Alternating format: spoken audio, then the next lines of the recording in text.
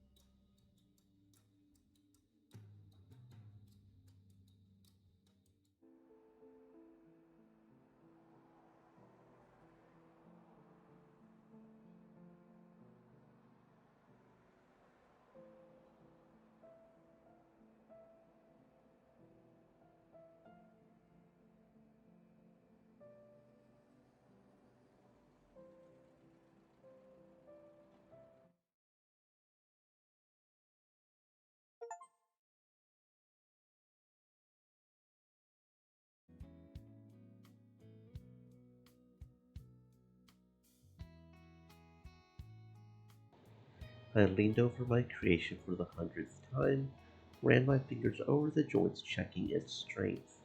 The birdhouse had a feeder, a swing, a round entrance, and a varnished roof with wood burn carving. Ooh, sounds like a very well made little birdhouse. Cool. Well, that's a good way to start things, making birdhouses. I'm down with that. Why do we have like a zoomy magnifier thingy? That's interesting. Are we supposed to be looking for something in the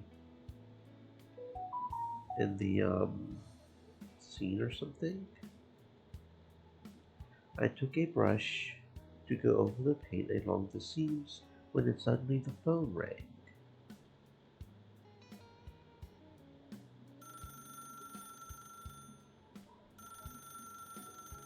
Oh, okay. Interesting. I picked it up and introduced myself. Hugh Brown listening. Hello, Hugh. I hope I didn't wake up you. Oh, and we do Can have answer my some email? voice acting. Okay. We do have some voice acting. I am afraid I am too old for such technology. What was there? There is an invitation for a graduation party. Everyone will be like a good old days. Maybe not the best voice acting? I'm not sure what's going on here. I would love to, but there's too much to do. Brother, you made a lot of money there. It can't be like that. When was the last time you saw your classmates?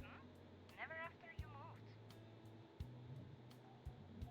By the way, this is the joy of moving. Come to us. By the way, Monica is coming too. Remember how you wore her pink briefcase in first grade? She has grown into such a beauty. You can't take your eyes off her, and she really wants to see you.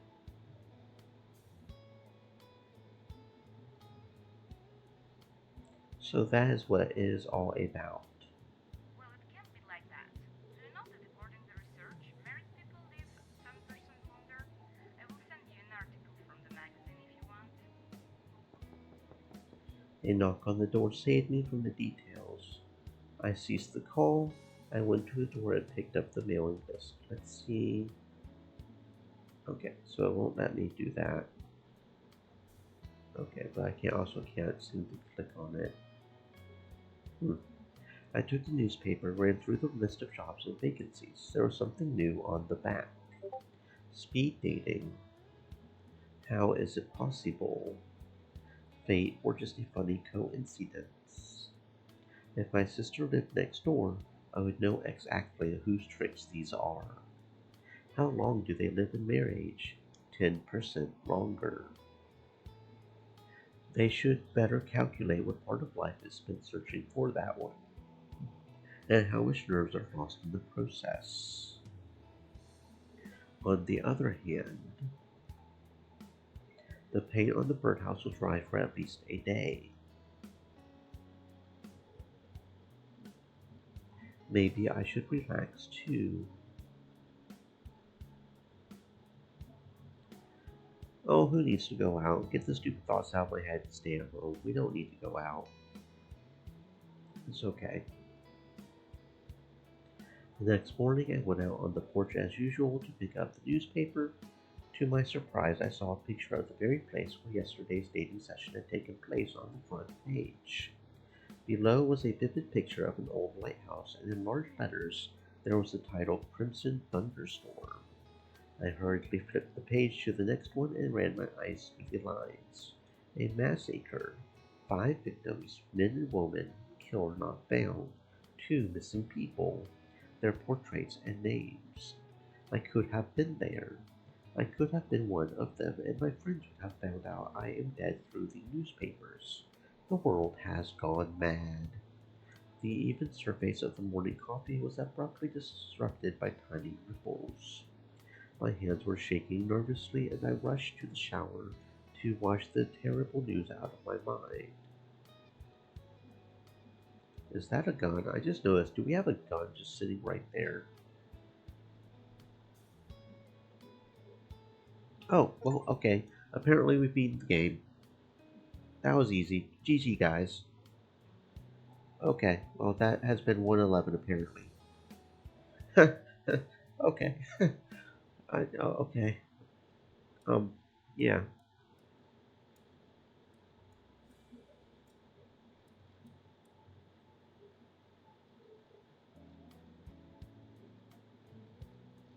Okay.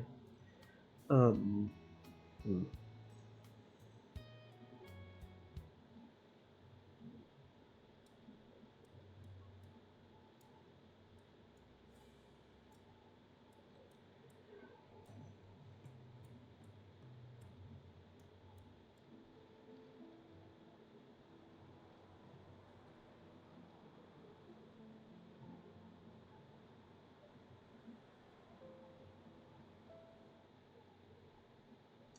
In this world, you can search for everything except love and death. You will find themselves when the time comes. Okay, so it automatically starts off with us skipping. Okay. Hello, Hugh. But it How are only you? skips the stuff we've seen, I so. always forget about stupid times of difference. Oh, you can track your relationship with characters in the game. Your answers will influence the karma of their attitudes as you progress the game. Okay, so that's the karma system was talking about in choices. Okay.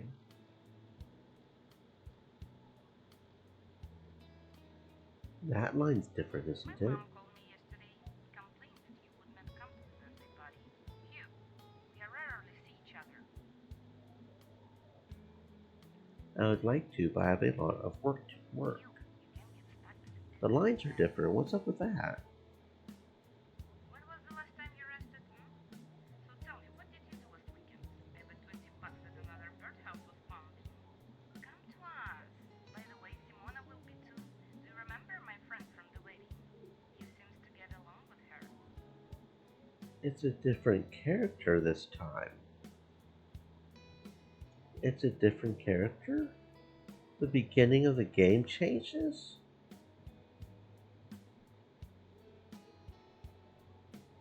What?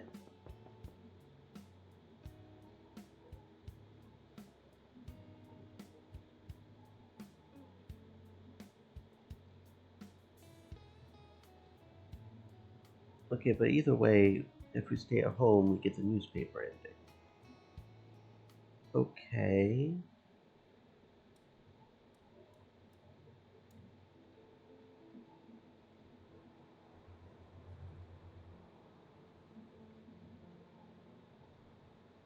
Well, this seems like it's going to be a really hard game to try to figure out all the corners to if it keeps changing, and we have literally done nothing but start a new game.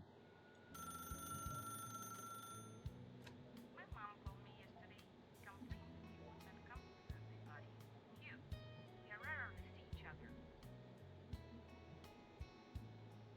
Okay, so it's the birthday party again.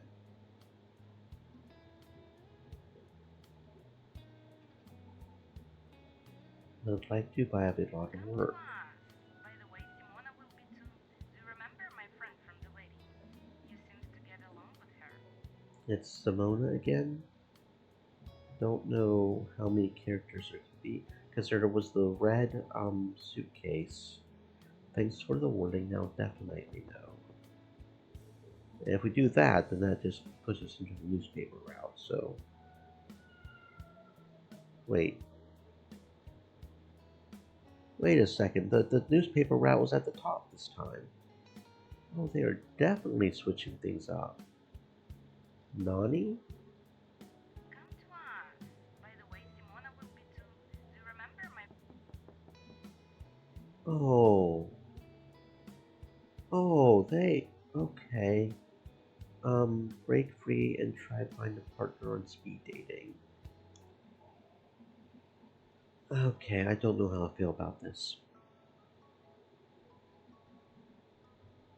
I got on the train and I went straight to the place I wanted to go to.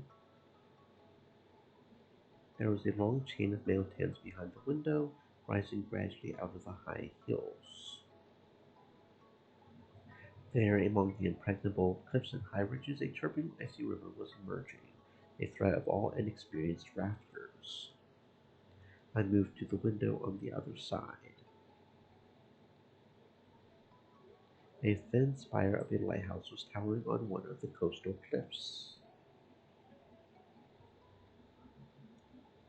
There was a seaside hotel somewhere, the destination of my odd and spontaneous journey. Nothing bad ever happens at seaside hotels.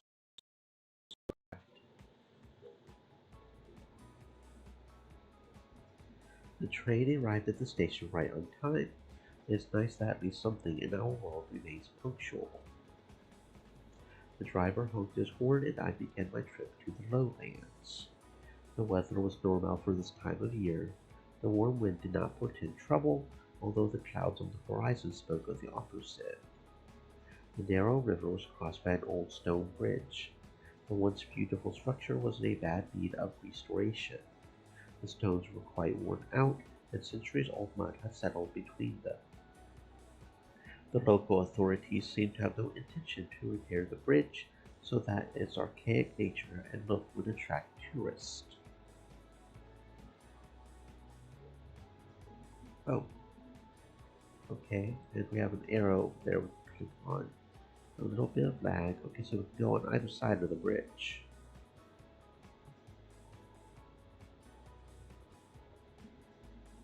My train has left. The next one will arrive only in an hour.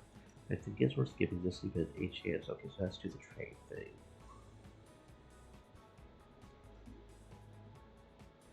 Let's see.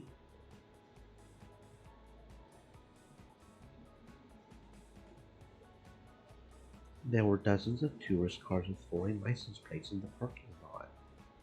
The wind blew and I pulled up the collar of my favorite and only jacket. Perhaps I should have dressed up, as many people judge you by your clothes first. But on the other hand, we definitely will not get together with modern ladies obsessed with the fashion industry and care for the looks. It is better to dot the I's and cross the T's immediately. Cat.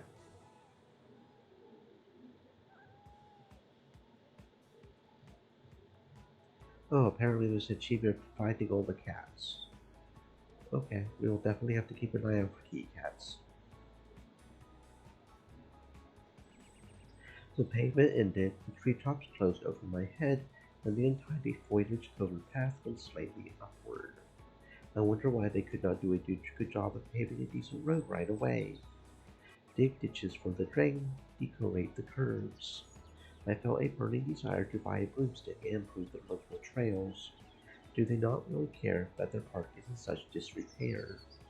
The cries of seagulls means that the coast was already very close.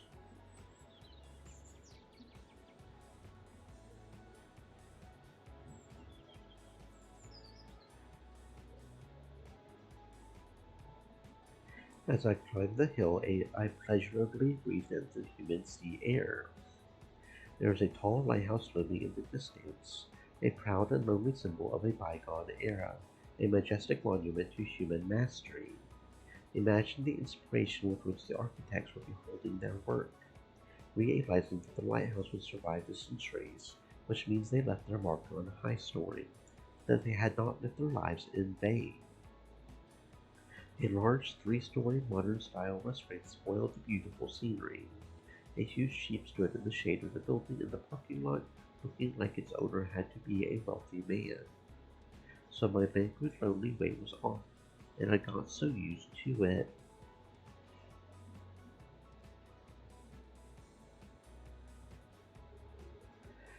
The hand on the clock in the hallway was at 6. That was early even by my standards. A group of tourists in ridiculous hats did not even notice me when I accidentally bumped into them at the entrance. Holding brochures in their hands, they strode purposefully towards the lighthouse. It was not empty inside. A slightly balding man sat at a table near the door, and a couple, apparently married, sat at the bar table. A large man, apparently the owner of the place, armed with a charming smile, shook my hand. The collar of his yellow shirt was tight around his plump neck. Behind the counter there was a busy, pudgy lady in an apron. At my appearance she stopped cleaning glasses for a moment and made an inviting gesture to the bar stools that were empty. The people who greeted me seemed welcoming and warm. Looked like there would not be any traditional awkwardness of the first introduction.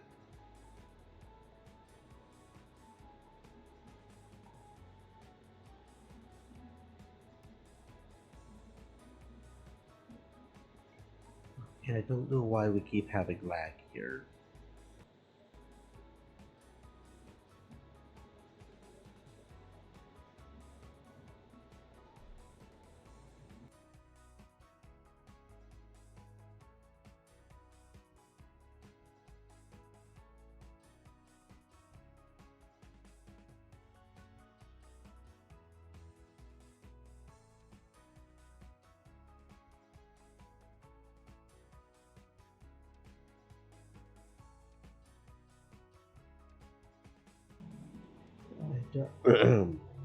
I don't know why we keep having lag here. Is it not responding? Like it's not. Okay, it's straight up crashing. Okay, this is great. Okay, this is great omen. This is a great omen.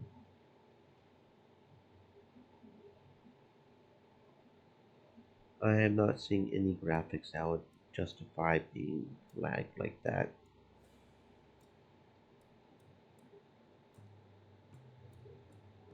Um, okay.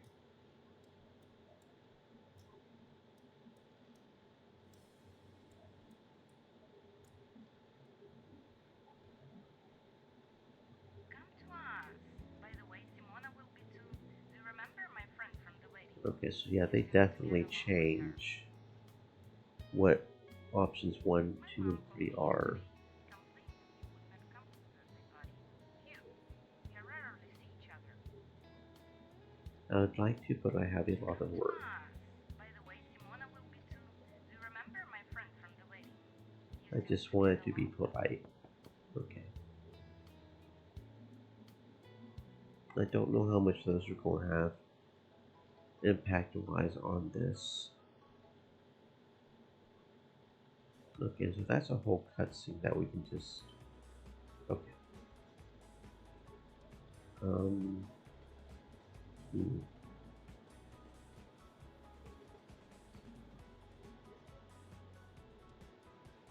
Cat.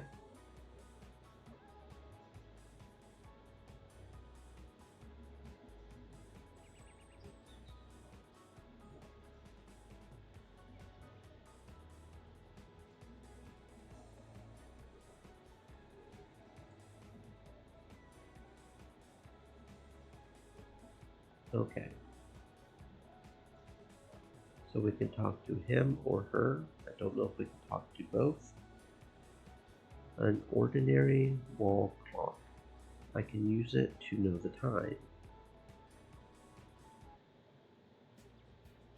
It is rare that I would approve the decor in a place like this. Was no modern plastic, no high tech, and not much glass. The furniture was mostly made of different types of wood. The interior seemed to be something between a saloon from Clint Eastwood movies and a late medieval tavern.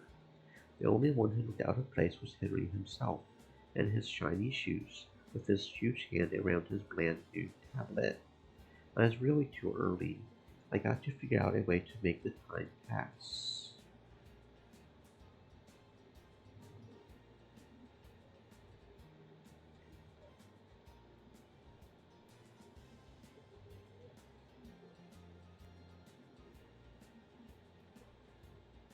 Maybe I should think of some sort of plan in case the conversation does not work out.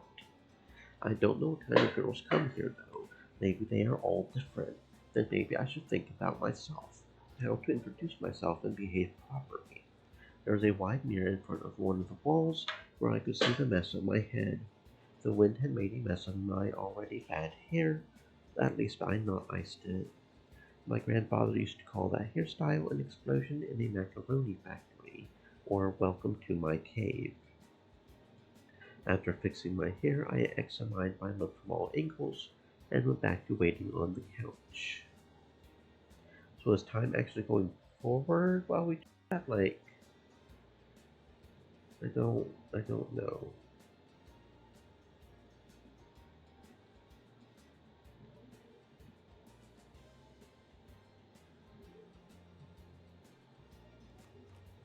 Oh, we can actually go outside too. I noticed that the wind had increased and the first clouds appeared on the horizon. It looked like a thunderstorm was coming, an exceptionally rare thing in our area. I caught a moment of silence to hear the sound of waves crashing on the rocks and the call of a lone seagull. After all, many residents had never visited this place, never seen the lighthouse, never breathed in the sea breeze. As it turned out, I was not the only one who went out to get some fresh air. A man in pants with braces was leaning against the front of the porch, and a young man in a long black jacket reading a book on the cliff.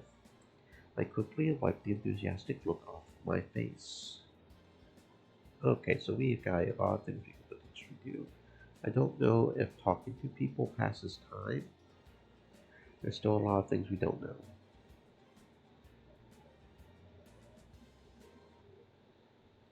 Time flew by unnoticed, and before I knew it, all the outsiders had left the restaurant, leaving the place alone with participants of the event. The door creaked every now and then, letting in the ladies and their possible future suitors, who gradually filled the room. I quickly ran my eyes over and counted only 4 girls. Someone was indeed late. Renata watched the scene playfully and seemed even more interested than the girls.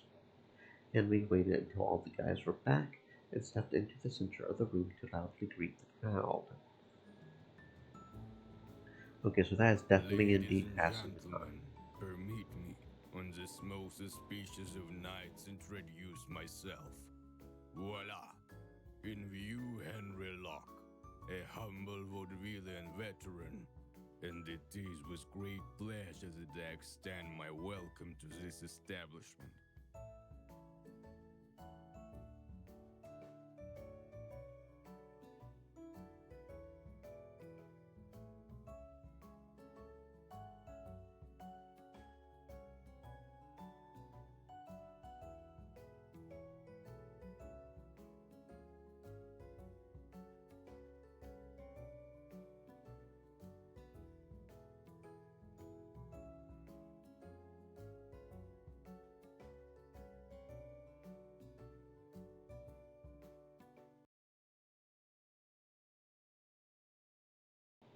Okay, yeah, this is boding well. At what point do we decide that it's not worth it and try to get a refund?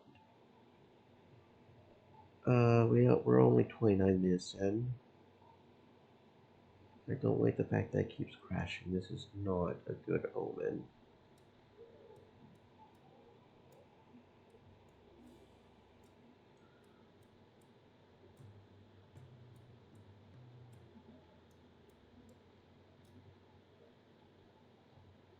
Come to us. By the way, Simona will be too. Do you remember my friend from the wedding? You seems to be. My mom called me yesterday, complaining you would not come to the birthday party. You I'd like to, but I have a come lot to of work. us. By the way, Simona will be too. Do you remember my friend from the wedding? You seems to get along with her. And then the UI just disappears. Okay. Yeah, okay, something is going on here. There it is. Come to us. By the way, Simona will be too. Do I you just remember my wanted to friend be from. polite.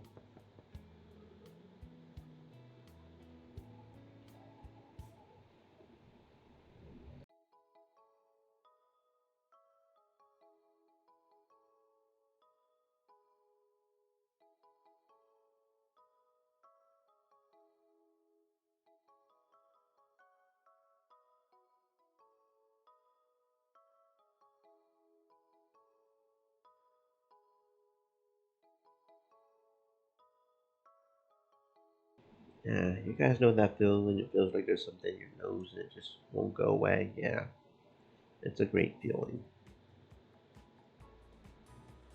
Okay. Starting to have doubts here, but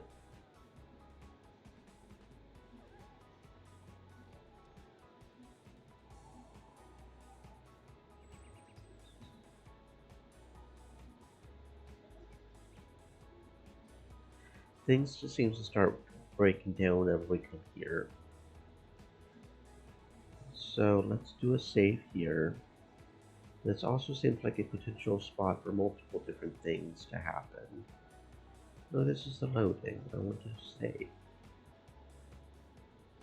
This seems like a spot for multiple different things to happen. So we can make the old guy get out of the seat by sitting here. And there's a clock, and it seems like we only have what, maybe 3 actions to action?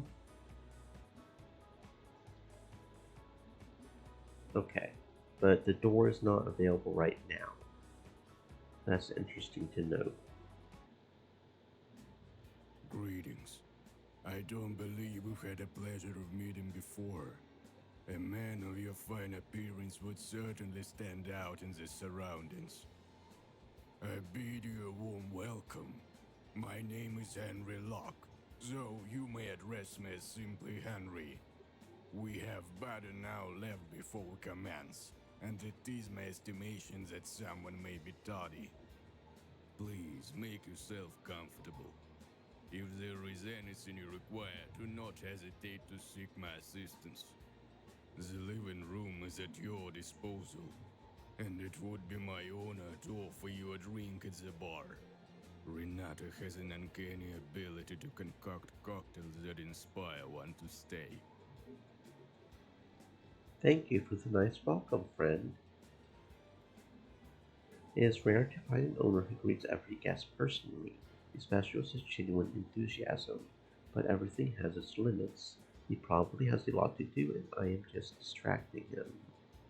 Okay, so that got us some karma. Okay. Okay, so that got us some karma. I see. So that's probably the indication of how we go with different people in different routes. A grown dark-skinned man is a model of a wealth and success. He owns a large restaurant on the island and the territory that surrounds it. His calm and measured nature impresses all who meet him. He knows what he is worth and knows how to determine the route of his success. People like him are honest and morally powerful. They never betray their principles for the sake of short-term profit and are always willing to fight for their beliefs. He is patient and watchful, but he is also able to manipulate the people around him. His enviable willpower allows him to get what he wants. His money is rumored to have been earned dishonestly, but no evidence of this has been found. Okay, so is that the best choice? Or should I have chosen one of the others to try to get this thing up higher? If that makes sense. I want to try to find out.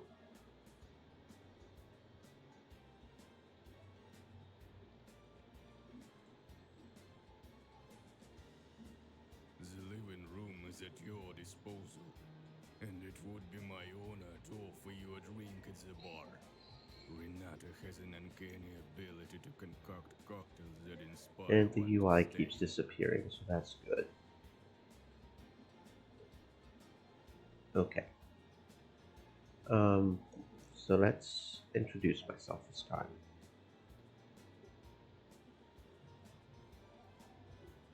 And now and he's glitching into the stairs.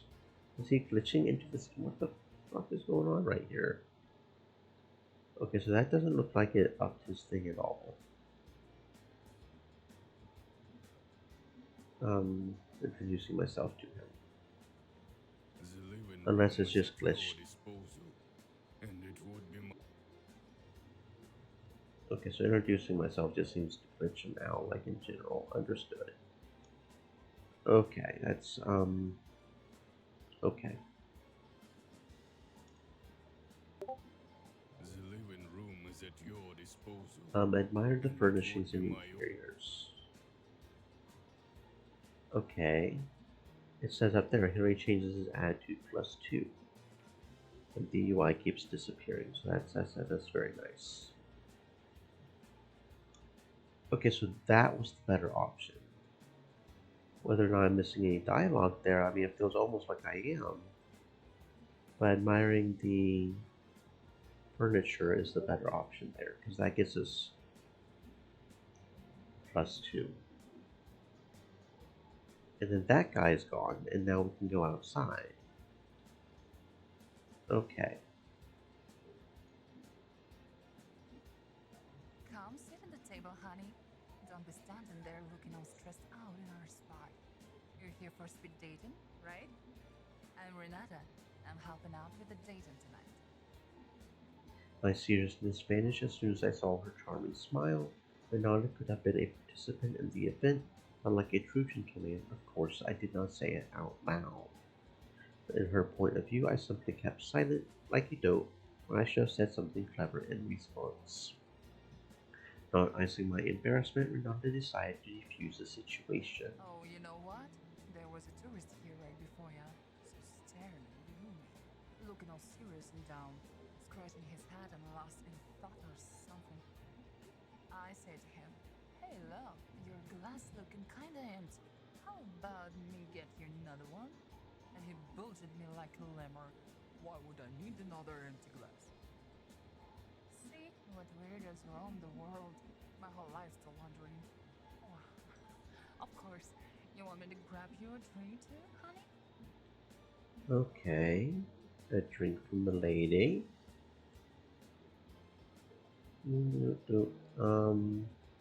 Yeah, I wouldn't say no to a drink. Changes her attitude +2. Okay, drink of fellowship. Hey, and apparently that's what she is, getting a drink. Drink of fellowship. Renata watched my every sip with such genuine interest that embarrassed me more than the upcoming dates. The strong drink burned my throat, and my usual stiffness and tightness faded into the distance. Renata seemed to have fun too. I listened to a couple of old jokes, smiled back, and pretended to hear them for the first time. It was clear that being warm and friendly was all part of her job, but there was a sense that Renata was speaking completely sincerely. I decided not to abuse the bartender's time, especially since alcohol is not the best idea for a date. Okay, cool. And okay, so we only get one chance at each one, I see. So that means there's probably one of the other ones gives only 1 point, which means admiring the thing is probably Henry's best. Okay. Just to test that theory out, we're going to load slot 5. See what weirdos roam. And we are glitching out again. Of course. It is You want me glitching to out, grab right? you a drink too, Pretty honey? sure it is. Um, Asked for a cup of tea is probably the +1 one. Okay, yes. So +2 is the best, +1 is neutral, and then there's the she doesn't like us option. The hot tea warmed me up, and the inner tension, which I had not paid much attention to, slowly faded away. There was no point in abusing it before a date, though, judging by the look on Nana's face, she did not agree, but she kept cracking bartender jokes anyway. Of course, that was a part of her job, but it seemed to me that even in her everyday life, Nana did not lose her cheerfulness. I thanked her for the tea and the company and got back to exploring. Okay, so that was not the best option for her. I don't know how many people we can chat up and get good on, but we'll focus on getting +2s for right now.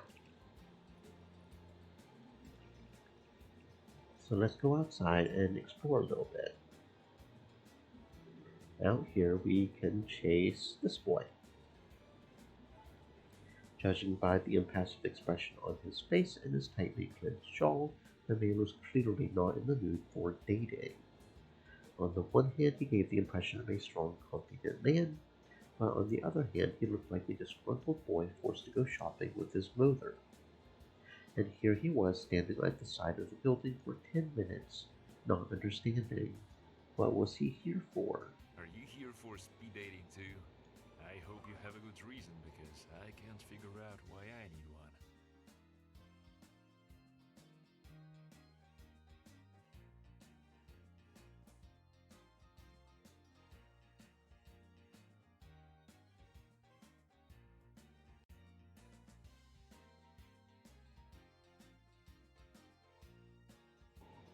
Okay, I keep getting a message that the GPU is being requested more than I have.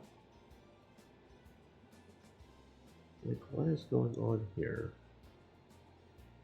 Is it my system that is not doing well? Or is it the game that's fucking up? Something is going on here.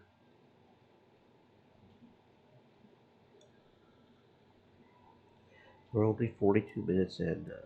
We'll give it a little bit longer, but I don't know. This is looking sus, boys. This is looking sus in multiple different ways.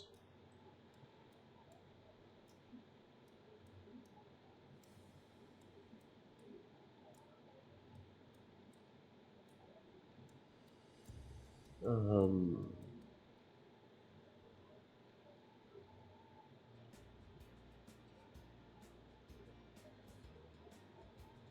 Okay.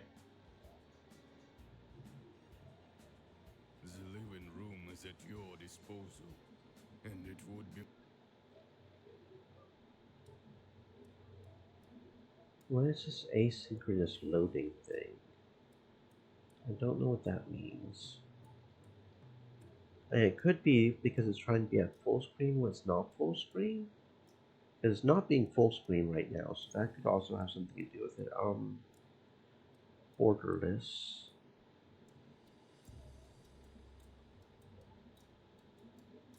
And that triggers that, so I do not want that.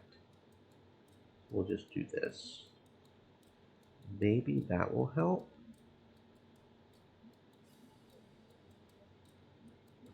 I don't know what that is.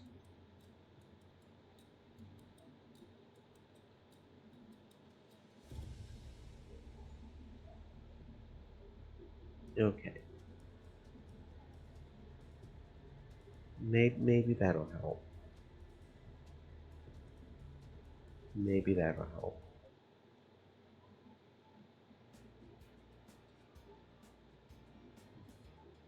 Maybe. The living room is at your disposal, and it would be my honor to offer Okay, you so a drink we as a admire bow. the furnishings and Renata. interiors. That's his +2 out. Okay, that seems to not having glitch through the stairs, so we might be on the right track here. See what weirdos roam the world. Get My a whole drink. life's still wondering. And that'll do Renata attitude too. Very good.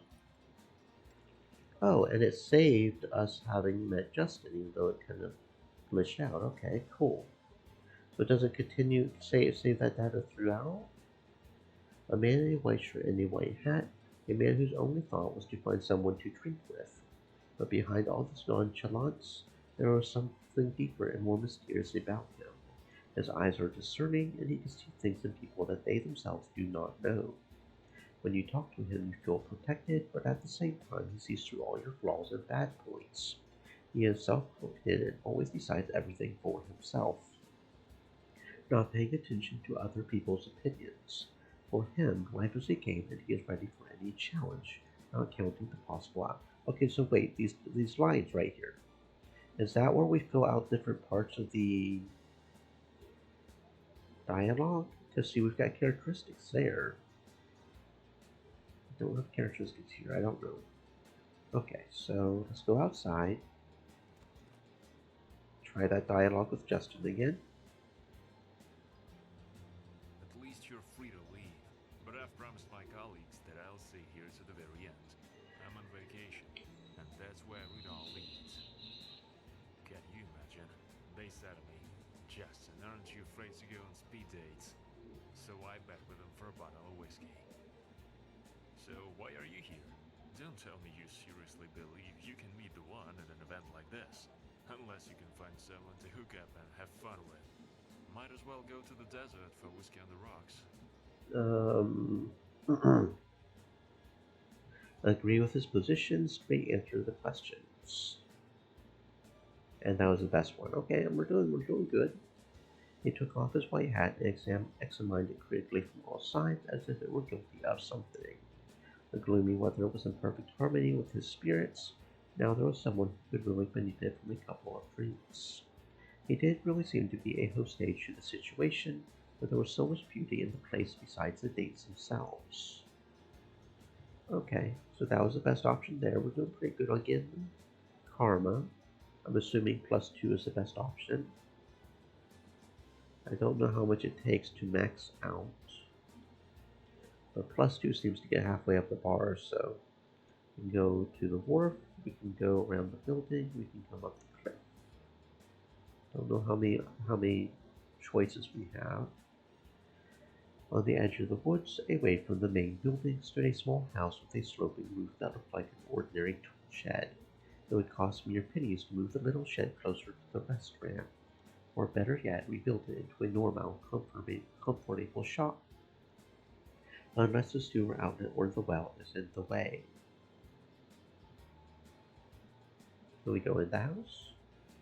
The barn door was locked with a heavy deadbolt. It would not be hard to open, but I had no desire to be kicked off the island for excessive curiosity. You should not. Okay, fair enough, fair enough. We can go to the play or the restaurant. So is walking around actually costing time as well? Or is it just the talking points and the resting? I think it may just be the talking points and the resting. Okay. Cool. Because sitting down and doing nothing counts as something, so okay. Understood. I walked around the building and there was an open garage.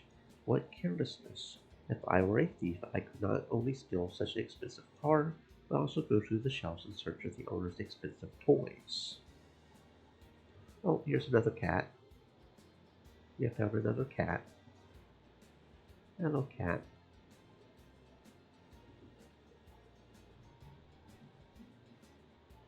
Such cars can only be afforded by wealthy people, although there is a belief that the size of the car is not so much for convenience but for overcompensation. This comparison is comical, but if you believe this logic, then all rich people have complexes, which they compensate by buying yachts, big houses, cars. In any case, I cannot earn for one yet, at least not in an honest way. I don't think anybody earns it in an honest way. Money is always earned unhonestly, at least in these quantities, I believe.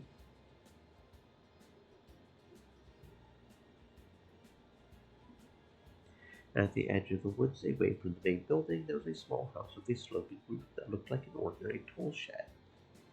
It would cost mere pennies to move the little shed closer to the restaurant, Or even better, rebuilt into a decent, comfortable workshop. At the back of the building, I found a smoking lounge and two men who were not actually smoking, talking in it, which amused me a little. So we're like going around the building, I guess. Smoking lounge. I had not heard the conversation yet, but I already realized how different people collided in this little smoking lounge. Two people from completely different paths of life.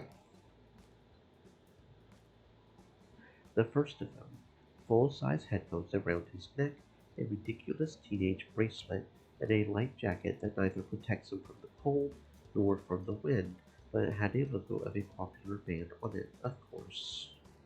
He stood, hands in pockets, hunching over slightly and leaning against a wooden beam, staring at his shoes with an absent-minded expression. His companion, on the other hand, looked straight at him and held himself upright, as if on parade. He was actively gesturing with his hands, his mimics were vivid and expressive. He was dressed in leather jacket over a solid-colored tank top, cloth pants, and sneakers. Obviously not the best choice for a date, says the pot to the kettle. When they saw me approach, they stopped their heated argument. Oh, hi. Maybe you can help us. We're kind of discussing with Alexander if it's okay to look for a new relationship if you are not done with your recent one. Meaning another girl is already entering your mind. Listen up, Martin. You get bugs in your ears? I already told you once. Me and the girl are ancient history. Ain't nothing going on between us. And I ain't wasting my time thinking about her. If you don't think about her, how did she ever slip into this conversation? You mentioned her, which means you still remember her and think about her. Oh well, of course I remember my girl. We're here to score with some ladies, ain't we? I ain't forgetting about her, that's for damn sure. Ha! See? You're still calling her your girlfriend. Not an ex, still a current one. Screw you, man. I just slipped up, alright? That girl is long gone and I ain't giving her a second thought.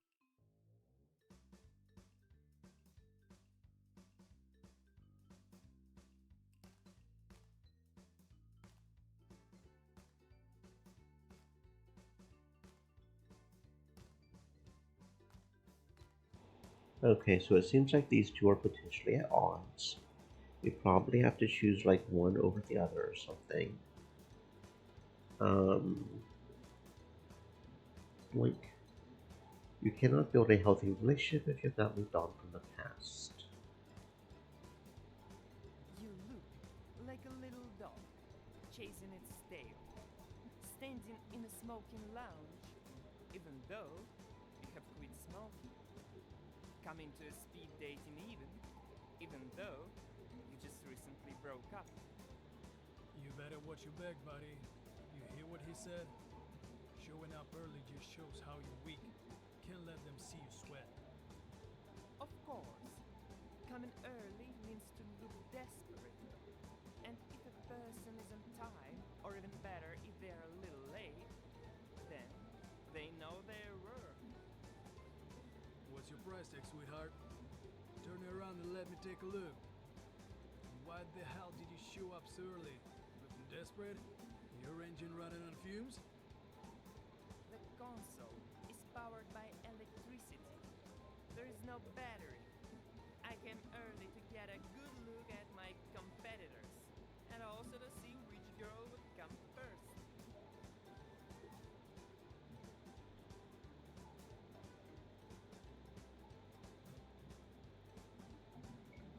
You cannot win a battle without scouting. Okay, so that got Martin +2. Well, at least one couple has already had their date. We do not have to go on any other dates now. I decided not to join the war of words and let the smoking man cause him with a verbal ricochet. Speaking or even thinking negatively about other people is not my thing. After getting to know the recent participants, I felt like my chances of success had increased. As my grandmother used to say, there are some who roar like a lion because they are as weak as a kitten. Well, we will skip that last part of the saying. Okay, so that got us +2. Oh, that's the backlog, okay.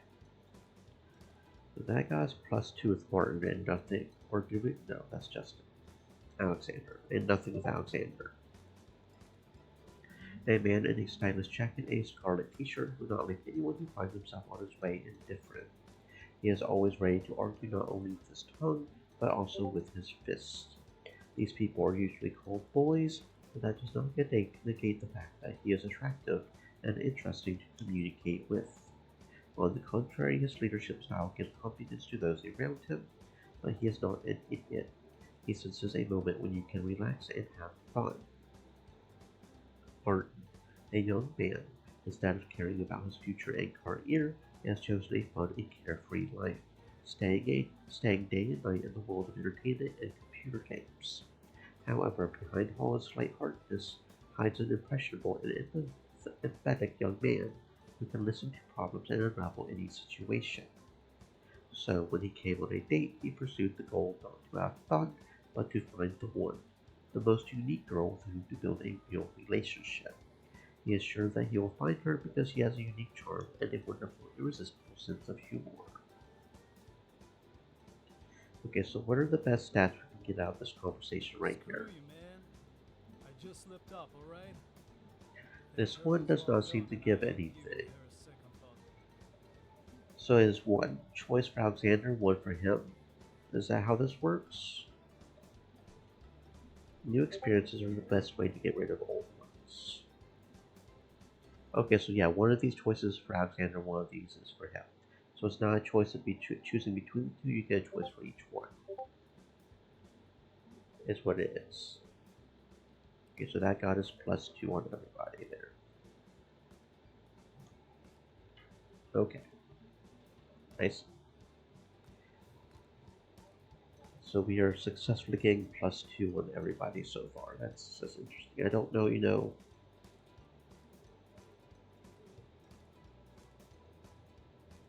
the white bars are at a different spot too. Look at that. White bars are at a different spot on some of these. I didn't notice that before. Or is it just Renata? Renata's white bars are a little bit lower than the guys for some reason. Easier to be friends with?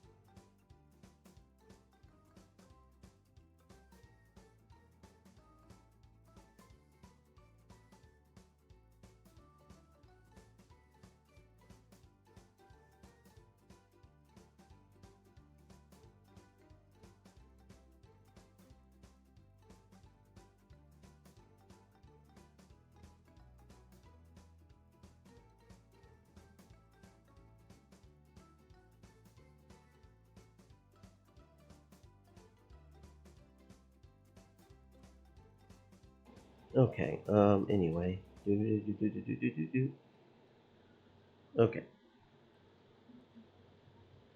So that means there is 1, 2, 3, 4, 5, 6, 7, 8, 9, 10, 11 characters in the game. Cool. Where's this door lead?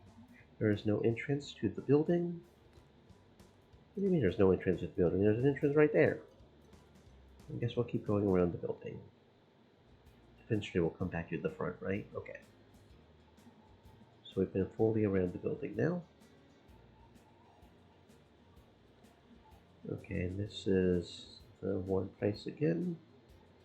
So let's go to the quay, see what's at the quay. Oh, another cat. Hello, kitty.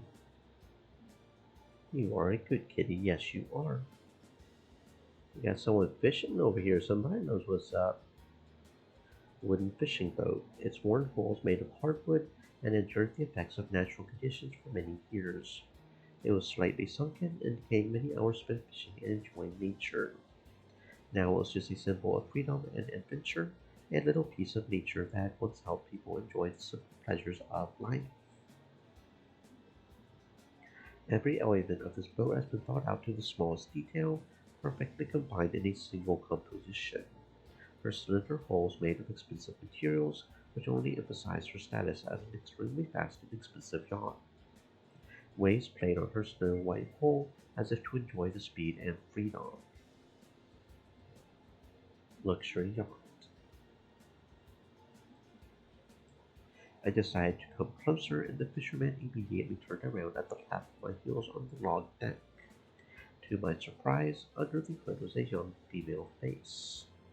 The girl seemed to me to be my age.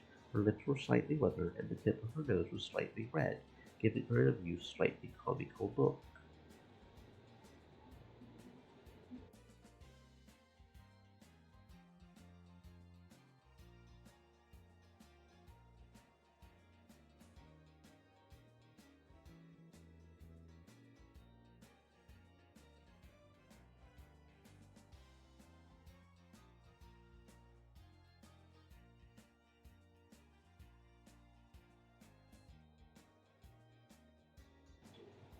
Good afternoon. How is the fishing here? Salute.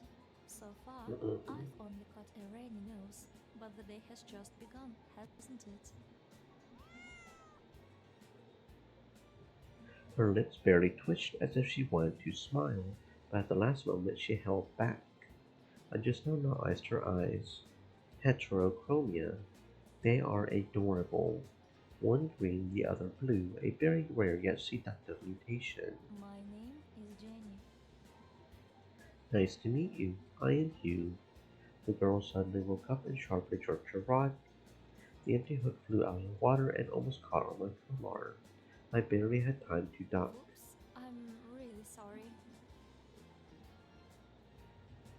I did not think that you would try to pick me up like that. The girl left my remark without comment and somehow sighed sympathetically, which I considered an attempt to apologize. Today is not my day. The sea is angry. Can you hear it? A storm is coming, so all the fish went into the deep water. I noticed a movement to my left with my peripheral vision. A furry black and white cat in the house couloir was pacing the pier, proudly holding a keel-like fish in its teeth. Under the couloir dangled a pendant with the five letters Koito. I turned my gaze to Jenny. She smiled, realizing the comicality of the situation, but continued to keep her eye on the float of her fishing rod. Jenny held back her smile again, but the corners of her eyes were twinkled with amusement. I considered it a victory. Jenny's face changed. She baited a fat shrimp on her rod and cast it into the sea, letting her know that the conversation was Why over. are you here? I do not know myself. I have some sort of date planned here. Her dimples on her cheeks, which previously delighted me, have now changed and become frightening. I politely said goodbye to the girl. She ignored me, engrossed in her fishing. Ladies and gentlemen, permit me Okay. this And then we end up here. I should have stayed for the Screw you, conversation man. there, but I just slipped up, alright? That girl is long gone and I ain't giving her a second thought.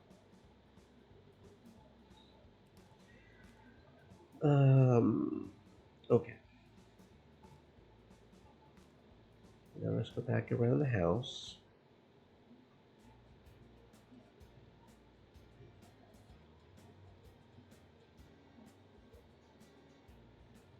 Okay.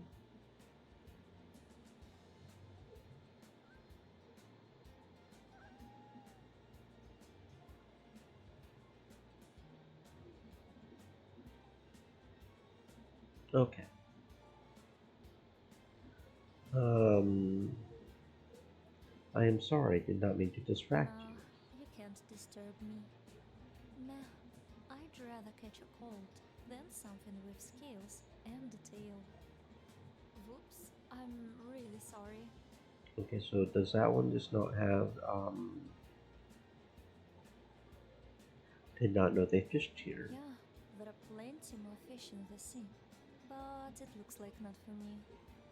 Whoops, I'm really Okay, so sorry. there's doesn't seem to be any, um, specific dialogue that seems to trigger for this one. So we'll go with how's the fishing going. Whoops, I'm really sorry.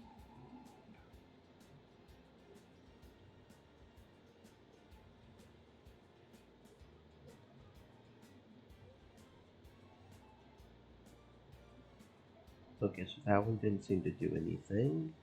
Whoops, I'm really I sorry. guess you're an I amateur. would rather say disciple.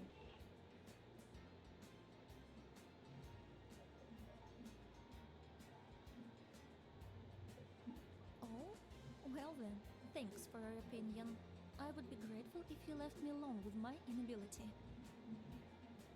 Okay, so that didn't seem to do anything. I wonder if there's a specific I'm choice of all really three that we're sorry. supposed to pick. Is there a specific option of all three that I need to pick?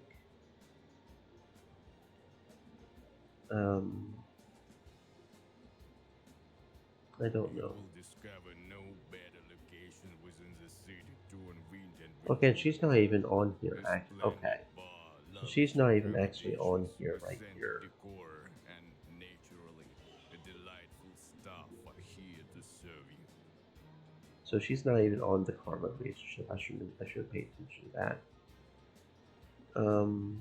Cool. Okay. I trust you are eager to begin. Allow me to refresh your memory of our guidelines. The ladies have been assigned their respective tables. Each couple shall be granted 10 minutes to converse. You will introduce yourselves, answer inquiries, and then yield the floor to your partner. Traditionally, the ladies initiate the conversation. Is everyone prepared? Do any lingering inquiries remain? If there are no further questions, then I shall bid you good luck and good night. I have one. Are we only 5 here? Males, I mean. Looks like not everyone is ready to make such a long journey. Gentlemen, please take no notice of minor details and enjoy the union's events. Remember, there are 5 delightful ladies in attendance, and I assure you, no one shall be offended. Okay, so that makes sense. There's 5 and 5. 1, 2, 3, 4, 5, 6, 7, 8, 9, 10, 11. Okay, so if there's 5 ladies and 4 guys, that's 9, and then you got Henry and Renard at the bar. Okay. That makes sense. That makes sense.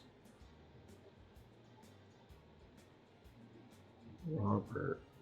A man with silver hair. He is tall and thin, wearing a long black cloak that seems to float along with him. His speech is long-winded. He uses wordplay, and is sometimes not clear whether he is insulting you or praising you. Privet and mysterious, he controls his emotions and feelings. His deliberate loneliness in his defense, he seems to care only about his own neck. In possessing a keen sense of the ability to read people, he never lets on, always looking at the world under his brows.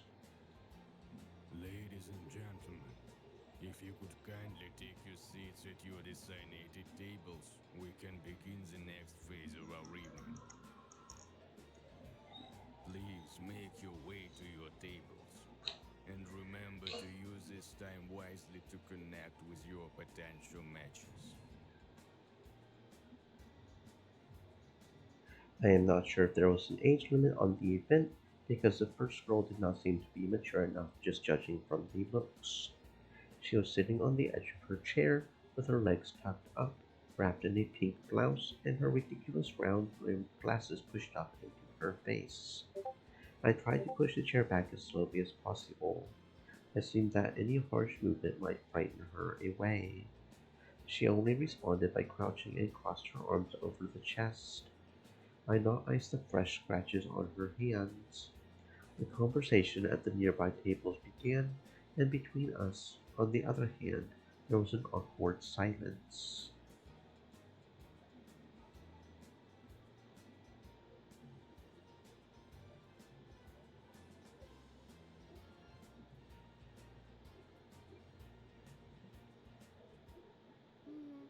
I was just, well, hello? My name is Amanda. Oh, don't look at those scratches. My cat Fluffy is sometimes a little too wild while playing, but I still love him. I think cats are the cutest animals on the planet. Only my mom disagrees with me. Yesterday, my Fluffy climbed into the laundry basket and ruffled all her sweaters and blouses. Boy, oh boy.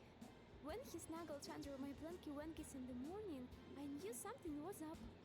And then, all of a sudden, she started screaming and yelling from the potty room. I couldn't stop giggling. Do you have a kitty cat? Okay, so is that the best option? Let's find out. That's for my cat.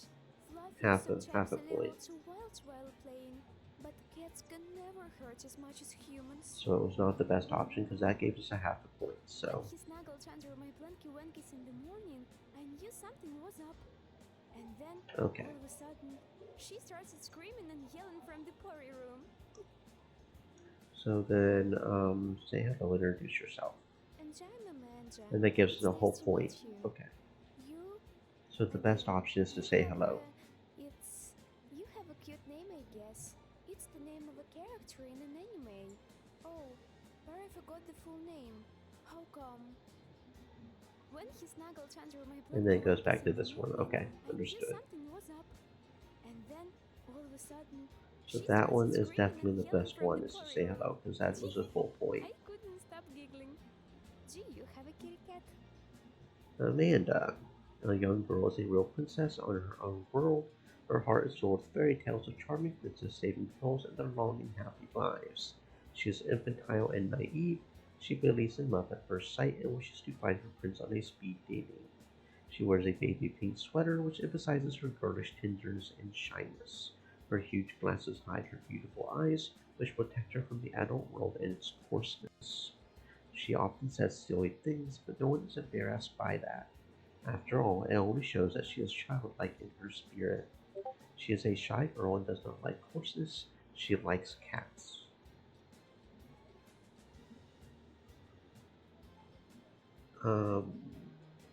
Save.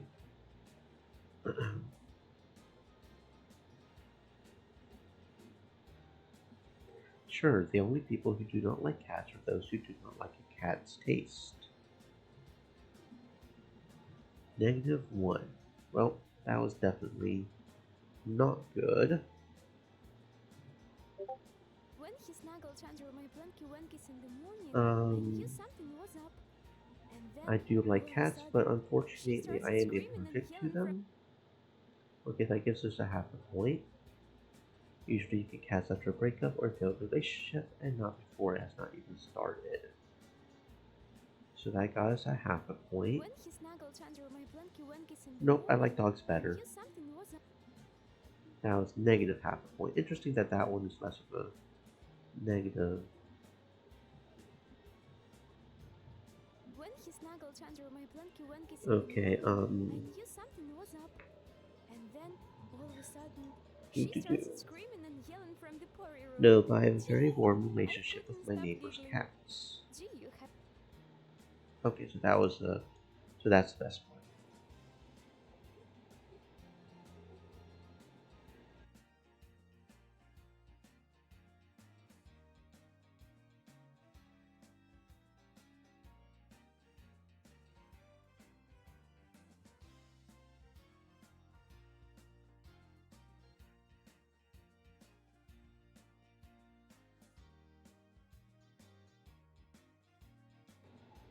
I swear, if my nose does not stop being a little fish, I'm in for a murder or something myself. Okay, so 2 points is the max we've gotten so far.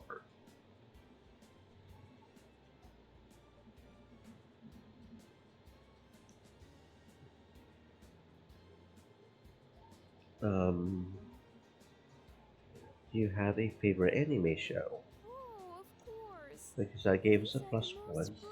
perfect things in the world. How on earth can you not love them? I was watching something about a boy the other day. Okay, so that gives a plus one. Tackle your goals, plans for life. I hadn't actually thought about That it. is down, so definitely Why not. do we have to be all grown up and stuff? Like, where even am I? And why do we have to make plans and do math and stuff? Can you just go play and have fun all day? Adulting is so Yeah, I figured boring. that would probably be a bad one for her. Okay, we're testing shit out. We're testing shit out, so even if the UI keeps disappearing. Besides cats, what else do you like? Besides cats? Okay, so that's only a half point. Let me think about it. I watch anime a lot. My mommy says I'm obsessed with them. That's only half a point. Okay. So, favorite anime show is the number one choice here. I just recently graduated from high school, and there is this drama. It's about parents scheduling their son's school life. For example, they've planned for him what job he's supposed to do and where he has to study without even thinking of his own needs and dreams.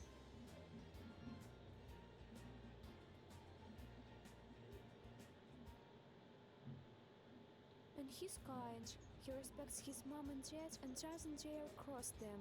So he works at a job he doesn't like and studies against his will until one day he meets a girl. Then they go to karaoke and she convinces him to sing. He sings for the first time in his life and he turns out to have a wonderful voice.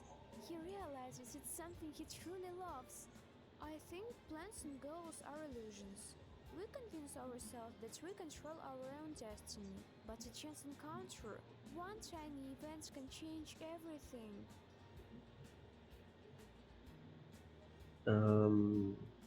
Maybe you are right, but sitting and waiting for the grass to grow is not an option either. Sure, if you sit at home and watch cartoons all day, this position is very convenient. It is a great excuse for being a couch potato. They had not think the same way at her age. I think plans and goals are illusions. We convince ourselves that we I control agree, our but this own encounter is destiny, more likely but to a happen chance on the way to encounter, the goal. one tiny event. Okay, so that gives us a half a point. As the Chinese say, if you sit on the bank long enough, the corpse of your enemy will float by. I think plans and goals are illusions. Sure, we are only convince ourselves drifting that without we current control. fate. And that gives a plus one. Okay. I do not quite agree, of course, but then again, did I not think the same way at her age? Okay, so we're maxing out the relationship here.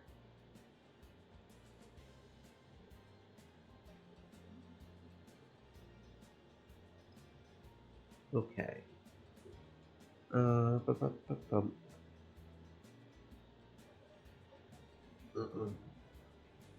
Tell her she has a nice voice and is interesting to listen to. Oh, that's so nice. My mom keeps telling me I'm a squeaker. I squeak all the time like a little mouse. It even makes her ears hurt. That's why I was so quiet at first. Oh, okay, that might be the best option right there. I mean, I feel like that's pretty obvious. Always compliment a girl on her looks. It's pretty obvious, I think. Or voice in this case. Wait, which one did we do? Yeah, we did voice, didn't we? So is she not as confident about her appearance? Thank you. You're Huh. not so bad yourself. You could grow out your hair and put on a brighter shirt, and you'd be a world-class coon. Just kidding. Okay, interesting that she actually kind of didn't like the appearance one. Most girls like having their appearance complimented, but maybe it's more that she's turned off by our appearance. That could be it. That could be it. Okay, so that probably means there's also a -1 and a half point one. So telling the nice choice is probably the best. So lean forward is might be a half point, or maybe that's the full negative. Apparently, Yeah, that's the I full didn't negative. cover the locker and Fluffy snuck in. I was really scared to come in here. Yeah, okay, she's yeah. Okay, I'm seeing you. I'm seeing you. Which means telling her you have a long comb is probably a half point.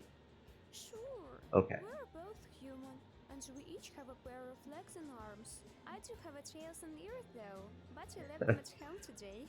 Do you? Do you indeed? Okay, so that means the best choice here is the voice one. You have a nice voice. You have a nice voice too. You could do the voice for a character. Okay.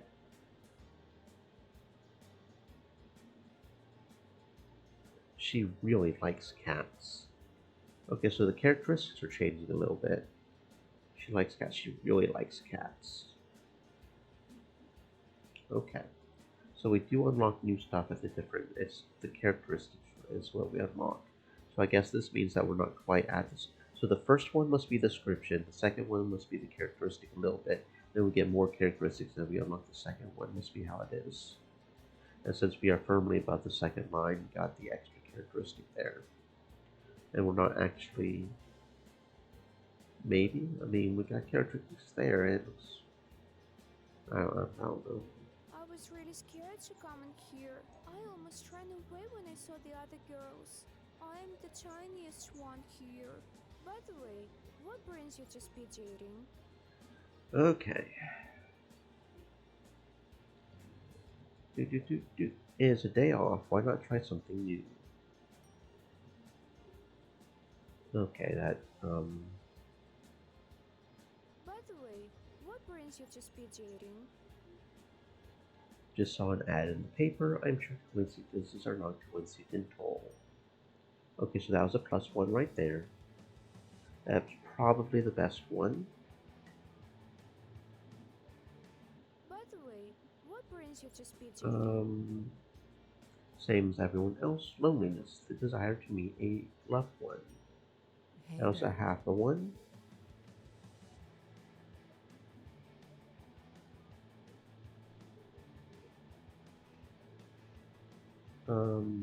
Judging by her pale skin, it was rare for the girl to get out of the sanctuary. When she sat down across the table, she passed a big glance across her arms over her chest. All that was missing was a backpack with K-pop band beige badges, a fishnet wristband, and a necklace with a peace symbol on it. Bell rang. I said goodbye to Amanda. She waved back. Someone baggy clothes, dyed hair, bangs, subcultures died out. But now they were hiding on speed dates. Okay. I don't think we saw all that before we loaded, so there are definitely some things I'm not sure about on By this the game way, here. what brings you to speed dating? It was the ad one that was the best one, right? That was a full point. There was the particular, but some free drinks, of course. Hey there. And that was bad. Okay. By the way, what brings you to speed So dating? this one is the best one. Plus Hey one. there. Okay.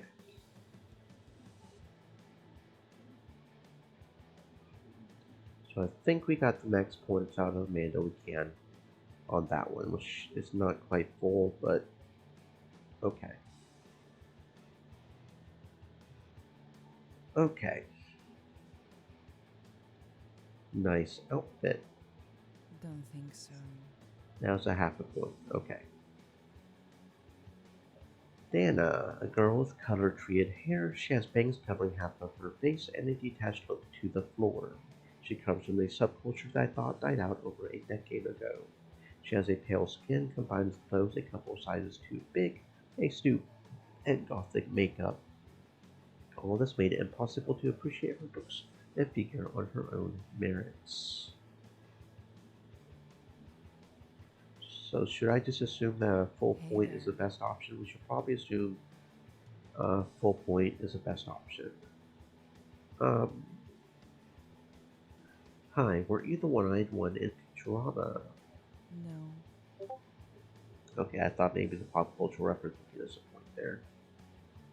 I think Lita's very, very pretty, so I thought that would be a compliment, but Hey there, whatever.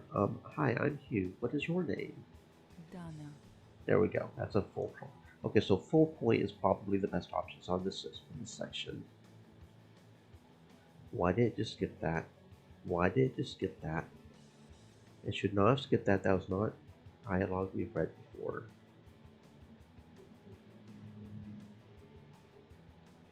Very detailed and informative, and usually they leave all the hardest stuff for the end. I have to figure something out ASAP, otherwise the remaining 9 minutes will seem like an eternity for me. I don't know why I skipped that. That should not have been skipped because we did not read that before. Unless it counts all the non-voice dialogue as one block of text, maybe? It should be a little weird. Okay, shrug my shoulders and wait for her to continue. It's nice here. That did not give us anything. Why are you so quiet? Whatever. I guess it's a -1. Okay. Yeah, I did think that would work.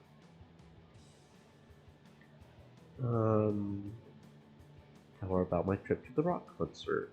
I see. That was half a point. Tell her a secret. Curiously enough. I wondered what questions she would not answer this briefly.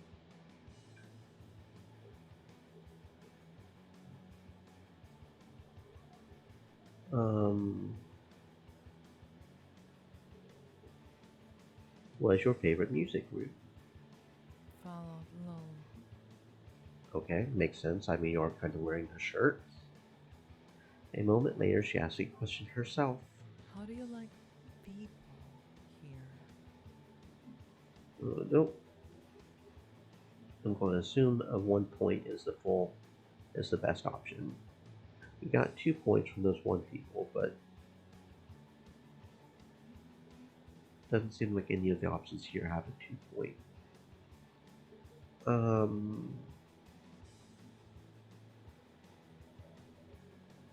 Well, I did like one silent girl. I wonder how I can tell her that. Nope, that was a half a point. Girl bends over to fix laces on her sneakers, even though they were perfectly fine. There's nothing to talk about. Nobody's really gonna like me. Oh, somebody will like you. You don't seem that bad from How where do I'm you like sitting. people here? There are nice girls, but we are too different. This is like I am from another world. Yeah. There we go. And yeah, and of course you have no idea why, do you not?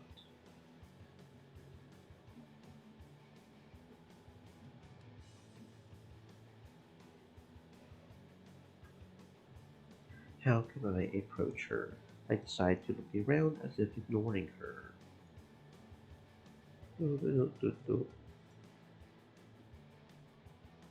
Okay.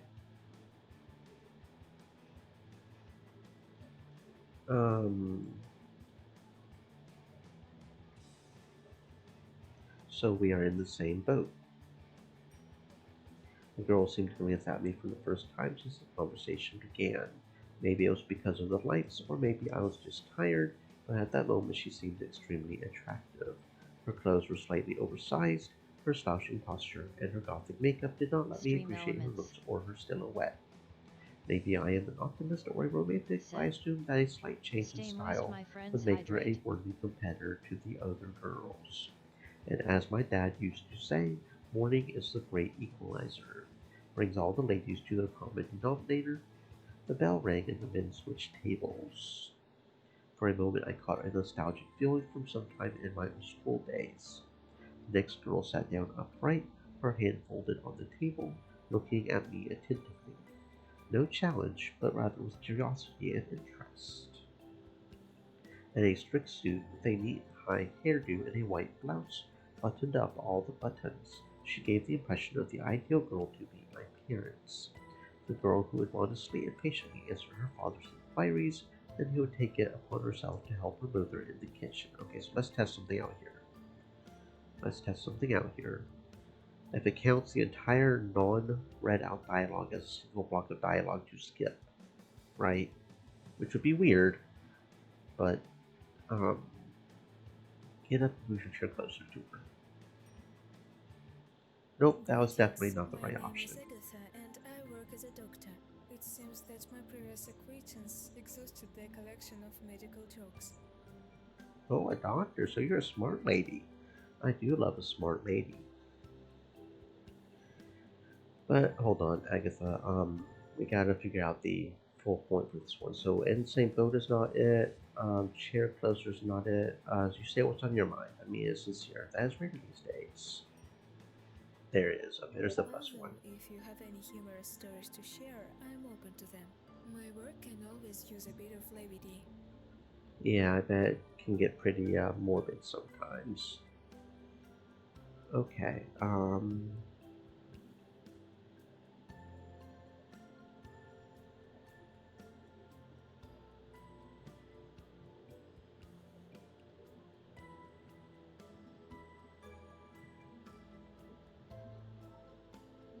Well, that didn't help because the next line was that. So I don't know if it did or not.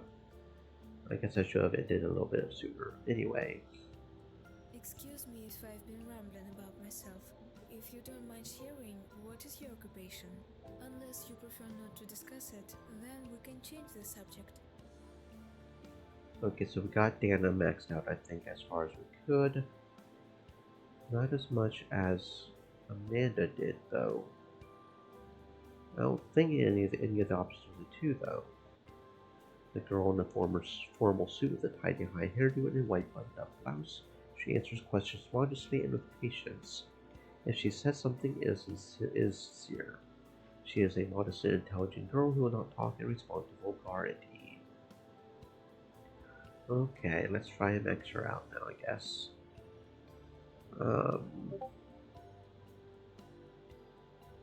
That's truly impressive. It's becoming rare to encounter people who possess the skill to create something with their own hands. It's a medical craft. Oh, thank you. What are your thoughts on the medical profession?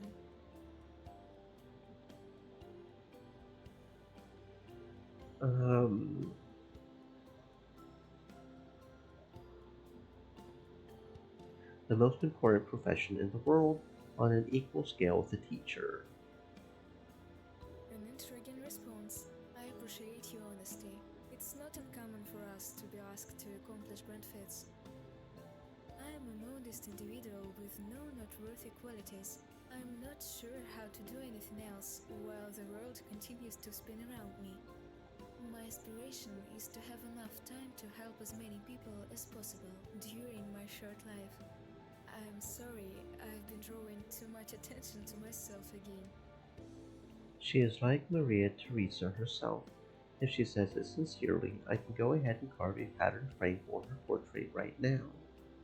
I will hang it in the bathroom and look at it in the morning, reminding myself that there are good people in the world. You got to be able to keep that kind of gentleness in such a job. I will not be surprised if she actually works as a pediatrician. That would explain a lot.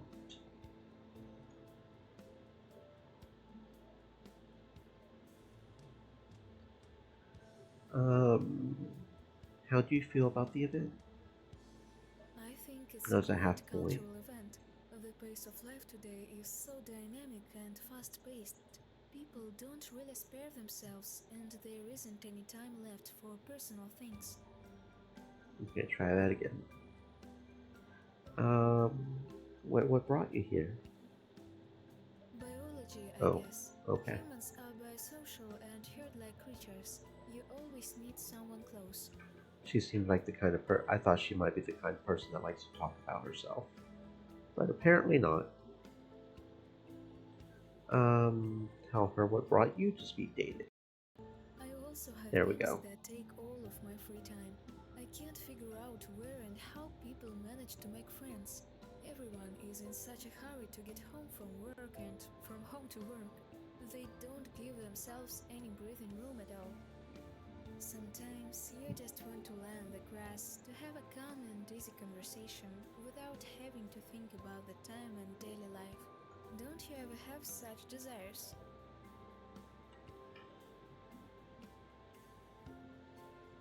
Um, that is obviously the worst option. Don't don't ever do that line, guys, unless she's obviously into like kinkier stuff or something. Um,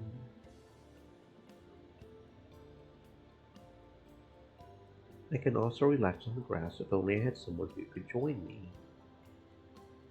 Okay, there we go. Agatha looked away for a moment, and I glanced at my watch so she would not notice. She would think I was just waiting for the bell to ring to get away from her. There was less than a minute left. I needed to squeeze something nice out of myself and end the conversation on a positive note.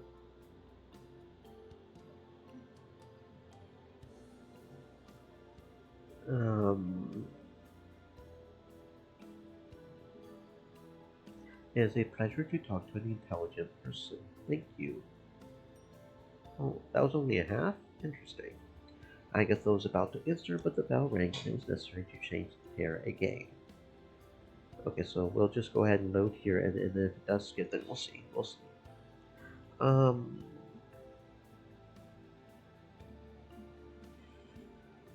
Agatha, you are a very kind and pleasant girl.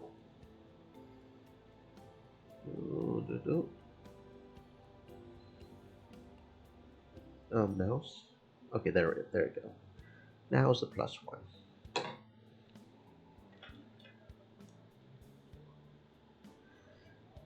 Mm.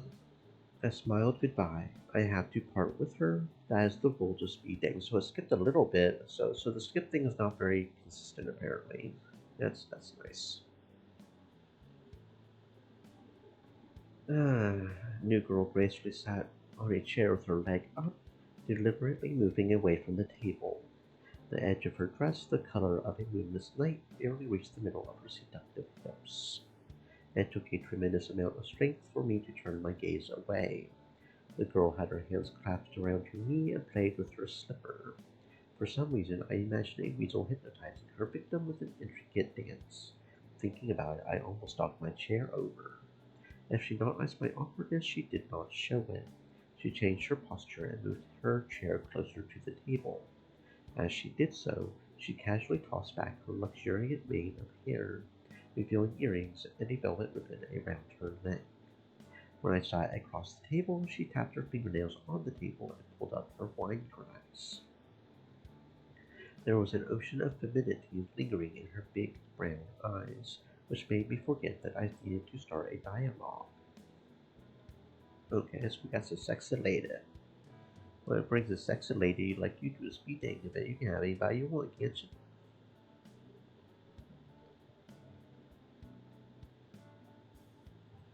Remove one of the candles burning in the chandelier and place it in the center of the table. How kind of you. It seems you ignited a flame between us right from the start.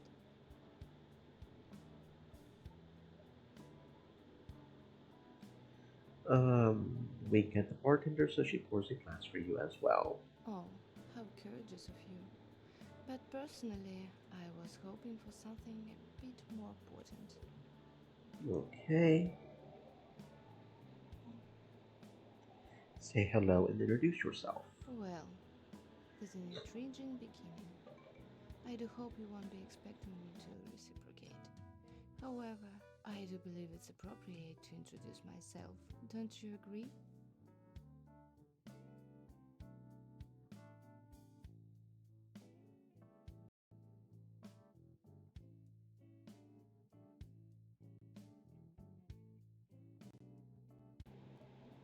And the GPU crashed again.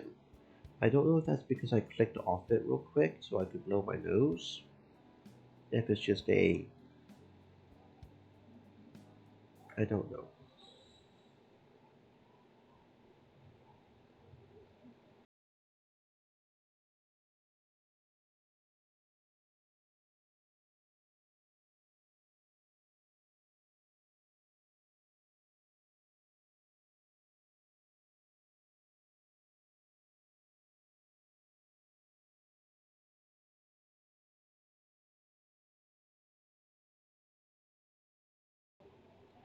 So much snot, so much snot. My nose just keep on running. Okay, try this again.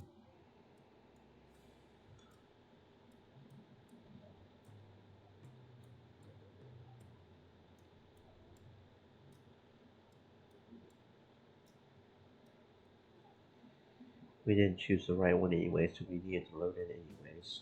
Um, make a compliment? I could never tire to hear that. Does she not have one that gets a full point? None of those gave a full point, right? I thought this one would. Linda Oh, played that one did. I just Yes, didn't notice, that's I my guess. But don't let the sweet smile fool you. I'm not just another pretty face. Or it was crashing out. And I have better things to do than waste my time on small talk and boring parties. So the UI is definitely not fully here. We have almost everybody. We got Henry, the guy in charge, Renata, the bartender. We got Amanda, Agatha, Dana, Linda. A tall girl in an evening dress, expensive white gold earrings, and a velvet bow around her neck complement her luxuriant hair and charming smile. She is well groomed and ready for anything, and an ocean of womanliness lies in her big black eyes. Okay, so we are still missing one more female, and then we've got four guys because I'm the fifth guy. Okay, so Amanda, Agatha, Dana, Linda, and one more are the females. Alexander, Justin, Martin, Robert, and Peter are the boys. Okay. It's been quite some time since I've been on a date, I must say.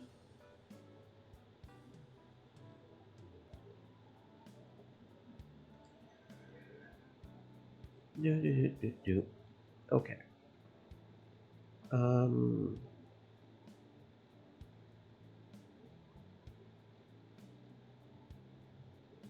Now the ladies pay for dinner themselves, and apparently sex after the date is obligatory. Oh, you're quite the catch, aren't you? I think we'll have to see who's paying for dinner by the end of the night. Oh yeah, she definitely likes blatant sexual remarks and that sort of thing. Yeah, because that was the first full point. Yeah. Let's discuss something a bit more stimulating, shall we? We are both adults here. Do you have tattoo? I have a tattoo. Wanna guess what it looks like?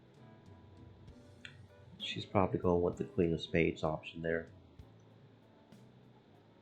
Saving just to be sure, but No, that was cold. That was really freezing. I hope you'll be a little smarter next time. nope, I'm an idiot, so nope. Oh shit, did I say what? Oops. But of course I'm not going to tell you what kind of tattoo I actually have. And you certainly won't know there it is.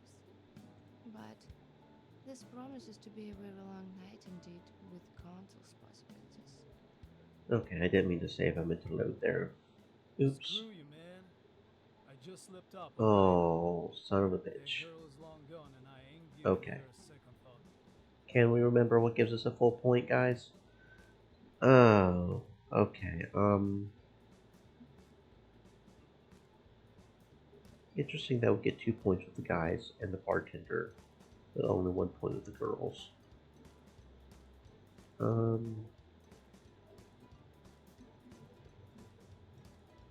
Okay, that said, honestly, it might be better to come back here, because it seems like,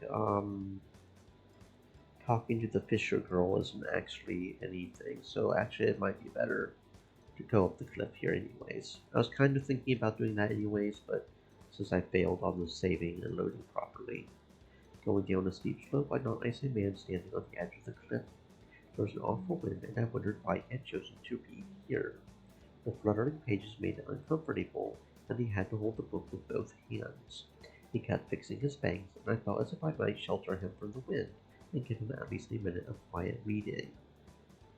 When I approached him, he gave me a look that, I have to confess, made me feel uncomfortable for a moment. He could not be described as kind, though I did not feel any outline of hostility either. Look down at us. We're on the edge of an abyss. Fear. Can you feel it? I'm not talking about any kind of agoraphobia. I mean the fear of your own thoughts and desires. We've all thought at least once about what lies beyond the line. One step, a brief moment of light, and here's the answer that's been dominating us for so long.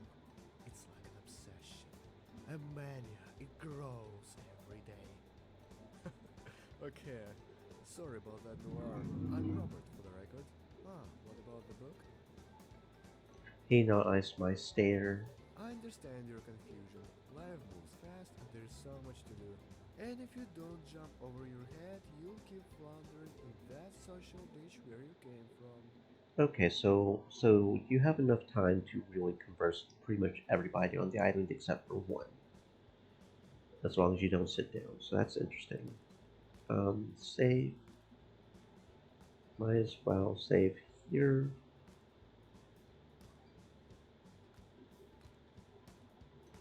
Um, if you don't give your all, you will not get anything. That's good to hear. Few people realize that. You have to seize the opportunity. Attack and nibble until you get what you want.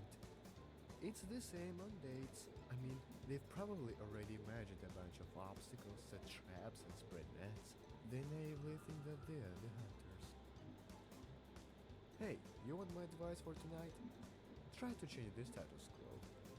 Don't take the position of prey. Try to lead the dialogue yourself. I did not bother Robert any more. He remained standing at the edge of the cliff, completely absorbed in his book. A strange feeling came over me, a mixture of anxiety and envy. I was afraid for him, for his indifference to danger, but at the same time I envied his passion, which seemed to have left me long ago. Okay. Also, can we talk to everybody and the Fisher girl is just the last one or something? Or no? Okay. It just gave us this option to go back. It just gave us the option to admire the lighthouse for a second, I guess. Fair enough.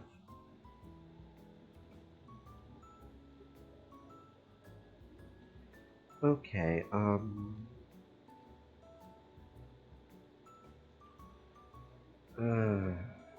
okay. Say hello, introduce yourself. That was the best one, right? Yeah. And then it was relationship with neighbors' cats, right? Yes. Okay. Favorite anime show, I believe. I think plants and goals are illusions. Um, We convince ourselves that we control our own sure, we destiny, are only but drifting it's with our just current not fate. true. Yes. Voice was the best one. By the way, what brings you to And Spitsmedia? then it was ad in the paper, right? Yes, Hey okay. there. I'm Hugh. Yes. Tower Secret.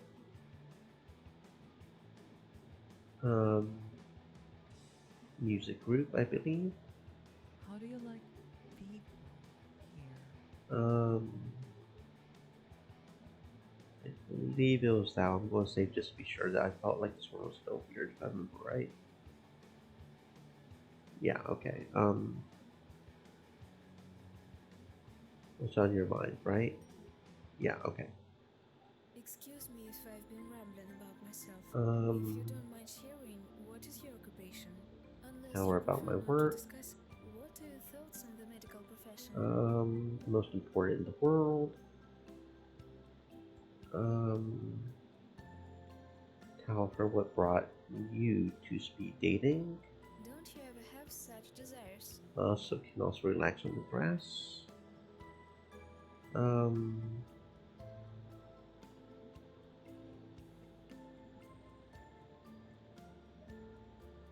do. This one, right? Yeah, okay. And now we're back here, as long as I don't mess up the saves again. It's been quite some time since I've been on a date. Make a I silly must say. turtle eyeing. Did we get anything new for Martin, was it? No, Robert. He values simplicity and fairness of people. Cool. Save. Okay, no, make sure not to overwrite that save accidentally. This one, right?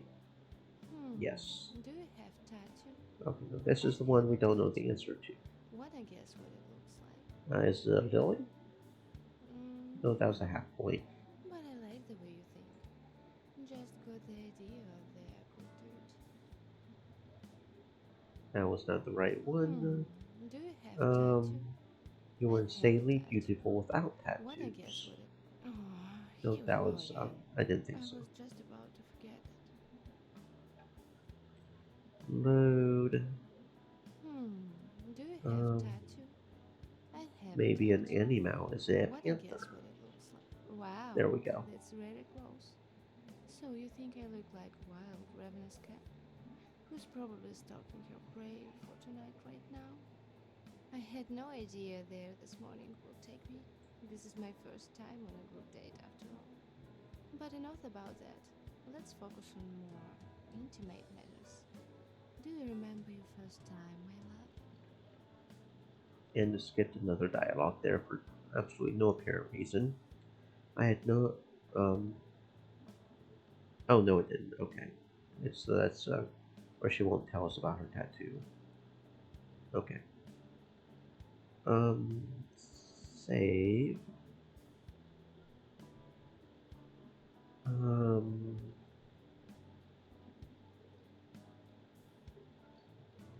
you might have been the only one I've been waiting for all these years. Brenda faked a yawn and reached up, stretching her arms up, causing her breast to pull her dress of the finest silk chiffon threateningly tight. That was only half a point. I had no idea there this morning. Prom, slow This is dancing my music, first and time on a kissing group during date White after Song all. with the first love. But enough about. That was a negative. Okay, not that one. I had no idea there this morning would take me. This is my first Not really. time I on a was group drunk date and there were after all. camera or flashes But enough flicking about that. everywhere. Apparently, that was the right one.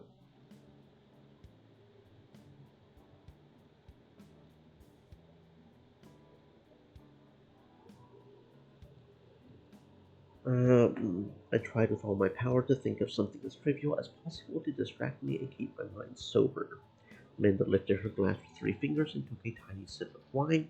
She licked the edge of her lips, savoring the taste of the rich drink while looking at me.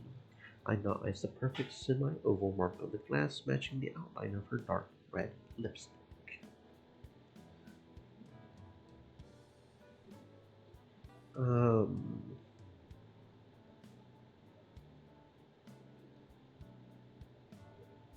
Touch her fingers without taking your eyes off her. I was so engrossed in what was happening that the ring bell literally pulled me out of some kind of prostration, like an alarm clock that breaks a sweet dream at the most interesting moment. I think we got maxed out on her as well. Again, assuming that 1 point is the max we can get. She is a source of all sex. She is strict and obliging. She is sexy and passionate.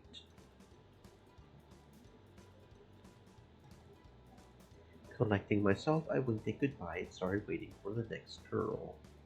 How quickly time flew by. Was this the 5th girl already? Maybe I just got too carried away with the previous gorgeous girl. Okay, I need to pull myself together.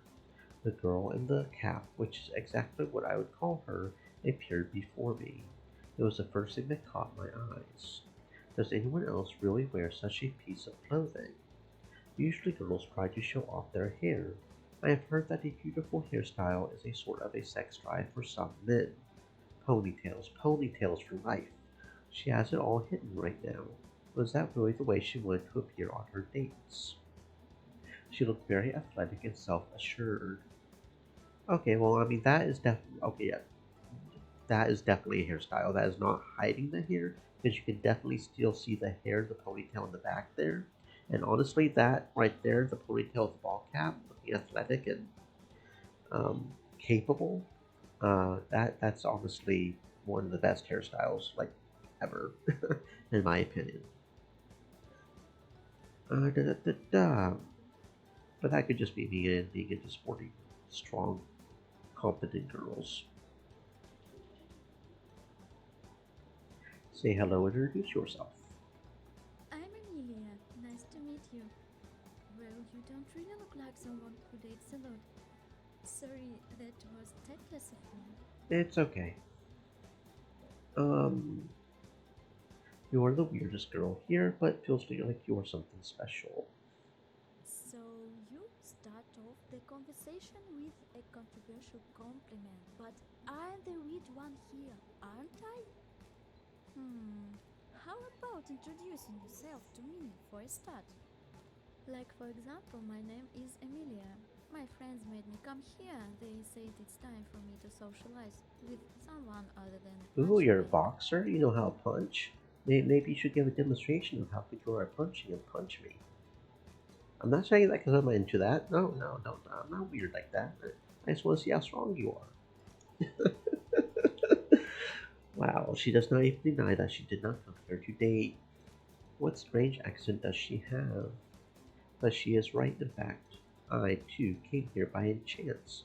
If you compare me to her, she is even better at playing the role of the occasional attendee than I do. Do, do, do, do. I feel we are alike. We are nothing alike. But you are just tired of being alone. That's why you came here to find your soulmate. But I am sure you're gonna find the right person here. Okay, so that was the absolutely worst one we could have done. Very good. I came here to socialize with other people. Oh, come on. Who are the people to talk to here? They're just like us. They came here by chance. I don't know what that one gave. I feel like it gave something, but I don't know because it was glitching out, maybe? Um, A happy or girl maybe has it never didn't. been on a date like this before. A fancy mod? Hmm. I think dating can be a good time. Only if there is Well, time that to was a half a spare. point. Has the free bar really affected the event that much? To be honest, I'm not attracted by any of the guys. A guy comes on a date with headphones on. All the girls appreciate is when I can listen to them. Okay, so last but not least, apparently, I don't feel like that's a very good option, but it might be the one that apparently she likes being very upfront and crass. Okay. You are impossible to please. How long have you been dating like this? Okay. Whoa, what? You think I'm being picky? No, I'm Okay, Sue sure it Sue. happens, but this is the first speed dating I've ever been on in my life, okay? Usually just guys hitting on me on the street. Don't you think it takes longer to get to know each other enough to pick on one another? Okay. Um, Emilia. She is an athletic girl who's expressive and audacious. Her eyes sparkle like a lit torch in an Olympic stadium. She always resists as if every day is a competition for her. She is like the ocean, beautiful, enigmatic, but unfathomable. But, just like the ocean, her character has its quirks. She cannot control her emotions, which sometimes flare up thanks to her steadfastness. Her look is simple and practical, just like her sportswear style. This is how she dresses, even for social events. She is someone who is not shy about being herself and is always ready to challenge the world. So I'm thinking she might be the best girl, but that's just what I'm into. So Diana's definitely a close second. Agatha might be a little too honest. Amanda's too childish. Remember that's not as much as the internet likes to joke about it. That's not okay. It only made it even scarier to talk to her. I feel it's like walking through a minefield. What should I ask her to calm the situation? Doink, doink. Um, do you like any kind of any professional sport? Me? Well, of course, I used to be the state champion runner. Now I work as a fitness instructor and I started to do boxing. So come over to my workouts and you'll see it for yourself. Okay, apparently she doesn't like talking about that. What kind of women do you like? Wow, what? No, I knew everyone here was so friendly. But questions like that. What on earth made you think I even like women? Well, they're my friends. Although, I guess at an event like this, they're actually my rivals. If I were your husband, how many children would you like us to have? Married, you say? Well, I do give birth to one more than you could afford on your salary, and then I would name it after a relative of yours that you hate. And anyway, I want to know something about you too. Like, what do you do for a living? Okay, yeah, I'm understanding her character now.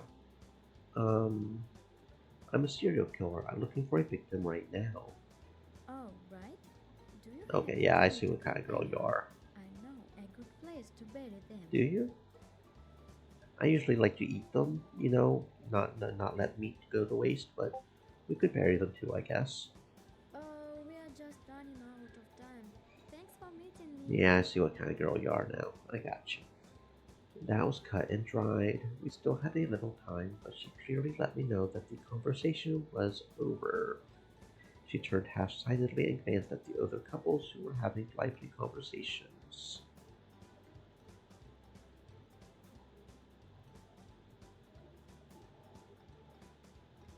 Yes, in the company of yours, time just flies by. Yeah, that was good. Okay. The dates ended, and the guys and girls, as if they were in a high school gym class, went their separate ways. I glanced at my watch and tried to remember what time the last train left. As it turned out, I was thinking about leaving a little early. Emilia, Linda, Agatha, Dana, and Amanda were maneuvering between tables, and to my surprise, they were heading my way. Halfway through, they noticed that their choice was the same and stopped. I hastily intervened to prevent any possible conflict, especially since I had my own decision already made up. Okay, so this is where. Okay, so we did indeed probably max out on everybody. This is where we choose probably who to go with and how. Okay. So you know what? We're going to start off with the boys. Girls, you are all wonderful and I appreciate you for wanting to get to know me better. I do not think we will get anywhere. It did not seem to be my day, although if I think about it, I have not even thought about any romantic relationship before this morning. I looked around. The guys were in no hurry to leave. I headed toward the familiar smokers and stepped into the heated dialogue once again. So, why the hell did we come here? What a waste of time, man. Chatting with Alexander and chatting with Martin. Apparently that was an achievement. Not sure what's up with that. Okay, so yeah, it must be something to do with clicking off of the thing. It must not like us clicking. You're Oh, damn okay. right.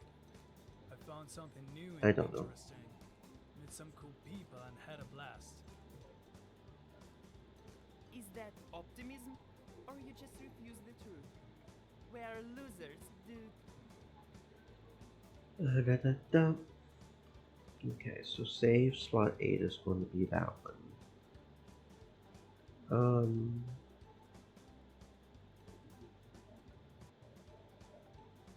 It is not a date, it is like a petting zoo. Hey, listen up, loser. You might think you're tough being the keyboard, but watch your mouth when you're talking to me real. Okay, Alexander breaking the fourth wall. I see.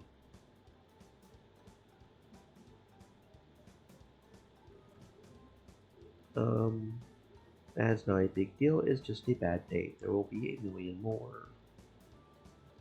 What did I say? Does it really hurt? You missed your chick too. You must have paid all your attention. Okay, and it's just straight up crashing now. Okay, I don't know. The game, I want to enjoy the game. I feel like there's potential here, but there's definitely some issues. Oh, and now my entire system's crashing. Okay, that's good. That's good. And the entire system is crashing. Yeah. Yep. That's good. Okay. Very good. Very good. Yes, feels good.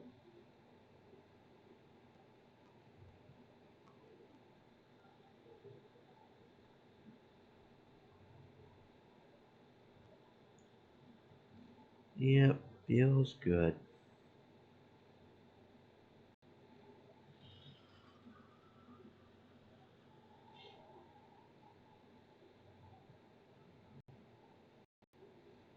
Okay. Okay. Okay. Okay. Okay. Done crashing. Done crashing. I don't know why it's trying to eat up so much GPU. And it only started doing that as soon as I clicked off to look at the Steam to see the chat with Martin chatting about Xander achievements. So it does not like us clicking off at all, is what it seems like to me. Either that or there's a memory glitch. Maybe.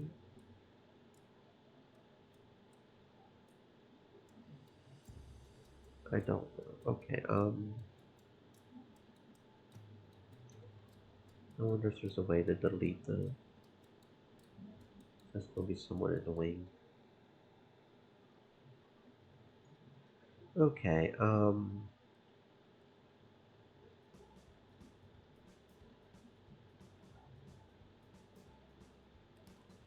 I had enough of Alexander changes his you attitude better plus have 1. good health insurance, because I'm about to punt you into the dirt. What did I say? Does it really hurt? Mr. Chicks too. You must have paid all your attention to watching Lord Kong.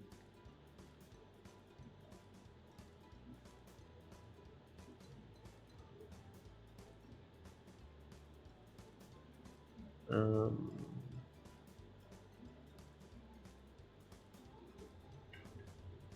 Yeah, there are some quality issues here, basic quality issues that are just not working.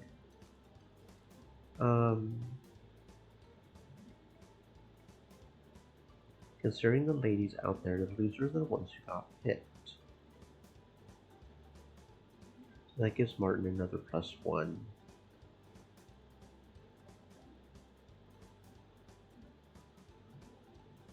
But Martin plus, there's a few that gives Martin plus 1, but plus 2 is supposed to be the hit biggest for these guys.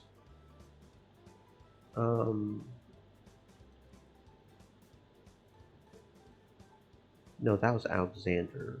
Okay, so one of these gives Martin, one of these gives Alexander. Okay. So the million more one is the Alexander one.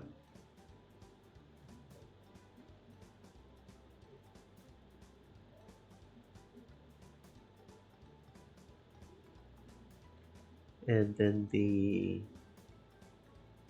losers got picked is the Martin one. Okay, I understand. And then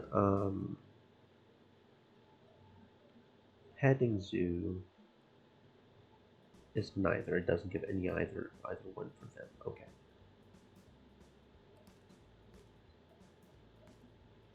And now we're starting to crash out again, and we've got a bot in chat. Ah, yeah. Okay, very good, very good. Not that you guys can see him, thankfully. The auto mod's working. Potential spam evader. Potential ban evader. Anyway. And yeah, it's just straight up crashing. Very good. Very good. Okay.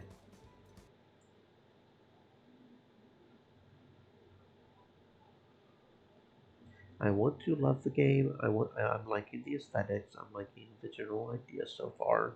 You know, there's going to be murder later on, but there's some things here that are not very well programmed, obviously.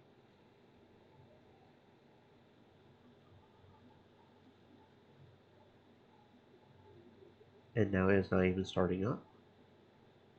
Now it is not even starting. It is not running. There it is. Okay. The programming is clearly not very optimized.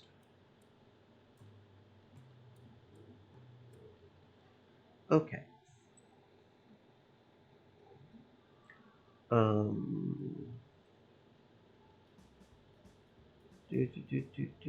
So the only one we have not tried yet. We gotta come here again for sure. You never get much out of the first try anyways. Okay, so that doesn't do anything either, does it? Okay. So I guess this is where we're supposed to pick between these two. So two of the options don't do anything. The other two go either one way or the other. Okay, so let's go with the gamer guy first. Why not? Okay. So I'm guessing that's the same for this choice as well, right? Probably. Probably.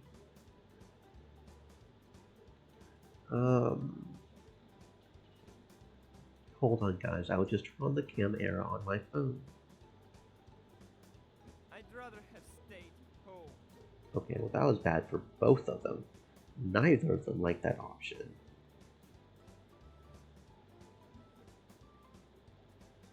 Calm down. There are cam errors everywhere. If you want to fight, go outside. You know what? You should tell yourself that more often. It might be actually do some good. Me? I learned something useful for once. Okay, so that was a plus on Alexander.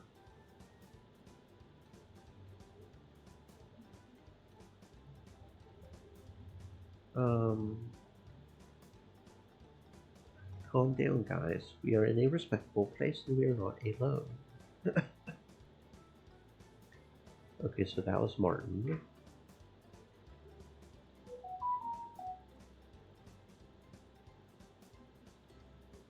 Okay. So just to double check. Stop it. Shame on you. You're like kids. That didn't do anything. Okay. So we'll just keep going with Martin for right now. This is the Martin route is what we're doing.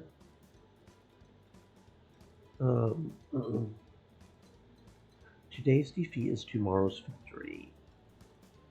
That was Alexander, okay. Oops. Why is there no point? You two failed each other. That was negative for everybody. Seems the evening didn't transpire as That was negative for everybody, so definitely not that one. Why are you making such a fuss? Let's go to the bar and have a drink. Okay, so that was double good, okay. Feedback on the event as a whole. How did you find the ladies? What were the highlights and low points of the evening for you? Strangely enough, there was a warm intimacy to this conversation. I had forgotten what it was like to just get together with friends and tease each other about politics, religion, and other taboo topics in society. Laughing at the stupidness of ourselves and of the world, my sister is probably right. I do need to get out in public sometimes. I do not miss socializing, but I do need it sometimes, because all I have in my world is work and the constant complaints of my customers. I smiled and wanted to chat some more, but Henry cut in.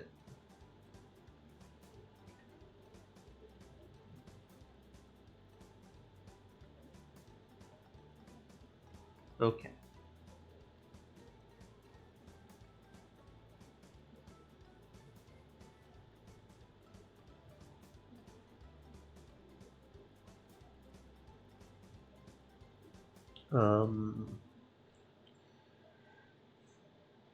Free drinks coupled with such an attractive bartender. How can you say that the evening was not a success?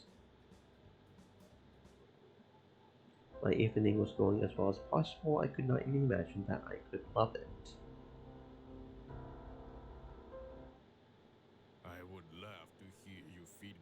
main thing is that I found myself, and the rest is of How no did you find the importance. ladies? What was Okay, so see, it just starts skipping everything. Like, what the hell is up with that? So the auto skip function is apparently not very functional. The UI is I just would love to broken hear in your general. feedback on the event So as a whole. whoever programmed How this did you game find the needs to ladies? get fired or What were the something. highlights and low points of the evening for you? Yes, I would love it. I would definitely recommend it to my friends. Okay, there's the +1. There's the +1. Figured that was probably one of those choices I gave some more for Henry. Okay. My evening was going as well as possible. I could not even imagine that I could love it. Looking around the restaurant, I glanced briefly at the TV. An urgent news broadcast was on. Henry turned up the volume, attracting the others. Everyone stopped talking and turned their attention to the screen. According to the weather report, a cyclone of unprecedented severity had struck us. A squall of wind had blown down the coast, knocking out power lines and huge waves that swept ships ashore. Hundreds of people were left without power, and we, according to the map, were the only on the edge of the cyclone, so a dozen miles away from the epicenter of the storm. But even here, the coastal areas were flooded. I saw how Justin take out his phone and tried to call. No luck. The rest did the same. Now it was obvious to everyone that we were cut off from the world. I looked outside the window, and the weather had changed dramatically. The sky had darkened, and lightning was already flashing in the distance. I was surprised that the weather forecasters were right this time. They usually rarely predict the weather, but it was just as the news had said it would be.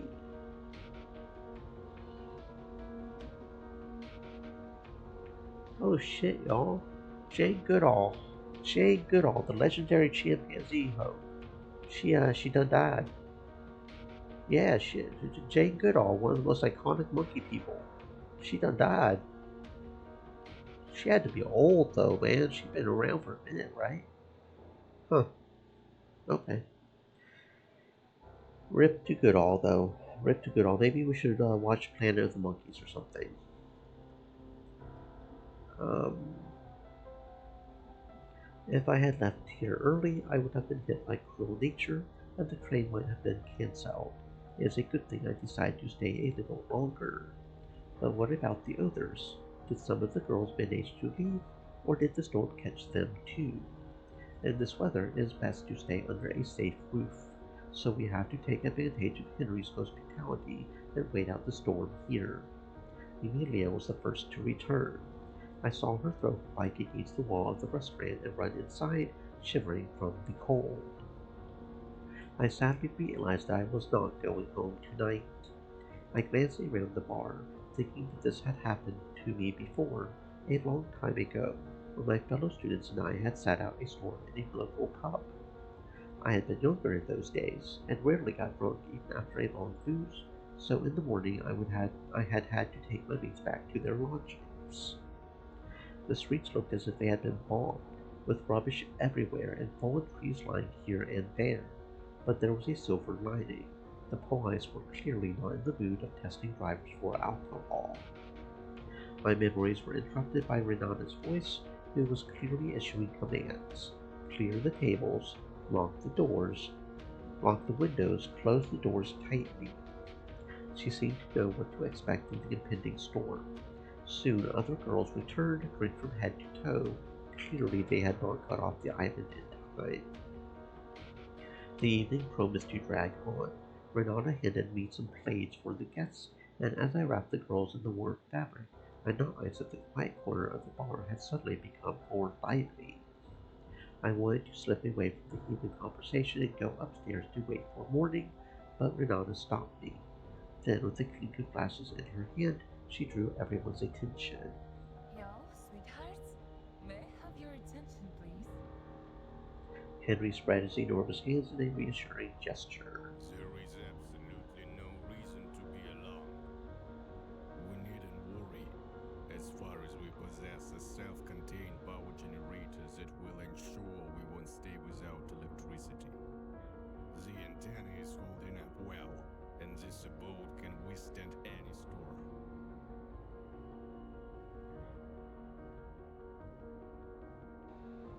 Make sure to stay hydrated, friends.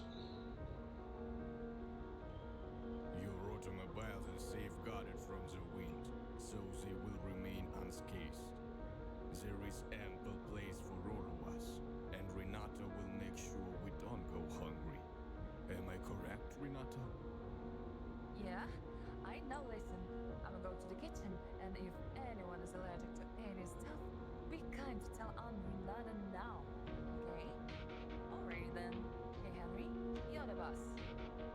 It is quite perplexing that I haven't terminated your employment yet. Well, I'm a sweet babe. Ladies and gentlemen, while our esteemed chef is preparing dinner, I shall attend to the guest rooms. Oh, and by the way, there is a cozy fireplace in that corner over there. Okay. Understood. Well, we're currently focusing on Martin right now, right? So we should probably stay with Martin and Alexander. The news on TV was replaced by commercials, and Alexander turned down the volume on the TV with the remote control. Imagine if this was happening all over the world. Local Armageddon and climate change. And we're sitting here tonight, warm and cozy. But tomorrow, we are fighting off hordes of zombies. You think the end of the world is gonna improve your chances of getting laid? You'll be the first to go, buddy. Maybe it's you who they will get first. Have you seen Resident Evil?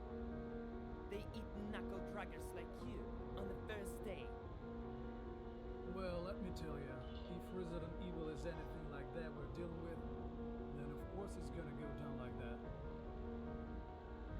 We had better think about how we are going to get out of here in the morning. Even if the water is gone, there is no guarantee we will be able to cross that bridge. There's a dock not too far from here. It's probably flooded though, but the owners usually tie up their boats there. Flooded? Just like you flooded me all day with your wishful thinking that you'd find a new girl. Alexander looked at me with a look I translated as, "See who I have to deal with." Hey, Martin, shouldn't you be in the bed by now? Or do you need your mommy to tuck you in? Almost dozing off, I heard a whisper. At the bar table, Renata was saying something to Henry, who only mumbled a muffled hum in response. She walked through the room at a brisk pace, counting each person carefully, like a stewardess before a flight. Finally, stopping, she caught everyone's attention and said, Hey guys, where's Agatha? I already checked upstairs, but I couldn't find her there.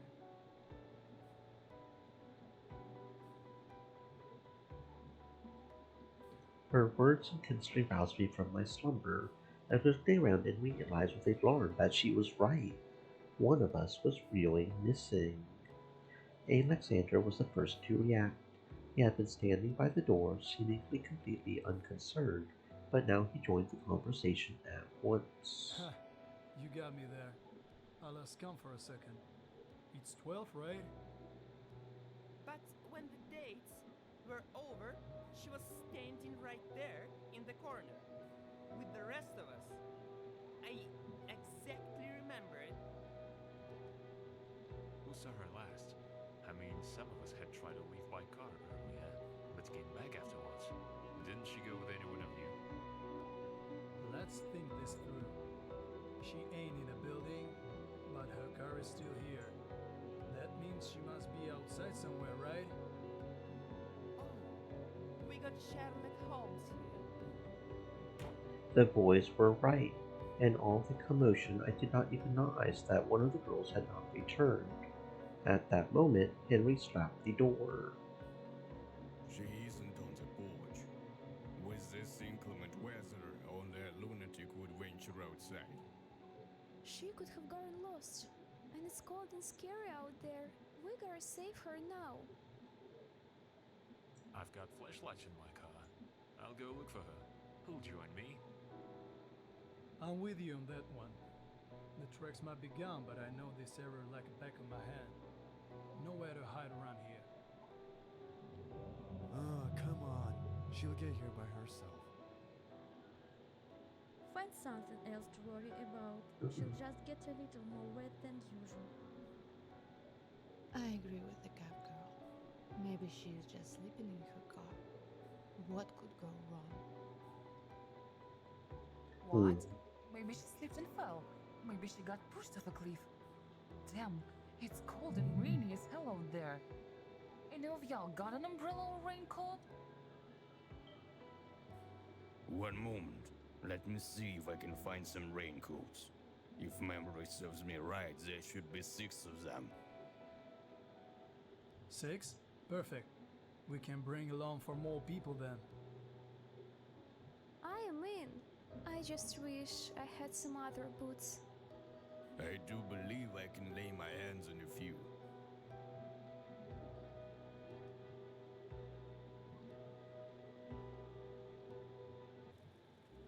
I did not want to go anywhere, risking my health for the sake of a Nova person has never been in my principles. Staying in the warmth, me and some girls sat down by the fireplace. The wood crackling and the petals of the flames calmed us quickly. Only Renata was rubbing the edge of her apron in anticipation and casting worried glances out the window. The weather was awful, but here in the chair you forgot all about that, and only thought about how much you wanted to hurry up to the second floor and just go to bed. All I could think about was how I wanted to go to the first floor and just go to bed. Leave all my worries for tomorrow, but maybe I could be useful.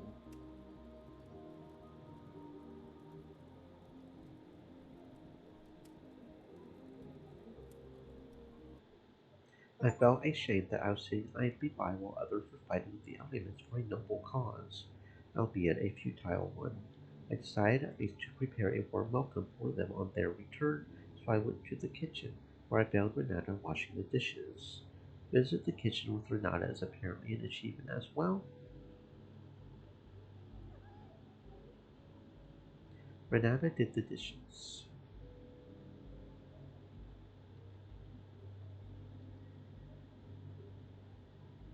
Do you have a thermos or a thermal mug? The tea's in the top drawer, player. That's for our crew, right? You're always thinking, ain't ya? Can't front on that. Where are the fools at? They blind? Or what?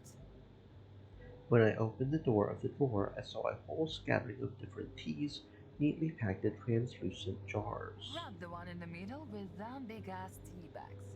Yeah, that green one with the citrus. Me and Amanda already tried it today. Green tea calms and citrus tones. You look like you know your way around tea, huh? These coffee machines and vending machines trying to take all my customers away from me. The kettle boiled. Renata wiped her hands on her apron, poured some of the contents of the jar into the clay teapot, and poured the teapot with boiling water. I noticed that her hands were shaking slightly, though Renata seemed like a very sturdy woman. Alright, after a couple minutes or so, put the tea in thermos and brew another batch.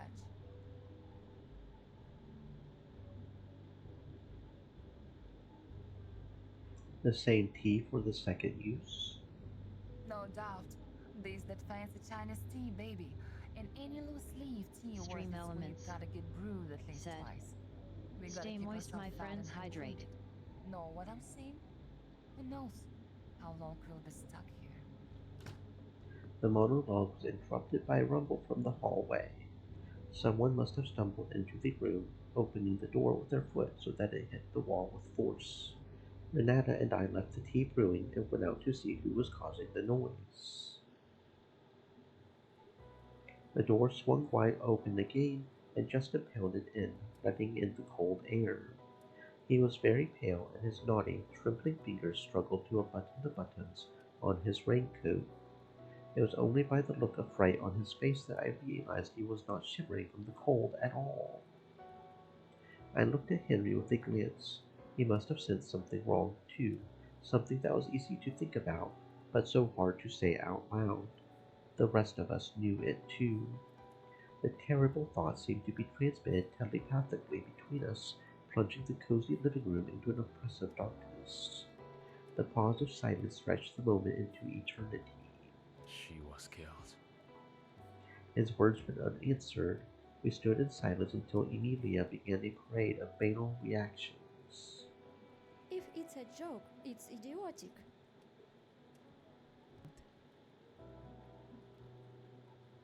She slowly gurgled the word as if tasting it with her tongue. How? What happened? Can we help her? It's too late. She's being stabbed.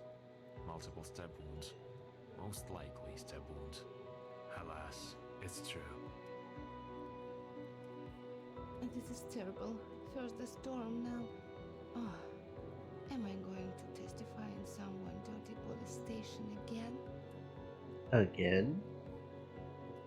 Death by storm is a good headline. Rest in peace, little one. Henry went behind the bar and pulled a fat cigar from somewhere under the counter. I had only smoked a cigar like that once before. I was helping a neighbor with some repairs, and his relatives from Cuba had sent him a box of tobacco. One puff made me cough like I had a sore throat. I have not been near a smokehouse since. Henry let out an asymmetrical puff of smoke and glanced around the room. His keen eyes scrutinized everyone. Everyone was in a state of shock. Death. No. Murder. This is not the date night we imagined. When I arrived, there were tourists sitting here. Surely some of them could have stayed. We are not alone on this island. It appears that not everyone had the chance to leave, judging by the number of cars still in the parking lot. So, they didn't leave. So, the killer is out there, and we're safe here. It doesn't mean anything.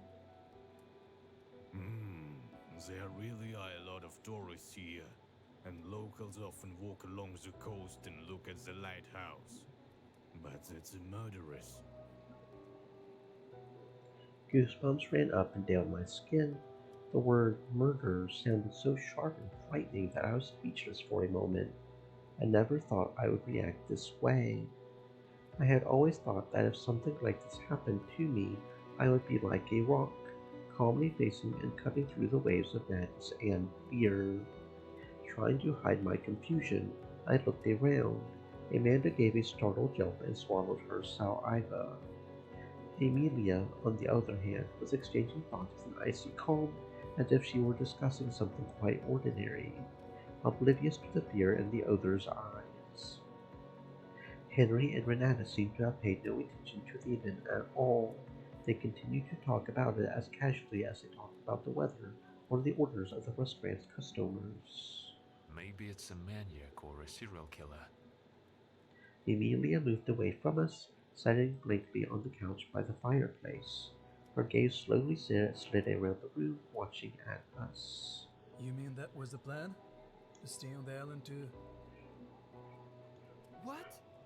Just like Jack the Ripper? He waited for this weather and stayed on the island on purpose to slaughter everyone? Yes, I don't rule out a planned murder. The weather and the setting will make the investigation very difficult, and the rain will wash away all the evidence. Oh gosh. I was becoming increasingly anxious. The situation resembled the plot of a cheap detective story, with the only difference that for us it was not fiction. Everything was happening in reality, and the threat was more than real.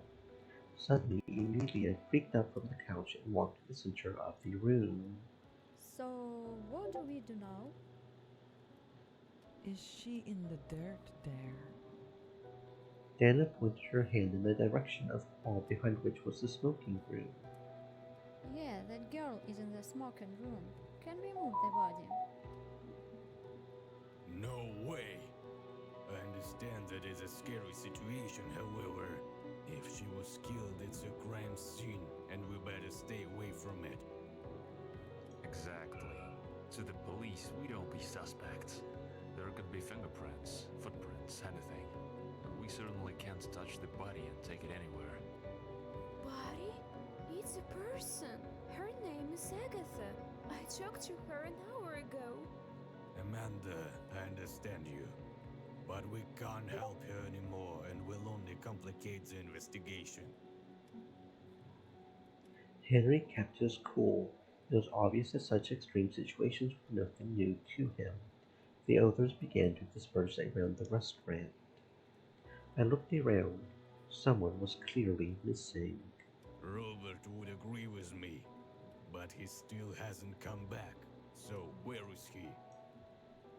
Why do people ask questions they know the answer to?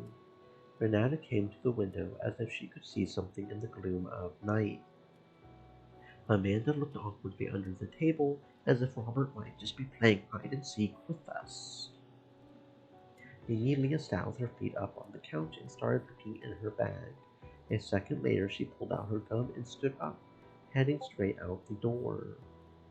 The rest of us were scattered. I guess they, too, need time to digest the news, like me.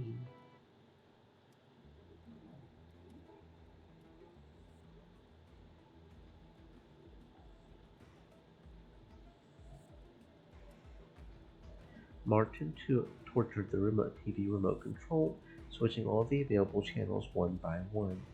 Now and then the sound was lost. Now and then the picture was broken. Apparently the wind had damaged the local antenna.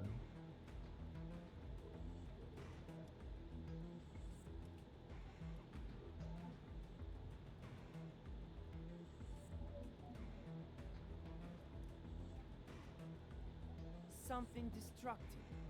Everyone here is nervous and we need to relax. Although, on the other hand, you can't relax.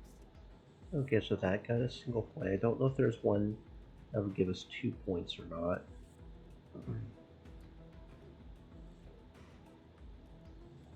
Martin, have you seen Agatha with someone after the dates? I'm not going to answer this question without my lawyer. Come on! I'm kidding. Honestly, I haven't seen her anywhere since the dates. Yes, so was I. I asked where you were at the time of the murder. I've been waiting for my driver to pull up and call me back. So I was stuck at the TV the whole time, waiting for my driver to come up and call me back. You can ask Renata. Oh, listen, did you really think I could do such a thing? That's funny. You know, once we were on our way to a barbecue, and we ran over a poor rabbit. I still have nightmares about it. I can't imagine how much I will have to spend on counseling after that nightmare. Martin tortured the TV remote control, switching all the available channels one by one. Now and then the sound was lost, now and then the picture was broken. Apparently the wind had damaged the local antenna. When was the last time you saw Robert? Did you not see which way Robert went? No idea. Alexander and I went out together. We barely made it to the lighthouse. He tells me he's going to check what's inside. I decided to look down the ravine, and there I was pelted with a wave. Almost pushed me down. Okay, so he did go out with the search party. It might have been better if he were going his route to go out with the search party, I guess. And Alexander is laughing. And I was on the verge of life and death. I don't know where he is. Since then, I haven't seen him. Martin tortured the TV remote control, switching all the available channels one by one. Okay.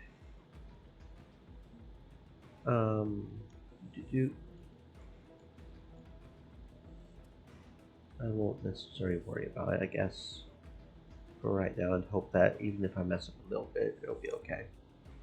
Are you looking for a cartoon channel? That probably will give a negative point, right? Yeah, pretty much.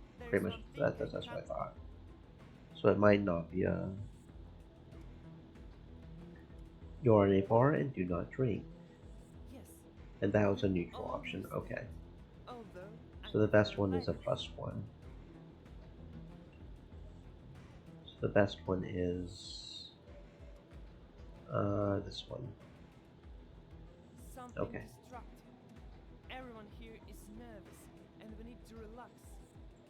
Although, on the other hand, you can't relax. I love partying, but there's one thing I can't stand. It's funerals. And you know what's the worst part is? When people want to unwind, distract themselves, let go of negativity, and you burst in with a smile, make a few jokes, and they look at you like you desecrated a holy relics. Does the deceased really want his loved ones to walk around grimmer than a cloud for a week?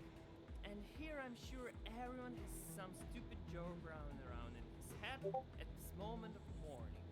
But he holds back because he can't. It's rude. It's unethical. It's fucking infuriating. I think to start the third process you have to gather evidence first. Motives, possibilities, and other detective stuff. Better yet, you should ask the bartender. When she was young, they used to have all kinds of crime shows. You know, CSI for example. What do you personally think? What do I think? I guess you don't have to be a genius to point the finger at Robert. I'm not saying it was him, but except for him, everyone acted according to the plan. And he went alone to the wharf? Correction. He said he went to the wharf. Where he really was, we have no idea. And why? To see the ships? You do realize, if I say such nonsense, they will take me to an insane asylum.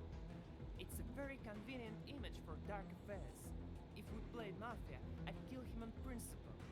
Because you don't know what to expect from such types. It turns out that Martin has a witness at the time of the murder, although we do not know exactly when it happened.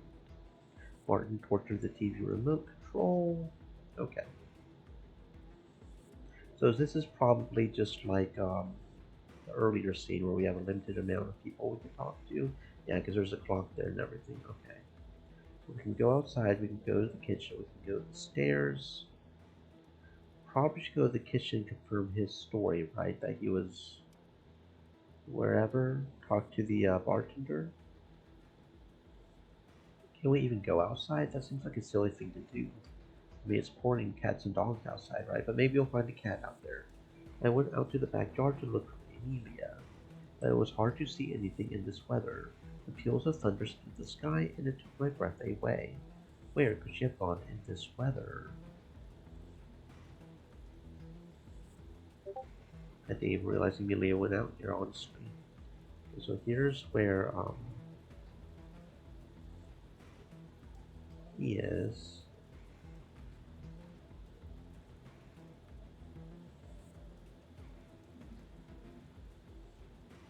And there's where she is. I don't know how many people we can talk to. Okay, so that just gets us back in here. Where's this give us? Oh, okay, so that's, okay, I see. So that leads to the garage. I see. Okay. So what about the kitchen? Cat. Cat. When I entered the kitchen, I found Renata sitting on a chair, staring at nothing. She looked worried. Have you seen the missing person? Did you see which way Robert went? Nah, I hope he just lost or something. But what if he had something to do with the girl that got killed? I thought of that too, but she was gone before he went looking for her with us. When I entered the kitchen, I found Renata sitting on a chair. Okay. Renata, have you seen who Agatha left with? Nah, I wasn't paying attention. Justin was giving me a hard time and ordering drinks like there's no tomorrow. So you were in the restaurant at the time of the murder. I was in the kitchen and the restaurant at the same time, multitasking like a boss. When I entered the kitchen, I found Renata sitting on a chair. Renata turned her attention to me and asked curiously, You looking for something? How do you feel? I'm feeling broken and even wrap my hand around how someone could take the life of a little girl who had so much ahead of her. The police will find the killer. Who's gonna get justice? What are you talking about? Every year, countless girls get murdered and the killers never get caught. And don't even get me started on all the rapes that go unreported. I know what I'm talking about. If we don't find the culprit today, that little girl's death will just become another statistic. Then we need to figure out together how this happened. That's why I'm so damned upset. I didn't keep tabs on who she was living with. Justin was on my radar all night, but the others. Yeah. I can't even vouch for where you were when she was killed. Renata wiped her hands, calmly walked upright, and reached for the jar on the topmost shelf, which she had to lift up on her toes. I felt like I was part of a cunning plan, for I had nowhere to retreat to. I shifted slightly to the side, trying to avoid unnecessary contact. Here it is, the little rascal. It's green tea with some citrus bits. Mila and I tried it out earlier. I looked at Renata. She seemed even more caring to me now. Renata stood next to me and leaned lower to find the tea herself. At one point, squinting my eyes, I saw that her apron had opened slightly, and part of her magnificent breast became visible to me. I quickly looked away, but after a few seconds, unable to bear it, I looked in her direction again. She noticed this, and I had to tilt my head in the other direction, pretending that I was looking at the cat. I thought that Renata would straighten her apron. However, to my surprise, she bent even lower and almost touched me with her shoulder. I no longer was peeking and focused entirely on the cat. Renata has finished her search. She put the kettle on the stove and poured some of the contents of the jar into the clay teapot. When I entered the kitchen, I found Renata sitting on a chair. Okay, Renata, are you trying to seduce me here, bruh? Or are you trying to seduce me here? She didn't say anything about, no, she did say something about Martin, didn't she? I keep getting, I'm not good with names, I'm not. So Martin was ordering drinks all the time, so she and Martin are vouching for each other, I guess. What's in the basement? The door was open. What carelessness on Henry's part. I could hear the sound of rain and wind from downstairs. Someone had forgotten to close the window. I was about to fix it, but I noticed the whole basement was flooded. I did not want to get my shoes wet. Oh no, the basement is flooded, you say. Cat. But there's nothing to interact with out here, it's just flooded, apparently. Apparently, the basement is flooded. Okay. So what else have we got? We can go outside, talk to what's her name in the smoke shack. We cannot go to the stairs yet. I don't know how many people we can talk to before it decides to stop us, so...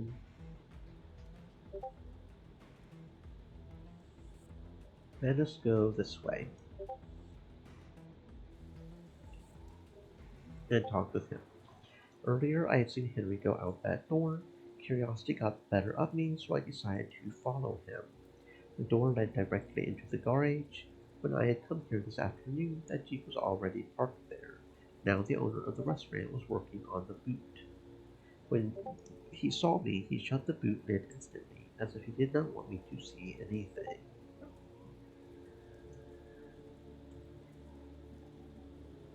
Did you not see? Oh, that apparently makes him upset. Did you not see which way Robert went? Oh, I've been busy. I was looking for boots for Amanda, and then I went back to the garage. Henry looked at me. Okay. This may sound tactless of me, but where were you at the time of the murder? It scares me myself how brave I am to ask Henry these questions, but he reacted surprisingly calmly. Apparently, he would like to figure it out too. In the garage. I was looking for another raincoat. Was about to go looking for the girl, but it was too late. Henry looked at me. Okay. Huh? Can I help you? His question sounded wary. I thought maybe you need some help. I am grateful to hear that she is doing well. Henry slammed the hood of the car and looked at me in disbelief. I cannot help but detect a faint knocking sound whilst driving, though it is likely a figment of my imagination. The man wiped his hands and walked to me. As he approached, it was as if he was looking right through me. I stepped back and bumped the back of my head against a shelf of tools. As he came closer, he removed 2 boxes from the shelf, and which he picked at me long and fruitlessly. If it would be too much trouble, I would be indebted to you for your assistance. What help? I perceive that you are quite capable, huh? Given the present circumstances, I implore you to keep an eye on the others. You do not trust other Not guys. only the men, but the women as well. We cannot afford any further mishaps, if you catch my drift.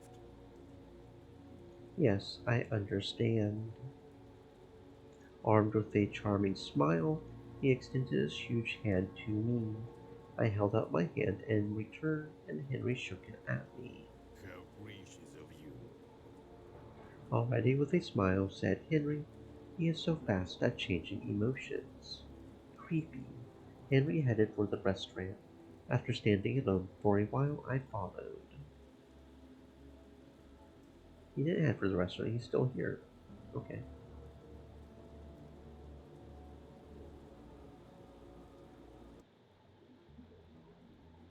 Alexander put his sneakers to dry under the radiator and was now literally squeezing water out of his jacket. Where were you at the time of the murder? And that apparently makes Alexander upset. Alexander, did Agatha not blow you off? Did you not see where she went after? And where were you at the time of the murder? You got a lot of nerve. That's the kind of question you asked me to my face. But I get it. I'm the most beaten down guy here. I haven't seen her since the dates. We sat at the TV with Martin. And then I went to the parking lot.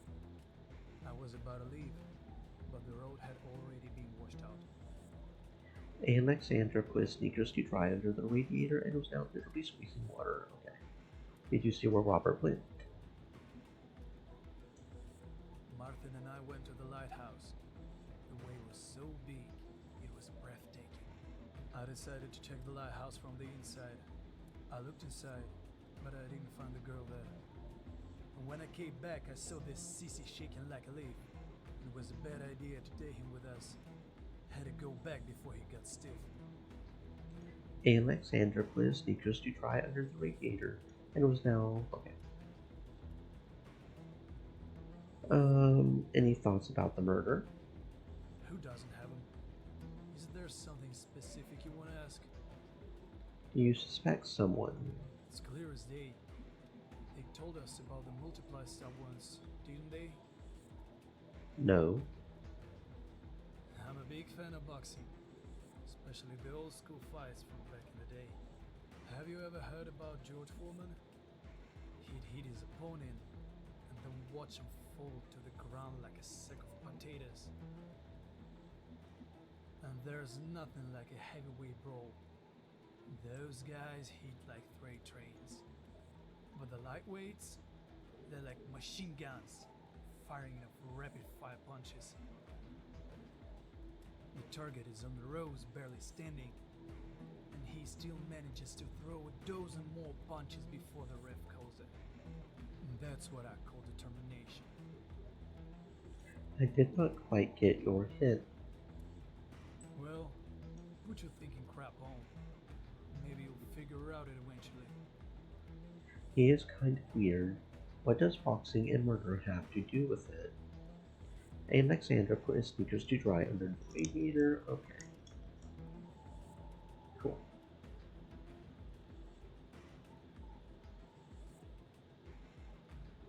Justin cleaned the dirt off his shoes with the most unhappy face in the high story of mankind.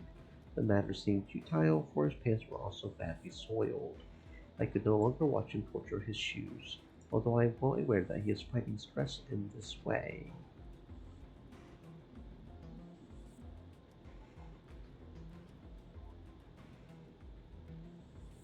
The girl was killed about 2 hours ago. Sorry for the direct question, but where were you at that time? You want to play detective? Good for you. I was with Robert at first. Then I kind of went to the bathroom, and when I came back, the restaurant was empty. Afterwards, I went to my car, but then the storm blew in, and I hurried back to the heat. Happy? I could no longer watch him torture his shoes.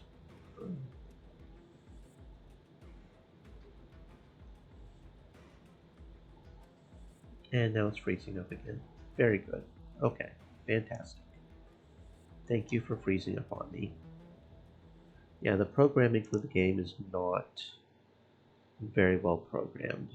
It is not very optimized at all. Interesting that asking about the murder keeps upsetting some people, but then it doesn't upset others.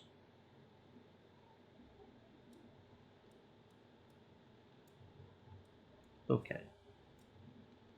Try that again.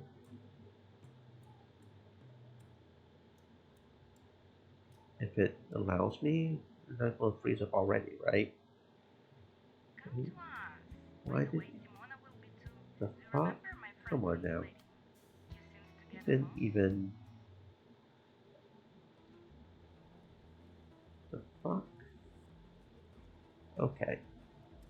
Have you seen the missing person? Did you not see which way Robert went? I thought Robert stayed in the building. No idea where he went. Well, I heard he might have went to the dock. I could no longer watch him. Okay. I think he went to the dock, maybe. Justin, are you a cop? Are you a cop, bruh? Are you a cop? Well, I work part-time every now and then. Why does it keep jumping over there? Stop doing that, that's weird. Well, I work part-time every... Oh, I wasn't paying attention. Da. Seriously, why does it keep jumping over there? That's weird. The heck? Okay, There's a sponge for shoes if you need. Thanks, Hugh. It's just that... Only half a point, huh? Dirt sticks and you can't get it off. Can't get it off. Damn, I get a lot of bros around me, and I didn't even make a joke about it. That's a very bad sign. I need a drink right away. My head's not working. Justin headed to the bar. Maybe I should go with him and keep him company. Or should I still make sure the others are okay first? I could no longer watch him torture his shoes, although I am well aware that he is fighting stress in this way. Suddenly the lights went out. The background noise of the working TV was drowning in darkness. A few seconds and the silence was abruptly replaced by a commotion. Everyone was nervous enough as it was to keep the blackout from turning into a panic. Slowly, the embers in the fireplace faded, keeping me from losing my bearings. I shuddered at the clatter of falling furniture. Someone had accidentally knocked over a chair. Ladies and gentlemen, please refrain from panicking. There is no cause for alarm. Henry tried unsuccessfully to calm us down, but those gathered were already on edge. It only took a small match for the anxiety to return with renewed force. Henry came close to me and shouted so hard my ears perked up.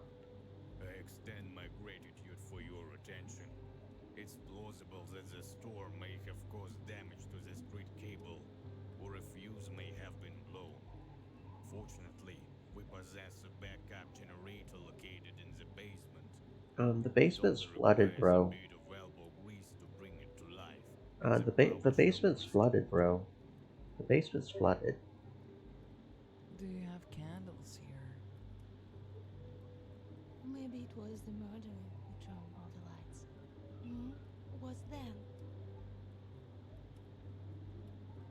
The cold light of the flashlight almost blinded Sorry, me. there's a flashlight. Henry, I can shine the light and you turn on that shovel. I implore you to maintain composure. There is no need to concern yourselves. This is my boat, and I shall handle the situation accordingly. Henry is right. Let's wait for the lights to turn on here. I can handle myself. Thank you for your concern. You had better have a seat by the fireplace, and Renato will bring candles soon. So we may not need them. I'll take care of this quickly. Renate, I'm sure the lack of light won't stop you from pouring me something stronger. You know this bar like the back of your hand. Have something ready when I get back. No, sweet. I got this. I could see the glow of the lantern moving away from us. Soon it was gone altogether. It took my eyes a while to get used to the darkness. I heard a door creak, apparently the one that leads to the basement. I looked closer and saw Amanda listening for noises from the basement. The others were minding their own business, though I could not see everyone in the darkness. Whoa, that was sudden and loud. Okay. As a sudden sharp sound cuts through the Oh my silence, goodness, what's that? I Someone don't know. broke a window. Are you afraid? The girls made a panicked noise, their anxious voices one after another filling the room. It was a loud noise from Renata's side. What happened in there? Chill, ladies. I'm just hooking up Henry with his whiskey fix like he asked. You know what, Renata? One more stunt like that, and you'll know me for the worst. Oh, so he was kicking it with the friendly Linda before. Don't try to test me, girl. I ain't the type to back down. But I'll pour you a drink. What you want, Linda? Pleasant sound. Finally, my eyes got used to this darkness. Now I could see the girls and guys. It turns out we were all gathered in a restaurant. The darkness brings us closer together. How paradoxical. Renata was working behind the bar. I don't think alcohol is appropriate right now. We need to keep our minds sober. I'd love to drink something strong. If it's whiskey, it's pure. I don't think you can make me a cocktail in the dark, but it really can't hurt to have a drink now. I'll drink, not the whiskey. Anything for the ladies? Martini? Tomato juice. I can't drink alcohol yet. Do you have any juice? Make me an energy drink cocktail. Looks like we are getting too cocky, but Renata fell into her own trap.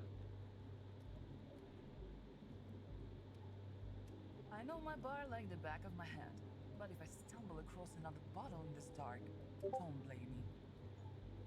Renata, like a skillful conductor, controlled the chaos of bottles, glasses, and shakers, creating a cocktail symphony orchestra. I could see almost nothing in the darkness, but her movements were precise and confident. While mixing one cocktail, her other hand was already reaching for the juicer to squeeze fresh juice for Amanda. Without stopping working, she picked up a salt-rimmed glass with her left hand and, with precise metering, poured the light cocktail into it from the shaker. I barely had time to admire her skill when something flashed for a moment. I turned around at a sudden shout from the basement. There must have been a short circuit down there. Renata dropped the glass and rushed towards the basement, nearly knocking me down on the way. What is that? Renata quickly made her way to the stairs. We looked at each other and followed her. I barely kept up with everyone else. The basement is flooded. A couple of centimeters of water has already lifted the documents and other debris from the floor. Henry is sprawled out on his back in an unnatural position, a meter away from the generator. Renata threw herself into the water and collapsed on her knees in a vain attempt to perform something like a heart massage. The air smelled of something burning. She was no longer trying to save him, but simply sobbing. adding her tears to the water from the open window. Emilia came down behind us and somehow tried to calm Renata down. Why is everything in the water here? Guys, what happened there again? Linda shouted from above. She was clearly annoyed. Emilia stepped confidently through the flooded basement, heading straight for where the body lay. It is a good thing they did not crowd into this basement because there is not much room, but I still have to tell them. Here is a little Flood and Henry. And Henry was electrocuted. Is he alive? No.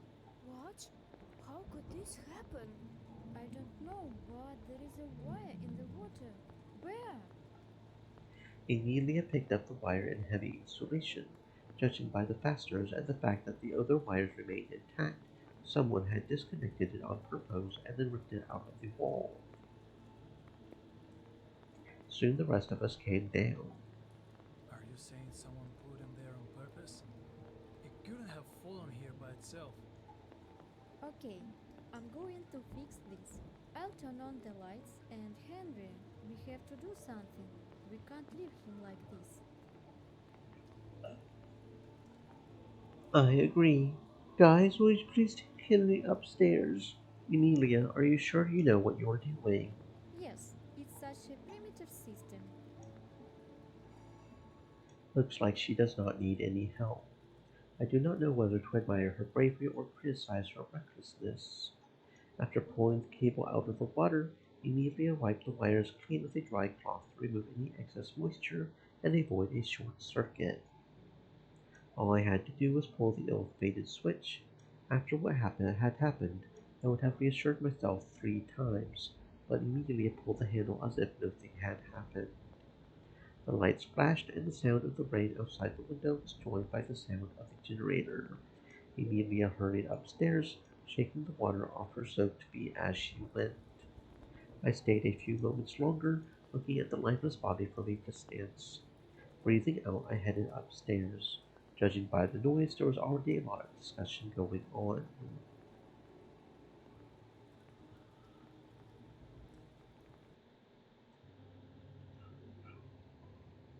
When the lights came on, everyone rejoiced unconcealed, and only Renata was still in a trance. She reached her bar stool and sat apart from everyone else. The rest of us, on the other hand, are seated in a makeshift circle. So you're saying that the wires were deliberately cut and lowered into the water? It's definitely not an accident. I don't think it was enough just to throw the wire on the floor. You had to flood the basement somehow else. There was an open window near the ceiling. No wonder the water quickly flooded the floor in such a storm. However, we don't know if it was intentionally opened. The window is a very good point. It was not broken, it was just open. It was clearly man-made, not nature. It could have been opened before the storm, and everyone just forgot about it. Sometimes the answer looks you right in the eye. This is all too complicated. Who would think of such a thing? The one who killed Agatha.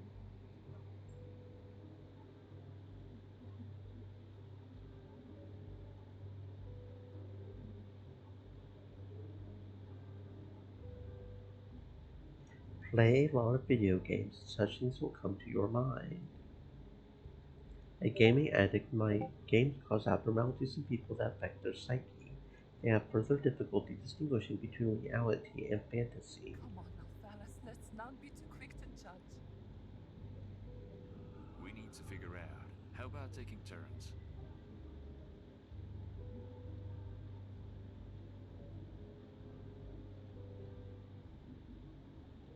Maybe some crazy tourist. A maniac tour is good. Whoever stayed with us on this island might have decided to play the maniac, knowing that his tricks could be washed away. Come on now, fellas, let's not be too quick to judge. Hmm.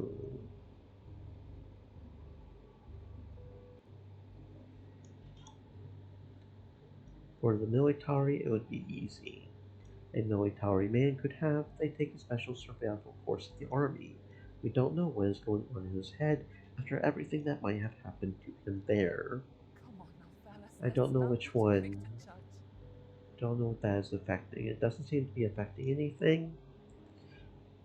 I don't know. I have no idea who could do that. I cannot imagine who could do Come on that. now, fellas, let's not be too quick to judge. We need to figure out how about Why don't we have a fucking vote? There's none of us left. We need to decide something. Make a plan and stick to it. Should I still raise my hand? We're not in school. And if we want to live to see the town, we need to talk things through.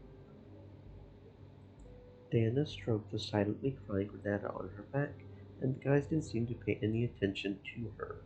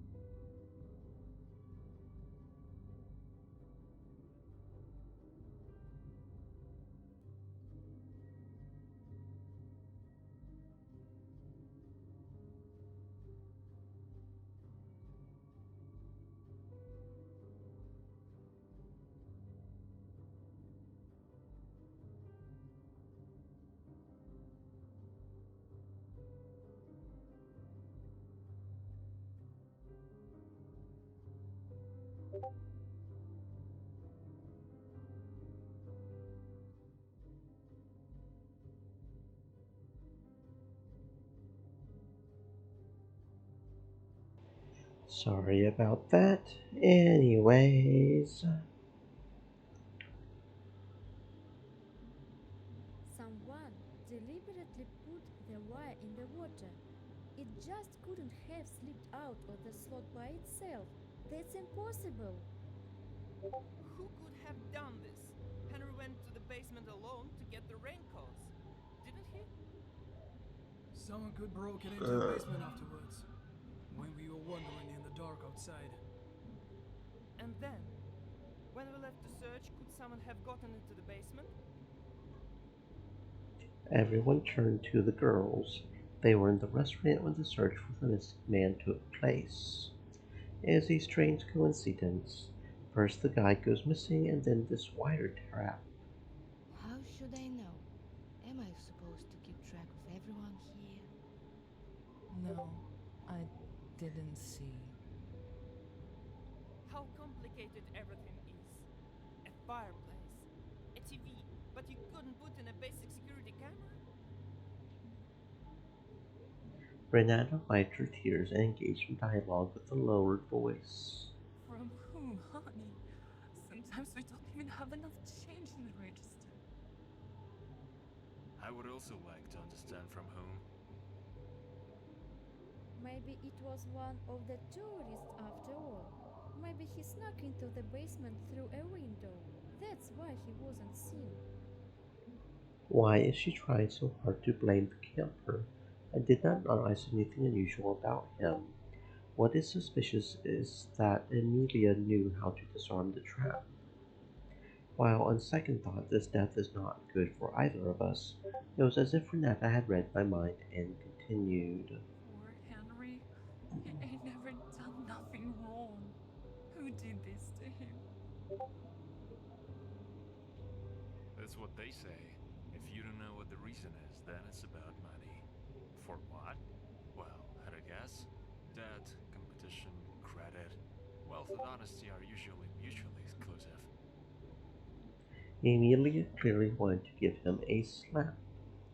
It was a rhetorical question. Renata approached me from behind. She stood in complete silence for a while as if she were hovering. I do not know what to say to her. A body had been found in the restaurant, and now there was going to be an investigation, which could have a negative impact on the establishment and on her as well. She suddenly came out of her stupor, tried to pull her charming smile over her face, and said, Alright, y'all. I'ma go get them rooms ready. This storm ain't gonna let up till dawn. I can feel it in my bones. Sound good? Renata, are you okay? We can take care of it ourselves, if anything. Nah, thanks though, Hugh. This is our house, so I gotta take care of everything myself. Plus, we'll sleep better that way and the time will fly by faster. To be alone with that is killer out there. I had, of course, planned to spend tonight in the company of a man, but for a very different reason. The most interesting thing has begun. I will stay awake. Good idea. I hope the showers work in the rooms because I got really dirty in that basement. Renata, this is a good idea. Thank you. I wouldn't say no to a warm bed. And that, can I get a higher number? Don't laugh. I just don't like first and second floors, so. I did not mind going to bed myself. The only thing I wanted to do that day was to forget it as soon as possible. but the group's fierce enthusiasm for going to their rooms made me uncomfortable. Everything that happened here today was no accident. At least I think it was. We should worry about protecting ourselves first before we worry about a shower and a warm bed. I don't need a pair. I'd better get a bottle. At least something good in this terrible day. Who's with me? Justin got up from his seat and staggered toward the bar. No one followed him. I could protect one of our girls tonight. All the girls turned away as if on cue so as not to meet Alexander's gaze. He, in turn, shook his head disappointedly and headed for the fireplace. Is there an outlet in the room? I need to charge my phone. Martin still does not understand what our situation is, although maybe he and his connections want to call for help, then I do not mind.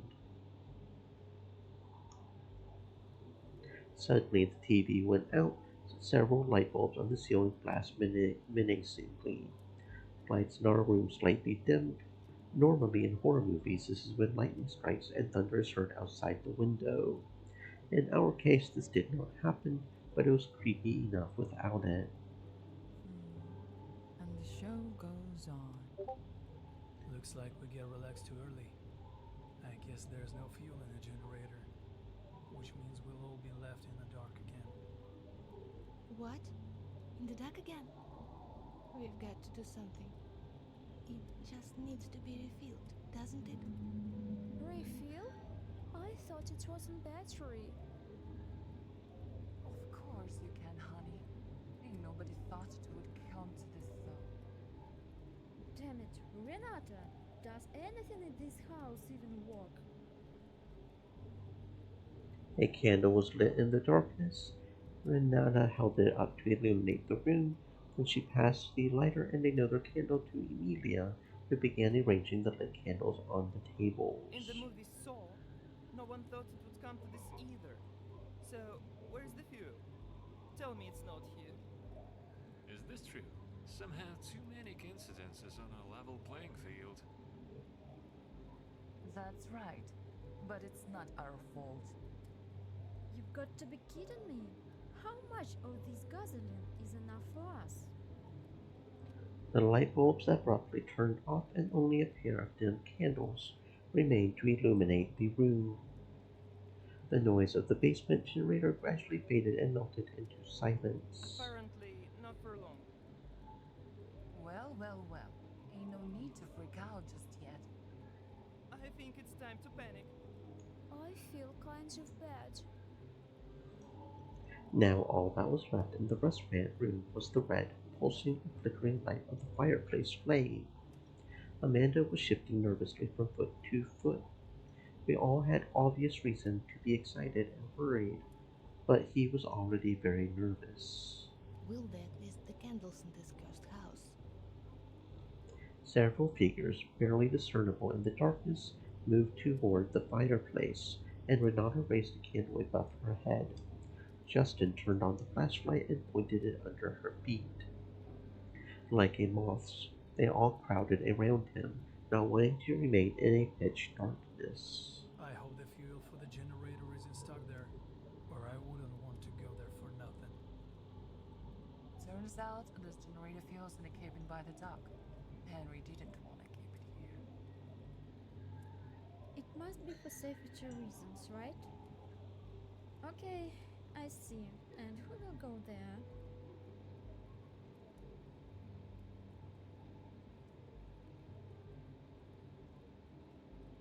Let Martin go. Anything is better than blabbering. Oh. Alright, I will go get your stupid fuel.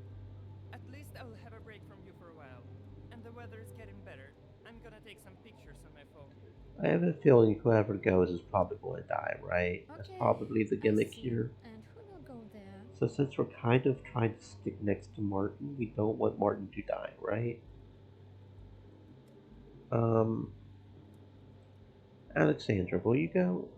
Alexandra, go? It'll be easy for you. Maybe you'll even actually get one of the chicks to like you, since they apparently hate you right now. I'll run, Raccoon. It's not the first time for me. But the rest of you need to stop ruminating and do something useful. Renata, make tea for everyone. We need to stay stay sharp.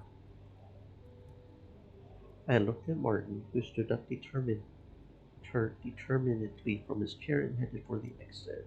Let me go with you. Oh, so Martin tries to go with him if we send him. Why? Do you think I'll get lost? Are you sure you want to go out now? It's dark and ain't nobody trying to die tonight. Interesting.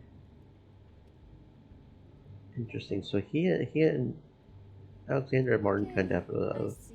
And who will go there? So, you know what? We'll just go. Why did anyone talk me out of this idea? I put on my raincoat and opened the door to the storm. Judging by the downpour, the weather had only worsened, and I didn't understand my impulse to go anywhere. But now it would be stupid and cowardly to refuse.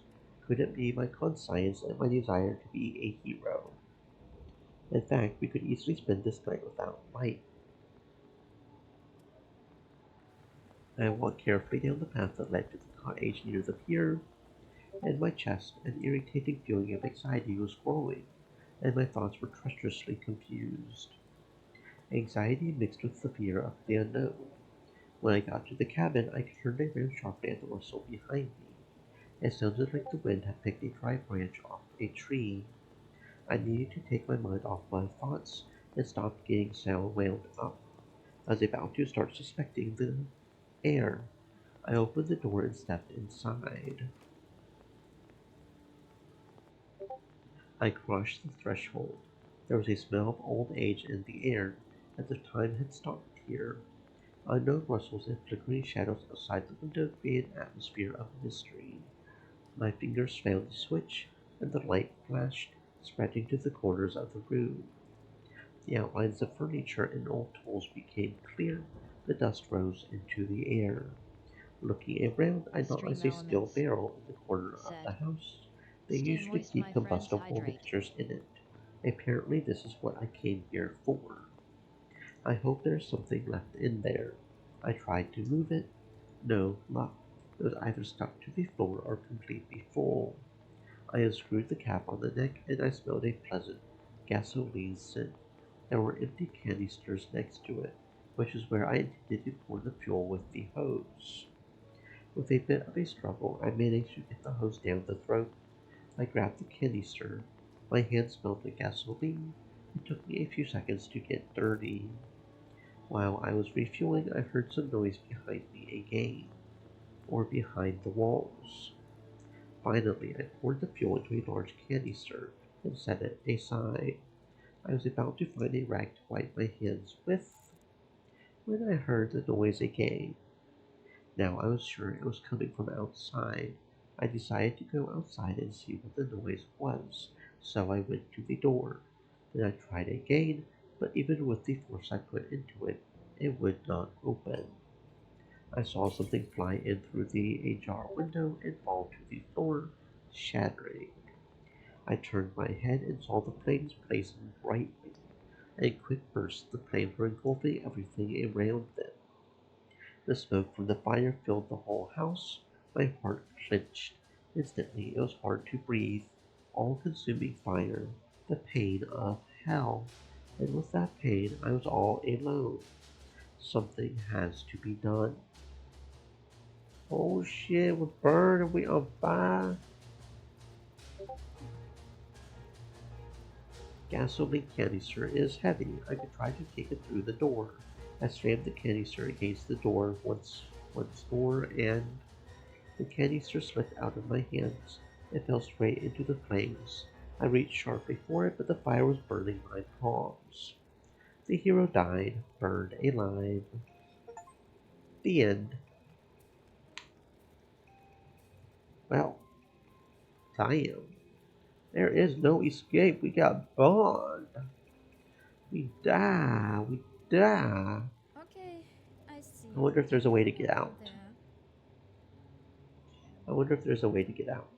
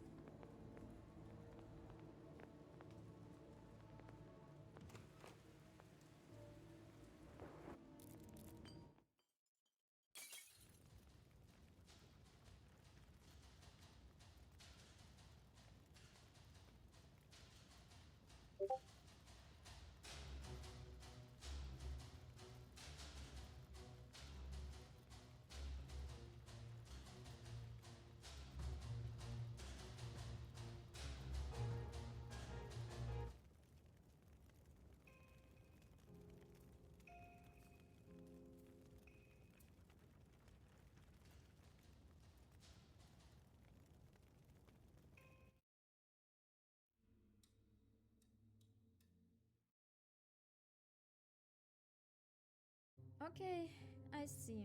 And who will go there?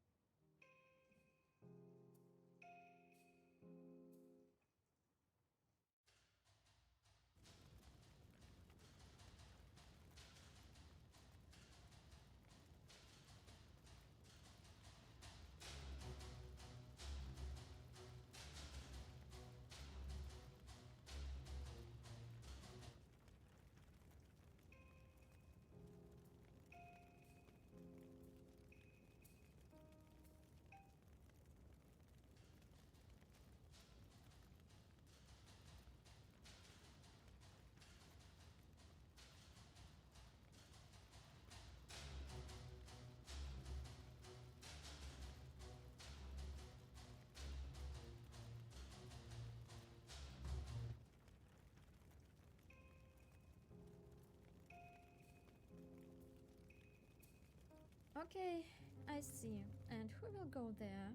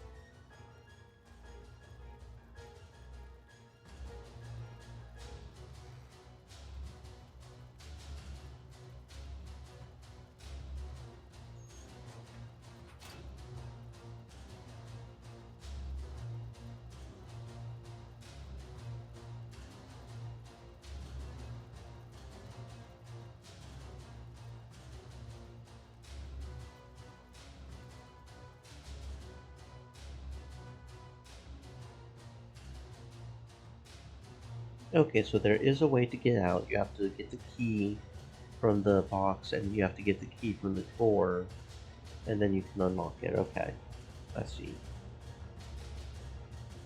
And there's also an achievement apparently for clicking everything that is not useful to escaping, so that happened. It was a miracle I had not broken my legs. My heel ached as if a nail had been pounded into it. I dropped to my knees and searched the floor with my hands. Sand, earth, concrete slabs, a rain of smoldering embers came from above. Fishing nets and clothes were on fire. Corner. I leaned against the wall trying to find the furthest away from the hatch, and then an explosion broke out. I woke up to a scribbling noise in my ears. My ears were buzzing, and it felt like a hole had been drilled in the back of my head. I touched the top of my head with my fingers. It was wet. Blood. I think something had fallen on my head. There was another rattling sound. A burned out section of wall or floor was slowly sliding down. Instead of a small square hatch, there was a huge hole in the top, showing the cloudy sky and the flashes of the dying fire. I have to stay, obviously. I decided not to tempt fate. Smoke is lighter than air, but the various gasoline fumes apparently are not. Luckily, the roof had collapsed and the basement had access to oxygen. I had the time. I knew it was Justin. I wish he knew how glad I was to hear his voice. It was raining outside, and that was good for me, too. The fire was fading fast. I wiped my eyes watering from the fumes and sat down on the ground. All I could do was wait. Once again there was a creaking sound, and this time the whole huge burnt structure flew down completely. I did not have time to roll back. The charred boards filled with protruding nails crushed me with their weight, and I lost consciousness forever. Oh, okay, so that was not good. Apparently. I guess maybe I should have moved. Okay, so we need... No, wrong box. This box. Which we'll get this. And then we move the barrel. And then we open the hatch. And then we may put the stairs down. Oh, or maybe not. Okay.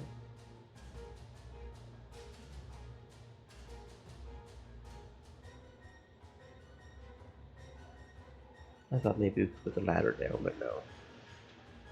Okay, try to get out. It was dangerous to stay here. There could be another explosion, or the smoldering section could break through the floor completely and fall on my unfortunate head. The smoke was actually lighter than air. Whopping like a drunk, I started groping the walls on half-bent legs. Justin? I was too weak to shout back. I had rasped throat. My throat was corroded with bitterness that I desperately wanted to spit out. But it was raining outside, which was to my advantage. The fire was dying down fast. I wiped my eyes tearing from the fumes and came across some pieces of iron. Nippers, chisel. The metal was still hot. I pulled off my jacket, grabbed its roll through the fabric, and started banging them against each other and the beams. I saw that in a movie about divers. Ladder escape. Once again there was a creaking sound, and this time the whole huge burnt structure flew down completely and collapsed right where I was lying a few minutes ago. Like a locomotive, the structure dragged the other sections of the dying building with it, raising dust and smoke into the air. I coughed so bad I almost spit out my lungs. Like a fish, I opened my mouth to inhale a fraction of oxygen, but it only made things worse. My brain refused to think. I was conscious enough to crawl to the furthest corner where I finally blacked out. Knock, knock. Knock, knock. I did not have any dreams.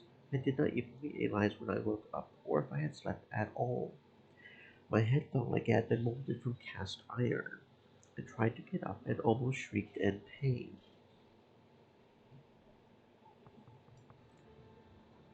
Crow. It was tapping outside the window, like it was trying to wake me up.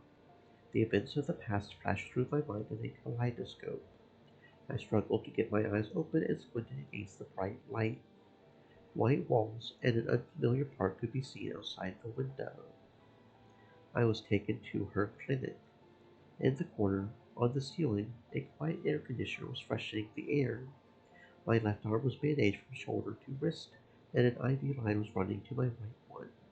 I wiggled my fingers, successfully, but it felt strange. My legs were obeying well. I tried to stand up. My throat was so dry that instead of words, I only emitted a strangled croak. There was no one in the room. It is the only thing outside my window that reminds me this is not the end. I survived. I could hear that the hospital was bustling with life outside my room. Apparently, the storm really made life difficult for a lot of people. Probably the city is full of fallen trees, flooded houses in the lowlands, damaged electrical lines, and I was lying here, bedridden. I wonder who else made it off the island. Come on. Shut the fuck.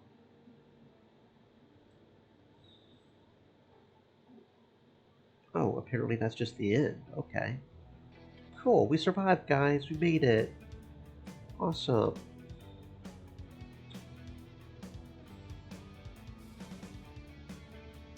Okay, cool. Ladder escape. Cool.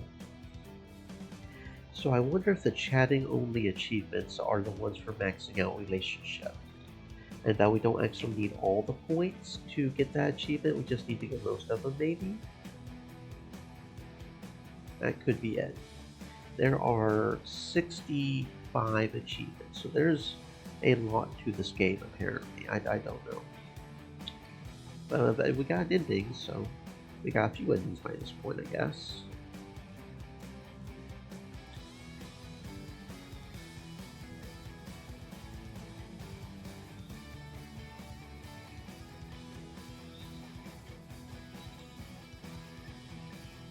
Like half the achievements are hidden achievements too.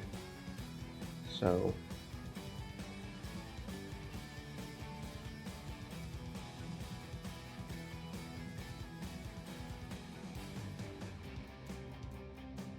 I don't know.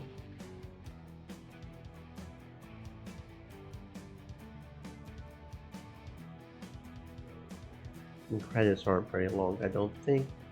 It is a pretty small, which is probably why the coding is not really that great, but I don't even know if these developers have any other games that they've even made.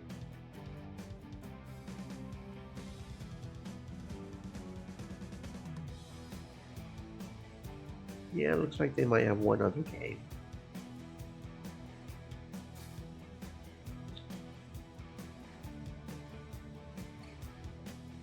Oh, that's a bundle, okay.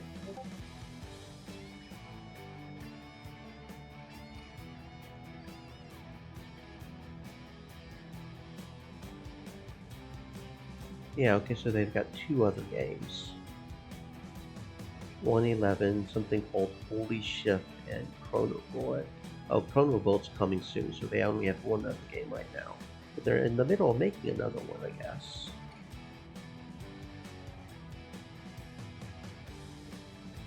Oh, okay, that actually kind of looks interesting. Psychological test in which you will face dilemmas that reveal your personality. Okay, that sounds interesting. Okay. Oh, thank you for playing. Yes, you're welcome. Cool.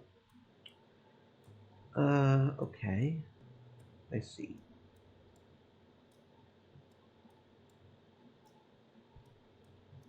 Okay, so yeah, there's a lot of things we maybe have not done yet. There's an art right there for the... What is that? That's the basement, ain't it? Okay. So...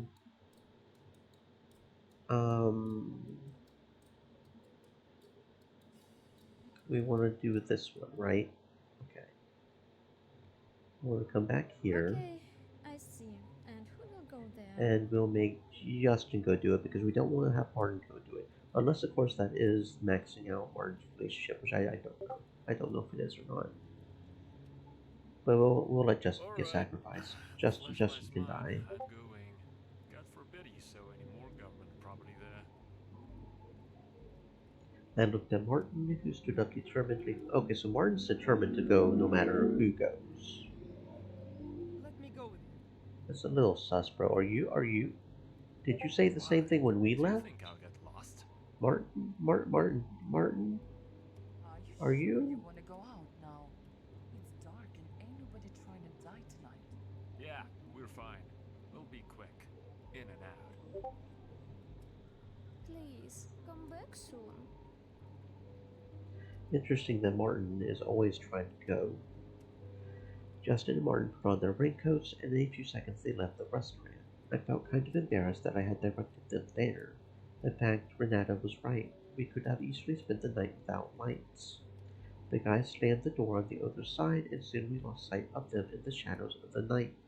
I looked out the window and was relieved that I had not gone with them into that storm. Not only was the weather terrifying, but walking at night could be dangerous. I turned around and noticed that the others had gone upstairs, probably to warm up in their rooms under the blankets. Should I do the same? I noticed that Emilia was about to go outside. I was seized myself with a desire to approach and find out where she was going. I did not have time. She closed the door right before my face, and I was left alone in a dark hall. Interesting.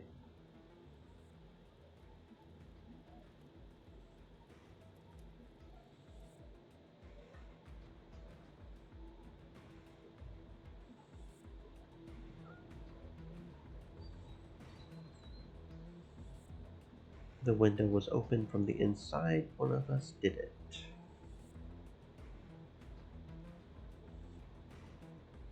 This did not happen by accident. Someone deliberately set a trap here. Wait, can I touch the flashlight? I don't think I tried to touch the flashlight.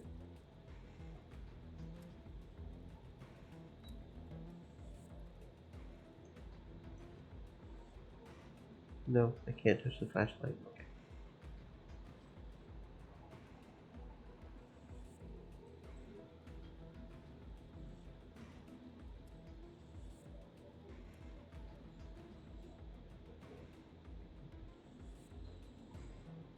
Okay.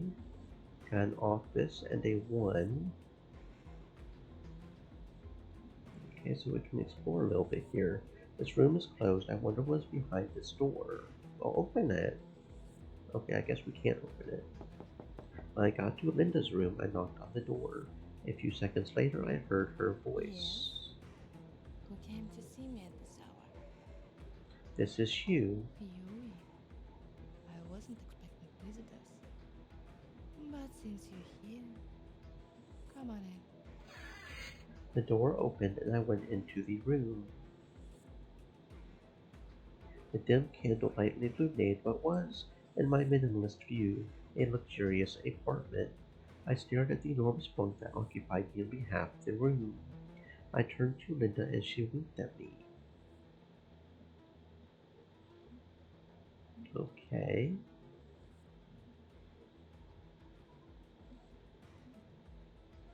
Linda, did you not notice anything suspicious during the murder? Oh, Hugh, if I saw something, I'd tell everyone.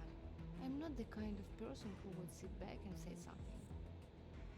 And where were you at this time? It was on my way home, until that bridge wreck ruined all my plans.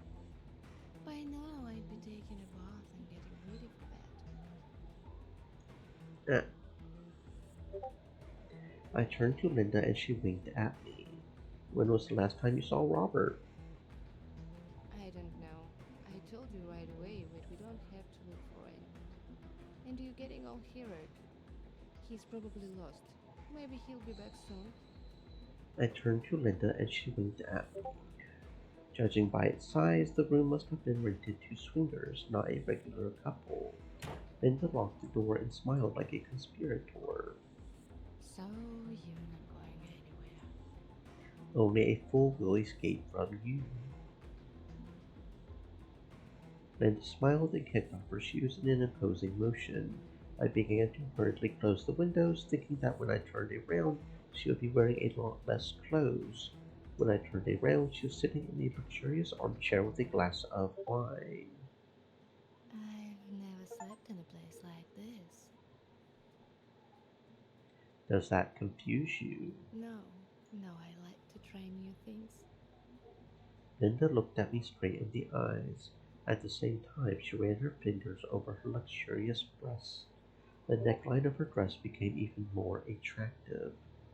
Hot. If you know what I mean. With a hint like that, it is hard not to understand. Linda smiled and sipped a little wine without taking her eyes off me. What do you think of the kiss?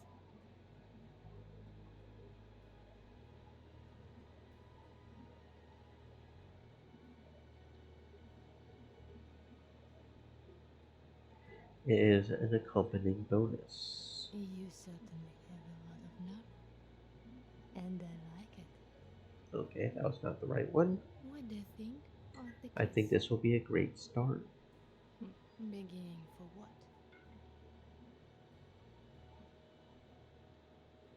What do you think I think of the kiss?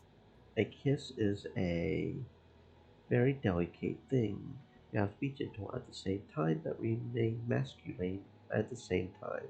You have to be passionate and assertive at the same time without waking up the girl. Who would have thought that behind such a decent image hides such a vulgar man? Is there another joke on the subject? As much as you want, you know what the top speed during sex is? Which one? 68. When you reach 69, you have to turn around. You know, that joke turned me on more than it made me laugh. Of this I had no doubt. Such girls sometimes suffer for their beauty, or many good men are timid in their presence. They fear competition and difficulty. What else do you like? I am not asking out of idle curiosity. Oh, I hope I show you today.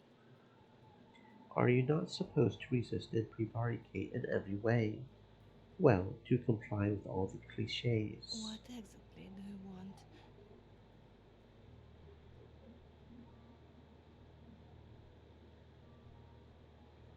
You. Under her slightly hazy gaze, it is impossible to think of anything else. They literally commanded to love her. It was as if my body wrapped itself around Linda and I kissed her. My desire overpowered any attempt by my mind to regain control. She jumped on top of me and crossed her legs and lay off behind my back. I could feel the sweet taste of red wine on her lips. Without stopping to respond to her kisses, I carried her to the bed and gently laid her down.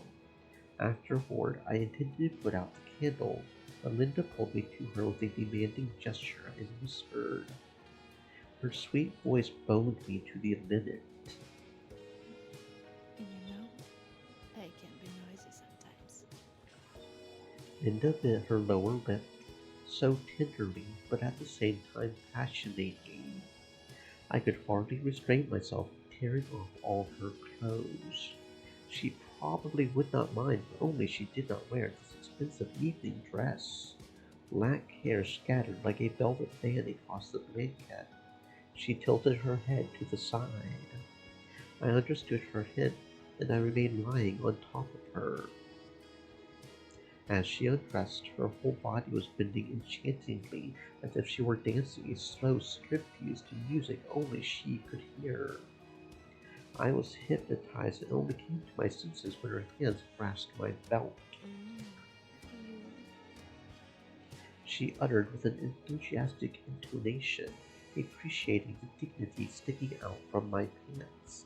Usually it is not like this, but today with Linda it was huge. She got rid of her dress in an instant. Whoa. Okay. Hey, this is a category on Twitch. I'm just playing the game. Don't hate on me, guys. Holy fuck. Lena leaned her body against me. She touched my neck with her tongue and led it downward, pausing for sensual, scalding kisses. My heart raced as I realized where she was going. Lena's tongue made a perfect oval, and she kissed the end. I guess any other time I would have laid back and relaxed, but at that moment I was ready to explode. On a whim, I lunged forward and threw Linda onto the bed in a rather rough movement. Without thinking for a second, I spread her legs apart and reached for her sensitive nub with my thumb. Her hands gripped the sheet tightly, and I went inside her. In an instant, the room was filled with moans, the creaking of the bed springs, and Linda's dirty, incredibly arousing words. Completely absorbed in the process, I had completely lost myself. Luckily, Linda realized from my pace that I was close. She deftly pulled away and moved to the floor, lowering the breast under the end. I lost track of time, and just lay on the bed and enjoyed the silence. Linda was lying next to me with her arms around me, exhausted. I could hear her sniffling sweetly. Suddenly there was a flash, the walls shook, an explosion went off outside the window. It was like a horror movie when the villain's words are followed by thunder. It was creepy. The shockwave even made the window shake. What the? Holy shit, we got our dick wet. Okay, that, whoa. Twitch, again, you guys allow this on the category. This is part of the game. I'm not trying to be a perv here. Like, damn, bro. This is a murder game, and we just straight up, wow. Okay. And I guess Martin and, what's his name, are dead now, right? We were getting our dick wet and two people died. So that's, yeah. Wowzers. I was not expecting the game to go that hard.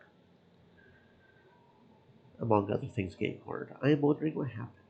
Linda, I think we need to act together now, and not in the way we just acted together. Namely, run from the exit. With a nod, Linda followed to the exit, and I followed her. Because of the lack of light, the guest room was in terrible disarray. A large figure, apparently belonging to Alexander, was illuminating the scene with a flashlight. Are you okay? I think so.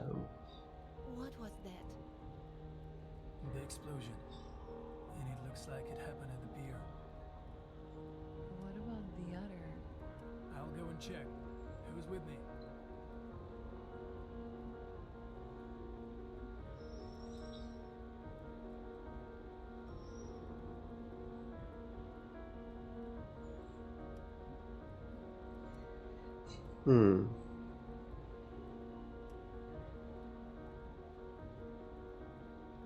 Okay, so it even has the interrogation reveals right here. Okay, that's interesting.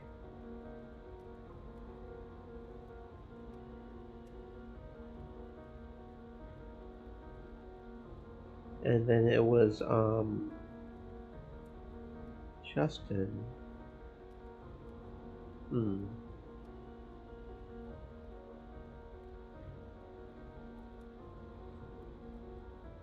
It is not even discussed. I am going with you. Gathering. May I come with you? And I'll stay here. I feel it's safer here than there. Nah, you ain't going nowhere without me. I got you back. In the commotion, we were sharply divided into two factions. The first wanted to inspect the scene of the explosion, the second to stay warm by the fireplace. I took the last of the remaining raincoats, and with the already familiar action of zipping up, we rushed to a place where the light of a burning building cut through the darkness of the night. The rain was pouring down, and the wind howled so hard it clogged our ears, but the fire still refused to go out. The fuel stored in barrels partially spilled over the area, mingling with the puddles. It was like a biblical scene from hell.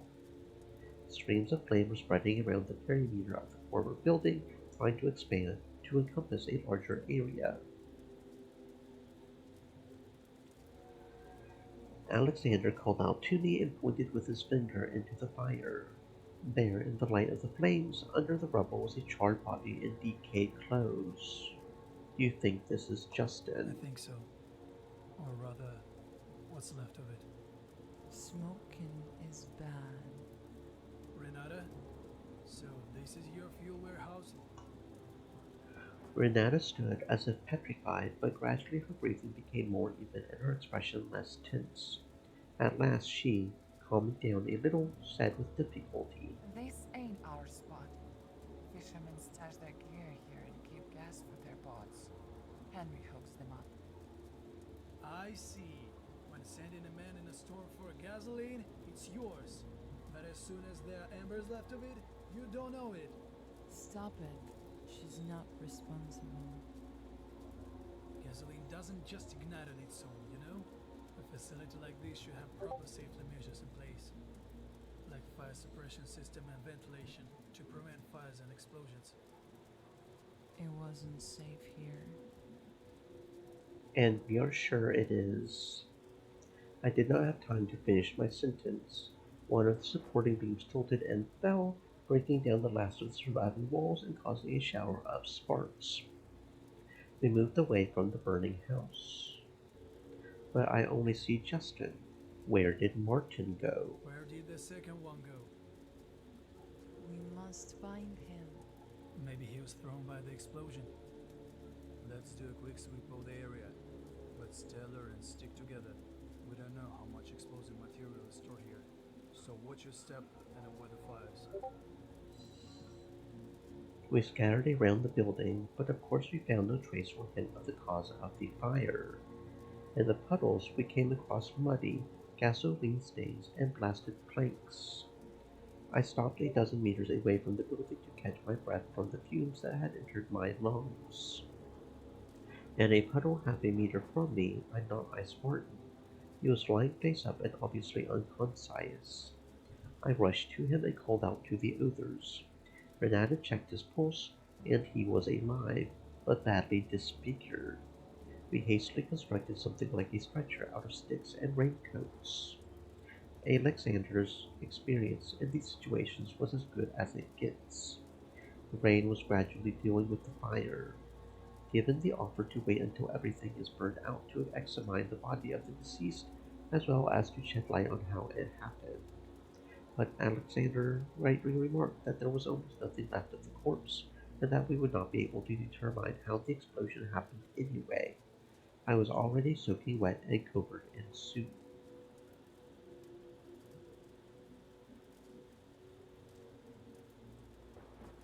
Better get back quickly. Dana, also cold as hell, so was I. Besides, we had to get Martin back to the building to treat her wounds. She did not argue, and we advanced back to the restaurant. When we got back to the restaurant, Emilia shined a flashlight on us. They were teary-eyed from the bright light, but it was obvious that everyone was glad we were back. And how much they changed their faces when I and Alexander dragged the stretcher with Martin. What had happened was clear to them without words. What had happened reeked of deja vu effect. I finally threw off my drenched raincoat, and I noticed that the temperature in the room had dropped noticeably. The fireplace could not handle such a large room, and the heating must have depended on electricity. The general silence was interrupted by Renata. Give me that first aid kit. We gotta move him to his room and fix him up. Emilia took the first aid kit that Renata had brought beforehand and gave it to her. I, along with Alexander, moved Martin to the room on the first floor. Renata wasted no time in conjuring up the casualty, and we left so as not to disturb her. Emilia immediately began her interrogation. So, how long are we going to keep quiet? I suppose Justin is dead? Yes, the warehouse burned down, along with the fuel for the generator and...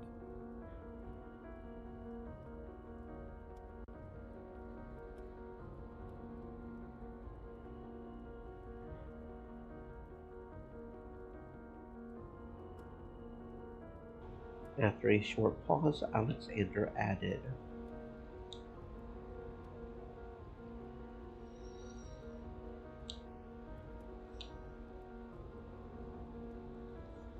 Yes, the warehouse burned down, along with the fuel for the generator and, along with him, also Justin. Martin Bless threw him aside. It's a miracle he survived there. How did he die? Burned to death? Horrible. I think he was killed instantly by the explosion. Dana did not say it very tactfully, though it was on point. He must have died instantly. What difference does it make them? Anyway, he's dead. What are we gonna do about it? Is it so hard to be a little tactful? Linda pointed her finger at the room we had just brought the victim into. Renata left the victim's room, her hands shaking and stained with dirt and blood. She began to wipe them. She looked at us through a fiery towel on the bar counter and then said, Looks like he gonna make it. Dude got serious burns, but his insiders are still good. Lucky he was inside when the explosion hits. okay, so that's interesting. So if we had sent him with Alexander, would the same thing have happened, or would it have been Alexander that got thrown out? And what if we sent him by himself? Would he have died then? I have a question. What's the chance that it was an accident? It looks very suspicious. It is. I don't consider it an accident. It's more like a clear pattern. No, it was definitely a setup. And frankly, I have clear and firm claims, and since Henry has already departed, I will voice them to you. Alexander turned to Renata, who was wiping her head with a towel. Murders, not just happenstance positions.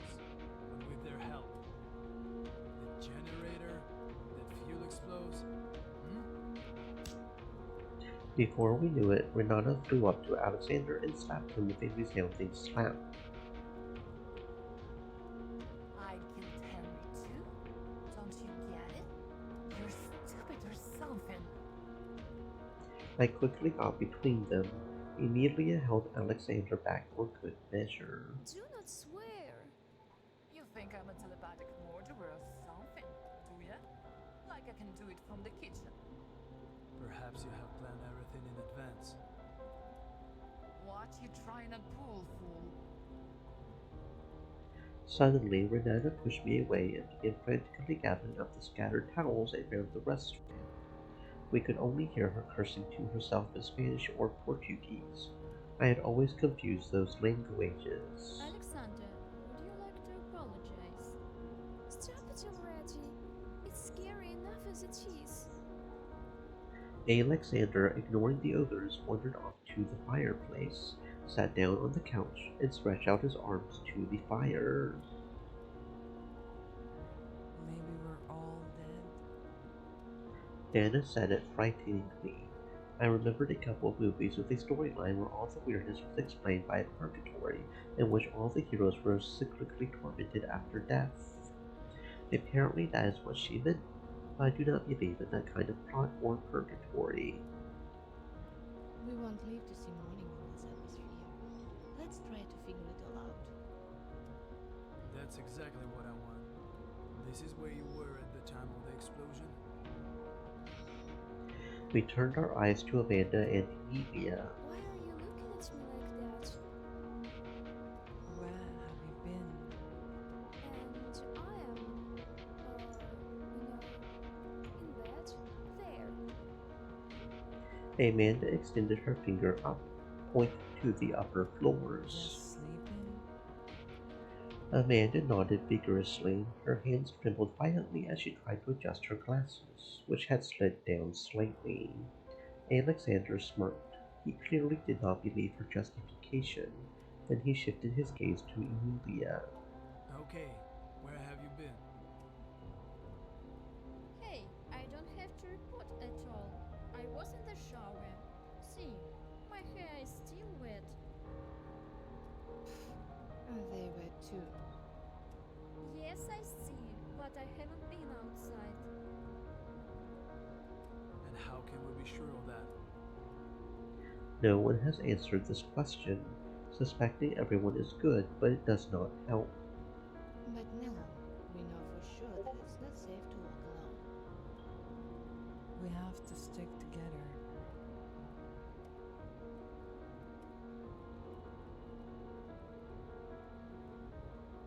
Was it not obvious before? No one reacted to my remark, apparently because they felt the same way. Look, I don't know about you, but at this rate, I will die of cold and hunger faster than I will die of a maniac. I am hungry too. We need to be concerned about warmth and sustenance. On an empty stomach, my head doesn't work at all. Renata, excuse me, but would you mind cooking something? Alright, whatever. You're right. Let me whip something up real quick. Think I got some soup left. Hand me a flashlight, would ya? Renata took hold of the flashlight and with a nod of her head asked me to go with her. We went into the kitchen where there was already a candle on the table that dimly illuminated the room. Hunger was especially strong in this place. Renata started looking for something on the shelves, and I felt like the fifth wheel. I needed to defuse the situation somehow.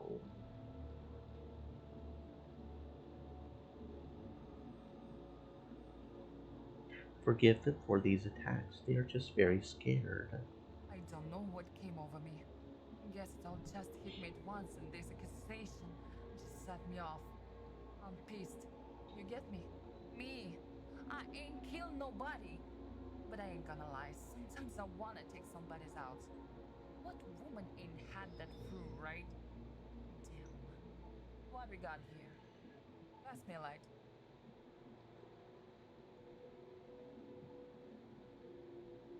I don't know what came over me. Guess it all just hit me at once, and this accusation just set me off. I'm pissed. Renata handed me the flashlight and began to open the drawers again, alternately, in search of food, and the cauldron on the stove, soup leftovers were splashing on the bottom. So that decision may not matter. I'm not sure, unless it's got further repercussions. Alright, let me heat it up real quick. Can't have nobody overhearing us.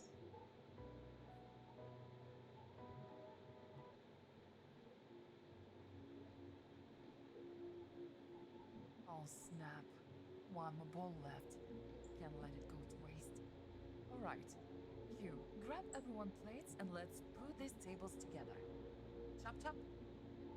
I was in the middle of a conversation with my mother, and she was in the middle of a conversation with my mother. She has been through so much today, it is going to blow everyone's mind. I took a few plates out of the cupboard, trying not to make any noise. Renata did not look at me. She was staring at the boxes of supplies. I took a deep breath and stepped to the exit, taking the fragile pottery with me. Back in the hall with dishes in hand, I quickly put them on the table. Alexander started to shift the tables to the center of the room. I did not understand why it was necessary, but I helped him anyway. As a result, we ended up with a kind of army table that took up almost the entire area of the room. It created a strange feeling, as if we were not sitting at an ordinary dinner table, but were taking part in an important meeting, where something really serious was being discussed. I decided not to seek any more adventures and stayed at the center table. Alexander finished lining up the buffet and sat across from me. Others began to converge on the table, waiting for food. Emilia was sprawled out in her chair and seemed to be dozing. Candlelight illuminated the empty table. We moved the couch so that it blocked the fireplace, making the room darker and darker, but allowing everyone to fit around the improvised table. Everybody noticed Emilia snoring. Look, that's how she's doing it. She fell asleep. She just put her head on her side and went right to sleep. Hey, hello, Emilia? Are you asleep? Linda appeared out of the darkness like a spirit, startling Neely Veil with her unexpected appearance. Her long hair was ruffled and her gaze was enveloped in mystery. I smiled casually as she flopped gracefully onto the couch, taking her crowning place at the table. Did she fall asleep? Hey, Cap. Dana slowly approached us, head bowed and looking for her seat. The table was full of empty chairs, as if to remind us of today's losses. She sighed and sat down very demurely, her eyes on the floor. I could see she was anxious and tense. Without raising her head, she uttered, Sleeping.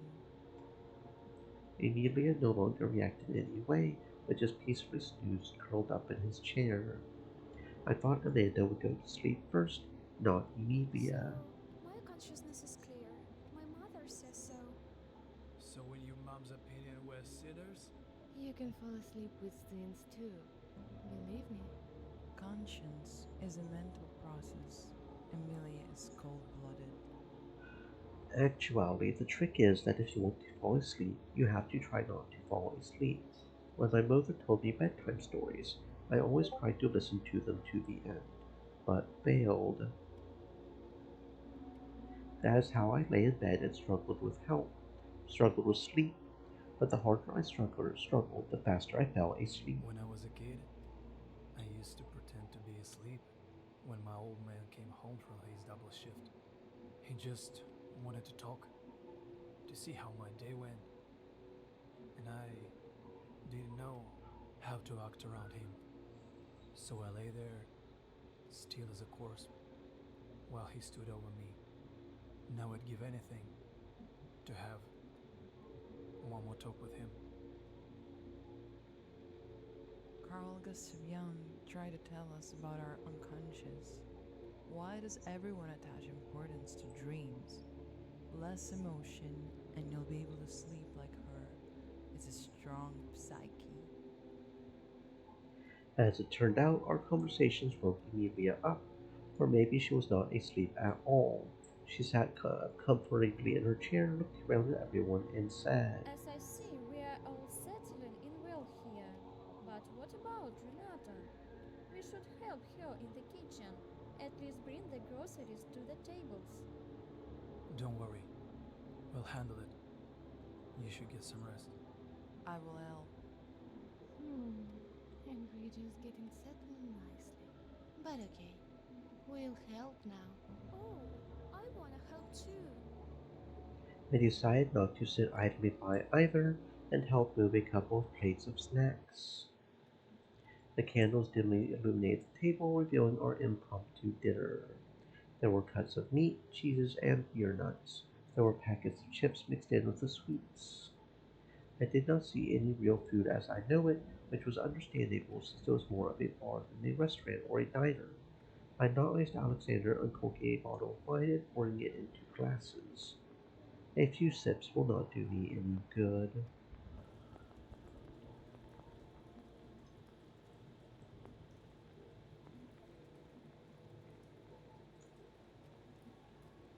Oh, I'm supposed to talk now. Okay. Hold up. I want to see what happens if we eat the soup. May I finish this one? All right. About what? It's about who, not what. You get me? The killer is one of them. Mark my words. Do you have a guess? Hold up. I ain't jumping to conclusions, but this what I see. Someone opened a window in the basement and set this E-trap at the generator. I personally didn't see anything, but where was Amanda before the lights went out? Huh? And now she trying to say she was sleeping. You hear that explosion? Ain't no way she ain't hear that. Do you think this girl's capable of pulling off something like this? Listen, honey, a woman's look only show what she wanna show. I had 4 jobs and 3 homes at her age. Renata turned off the burner, poured the soup into a plate, added some cubed breadcrumbs, stirred and handed it to me. You eating bread? Bread. I have always preferred to eat without bread. The soup had such an aroma that I did not even wait for it to cool. I tried to taste the spices. Salt, rosemary, saffron, and something else. It was pungent, sour, very unconventional for soup. The flavor picked up rapidly and suddenly transformed into a searing, corrosive pain in my insides. What? What the fuck? I choked and fell on all fours. I realized with horror that I could not breathe in. The pain spread higher, cramping my mouth, hitting my nose. The last unbearably painful flash pierced the back of my head, and it was over. Holy fuck. Okay, well apparently the soup is poisoned, y'all. Apparently the soup is poisoned. Okay. Shit. That's not good. This is not good. So we definitely don't want to do that, right? No soup for us. No soup. Oh, Which means snap. somebody is going to die Not from a soup. ball left. Somebody is What going to a die from soup. waste. All right. That is going to be the next death. We got electrocution, we got stabbing, we got explosions, and now apparently we got some sort of poison or something. Very good. Okay. I guess we'll go with Linda. We're kind of smashing Linda right now. We don't have her maxed out apparently, but Martin. Martin's maxed out, which is interesting. Yeah.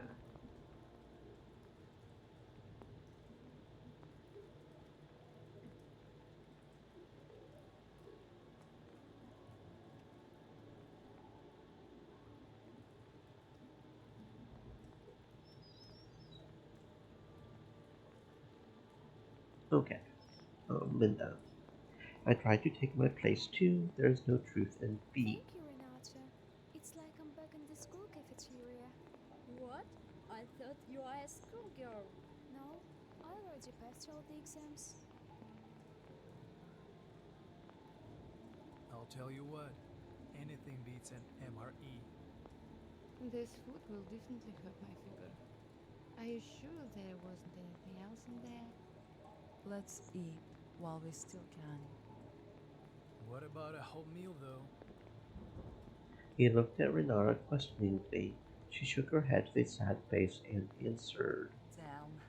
Unfortunately, we only got one bowl of soup left. I can fix something else with food.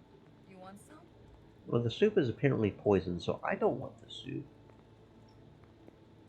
Well, does something different happen if we die in front of everybody? I decided I would do without hot food, although I am freezing to death. It's more important for the girls to eat something warm and warm up. As a last resort, I will eat what I have. Yeah, sure. I'll take it. Oh, there goes Renata.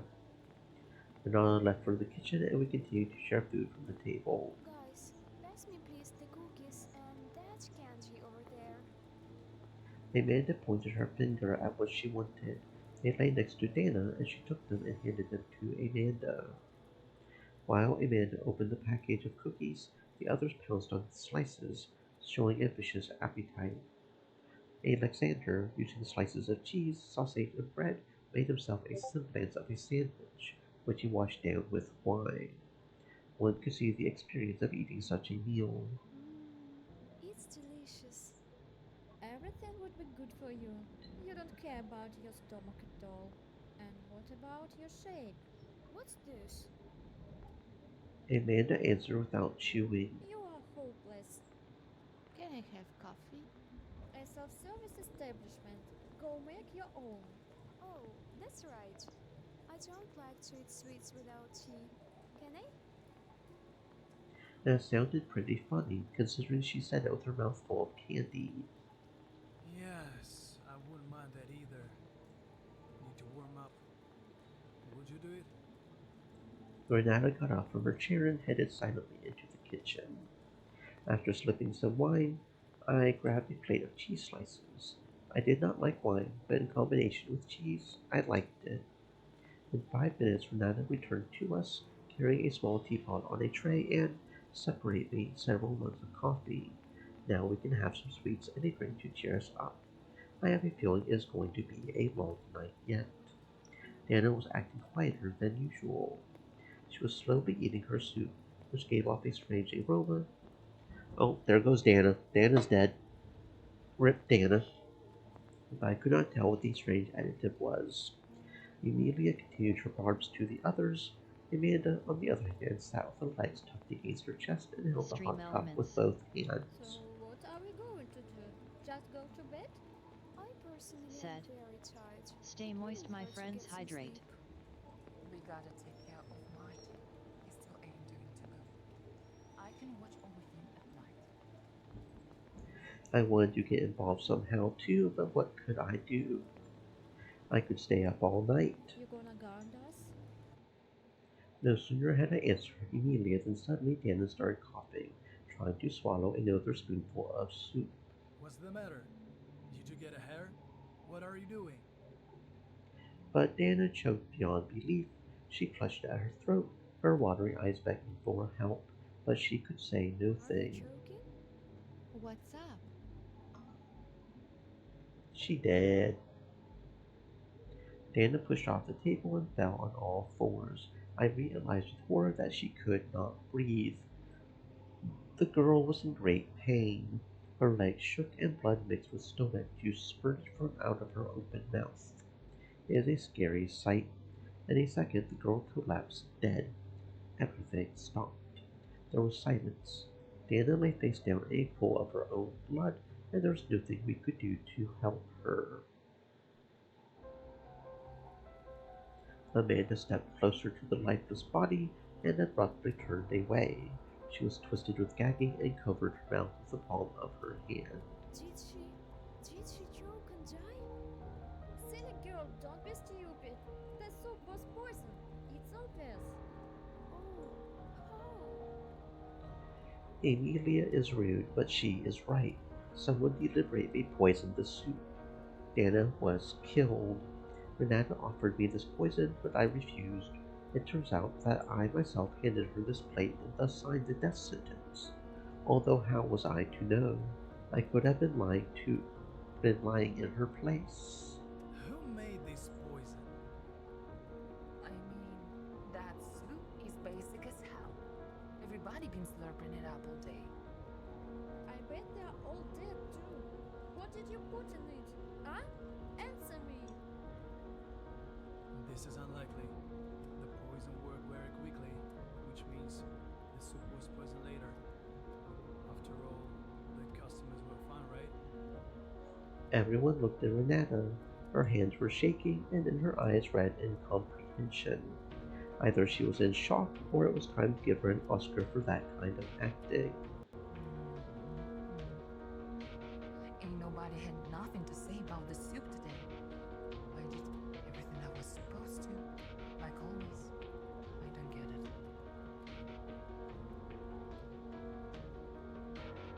Renata replied, practically sobbing. We ate and drank something that was not cooked. It turns out that all suspicion falls on Renata. I cannot believe she could have done it. It turns out that anyone could have gotten into the kitchen, especially when the lights went out. Hugh, why are you frozen? Do you have anything to say? I do not know yet, but I did not get a chance to speak. I was interrupted by Alexander in a raised command tone. I see. You don't know, but I do know. The killer is among us. What? What is he saying? There are clear instructions by statute at such times. We must stick together until he's discovered. Sorry, but still, who do you think it is? And maybe it's some coincidences. Everyone, like me, looked at Amanda with surprise. She clearly did not want to believe the maniac existed. Of course, we had no way of foreseeing the basement in the old house would be flooded and there would be a short circuit. Yes, the explosion was due to negligence, but You really think it's an accident? And the food poisoning? I ain't do that. But the soup was definitely tainted. Renata looked at everyone in disbelief, and Alexander continued. don't interrupt. Lucky chance has nothing to do with it. Someone intentionally did all this, and we are the next. Divide and conquer.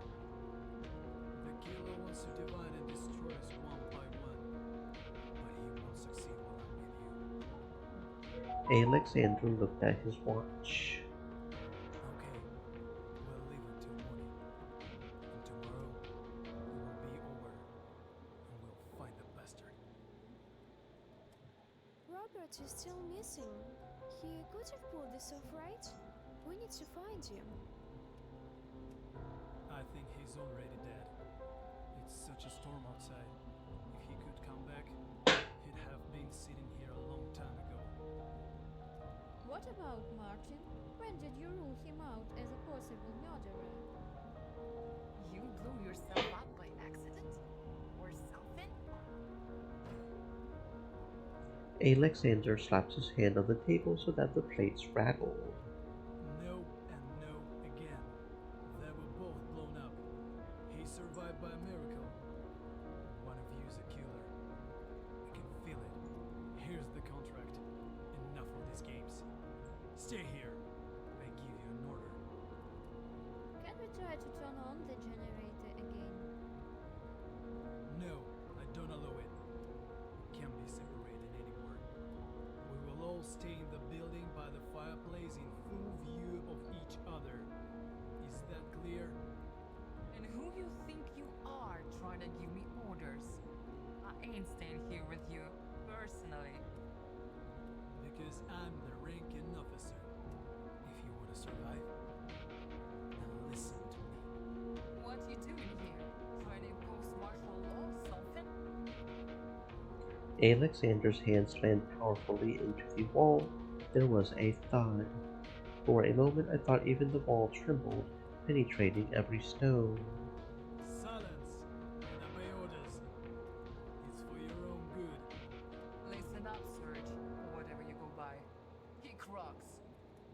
freeze! Renata made an insulting gesture to Alexander, after which she stormed out of her seat and headed toward the kitchen. Are you out of your mind? Emilia twiddled her finger at her temple, showing her distrust of Alexander, and headed after her. What a fool you are. Linda shook her head, then took off from her seat and headed for the third floor. Amanda, who had not uttered a word since Dana died, stood up almost silently and headed for the kitchen. Um,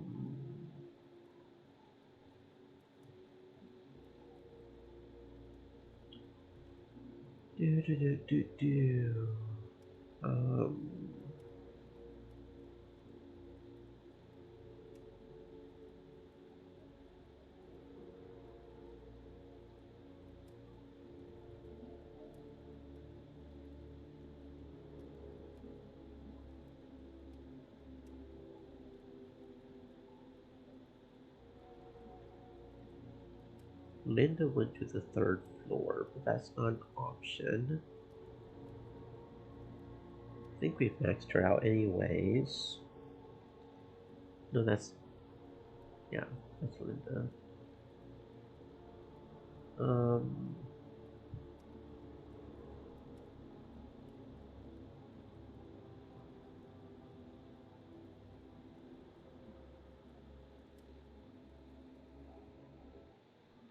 The fireplace is the safest place in this house.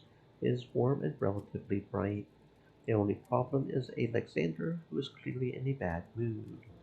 There was no sign left of the brave and self-confident guy. He was sitting with his head bowed, settling in an armchair near the fireplace, while his hand was reaching for the warmth. I decided to sit across from him on the couch. There was no trace of his cheerful persona. He was sitting in a chair by the fireplace, clenching his fist and staring at his knuckles, which he had hurt when he hit the wall with all his might. I sat down on the couch across from him. Oh hey, there's a kitty on the couch too. You're a brave guy to come back to me. There is no bravery in sitting in the heat. Alexander looked up at me and continued with a smirk.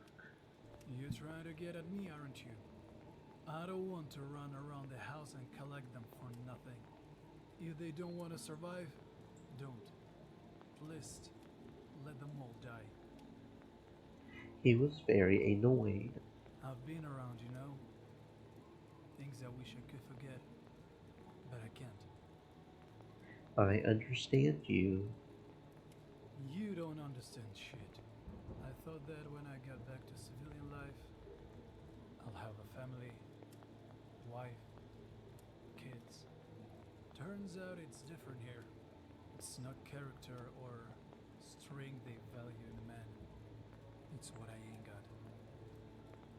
Alexander got up from the couch and tossed a log into the fireplace, then turned to me and continued. Did you find anything? What do you mean? I don't know. I'm not a fan of analysis, unlike you. But I notice you questioning everyone.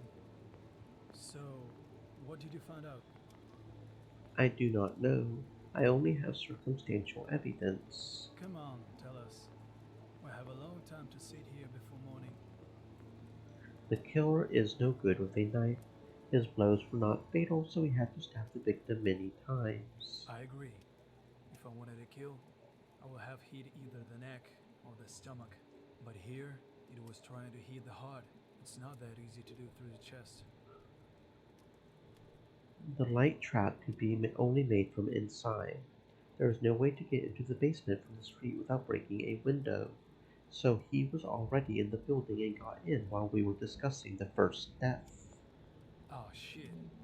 I didn't think of that at all. I really didn't. Alexander put his hands together, said with a thoughtful look. This is all some nonsense. Yes, I understand that I have not collected anything. That's why we have to bring them all down and give them a hot interrogation. Having said that, he clenched his fist even harder. Let us not get violent. What? We're getting killed here, and you want to be gentle? How many people have died so far? 5 or 6? Oh, yeah. We got a wounded man who's probably dead already. Right. What exactly? He is not awake yet, but when he does, he can tell us what happened. Okay. Go and try to wake him up. All the more reason to keep a good eye on him, or the killer might try to finish what he started. Yes, I am on it. I headed to the room and Martin, without further hesitation, leaving Alexander behind. I went into the room where we left Martin. Linda came here before me. I do not know what kind of feminine charm she was using here, but our patient was already awake. Now he was drinking the water she had brought him in advance. I did not want to make any noise, so I carefully entered the room.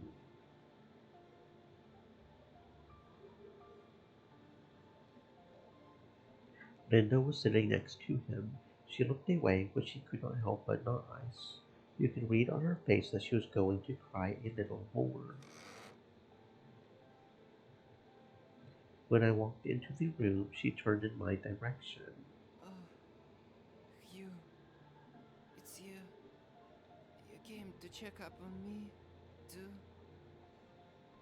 He spoke with great difficulty. His voice was hoarse, probably because he had inhaled so much smoke. I was ashamed, because I was the one who thought he might be the killer. Yes, I see you are awake. Stupid question, of course, but how are you feeling? Great. They told me you found me unconscious. Thanks for not leaving me there. It is nothing. You would have done the same thing. Tell me what happened there. I don't remember very well. We went into the cabin, then we heard some noise outside. I went out to look around and my head hurts. He is hurt a lot. I do not know why, but I believe him. Noise outside. So there was a third person there, and it definitely was not an accident. Do not. Take your time. Do not overwork yourself. You need to recover first. Oh, my chest hurts and my face is all on fire. I take it there was an explosion. Is anyone else hurt? Yes, Justin died. After the explosion, we found only you. How could it be? What on earth is going on here? That is what we are trying to find out. Martin struggled to swallow his saliva, his throat feeling very heavy. He closed his eyes and held his breath as if that would help with the pain, but it only intensified, spreading throughout his body and clenching his heart into a fist. Hopefully his internal organs were intact, otherwise he might not live until dawn. Martin tried to rise from the bed, but his body felt heavy, like he was tied to it with ropes. Am I badly burned? Is there a mirror here? No, do not worry about it. Oh yeah, the right side of your head is fucked, bro. Terrific. Now I'm not likely to get asked out for a date anymore. You've got to get back on your feet first. And then, there are so many cool plastic surgeons. No one will ever notice anything. Just get better. Linda took care of someone other than herself for the first time tonight. I certainly did not expect that from her. Thank you for the nice words. What about you? Tell me, what I missed. He gave a dry, ragged cough and grabbed his chest with his free hand. He was in a lot of pain, but he tried not to show it. I told him briefly that we had lost another man, and that the group had broken up, and it was every man for himself. He looked down, looked first at me, then at the girl, and barely spoke. normal? No, you're probably dying, bro. You're probably dying. I looked at Linda, and she put her hand to his healthy cheek. A moment later, she turned to me and said in an orderly Oh tone, my god, he has a fever, and we need to bring his temperature down, and it's urgent. "We can probably get some more blankets, and maybe there are some painkillers in the house." I think so. If there is, it's in Henry's office. He probably kept some medicine there as for himself. And you can also bring blankets from the rooms.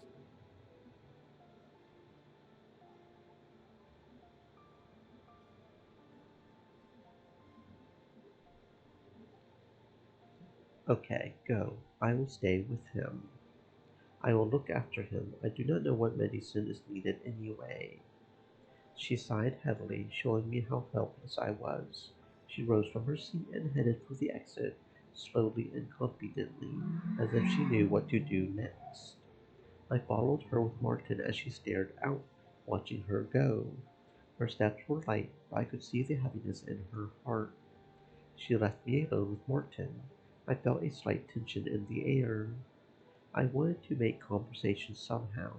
After remaining silent for a few minutes, measuring every second, trying to think of something to talk to him about other than what had happened, I finally said, "Are you sure you do not remember anything about the explosion?" No. My head splits if I try to remember something.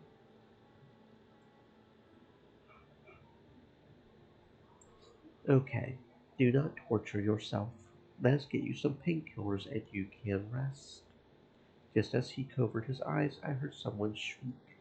There followed a series of thuds and a crack in the side of the stairs. What's that noise? Did someone fall? I do not know. I will go check. After getting up from my chair, I walked over to the table and took a candle from it. Out of the room, I took a cautious step to the source of the noise. It was too quiet. I directed the light at the foot of the stairs. The flickering flame of the candle cast a glare on the woman's face. I froze in horror as I discerned the rest of her body in the darkness. Well, shit. In the space, like a spotlight on a theatrical production, flashed catastrophically in the half flashlight. Her disheveled hair lay in a spreading red puddle, and her unnaturally twisted legs were intertwined in blankets. She was dead, and no matter how crazy and vulgar it sounded, her half-closed eyes had lost none of their seduction. The thought in my head was that she was dead. Dead forever. But then, as if from afar, I heard the voice of Alexander that brought me out of my stun. Hugh? What happened here? Well, she done fell and died, so my question is, if I go and get the stuff, will the killer try to kill me? I honestly thought that the killer would try to kill whoever stayed with Martin, like they would kill me along with Martin, to finish off the job, but looking at Martin suffering in agony, I felt my chest tighten with pain. I could not look at it anymore. This hopelessness, this senseless horror, it was all too much for me. Without wasting a second, I left the room and headed for the door. Looking around, I stepped out into the hallway. Walking through the common room where I know I see silhouette sitting by the fireplace, most likely it is Alexander. Everyone has abandoned him, though what am I talking about? It is all his own fault. I walked up the creaking stairs to the second floor. I was struck by how quiet it was. Was everyone asleep already? I went into Henry's office and found the first aid kit, which was in a prominent place. It was not hard. I decided to get a blanket from my room, and in the total darkness, I felt around for the blanket on my bed. I could not imagine that old houses still used blankets this big. I was not comfortable carrying it with one hand, so I had to move backwards, hugging those bulky blankets. I could not see in the dark enough, and now I had a piece of cloth blocking my view. I was moving carefully to avoid tripping when I fumbled for the stairs with my foot. I took the first step to the first floor when suddenly I heard some creaking behind me. No sooner had I turned around than I felt a strong push in my back. In a moment, I became clumsy because of two large blankets. I could not hold on and went tumbling down. There were sharp flashes of pain all over my body. I could hear my own bones crunching, but I could not stop. I could not slow down. The last thing I felt was a shot of wild pain in my neck. Boop! Watch your back, we done died. Again.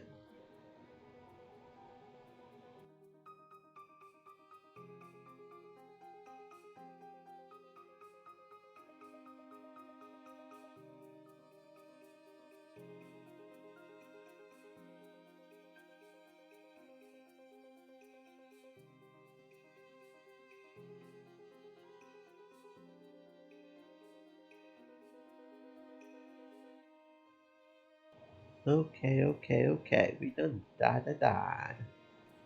Let's see.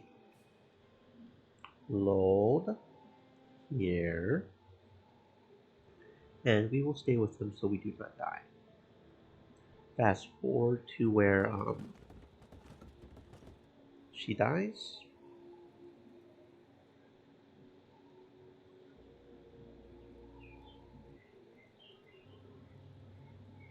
Okay.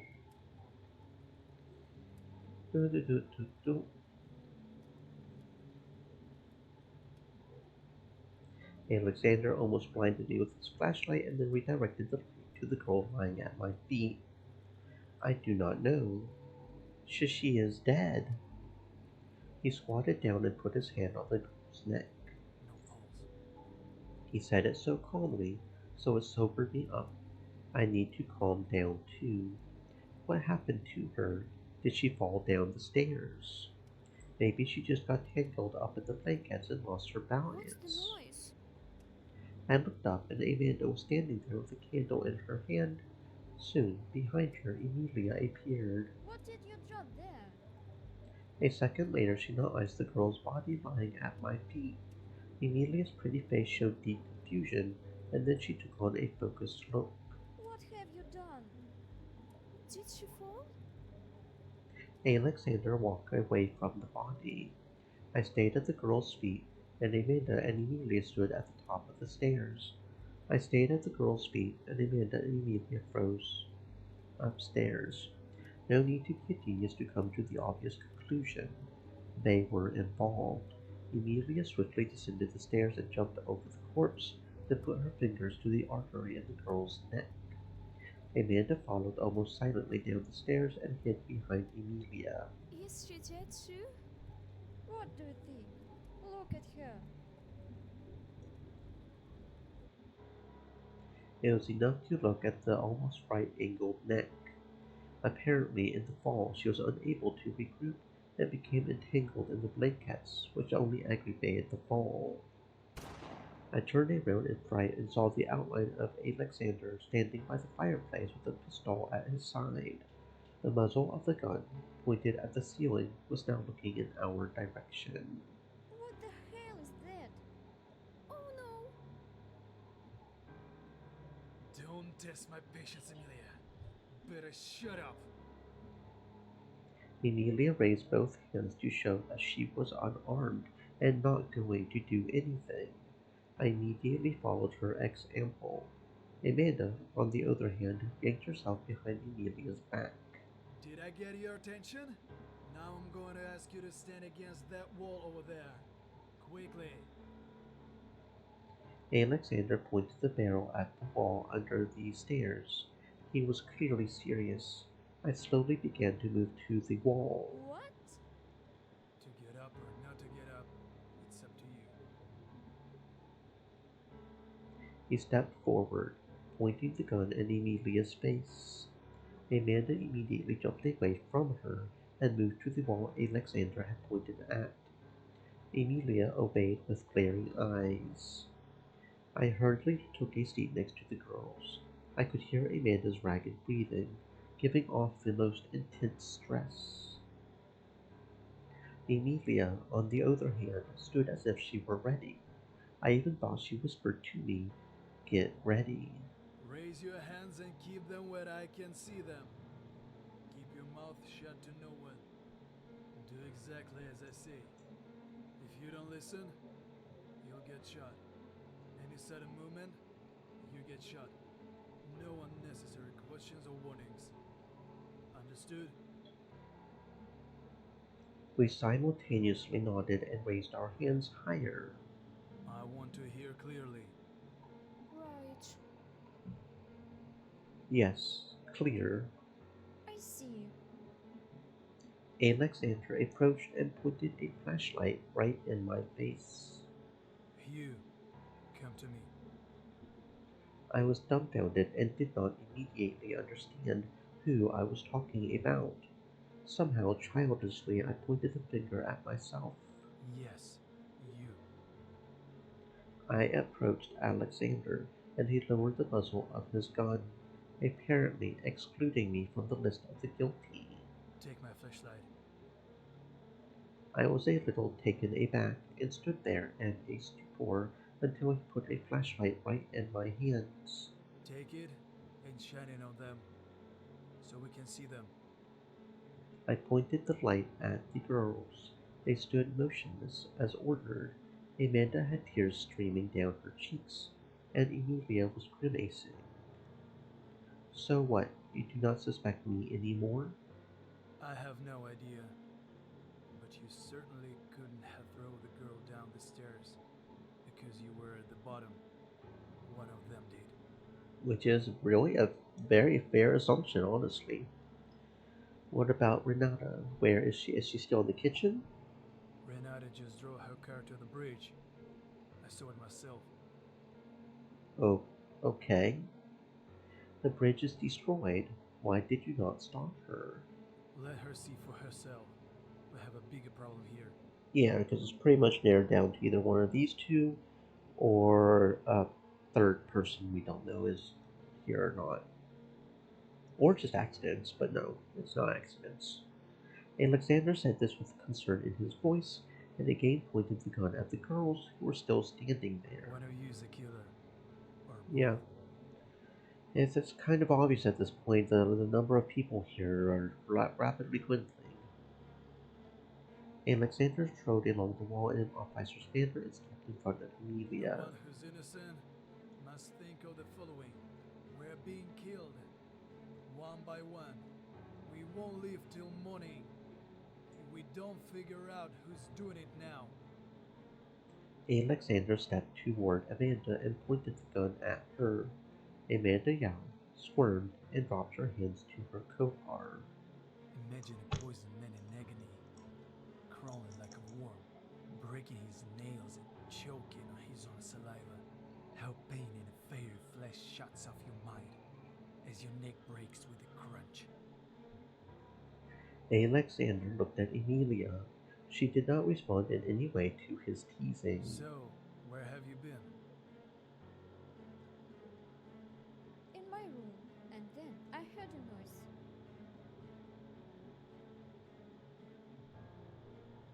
Alexander looked at me in disbelief. Okay.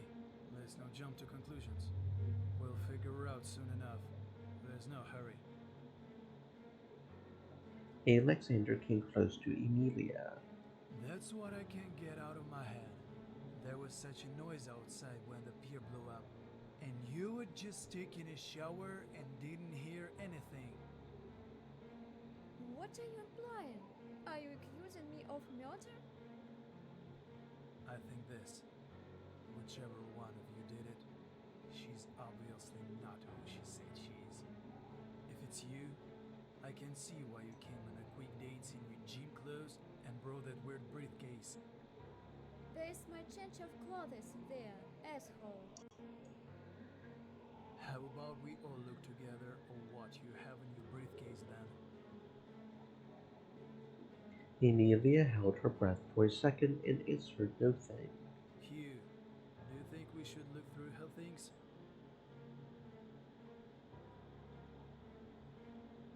Oh, are you actually asking me? Okay. Oh, this feels like a very important plot choice here. Oh shit! I didn't mean to load. I meant to save. Dumbass. Um, that's okay.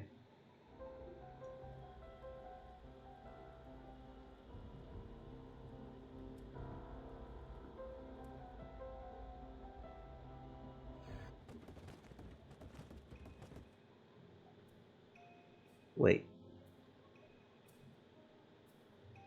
I chose the one who's staying there with him, right?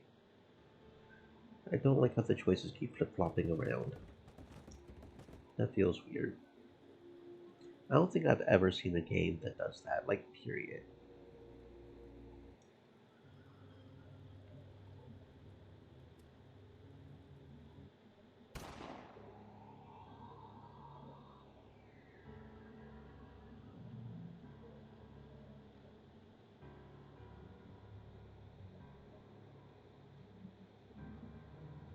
Okay, try this again.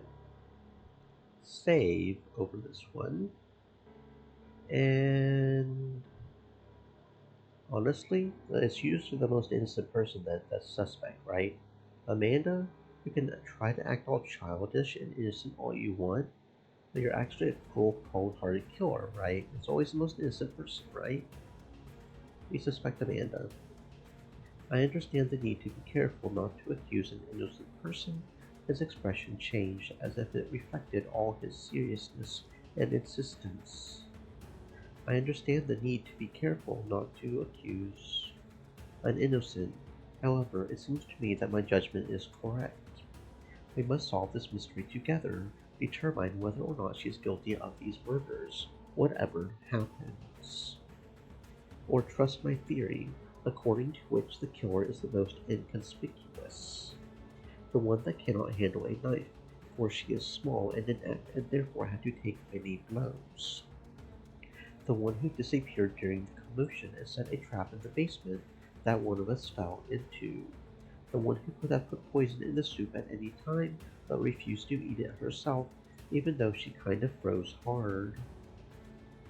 Alexander and Emilia turned their eyes to Amanda. She was huddled against the wall with her eyes closed. She was shaking. No, she wouldn't have the strength or the brains.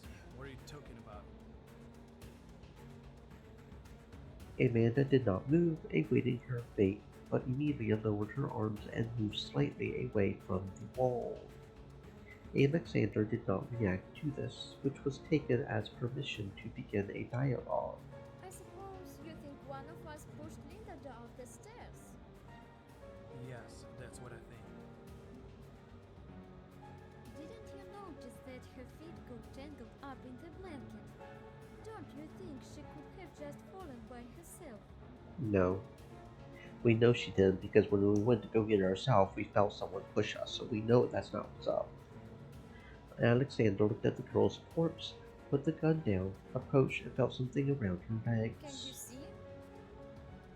Alexander scratched the back of his head and turned to me. She went upstairs to get her medicine, didn't she? Did you send her up there? Emilia looked at me menacingly. You've been knocking off on everyone all night, asking inappropriate questions. Yes, it is.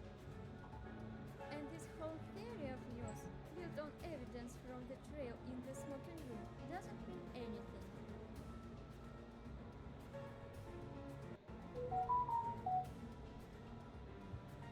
What? No. What are you?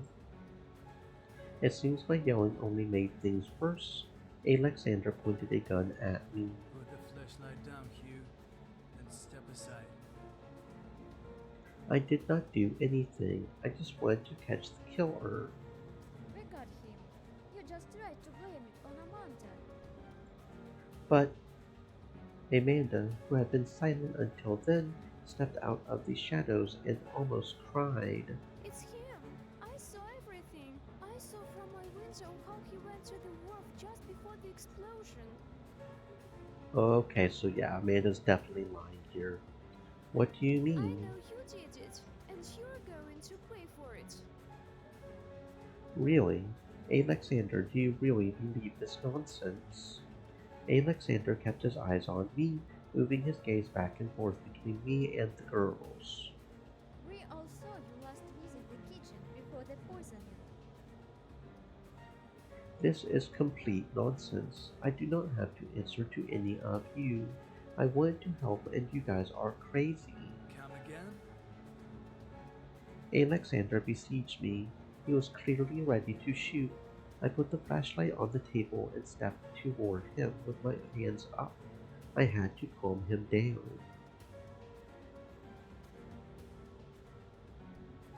Alexander, I am telling you I did not do it. Alexander did not respond in any way. If you think about it, you were the one directed everyone to the traps. Yeah, those were all his ideas. The girls came closer to Alexander. Now they were standing in a united front, and I realized that I was screwed. I had to think of something urgently to stop this flood of accusations. I told you, I am nobody. Before I could finish talking, the flashlight I had placed on the table rolled off and hit the floor. The glass is cracked, the light is out. A searing pain shot through my face. Everything went dark. I swayed, pressing my palm against the wound near my eye, and felt myself lose control of my body. As I tried to take one last breath, I slumped back and collapsed dead on the floor. Oh shit.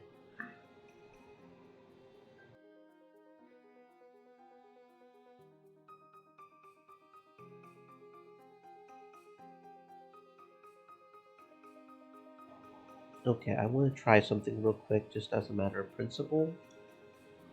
Going to go back to the main menu. No, we're not going to go completely back to the main menu. Okay. I don't know if these choices in the beginning have anything to do with anything. Is there a way to delete the saves?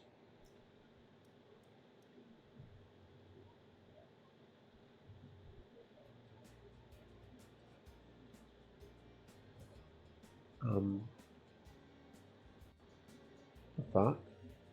And it's not responding again. Awesome. Awesome.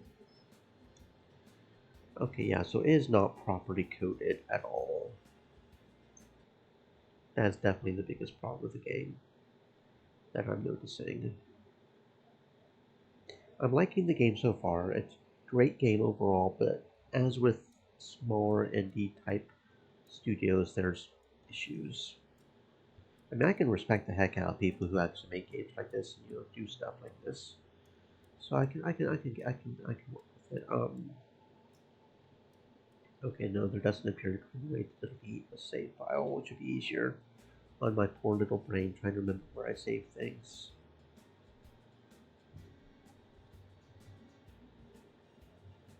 For some reason, the save file period seems to be corrupted. Okay, there it goes. No, it's just be weird. Weird. Okay, load.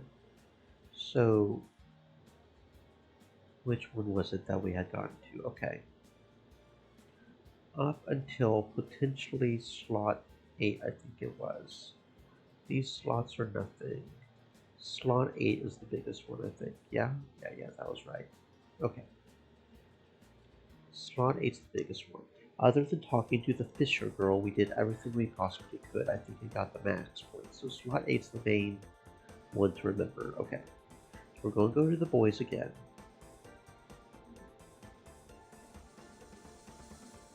And we're going to skip a whole bunch of dialogue here.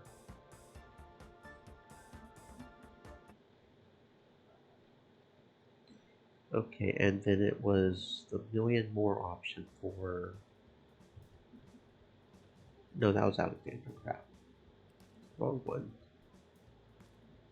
I was not trying to do Alexander. Okay, yeah, that's nice.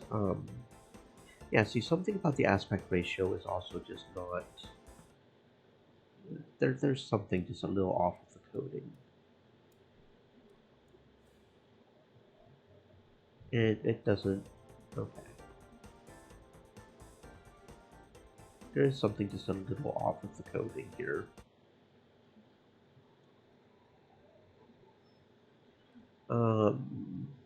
Losers is the one that I was wanting. Okay. That gets the Martin one. And then it was Respectable Place, I believe. Yeah, okay.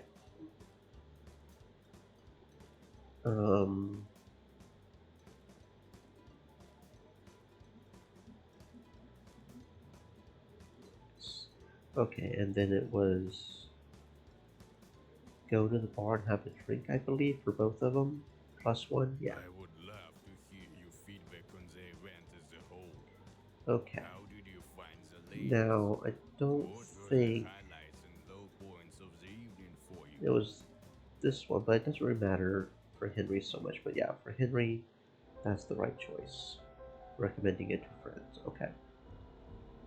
I don't know if I'll bother trying to do that because this is. I guess I could kind of keep going. I mean, it's well, no, kind. Okay. Um, stay with Martin Alexander.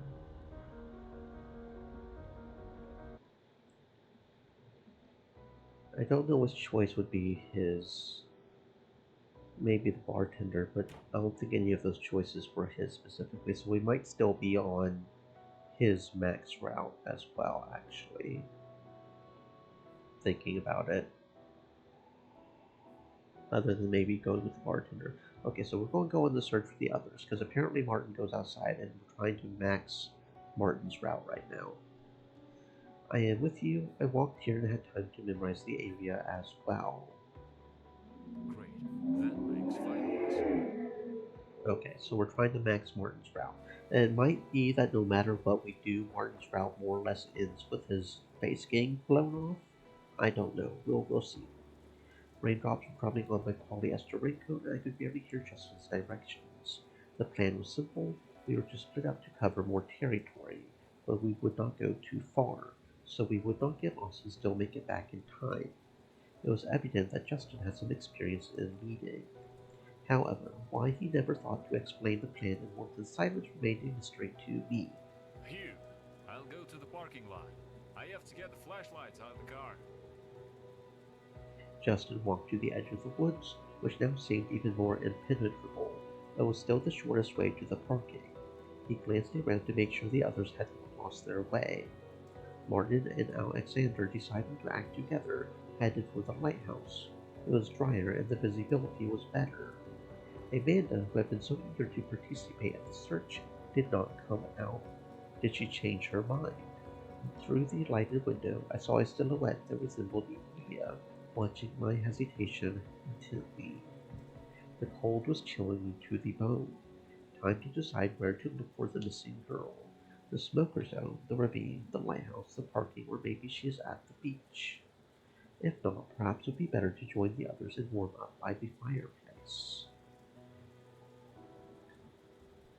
Okay, so Martin went over by the cliff, right? That's where they said Martin went.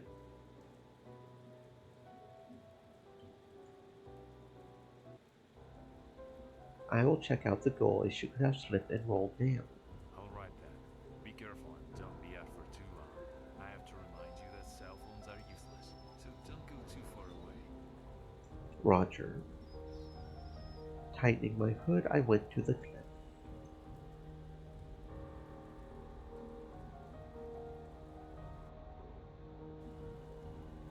I was cold and covered in goosebumps in a matter of seconds, and only my favorite jacket saved the situation.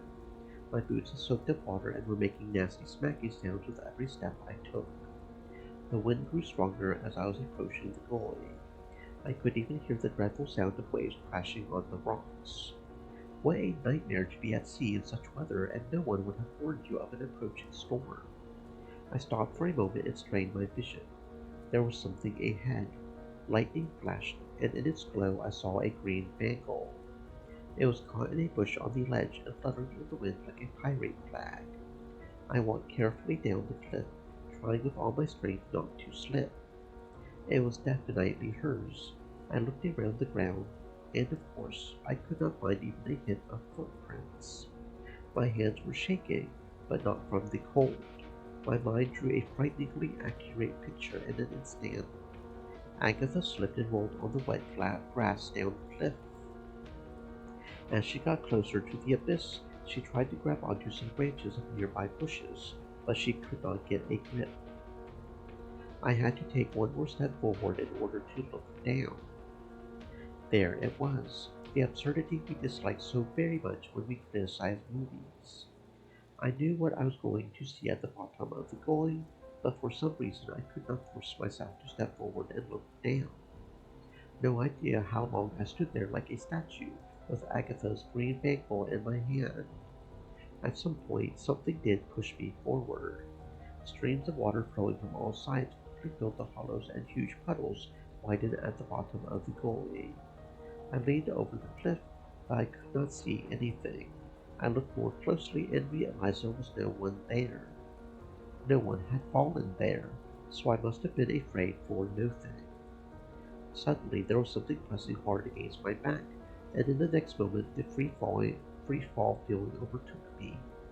I was falling headlong, and while dropping down further, I could see my whole life go by in front of my eyes once more. It felt like time went by in slow motion, and the fall would not stop. The ground was coming closer, a touch, a crunch of vertebrae, and I vanished into obscurity, as if someone had pulled down the curtain. Okay, well apparently that gets us killed, so hooray. Oh, that's a nice image. Okay. Oh wow. Okay. Yep. Yep. Okay. So that is definitely not Martin's route. That is nobody's route. That is just death. Cool. Cool. Okay. Nice. Is there even a Martin route out here? I thought he went to the light. Did it say he went to the lighthouse? I guess the cliff doesn't count as the lighthouse.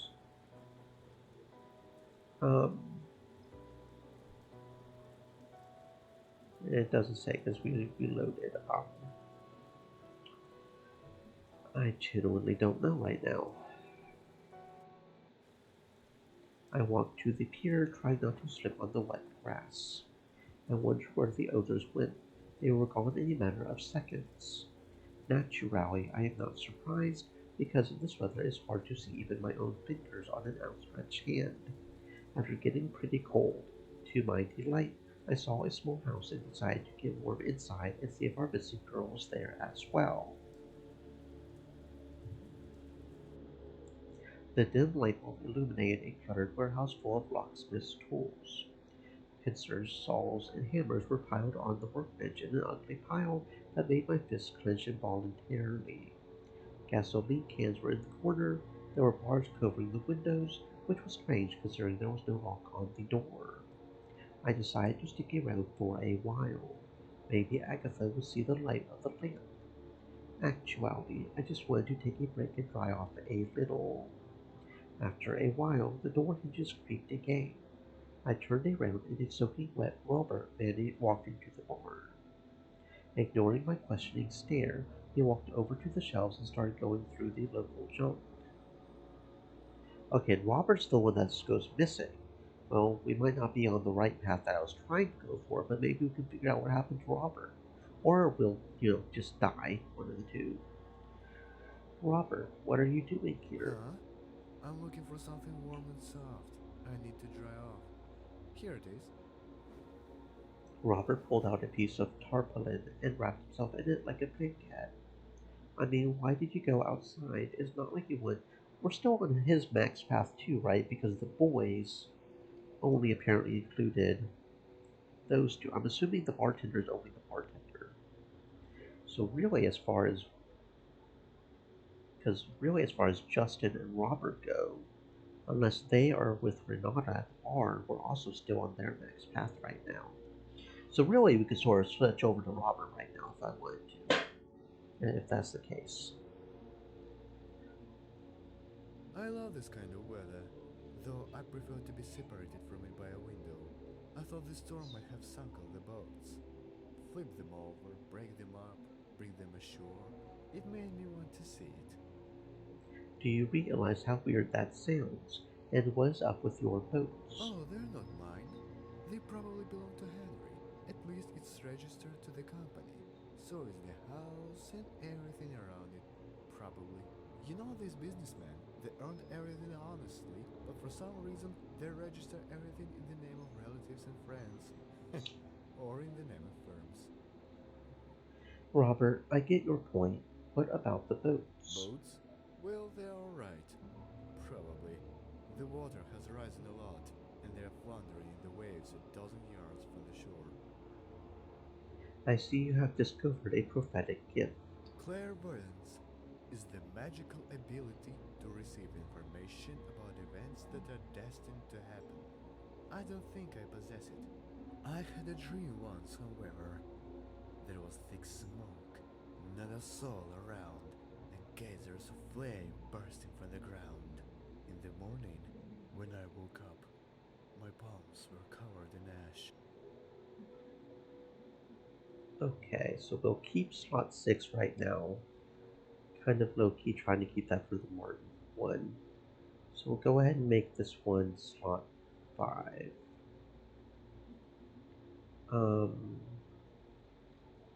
Ashes. Maybe lubricant is just dried up. Yeah, I didn't think that would work. I had a dream once, however. And then you open the closet and fell into Narnia?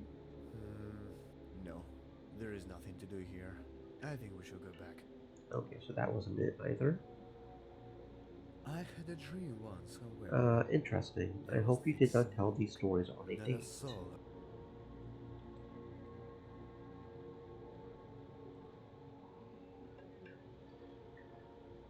Oh, that was still going. I didn't realize that was going. He just ignored my question, but that was the right one, so. I think it was. That was the right one, right?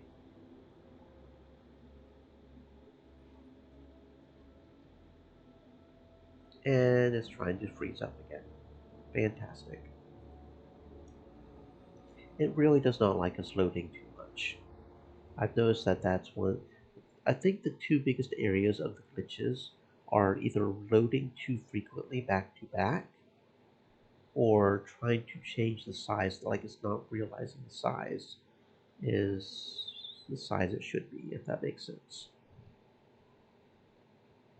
I think that's the source of the two glitches right there. I think that's what's going on.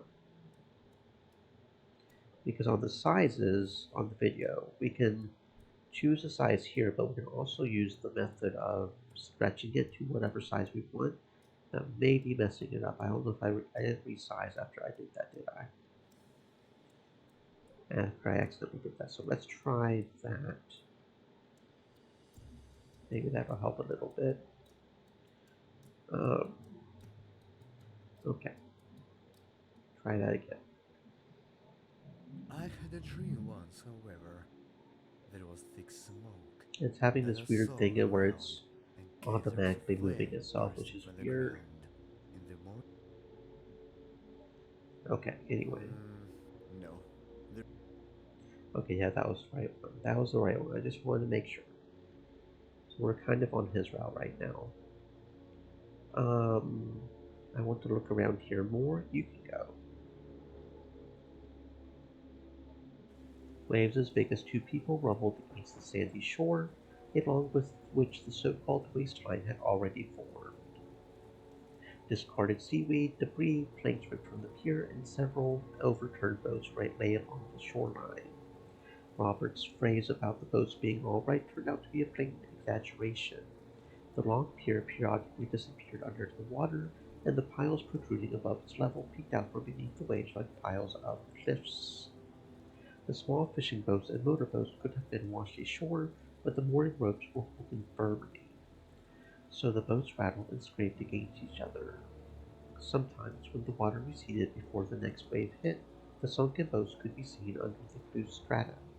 Of course, no one in their right mind would head for the waterfront in this weather. Therefore, without wasting time, I hurried back. .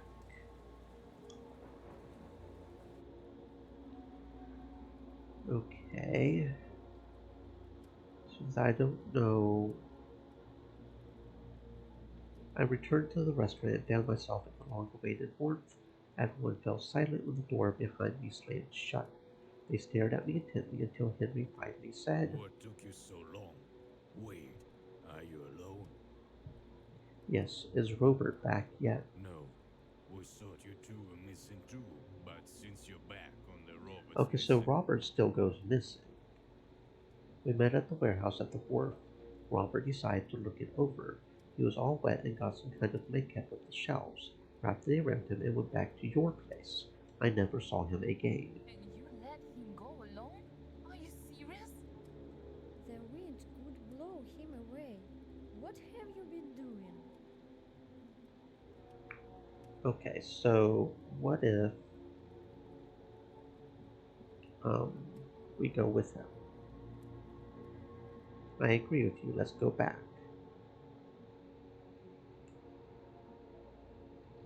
We returned to the restaurant and found ourselves in the long-awaited warmth. Everyone fell silent as the door behind our backs slammed shut. Only Renata came up to us and gave us dry towels. As I dried myself, I looked around. They stared intently at Robert and me. There was no point in waiting for happy news, judging by their worried faces.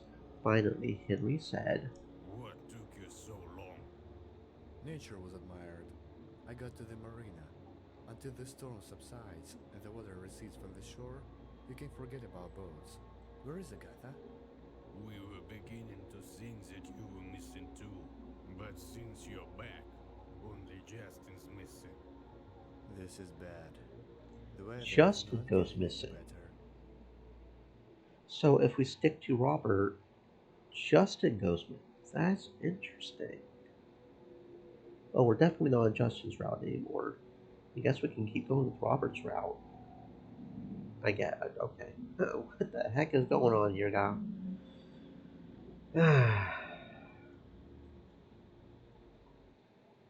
There was a pause in the air. The people present glared at me.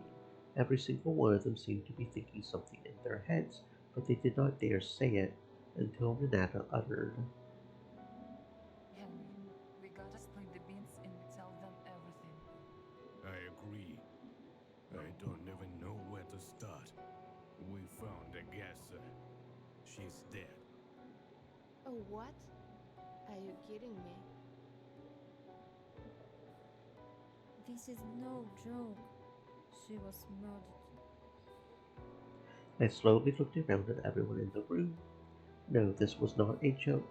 A real murder, here on this island, and during the storm, as if nature itself had Stream created the elements. perfect setting for a Said. nightmare. Stay moist, No my one friends, said a hydrate. word. Faces were frozen, and their gazes dropped to the floor. Everyone seemed to be trying to realize that all this was really happening. That's unfortunate. And where did you find her? I found it in the smoking room about half an hour ago. Right, okay, so the smoking There room so is much where it blood. was. So what if we went to the smoking room? Would we have found it? And then we get back here, okay. So more than likely Martin is dead right now, we just don't know He or where they his may have body intentionally is. stayed here. Everyone looked questioningly at Robert. Don't scare the girls. You know what you mean, though. Are you implying that the murderer intentionally stayed on the island? More than likely, he went to the cliff and was pushed off just like we were. More than likely. Hey, Oh, no. weirdo. Well, shit, never mind. There he is. Are you implying that the murderer stayed on the island on purpose? Oh, never mind. Forget all that. Hey, Martin. Welcome back. We thought you were missing and dead. That is right. Welcome back. The hurricane trapped us in an unfamiliar place. We barely know each other. I think this is the perfect hunting ground.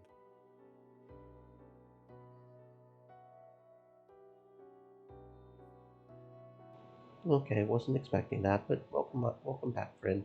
I guess.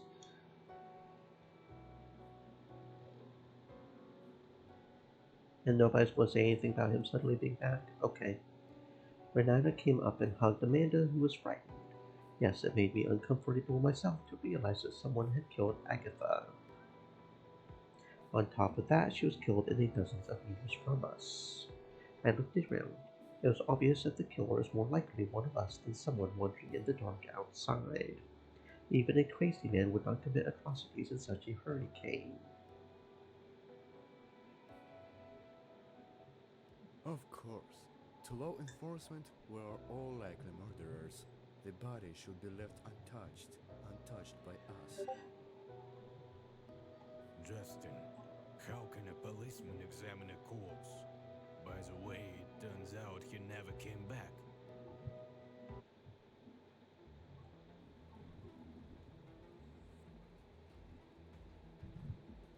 Okay, so we still end up here. Okay. So we'll talk to Martin. And I don't think he was insulted by any of these questions, right? I don't think so. But like it's important just to make sure I get the talk to. And then we could talk to him and ask him what you want to find on TV. And that'll give a bit more attitude there. Okay. So I think the only male we're not currently still on the route for is him, because he had that one that was either we get 1 point for Martin or we get a point for him thing. So I think he's the only male that we know, so should we probably talk to the other males, right?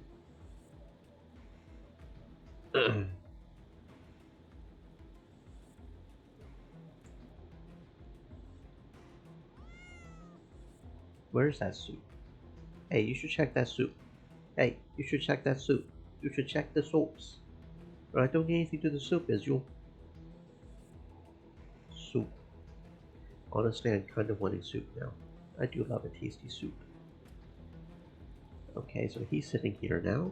Robert sat alone, wrapped in his piece of tarpaulin he found in the cabin by the dock. Okay, so we'll save just in case he gets upset about us asking like some of the people do. Robert, let me ask you straight out. Where were you at the time of the murder? Well, assuming she was killed about 2 hours ago, I was with Justin. Then he suggested we go to a club, but I wasn't interested. When Justin left, I was alone. But she could have been killed any time. 2 hours. That's just a guess. Robert sat alone, wrapped in his piece. Okay, so it's Justin, not Martin. I was getting my people mixed up. Sorry. Sorry, Martin. I guess it's Justin that's gone now. You went searching later later than everyone else. Have you seen Justin? No. To be honest, I didn't see anything at all, and I have already regretted going out for 100 times. I really thought I'd look at the sinking ships, and where he was, I didn't see. Robert sat alone. Robert. Okay, save again. Make sure we get the point. Did you see who else went to the parking lot? After dating? Okay. No, I wasn't paying attention. But if you're interested in my opinion, be careful of the host. With Henry? But why? This house, he may be full of secrets, mysteries, weapons. He knows it in its surroundings better than any of us. We are in his world now, and only he has a reason. The ability to see cause rather than effect is the source of wisdom. We have all seen each other for the first time. A murder. Murder is a personal matter, but the death of a couple of girls in the Host Lighthouse. A bloody, brutal massacre in the darkness of the night. Do you see these headlines in the local papers? Can you think of a more intriguing advertisement? I assure you, by the end of the month, tourists will be flooding the place. And who benefits from it? First Roman rule, look for those who benefit. That is a relief. That is a relief. Then we are all in danger because Henry might do something else. Robert sat alone, wrapped in his piece of... Well, he dies if we're not careful, so it's not him, obviously. Okay. And in the basement, there's nothing we can do. Can't sense the trap coming ahead of time. What wire is even dangling in the water? Like, I don't see it. Does it happen after the lights go out? Like, or do we just not see it? Cat. I don't know. Okay, so let's go out here and talk to you because we're also still on your route, I believe. But we have to be careful because we'll lose a point if we ask the last time he saw Justin, I think. Pretty sure. Yeah, so I don't want that. We can still ask about the murder, which I feel like we should try to do. But if we ask about Justin, he'll get upset.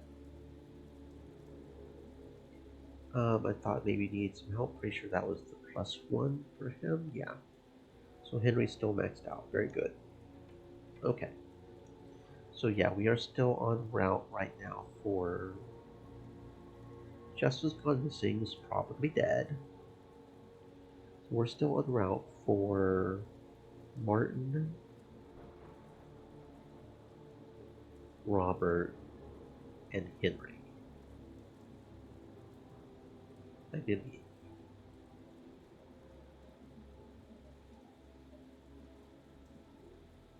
Okay.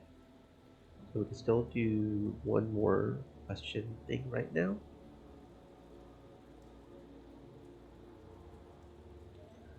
Don't know.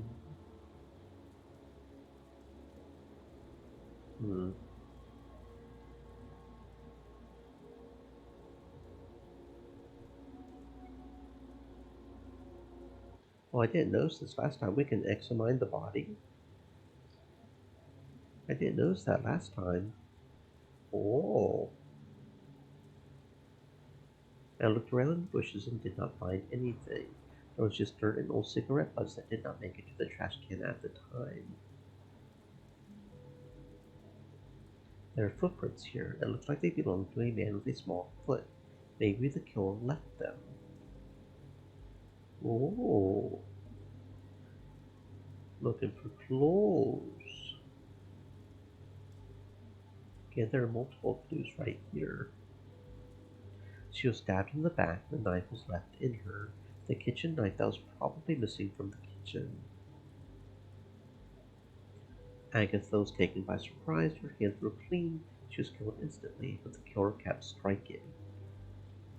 There is a lot of blood. She was killed over an hour ago, just as everyone left the restaurant.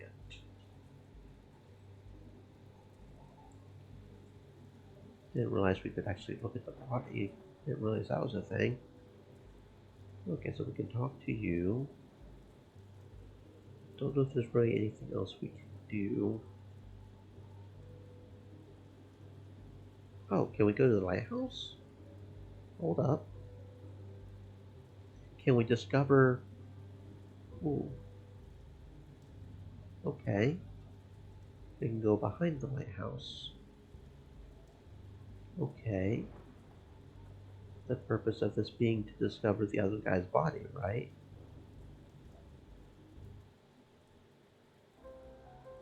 The wind grew stronger as I was approaching the gully. I could even hear the dreadful sound of waves crashing on the rocks. What a nightmare to be at sea in such weather, and no one would have warned you of an approaching storm. I was cold and covered in goosebumps in a matter of seconds, and only my favorite jacket saved the situation. My boots had soaked up water and were making nasty smacking sounds with every step I took. I stopped for a moment and strained my vision. There was something ahead. Lightning flashed, and in its glow I saw a body silhouette. I could not see well, so I carefully crossed the fence, trying with all my strength not to slip. It was definitely a body. I looked around the ground, and of course could not find a safe descent down.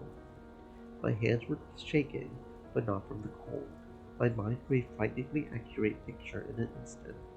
He slipped and rolled on the wet grass down the cliff. I need to take one more step forward in order to look down to recognize him. There it was, the absurdity we dislike so very much when we criticize movies. I knew what I was going to see at the bottom of the gully. but for some reason I could not force myself to step away.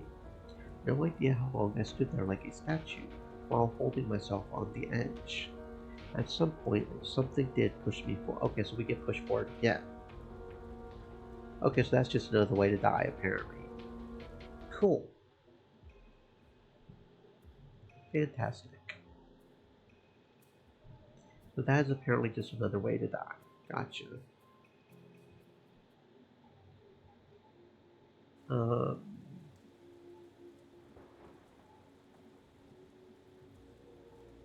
So we do not want to do that.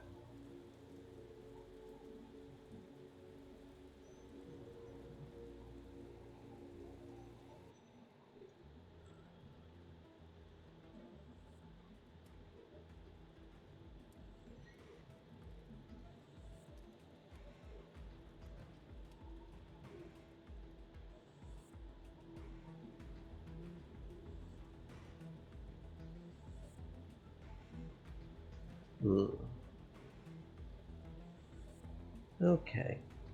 I guess it doesn't matter what we do with what I think is the final one.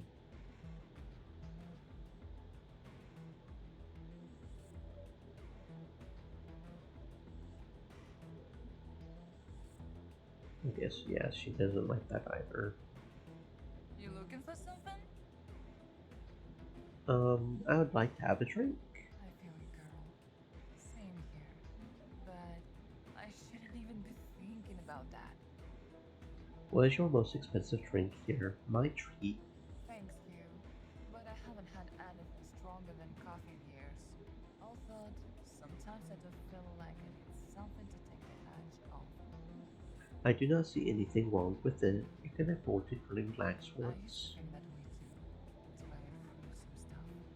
Let's just say, there's a part of my life I don't share with just anyone. A little too much in your day. Yeah, I know what you mean. I used to rely on stuff like that to get through the tough times. But now, I gotta stay clean or risk losing it all. What's up with you and that alcohol talk food? It is just like you said.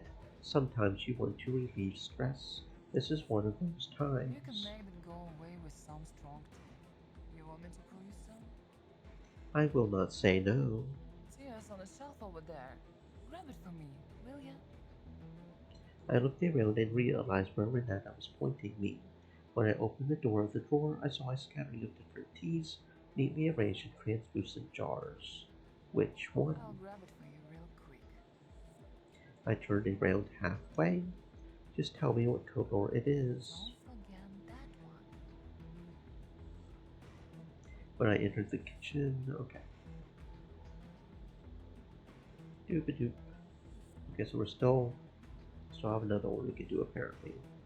Or was it when we went back that we started? Nope, we still have one more we can do apparently. Okay. Or at least one more.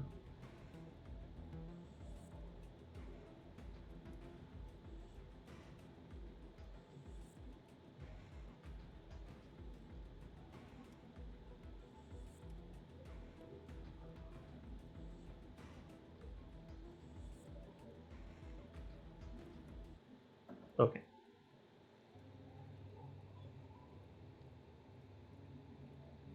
I remembered that I had Justin's flashlight. Taking it out of my jacket, I began to light up the room. Excuse me, I have a flashlight. Henry, can I shine it and you can turn on I can shine it and you can turn on the generator. I implore you to maintain composure. There is no need to concern yourselves. This is my boat, and I shall handle the situation accordingly. Okay. I am good at engineering. Let me help. Of course, this is your house. At least take a flashlight.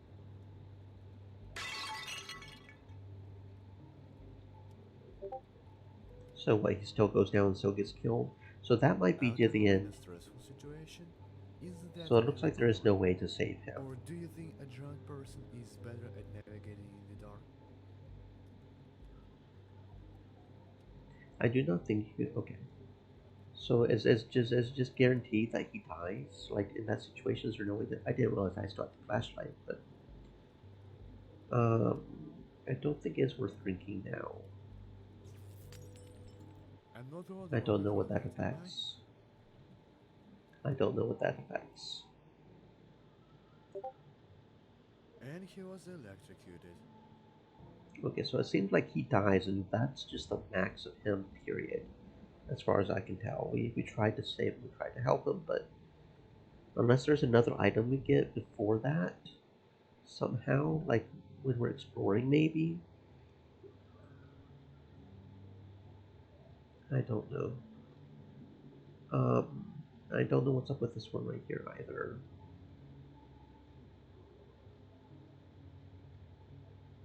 Uh-huh, clockwise. Let's get our thoughts out. We need to figure out what to do next.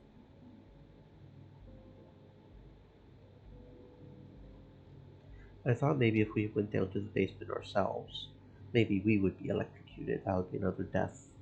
I'm sure there's an Hardly achievement for pays for just deaths, by but one's work and sweat. Such people often cross others. One man's enrichment is closely related to another man's poetry. Alas, it is always so.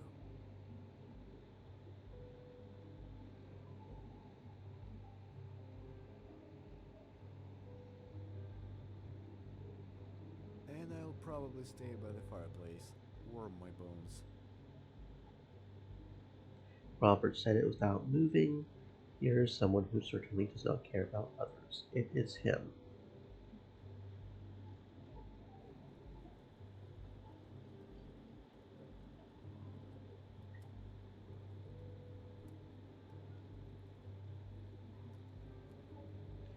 Okay.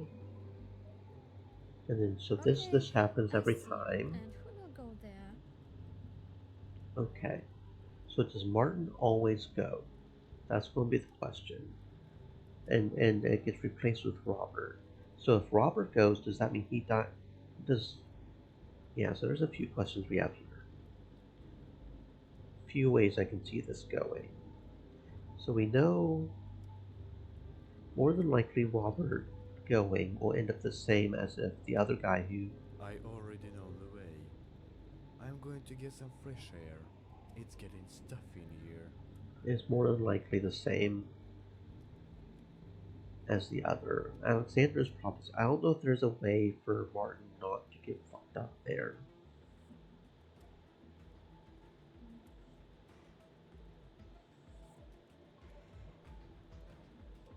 Where are we at? What just happened? Okay.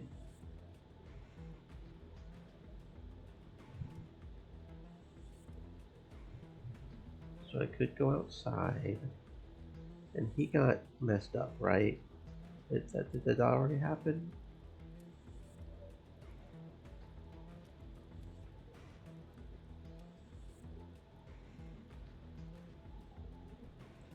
Okay, so this is okay, right? This is when I went upstairs and did the dirty. Okay, that's what this is right here. And we did go into the basement to try and look, check things out, but okay, so this is when we went upstairs and did the thing. Okay.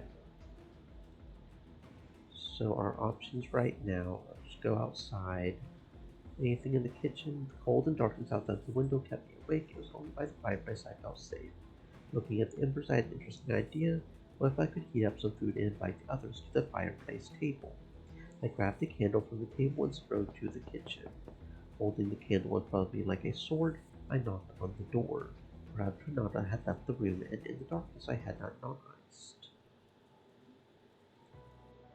Can we catch the person trying to poison them in the act of it? I went into the kitchen and started to light up the shelves and countertops like a hostess. There were apples, there was some bread, but I did not notice any serious food. The pot was on the stove, and before I could lift the lid, Renata called out to me. What's up with you? Why are you out here all by yourself? You could have waited for me? Okay, we'll save this in slot 7. Did you notice anything? Did you see something strange before the lights went out? Nah, I've been busy all day. Didn't notice anything unusual. What is up with you? Why,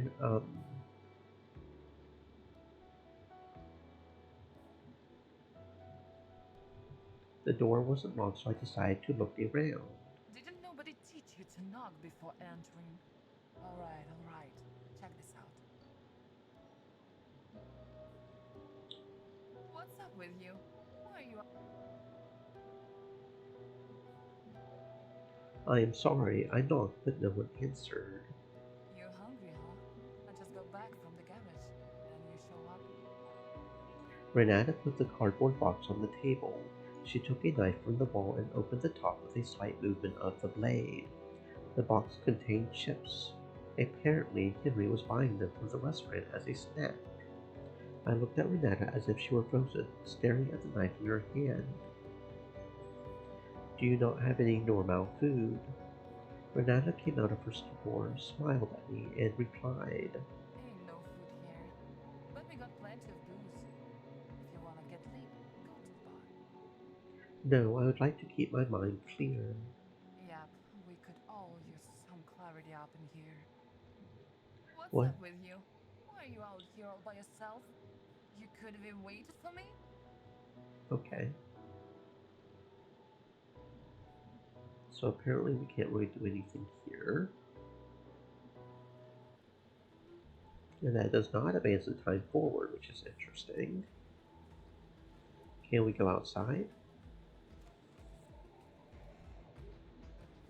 Oh, can we go prevent him from getting hurt directly?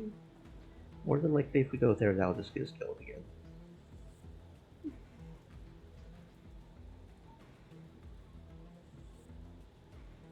Anything interesting in the car age? No, we can look at the car, but that's pretty much it.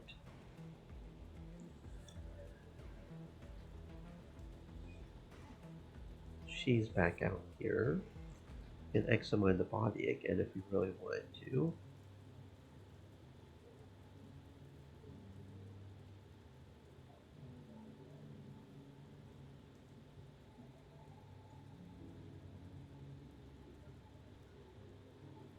Okay.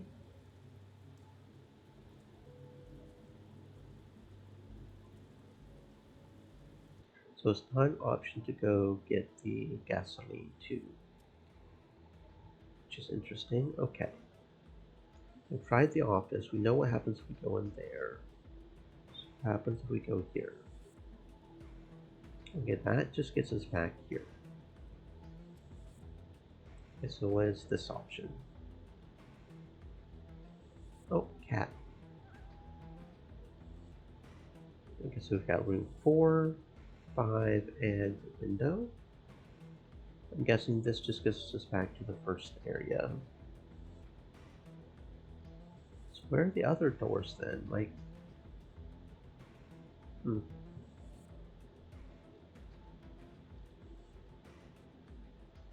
From here you have a beautiful view of the lighthouse and its surroundings. That's it? Okay. As you approach Amanda's room, I gently knocked on the door and waited. No one answered. I tried to pull the knob, but the door would not budge. I guess Amanda, like a lot of people, locked herself in and fell asleep. It has been a rough day. It is not hard to understand. When I came downstairs, I sat down at one of the tables and clung my gaze to the burning candle and immersed myself in my thoughts.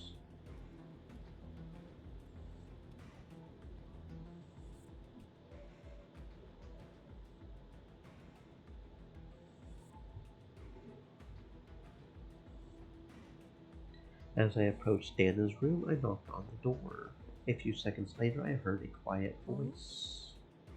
This is Hugh. After a short pause, the door opened and Dana gestured for me to come into the room. The dim candlelight illuminated the luxurious, in my minimalist view, apartment. Dana draped the windows and I locked the door. There was only one bed in the room, but the whole platoon could fit on it. They must have made them big on purpose in case of a bad marriage. So, you seem to be sleeping together and the kids think everything is fine. But in reality, there's a wide gulf between you, with a Chinese pillow wall running down the middle of it.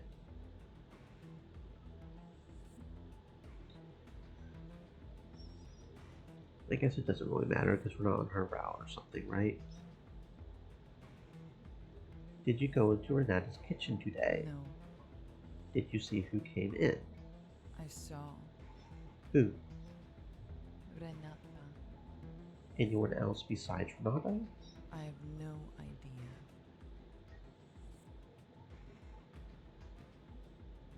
Dana, sorry for asking, but where were you at the time of the murder? In the parking lot, Did you see who else went to the parking lot? someone, Who? me and another girl. Which girl? Don't know. Then why are you sure you saw the girl? The shadow was small. Martin and Robert are also short, and there was poor visibility. Are you sure? Yes and no. And what yes? Yes, they're not tall either. So it could have been them. Looks like it. What no? No, I'm not sure.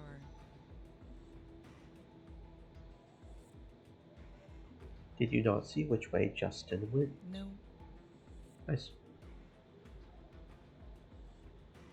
Did you see something strange before the lights went out? no. How tall are you about? 5.6 feet tall.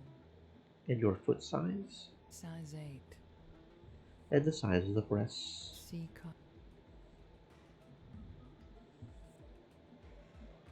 Dana, how are you? Fatigue, stress, dozy.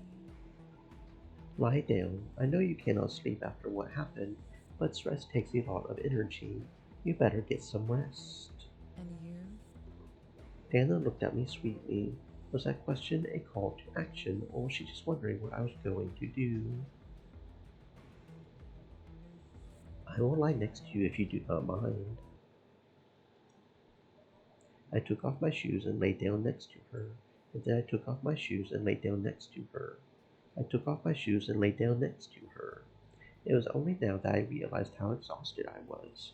It always happens in a stressful situation. When you are in the process, your mind is focused on the problems and does not let the fatigue show. As soon as you get a moment of peace, the fatigue comes right back and plunges you into Morpheus in seconds. Dana was lying still. Maybe she was feeling what I was feeling, or maybe she was already asleep. I blew out the candles and dozed off. Somewhere on the edge of the dream, I felt Dana approach and touch me casually with her hand. Could she have done it mechanically in her sleep? And should I reciprocate? What if she was asleep, and if I hugged her back, she would think the wrong thing about me?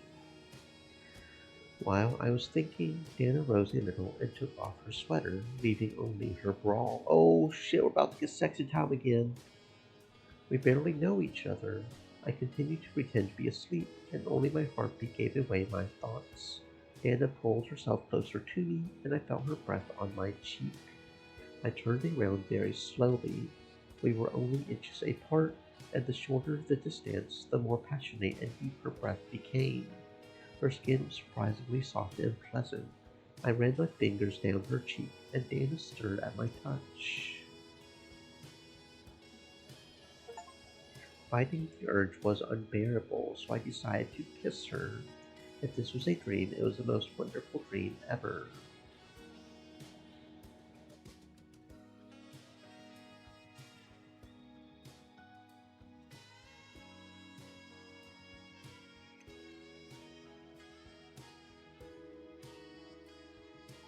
And I had to sneeze right at that point. That was great timing. Okay. My patience was at an end. I put my arm around Dana and leaned on her with my whole body. We merged together. Dana pulled back a little and pulled me along with her.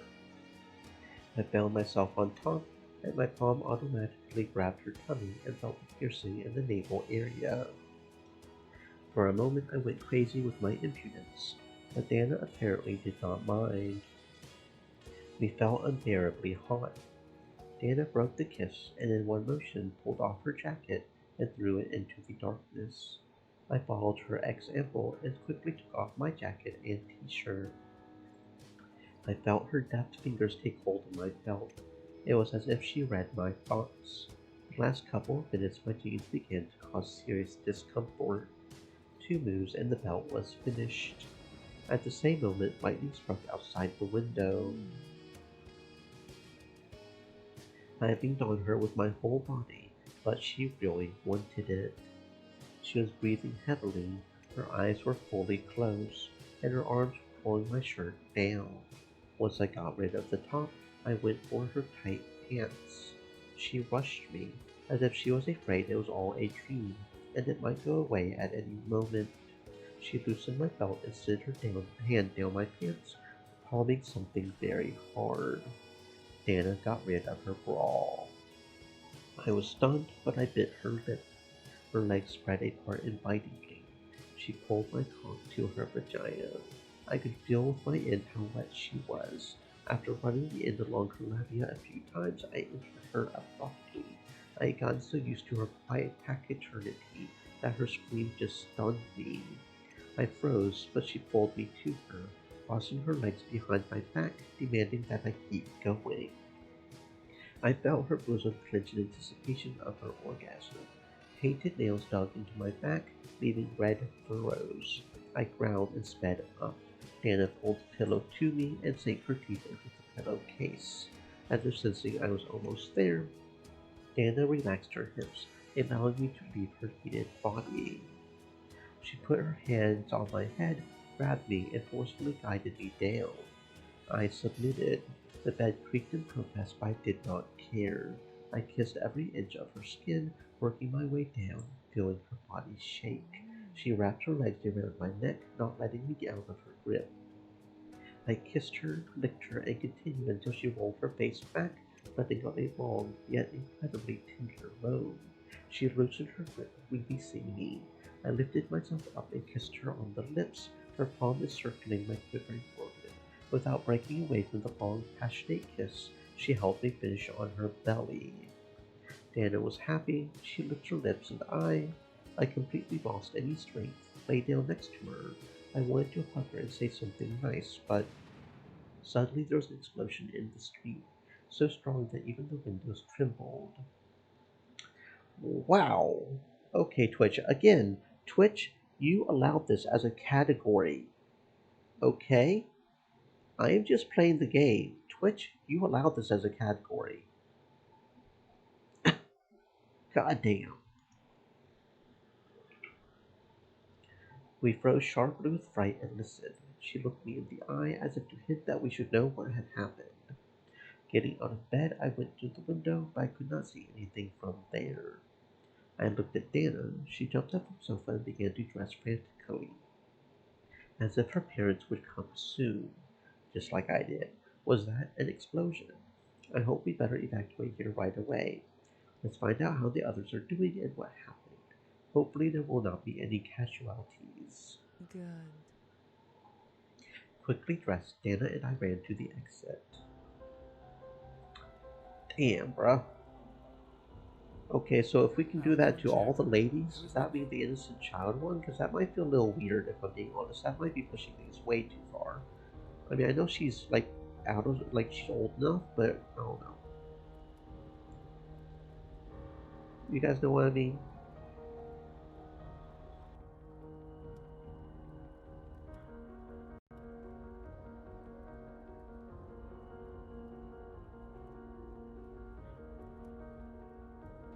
The bang, that's why her door is locked. Because, they agree with me with that, so that's probably why it's locked.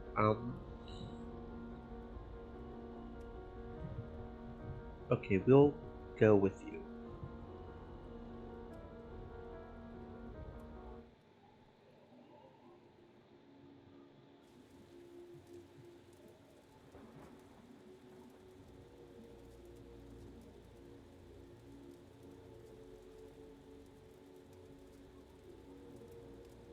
Everyone looked at me questioningly. We grab the stretcher and go back. And you, when you realize you can't get the corpse out from under the rubble, come up to us. They did not seem to share my enthusiasm. Alexander waved his hand in my direction and calmly voiced his point of view. Explosion is always an explosion. What are you going to investigate here? We have to save a man. We'll get the stretcher and go back. And you, join us where you're done playing detective. I moved closer to the body, maneuvering between puddles of smoldering flame.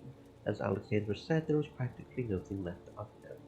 His clothes were burned, his skin so charred it was impossible to tell who he was. Scattered tools, boxes, and pieces of metal and debris from the building were lying around. In this chaos, I tried to find something useful.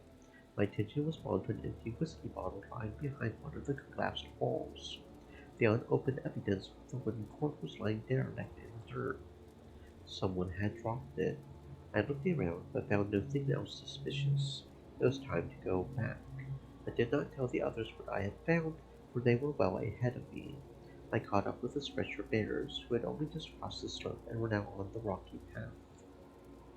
I helped carry the casualty the rest of the way to the restaurant. I suppose Robert is dead? Okay, so yeah, Robert died, and then he got burned still. Okay. So yeah, it does just take the place of that, apparently.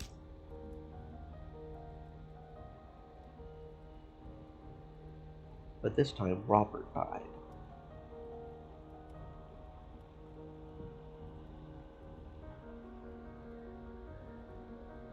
So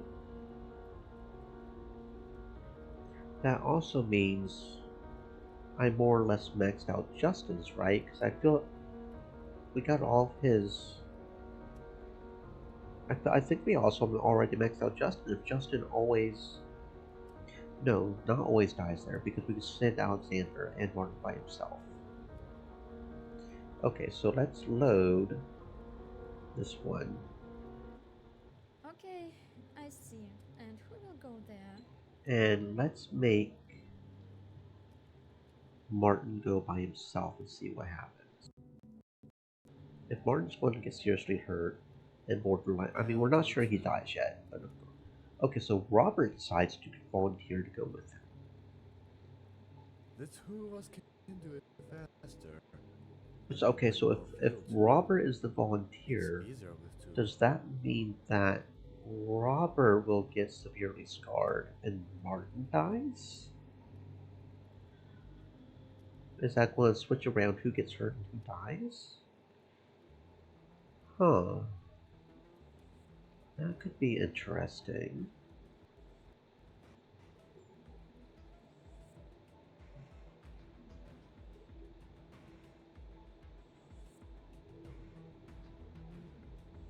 Yeah, because it won't let us into her room, so it probably feels like it's going too far. So we probably can't have sexy time with her because she's too childish. She's not mentally mature enough for that, which is completely fair.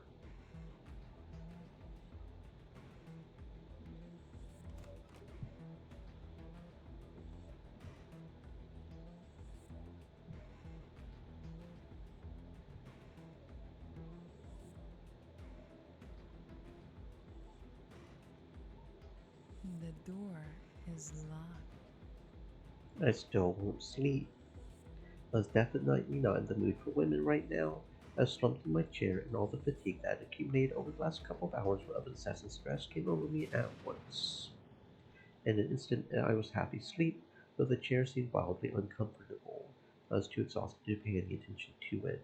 No sooner had I drifted off to sleep than there was a sudden explosion, so violent that even the windows trembled. I opened my eyes abruptly and got to my feet.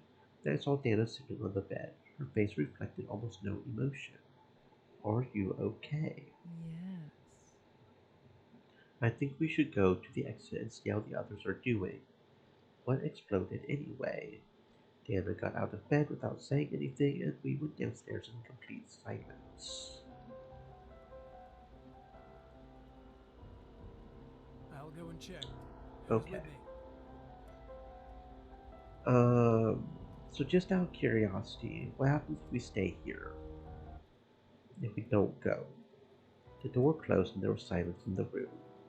In the window, through the noise of the wind and rain, I heard the directions Alexander. I decided not to go with them. Why you didn't go? I thought you were a hero. In the pitch black, I recognized the voice. So snide. Yes, I have had enough for today. I am not going in that rain again. How I understand you. I just walked to the parking lot. I got so wet, I still can't get dry. Linda went to the window and looked at the group leaving. But I still wonder what it blew up. What do you think? If the explosion occurred at the pier, Martin and Robert may have been affected. Suddenly the stairs creaked. Who is there? I took a candle from the table and tried to point the light toward the stairs. It's me. What's all the commotion? Where did everybody go? You ain't heard? There was a big boom outside. I did not notice that Renata did not go anywhere. She just stood silently in that dark corner. And what is wrong with her voice? No, I just got out of the shower. Have you ever showered in the dark? I still don't know if I washed up or not. Where do you have to wash from? You've been in the house all the time, haven't you? Emilia came closer, her hair wet. She took a small log and tossed it into the firebox. So everyone went to see the explosion. Why didn't you go? Where is everybody? Where did everybody go? Oh, another one. You showered too? Amanda clumsily walked over to her chair and rubbing her eyes under her glasses said, I was so tired that I fell asleep in my room on the couch. I didn't even take my clothes off. And then I heard a bang. At first I thought I was dreaming. I lay there for a long time before I heard a noise outside the window. Alexander shouted. I heard it. No, princess. It wasn't a dream. It was real. Our people are on their way to check what happened. Renata, what do you have there on the pier? Was there something explosive? I don't know. That's where the fishermen keep the gas and gear. And relax music. What if someone is hurt? Let us hope not. You should be prepared anyway. I hope you at least have a first aid kit. Yeah, Henry got one in his study. I'll grab it for you. Renata walked uncertainly upstairs. I watched her and my heart clenched. She was still reeling from what had happened. Emilia was already seated by the fireplace, pushing aside pillows. Why are you doing this? Can you not be more delicate? Are you talking to me? I just want us to be ready for anything. I wanted to say that you shouldn't be so bitchy, especially to someone who recently was her boss. Although maybe he was more than a boss to her.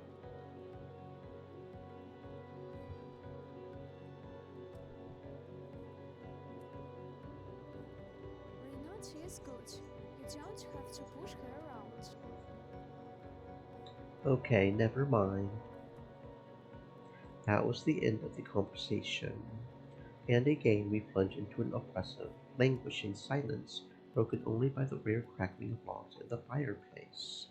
I spun the chair around to have my back to the fire, so I was calmer. Amanda went into the kitchen and returned from there with apples and an obsessive desire to treat everyone. Red, large, and juicy fruits immediately reminded me my stomach.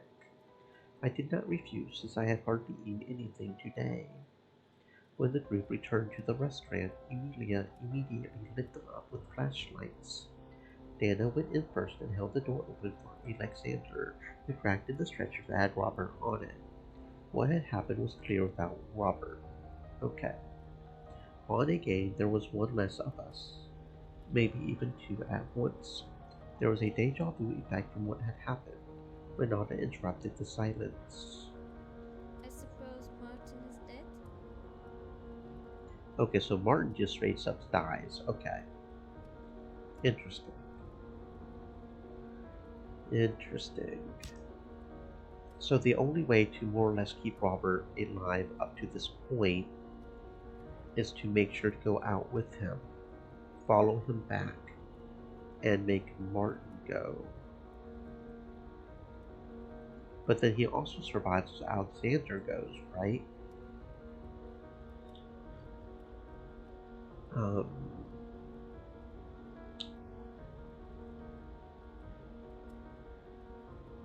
Okay. Okay, I see. So let Then Alexander go, and then Martin will go, Well, and hurry up, Alexander dude. will die. If you're a soldier, you're expendable. I think we can sit in the dark too. Okay, I see. Okay, so Robert won't even let us choose him as a person to go this time. Is it because we're too low on... So Alexander just straight up refuses to go. That's interesting.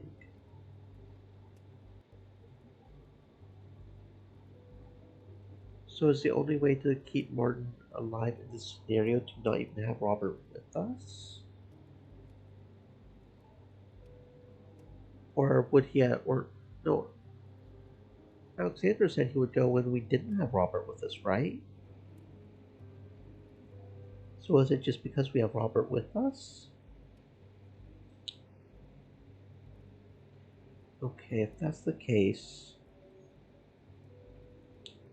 then no matter what we do, this will be Robert's area, so we would have to, right? So,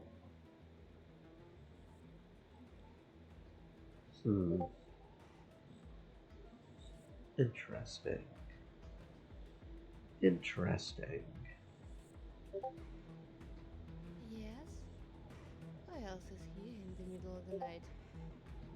This is Sorry, Hugh. I'm not hostile. And then Linda doesn't like me enough to do anything right now. Okay, interesting. So we haven't... I guess we did get a few points with Linda before. So maybe if we had enough points with her, we could do something too. Maybe, maybe not.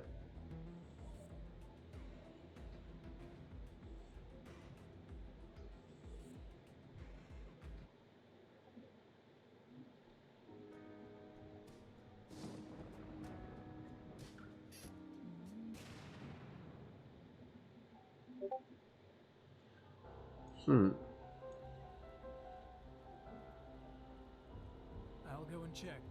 Who's with me?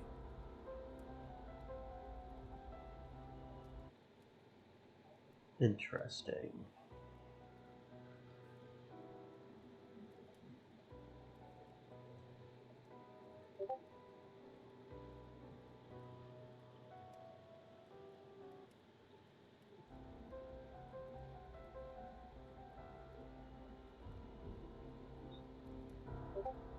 I'm trying to think if we did anything else different. We...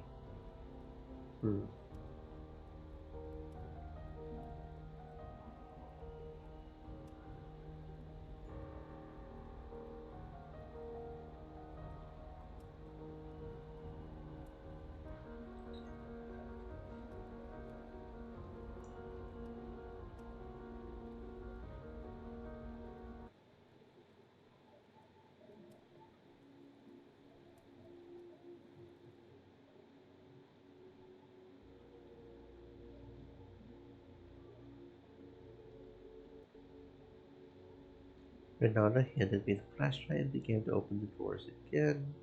Okay, so yeah, we'll pour it into a plate because we do not want to eat that soup. That is dangerous soup.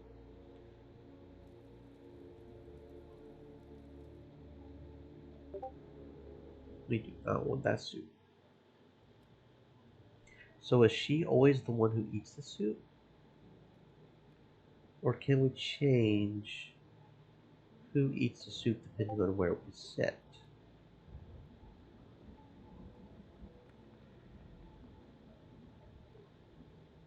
Damn. Unfortunately, we only got one bowl of soup left. I haven't had soup in ages.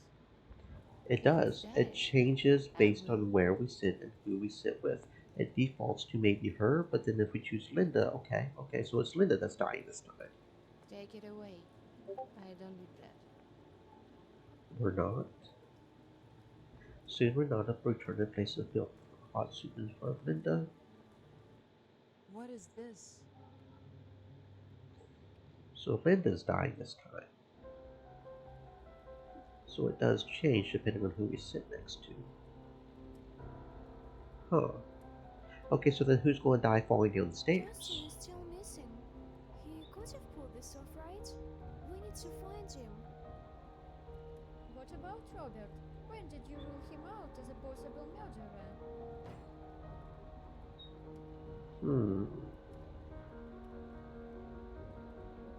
Dana, who had long since moved to the fireplace, got up from her chair and said it was a little stuffy in here.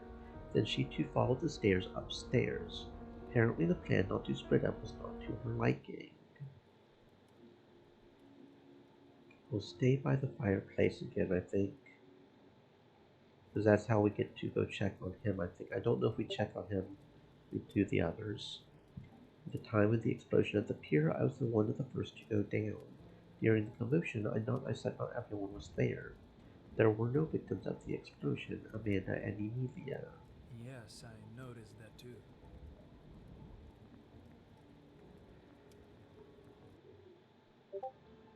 Dana looked at his burns, and it was as if she was assessing how much uglier he had become. The door creaked open, and Dana immediately looked at me. Her gaze drilled a hole in me. I did not do anything. It was all them. You better tell us what happened here. Dana grinned. I'll invite you. Will you go?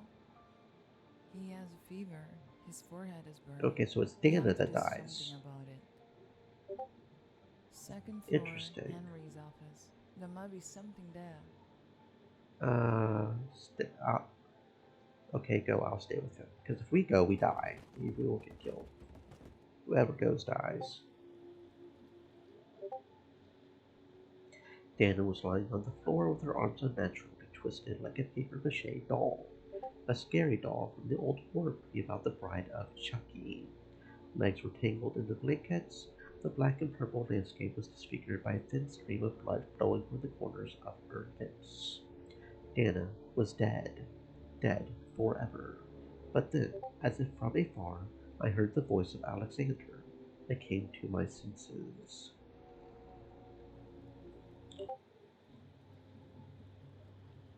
Okay.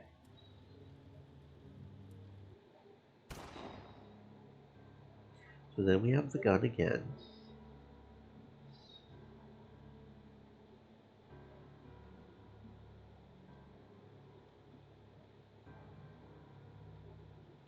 Okay, so if we choose her, you'll shoot us, right? The one who didn't come down at the noise of the explosion simply because she wasn't in the building at all. At that moment, she was outside. I suppose you think one of us pushed Dana down the stairs.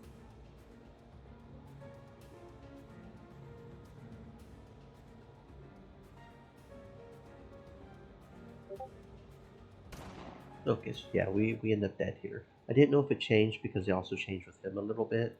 I didn't know if it changed with him or not. So then the question is does he do the same thing if we accuse anybody at all, or is it only the center option that does us do not rush, that has us do not dying? Yes, I think we should check her things. I do not trust Emilia. Where's your backpack? Check all you can. He's upstairs. But first, I want to point out that Amanda and I weren't the last ones to see Dana alive. Yes, she fell down the stairs. I was downstairs in the first place. Oh, how convenient. Amanda did not move, waiting for her fate, but Emilia lowered her arms and moved slightly away from the wall. Alexander did not react to this, which was taken as permission to begin a dialogue. You think Amanda and I pushed Dana down the stairs? Are you out of your mind? Yes, beautiful. That's right. I didn't do it. Me too. It's a mistake. Proves? Didn't you notice that her feet got tangled up in the blanket? Don't you think she might have just fallen by herself? Alexander looked at the girl's corpse. put the gun down, approached and felt something around her legs. See? Look closely. Alexander examined her body more closely, felt his clothes and pockets. She went upstairs to get the medicine, didn't she? Who sent her up there? You? Emilia looked at me menacingly, and I suddenly, daring Amanda, suddenly declared. You did it. Amanda pointed the finger at me, and I fell under a hail of You accusations. was pestering everyone all night asking questions. I saw it. Alexander in turn redirected his gaze to me. It's true. I'm sure he did it. I followed him. I saw him go into the basement with Henry. That must have been when he got the idea for the generator. Emilia nodded approvingly and proceeded to verbally finish me off. What? No, what are you? Alexander pointed a gun at me. I was in his sights, he said in a rather rude way. You put the flashlight on the table and step aside. Stop, I did not do anything. I just wanted to catch the killer. You lie. Now we got him. You just tried to blame it on us. But Amanda, who was now hiding behind Alexander, spat, said contemptuously, You wanted to blame it on us, and then you'd have killed Alexandra too. Really, Alexander, do you really believe this nonsense? Alexander continued to hold me in his sights this way, moving his gaze back and forth between me and the girls. You were always the last one to communicate with the dead. Isn't that the proof? This is bullshit. I do not have to answer to any of you. I wanted to help and you guys are going crazy. You don't force me. Alexander besieged me. He was clearly ready to shoot. I decided to comply and put the flashlight on the table. Then, with my hands raised, I stepped in his direction. I had to calm him down. I am telling you, I did not do it. Alexander had no reaction to this. But you're right. If you think about it that way, you were the one who directed everyone to the traps. Exactly. Those were his ideas. The girls approached Alexander. Now they were standing in a united front, and I realized that I was screwed. I had to think of something urgently to stop this flood of accusations. I told you I am nobody. Before I could finish speaking, the flashlight I had placed on the table rolled off and hit the floor. Yeah, so we still get shot. Yep. Stream elements. Said. Stay moist, my Okay. friends. Hydrate. Do not rush. I understand the need to be careful not to accuse an innocent person. His expression changed as if it reflected all his seriousness and persistence. I understand that it is necessary to be careful not to accuse the innocent. That is why we had better talk things over carefully instead of throwing accusations. Let us take it slow. What was her motive? I don't know that one. I'll have to think about it. Alexander put the gun down and walked a few steps away from the girls. There were two of them upstairs, but I do not believe it could have been Emilia or Amanda. Me? You what? I didn't do it. I didn't even hurt insects. It makes me sick. Then who?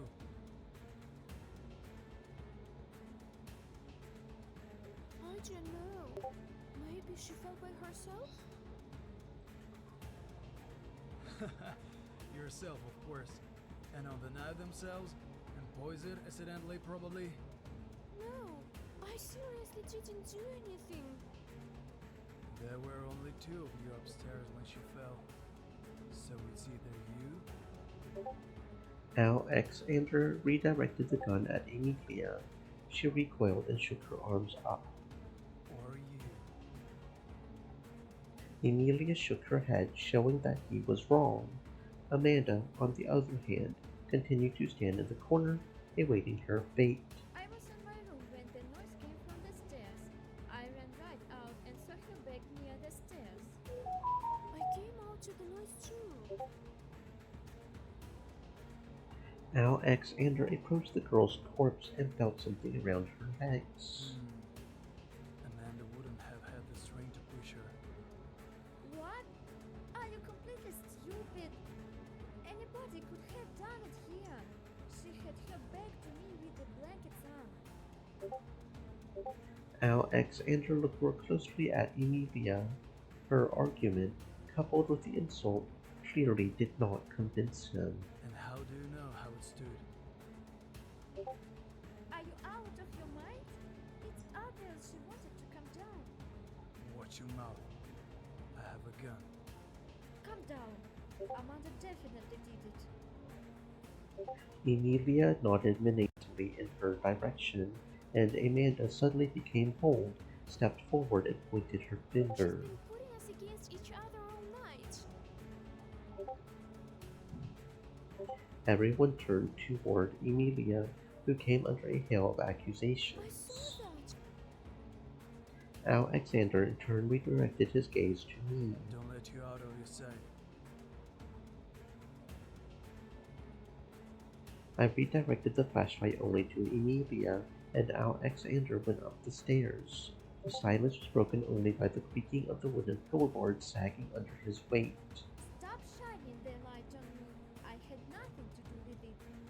But if it was just the two of us up there, you did it. When Alexander came down, his face expressed extreme concern. The muzzle of his pistol was staring at Emilia. You said you ran out of the room and saw Amanda from behind. But if you were in your room, you would have seen her face, not her back. Why are you bothering me? I just misspoke. Amanda quietly approached Alexander and he covered her with his body. So, this is it after all? You questioned Renata and were the first to note that the knife was missing. You could have easily poisoned her in the soup. And the trap in the basement. We all saw how easily you disarmed it, when as if you said it yourself. And your hair was wet after the explosion. It wasn't a shower. You set the guys on fire. Emilia roared. Are you completely idiot? It's short to did. She jumped on Amanda, but Alexander blocked her path. I could not see what happened, but Alexander cried out in pain. It looked like Emilia kicked him in the groin. He fell to his knees. In the darkness, I could barely see Emilia hit him hard in the face with her knee and then tried to reach for Amanda, but Alexander held her down anyway.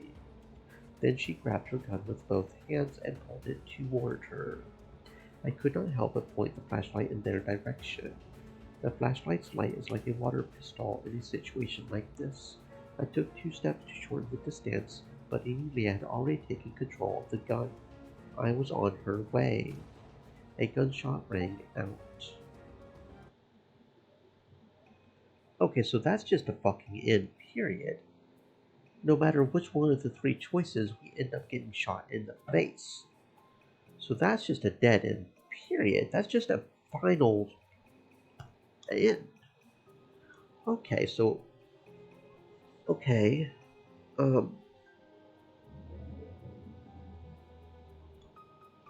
Okay, so I'm trying to figure out what I want to do here. Because it seems like no matter what happens, even if we max out friendship with Henry, he always dies to electrocution. That seems to be a story event. Unless there's some way that we can go down there and stop that. As far as Martin goes, he always either gets scarred or dies. There was the path when we did not go to see Robert, when we did not make sure Robert came back, that he may survive, so let's check that out. Let's do that. Okay, so we need to load here.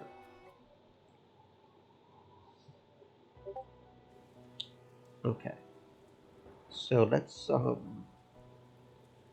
because if we go to the cliff, we die. If we go here, we go to Robert. We can still let Robert go missing. But what happens if we go to the smoking lounge? Do we actually discover the body ourselves? Afterwards, I will check the smoking lounge. There's a roof over there. It's the only place to shelter from the rain. Roger. Tightening my hood, I went to the smoking lounge. Okay. Because that's where her actual body is, right? I was cold and covered in goosebumps in a matter of seconds, and only my favorite jacket saved the situation. My boots had soaked up water and were making nasty smacking sounds with every step I took. Trying to answer my own question. Why the hell did I not just stay inside? I went to the smokehouse and hid under the roof, throwing off the stupid hood that rustled like a broom made of leaves. Of course, Agatha was not in the smoking room. I do not know why, but I looked in the trash can and under the benches, and carefully examined the floor with a flashlight from my phone. Nothing here. The restaurant grounds were surrounded by a low stone fence, and there were some rough bushes growing behind it. Since I was going back anyway, I decided to walk along the fence looking for clues. Someone had lit a light in one of the windows, and I got distracted and almost fell over. Agatha. She was lying face down, but green coat made no mistake. It was definitely her. The clothing was brutally torn and there were multiple deep cuts underneath the fabric. I got scared. Fear captivated me. I could not move. She is dead. Okay, so yeah, we find her body if we go this route. Okay.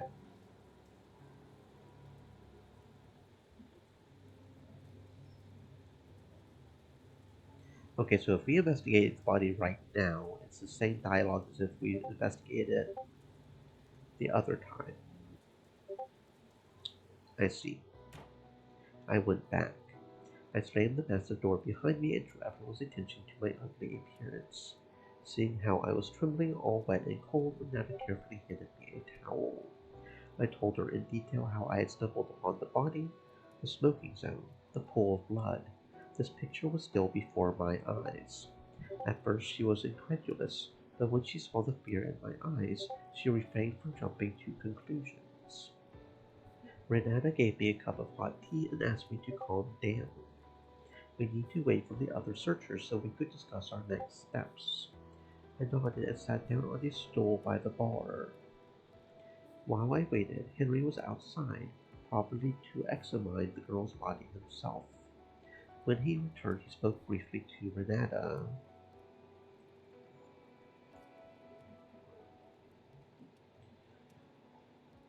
And she went straight to the kitchen.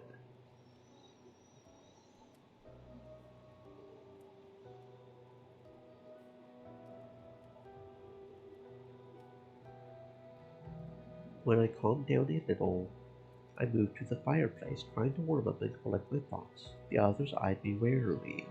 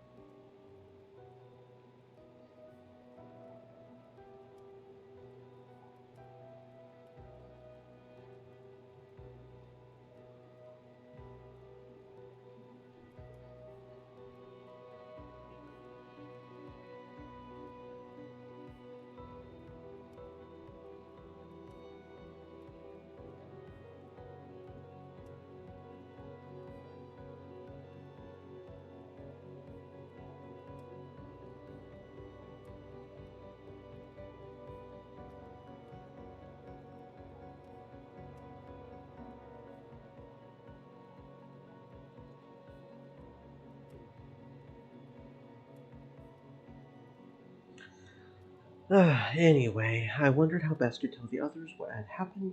I realized that there were some impressionable girls among us, and I did not want to hurt them. The front door swung open once again, and Robert rushed inside, letting in the cold air. He was very pale, and his naughty, trembling fingers struggled to unbutton the buttons on his raincoat. As they looked around the room, I realized that almost everyone was in place. I looked back at Henry.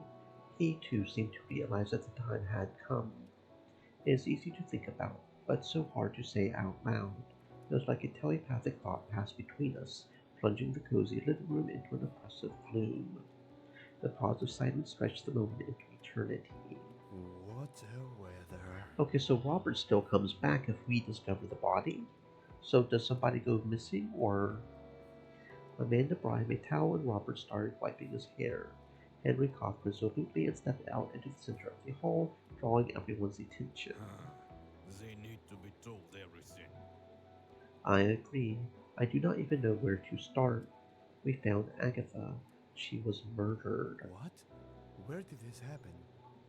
I found it in the smoking room. I confirm. I saw it with my own eyes. Our words went unanswered. Everyone stood in silence until Emilia began a parade of banal reactions. If it is a joke, okay, so yeah. It's too late. She's been stabbed. Multiple stab wounds. Most likely stab wounds.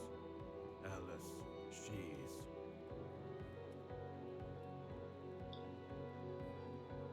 I'm not sure, but I remember tourists sitting here, and there were a lot of cars in the parking lot. We're not alone in this trap.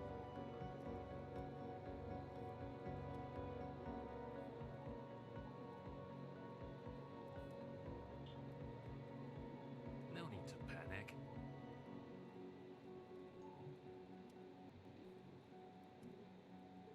So does nobody go missing if I find the body? That would be Alexander, as a former interesting. military man, could have inspected the corpse. By the way, where did he go? Okay, it's Alexander that's gone missing. Oh, it's Alexander that's gone missing. Okay, okay. Huh. Interesting. And we've got a new question now that we examined the body. How tall are you about? I You think that... that's my trail? Well, by the way, I think it's my mark too. We were hanging out in the smoking room this afternoon. Martin Tor... Okay, so that was kind of a bad thing for that, but...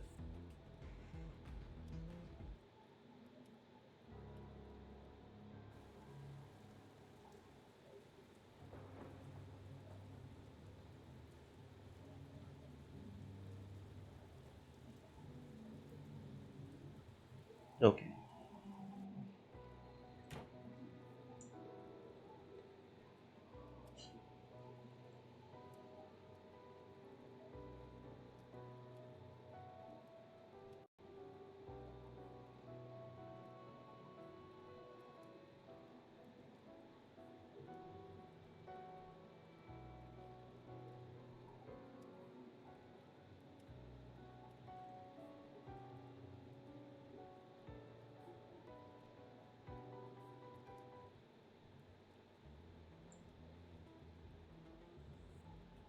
Okay.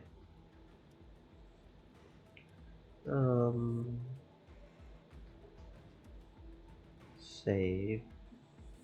Just to be sure. Did you go to the kitchen today? No, I wasn't there. I don't like to impose at all, especially when I'm a guest. Martin tortured the... Okay. When was the last time you saw Alexander? That's what I'd like to ask him. Where did he go? So we go out together, and we can barely make it to the lighthouse. He tells me he's gonna check inside. Yeah, I decided to look down the ravine and the wave came over me, almost washed me down. And then I turn around and he's gone. Okay.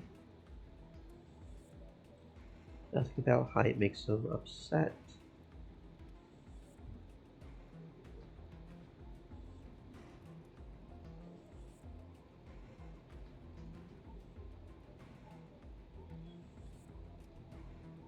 Okay.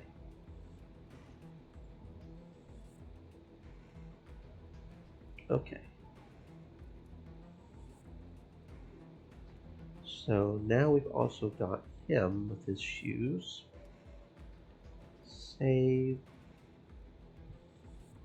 Have you been in the kitchen today? I went in there for half a minute asking Renata about the free bar. Otherwise, you get a free bottle and then you get a bill for half your salary. I could no longer watch him hide.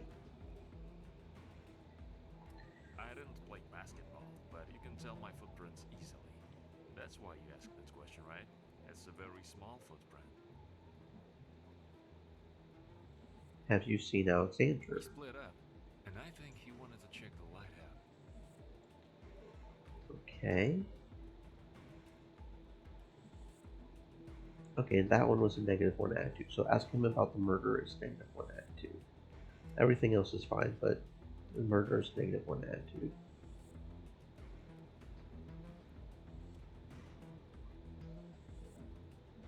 And we're still on Justin's path as far as I know. As far as I know. It's interesting that we only get half a point from that one, though. It's interesting. Okay. Alexander's missing, probably dead. If he's over by the lighthouse, got pushed off. Interesting that Justin's is still so low, even though I believe we're still on his path. I believe.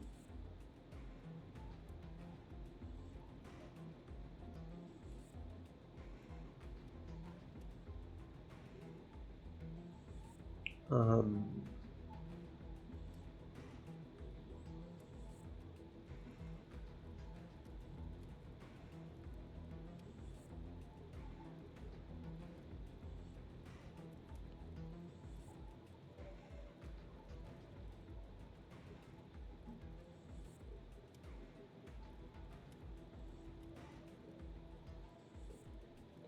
The size of my foot wanted to find out that way.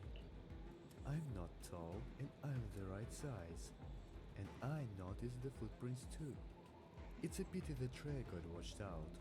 Or we'd be like Cinderella. We just take everybody's shoes off and put them on.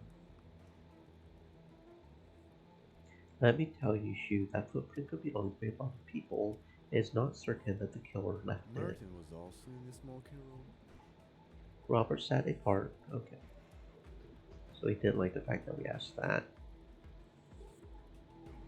When was this last time you saw Alexander? Have you been in the kitchen? What should I do there? No, I didn't go in.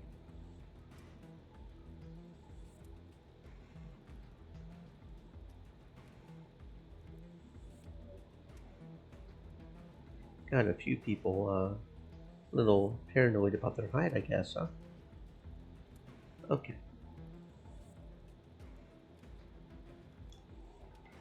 Okay, so that's Robert, Martin, and Justin.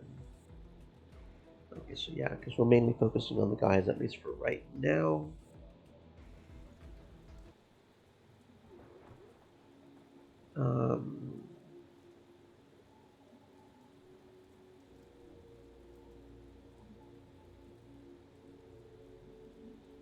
Who do you think this trail belongs The to? trail is small, but it's not certain that the killer left it. A lot of people have been in the smokehouse today.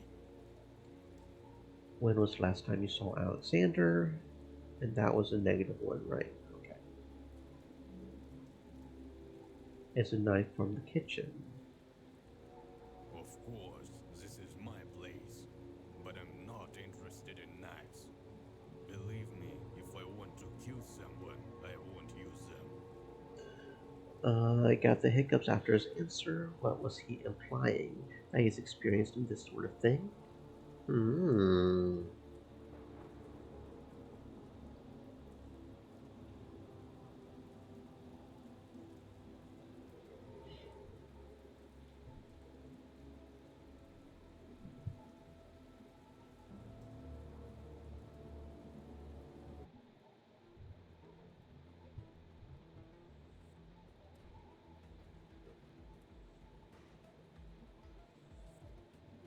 It seemed to me that of all those present, only Dana was unaffected by the terrible news.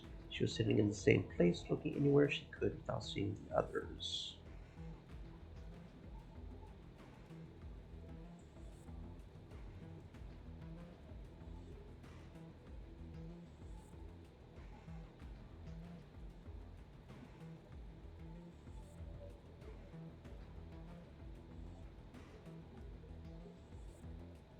And your foot size. Okay.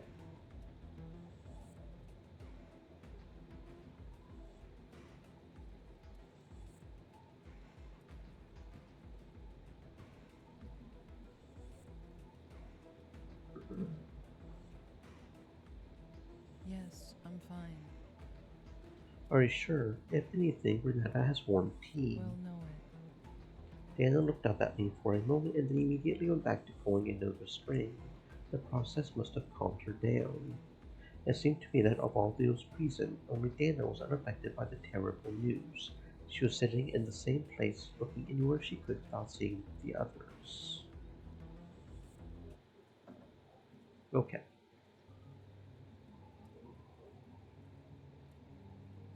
I implore you to maintain composure. There is no need to concern I am yourself. good at engineering, This let is me my help. boat. Well, I still keep trying to keep him alive. But it's not working. So yeah, he's pretty much always guaranteed to go down there and die, from what I can tell.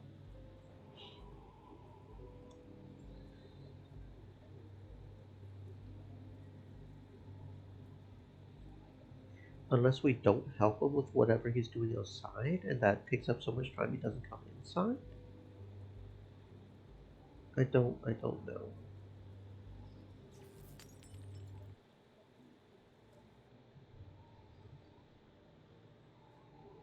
Did he survive? Nope, he did. What is this? A trap? Did someone put the wire there on purpose? It couldn't have fallen there by itself.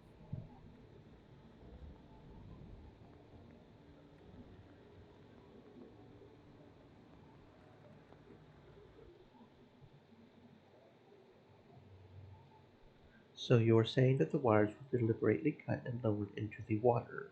Are you sure it is not an accident? Oh, come on. Why are you suddenly not responding? I don't know why it suddenly starts freezing up like this. Fucking serious?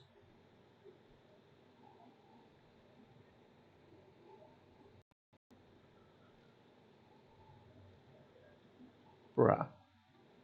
Bruh. Now we're going to have to go through that again. Well, I guess we can also test that one thing out. If we really wanted to.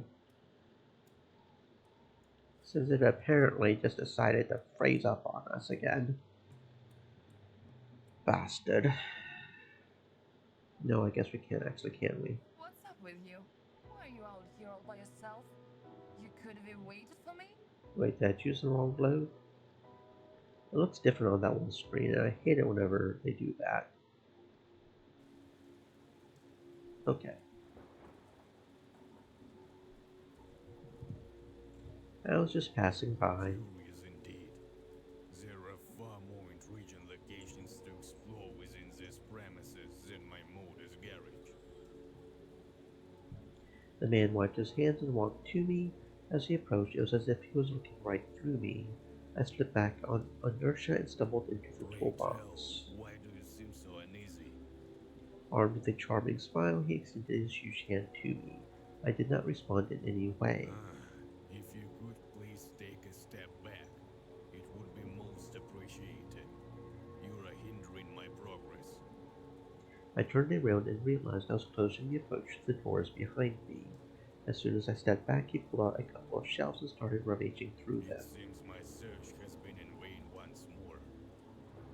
Henry sighed heavily and continued to look around the garage room. If you have no further inquiries for me, I must politely request that you vacate my garage.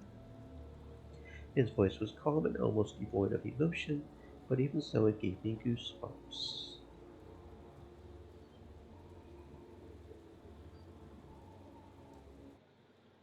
Okay.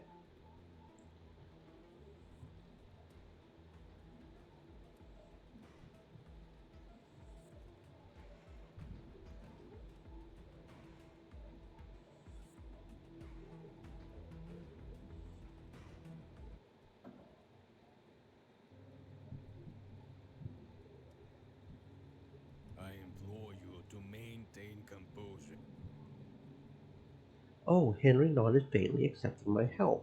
I could not see the others in the pitch darkness, but I could tell from their signs of approval that they were glad to avoid the generator when there were simpletons like me to do it.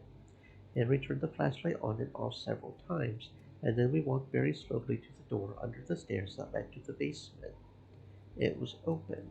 Who would want to run down to the basement on a quick date? Unless you want some privacy downstairs with your partner. Let us proceed with caution, as the stairs are somewhat steep. Please utilize the wall as a guide. Unfortunately, it's perpetually dark in this area, and they have yet to replace the light bulb. Before I reached the bottom step, I could smell rain and dampness in the air. I took a step forward and immediately jumped back, nearly falling on the steps. A thin layer of water covered the entire floor, and several documents were floating around the support leg. Henry shined a flashlight across the room. The window appeared to be open, and the water was slowly trickling along the wall inside. The generator is situated across the room. Simply pull the lever and I shall inform you of the results.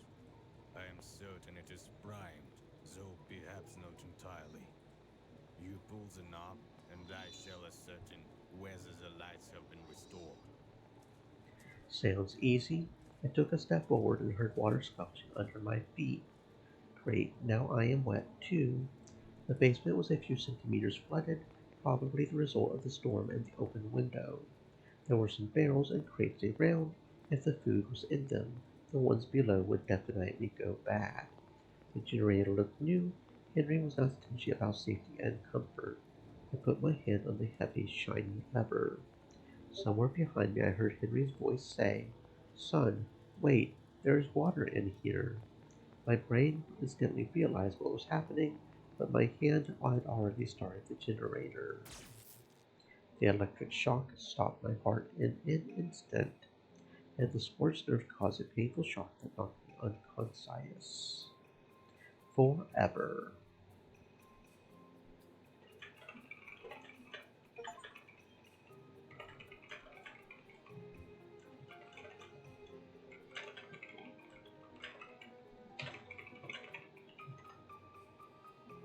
Electrocuted.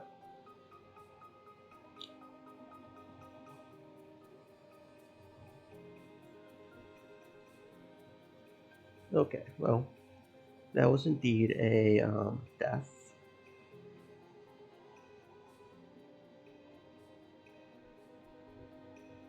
Um,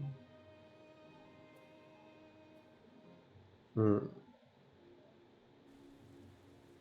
I wonder if there's a way to get somebody else down there or something, so he can survive and keep on going with him. But then it's like we can't max him out because, well, we can just not talk to him, I guess. But that would be better than not. No, I don't know. It's interesting.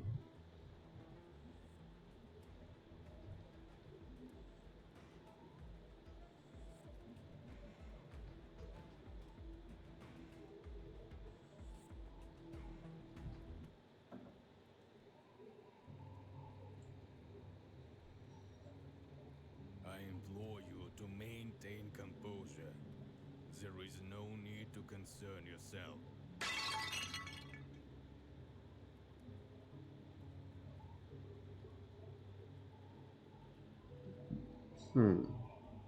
Maybe we have to purposely get him upset so he doesn't. Or maybe there's a way to get him killed when we.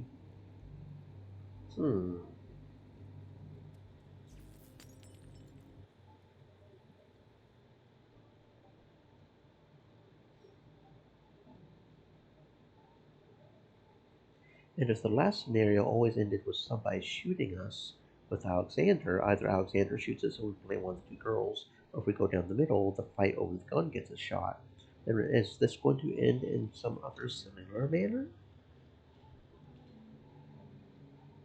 I have no idea who could do that.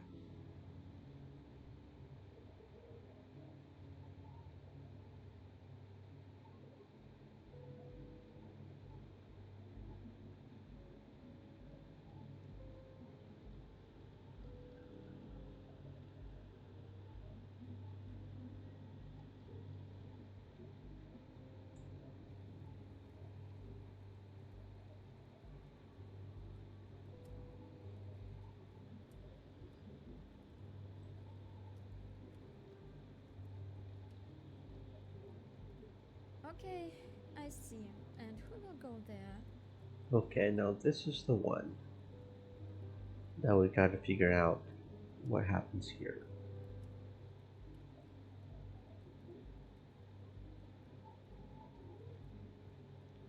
Okay. So the characters we've currently got, no, Alexander's gone missing. So we've got Justin, Martin, and Robert. As far as I know, we've maxed out all of those. Henry's dead again. I can't seem to figure out how to save him, if we can even save him. I have no idea. Because, I mean, Agatha always seems to die as well. So, if we send, okay, if we send, say, Robert, does somebody go with him, or,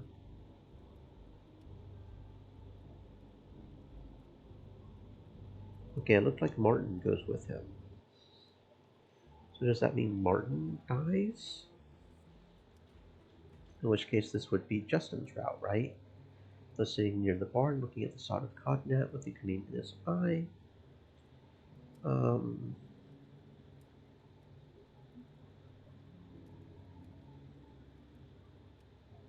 What do you think of that trap in the basement? Such a trap could have been set by anyone. Justin was sitting, okay. Justin was sitting near the barn. Okay, so asking about that is bad. Cool, got it, understood.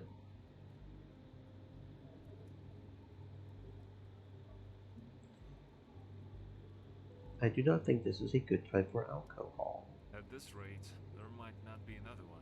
You wouldn't happen to have any guns in your pockets, would you?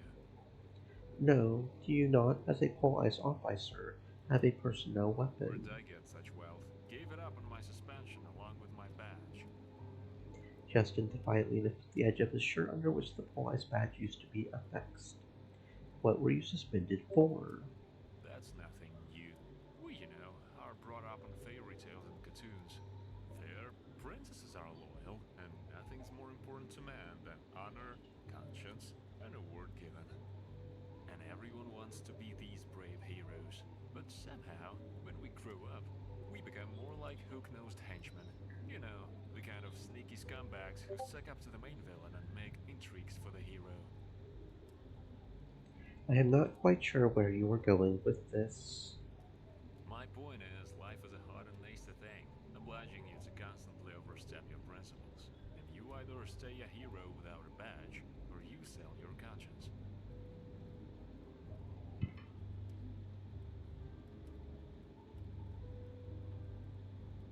Conscience is more expensive than the icon.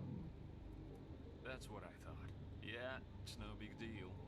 Came in on a call with an intern. Typical ghetto neighborhood. Noise, shouting, dishes clattering. Thought it was just a regular family scuffle. It's common after the holidays. The door was opened by a man, apparently the husband. And I see he has blood on his hands. He didn't even wipe it off his knuckles. You should have seen her face, Hugh. Wounds like that don't heal. Well, I had to arrest him and take him to the station. Make an example for the trainee. But he had so much shit coming out of his mouth, I just couldn't take it. I jumped him. And that was it. Now his wounds won't heal either. I completely understand, bro, but the system...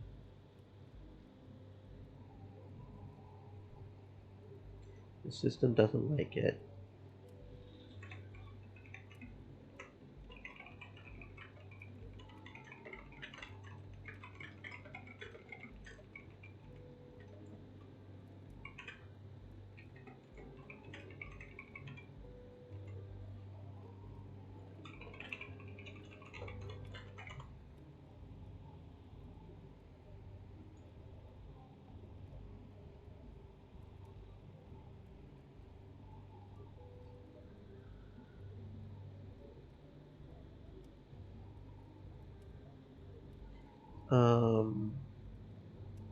I think if I were you, I would do the same thing.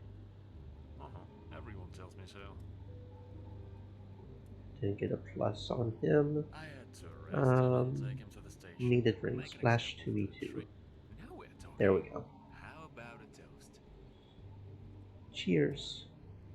Justin got up from his chair and pulled out a second shot glass for me, after which he rummaged around the table with his hand for a long time. Looking for something? Yes, I took 2 bottles with Renata's permission. Both are missing. Have you had a drink yet? Yes, maybe. Justin took his shot glass and poured some of his drink into mine. Then he stood up and, fixing his dog's tie, said, Life will end us all. "What is the morality?" Morality, my ass. I heard Justin's voice say Justin's voice. I heard Justin's voice. Then I heard an explosion so strong it rattled the glass bottles on the shelf. Through the noise, I heard Justin's voice. Quickly, to the floor! I collapsed on the floor and covered my head with my hands.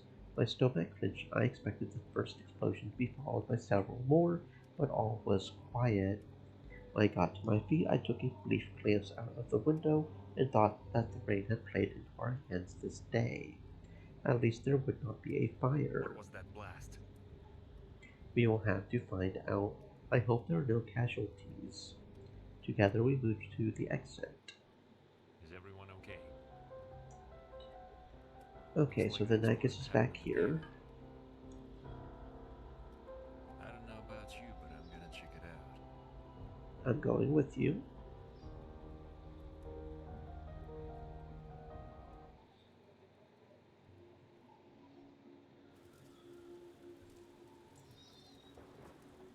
Justin clapped me on the shoulder and pointed his finger deep into the fire.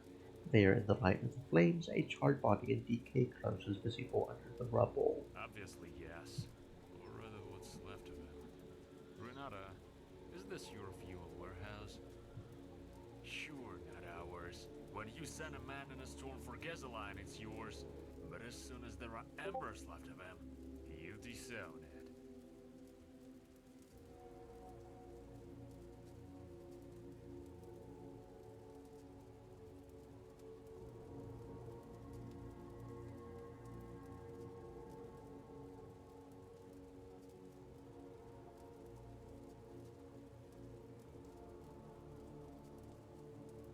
Besides, gasoline doesn't burst into flames. It has to be ignited. And places where combustibles are stored have clear safety requirements. And obviously not all of them were followed. Really? Where'd the second one go? Huh. He could have been thrown away by the explosion. Or is he there? Under the rubble? Let's take a look around the area. Maybe we'll find something that might shed some light on the cause of the fire. Just don't scatter. No more heroics. And don't go near the fire. We don't know how much explosive shit was stored in that shack. Good thing Justin took a first aid course. But Justin rightly pointed out that there was almost nothing left of the corpse, and we wouldn't be able to tell how the explosion had happened anyway. I was already soaking wet and covered in soup. It clearly didn't share my enthusiasm. Justin measured me menacingly with a look and gave him out an alternate position. Detective here, a man could die. We'll grab a stretcher and go back. And you, when you're done playing, come and join us.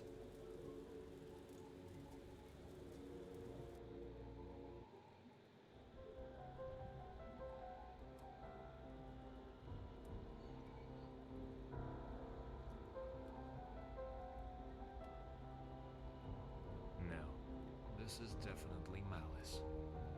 And my experience tells me that the killer knows the terrain, for he uses the place itself for his atrocities. First the generator. We had no idea how it worked, but he did. Now the fuel. Justin turned to Renata, who was handing out towels to everyone outside. He raised his voice as she was paying attention to him. And since Henry's gone, rest in peace, this question goes to Renata. Before we knew it, Renata flew up to Justin and slapped him in the face. It's possible without getting out of the kitchen. And you have an alibi. Justin, would you like to apologize?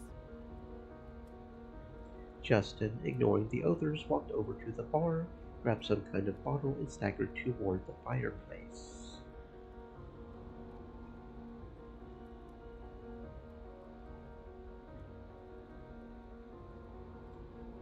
Justin smirked and poured himself another glass before turning his gaze to Emilia. Okay. Well, and where have you been? This doesn't prove anything. God damn it, you make my head spin.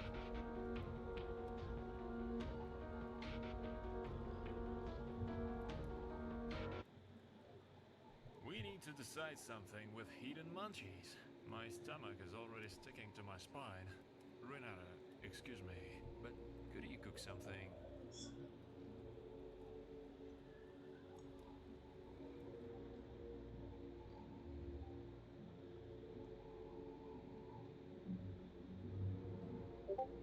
Renata handed me the flashlight. Okay, soup into a plate.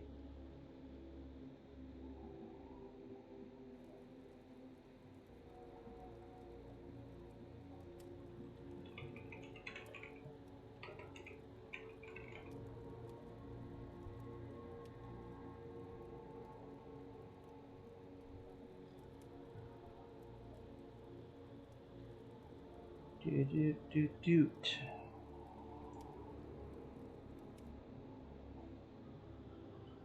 Justin soon brought a bottle of rum and 2 glasses from the bar. Apparently he wanted to pour for someone. Perhaps it was intended for Renata as an apology. I don't know how she does it. She can fall asleep like that. Just put her head on her side and she fell asleep right away. Hey, Amelia? So we're sinners. I know my sins. But what about yours? And my father, on the contrary, didn't let me sleep. He made me study so that my grades would be high. In the morning, exercise, jogging, proper nutrition, then school. And after you sit down to study and just try to make a mistake. The bells was always at the ready. And then I heard a lot of fairy tales in the interrogation. Amelia, you're right. We should help.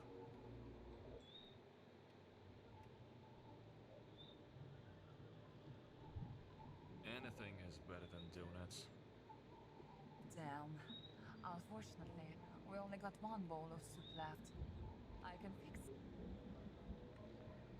Justin, using slices of cheese, sausage, and bread, made himself a semblance of a sandwich, which he washed down with something stronger than wine. You could see there was experience in eating this kind of food.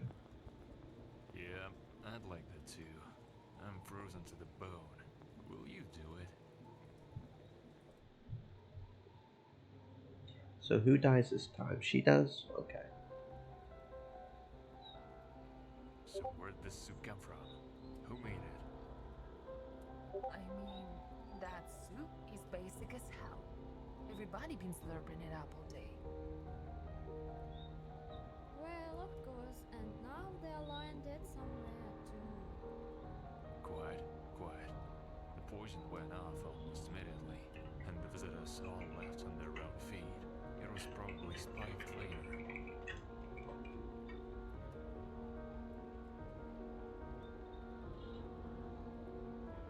Hugh, why aren't you talking? Did you see anything? I see. You don't know, but I do. So I'll put it plain and simple. There's a murderer among us. What? What is he saying? And who do you think it is? And maybe it's all an accident. Everyone, like me, looked at Amanda with surprise. She clearly did not want to believe the maniac existed. Look, we certainly couldn't have predicted that the old house would have a leak and an electrical short, and that the explosion would be due to negligence, but What are you doing? You think it's just bad luck, too? What about poisoning? Emilia looked reproachfully at Amanda, and Justin continued. luck has nothing to do with it. Somebody set us up on purpose. How can you not see that? And only one of us could have done it. The idea is to split us up and kill us one by one. We still have 8 hours till morning, so we'll sit by the fireplace, and I'll keep an eye on you. That way we'll live till morning, and at dawn,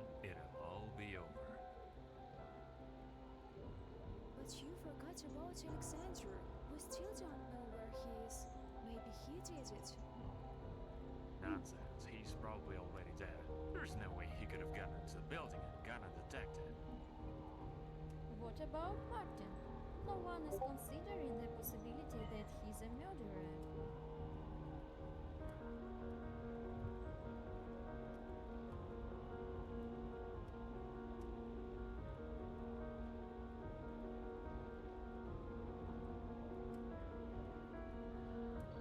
And that's true. He could have accidentally blown himself up. Justin slapped his hand on the table so that the plates rattled. What the hell are you talking about? He couldn't have poisoned the soup and blown up the pier. Here's the deal. Stop playing detective. We are staying here till morning. That's what I said. Why are you suddenly in command? Because I'm a policeman. You want to keep your life, then listen to me. That goes for all of you. We are staying here. Oh, quit tripping, Justin. Enough. I already feel like I'm in prison. This conversation's over. It's for your own safety. You know, Captain, or whatever you are, fuck you. Amelia, quit fooling around. Amelia waved goodbye to Justin, after which she took off and headed for the 3rd floor. Dana, who had long since moved closer to the fireplace, suddenly stood up and said it was a little stuffy in here. Then she followed the stairs upstairs. Apparently, she did not like the plan not to split up. Renata, who had not uttered a word since Linda died, walked almost silently to the kitchen. We only stared in her wake as she slammed the kitchen door. So it's more or less the same. It just changes who's doing it. Wait, where did I go just now? Oh, why did I go to the kitchen? I didn't want to go to the kitchen. Baka. I had to arrest him and take him to the station. Make an example for the trainee. But he...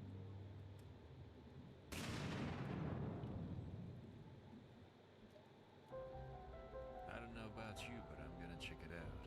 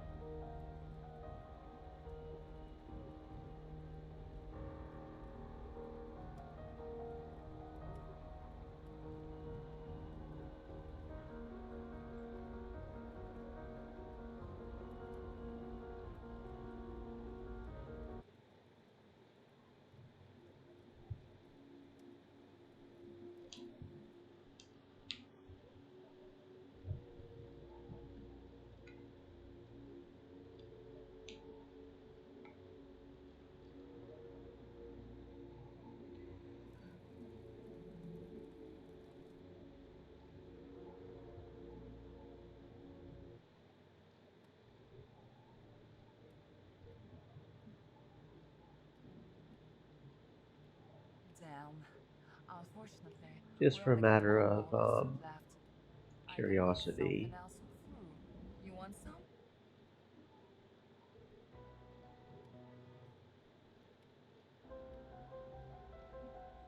Just for the matter of, I don't know if it counts as a different CD or not. I mean, it probably does, right? I don't know if that counts as like an achievement. Damn. Unfortunately, As we we died only got one bowl in the of soup kitchen left. as opposed to... I can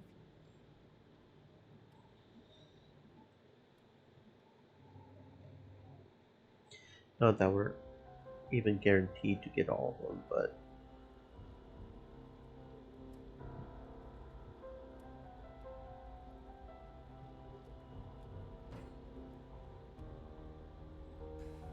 You command just like my ex.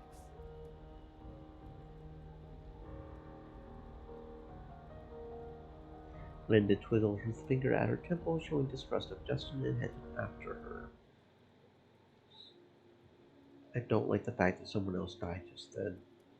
It doesn't feel right. The fireplace is the safest place in the house. It is warm and relatively bright. The only problem was Justin, who was clearly out of sorts at the moment. There was no sign of the charismatic guy. Justin was sitting with his head down on his left hand with a glass of whiskey and a half-full bottle on his right. He was sitting in a chair by the fireplace, and I decided to sit across from him on the couch. I see you have a lot of courage. What is there? I am just going for light and warmth, like a moth. I thought I saw Justin smile. It gives me goosebumps. I've seen dead bodies before, but to get into a situation like this, no. Justin raised his glass and made a gesture like a toast. Well, for all those who died today, rest in peace. Will you stop drinking and do something useful? Oh no, I tried, but they are on their own. They can handle themselves. Justin looked toward the stairs, pointing me toward the second floor. What about you? Did you sniff something out? What do you mean? I saw you hanging around here, interrogating everyone. Come on, give me some information. Maybe it'll be useful. I do not know. I only have circumstantial evidence. Stop beating around the bush. Tell me. The shoe print left near the first victim was female, not male. The trail in this weather will not last long. It's useless. Further. The killer is no good with a knife. His blows were not fatal, so he had to stab the victim many times. That doesn't prove anything. Sometimes the killer just enjoys hitting the victim. He enjoys every blow. The killer used a knife taken from the kitchen. Renata told me that only Henry and Amanda stopped by during the day. The knife could have been stolen at another time, but it's an important piece of evidence. Justin sighed heavily. He scratched his chin and spoke again. Yes, I agree. The evidence is not very convincing. Yes, I understand. But maybe you could help instead of just drinking here. You know, when a case comes to standstill, they usually start all over again. What do all the victims have in common? Nothing. This is the first time we have all met here. Exactly. These are not murders, just planned murders. It's more like a hunt. It's like a maniac set out to kill us one by one. Maybe even punish us.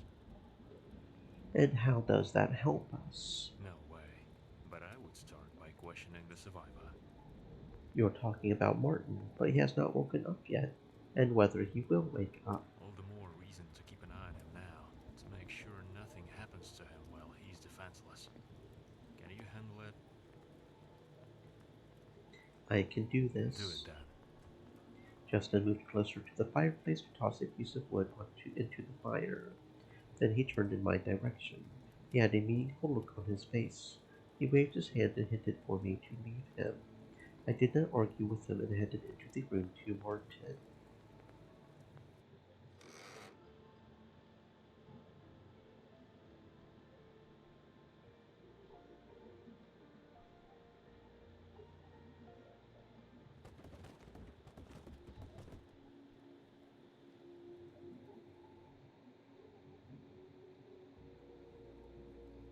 What is that? You? Justin almost blinded me with his flashlight and then redirected the light to the girl lying at my feet. I do not know. She is dead. He squatted down and put his hand on the girl's neck. One more. He said it so calmly, so it sobered me up. I need to calm down too. What happened to her? Did she fall down the stairs? Maybe she just got tangled up in the blankets and lost her balance. What's the noise? I looked up, and Amanda was standing there with a candle in her hand. Soon, behind her, Emilia appeared. What did you drop there? A second later, she noticed the body. What have you done? Did she fall? Justin walked away from the body. I stayed at the girl's feet, and Amanda and Emilia froze upstairs. No need to be a genius to come to the obvious conclusion. They were involved. Emilia swiftly descended the stairs and jumped over the corpse, then put her fingers through the artery on the girl's neck.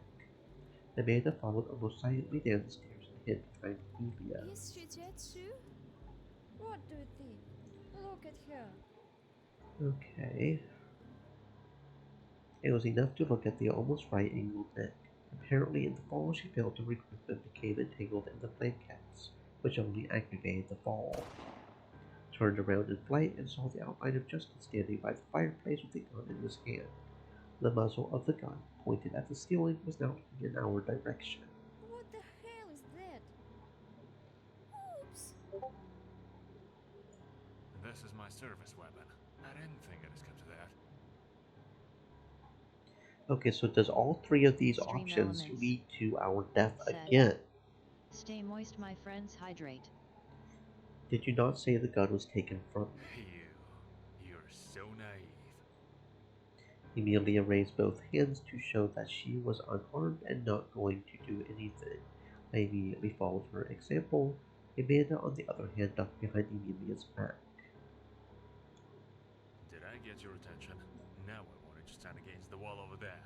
Quickly. Justin pointed the barrel at the wall below the stairs. He was clearly serious. I slowly began to move toward the wall. What? Let's keep it simple. He stepped forward, pointing the gun at Emilia's face. Instantly, Amanda bounced away from her and moved toward the wall Justin had pointed at. Emilia obeyed with glaring eyes. I hurriedly took a seat next to the girls. I could hear Amanda's ragged breathing, giving off great stress. Emilia, on the other hand, stood as if she were ready. I even thought she whispered to me, "Get ready." Now, raise your hands and hold them where I can see them. Remain silent. Do what I say and no one gets hurt. Everything clear? We simultaneously nodded and raised our hands higher. Here, clear. Clear. Yes, clear. I see. Phew. Yes? Take the flashlight. Okay, I mean, it's pretty much the same, right?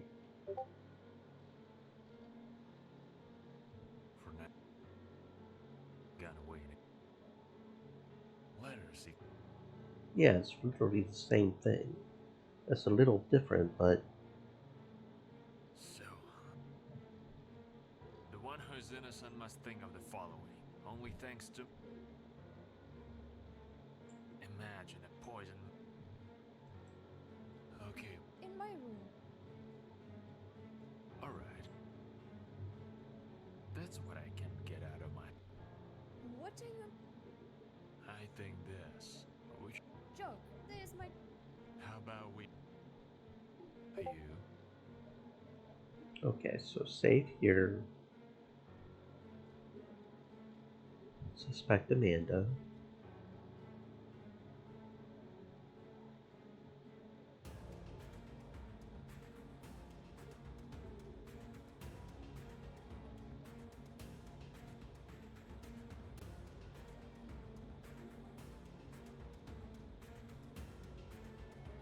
Is it true?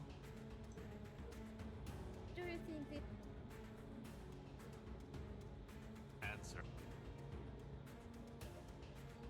Okay, so it's a little different here. Amanda hurries up and jumps him even if we accuse her, so it's a little different there. The light blinded Amanda and she could not draw her gun. She growled and breathed something unintelligible like a predator. Immediately tried to grab the girl, but she pushed her away with force and rushed for the exit.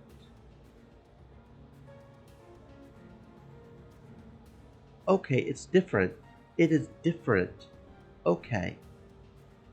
Okay, we have got something different because it is Justin. So it is only a complete ending if Alexander is the one with the gun. Okay. So if it's a cop who has like experience with the gun,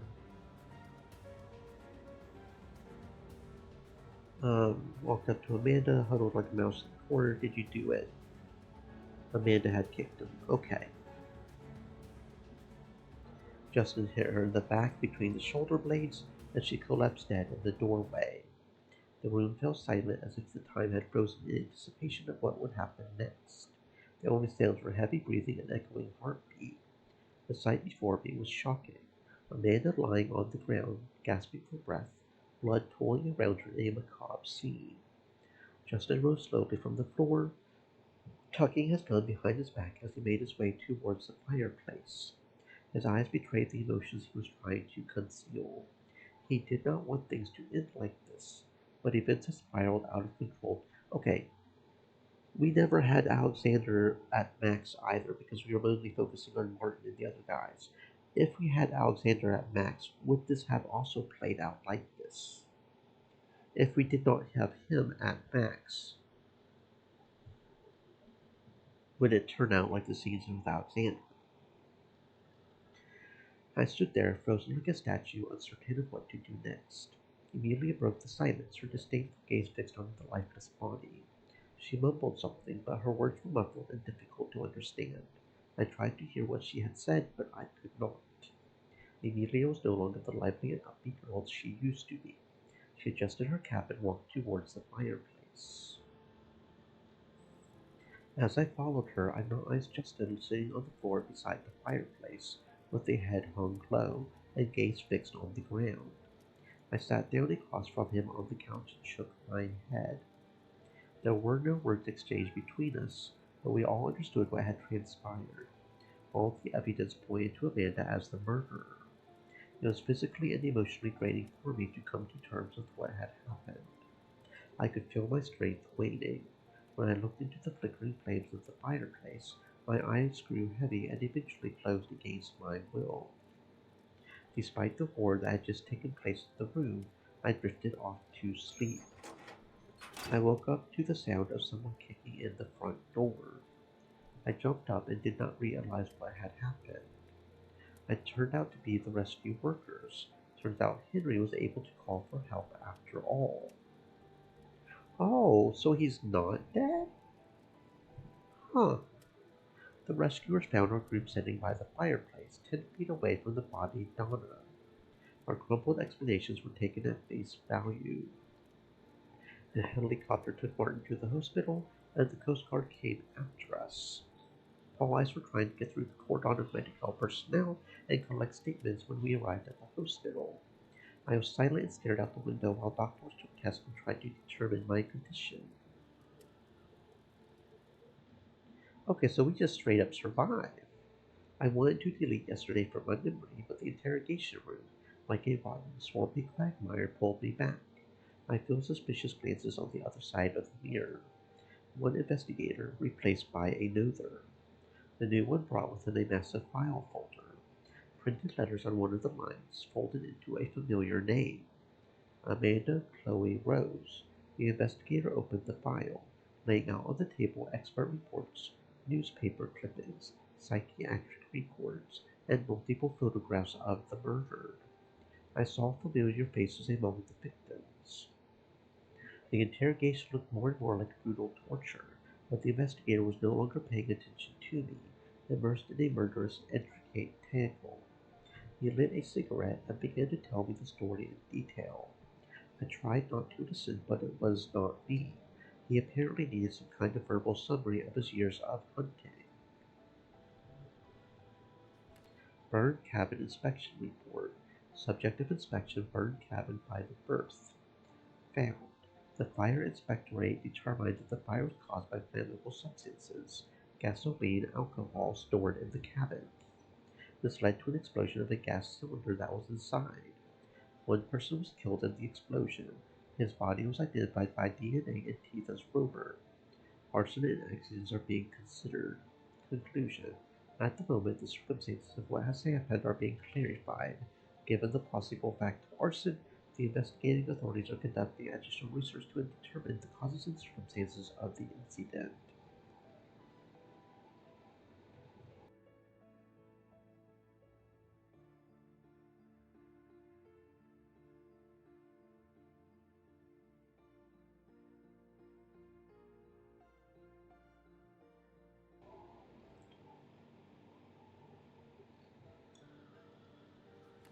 Stairs inspection report.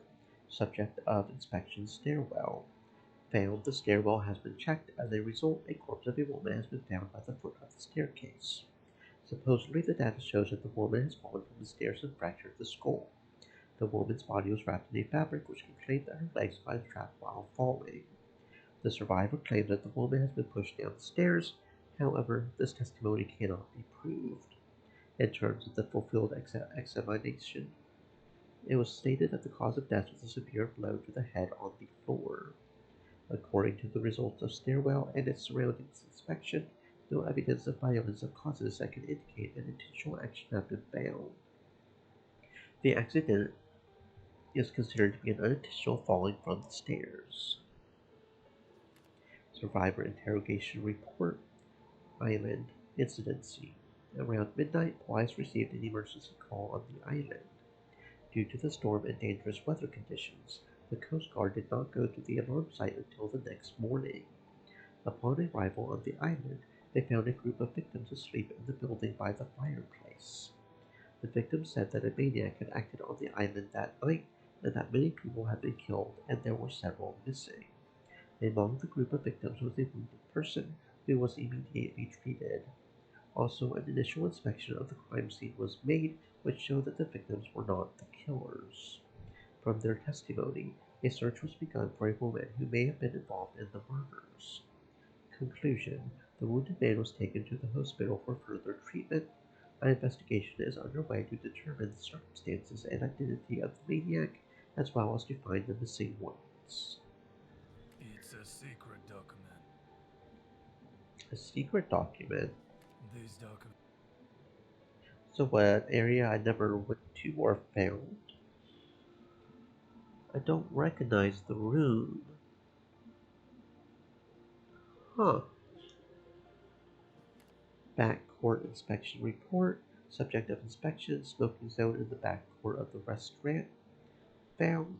During the inspection of the back court of the restaurant, a dead woman with knife wounds has been detected. No evidence has been detected on the incident scene due to the bad weather during the night. While transporting the body to mortuary, all the necessary information has been fixed and saved for further investigation. The inspection of the corpse of Agatha in the mortuary showed that she was killed with a knife, supposedly with a kitchen one. The kicks have been made on a short distance. Wounds are not deep but mortal. Like other victims, she came there for a speed date event. According to the survivor's testimony, he was present on the incident site and claims that Agatha has been the first victim of the suspected woman. The expert report showed that the survivor was not involved into the murder. Conclusion: at the moment, the suspected woman's whereabouts is unknown. The investigation continues. Supplementary information and witness testimonies are welcome.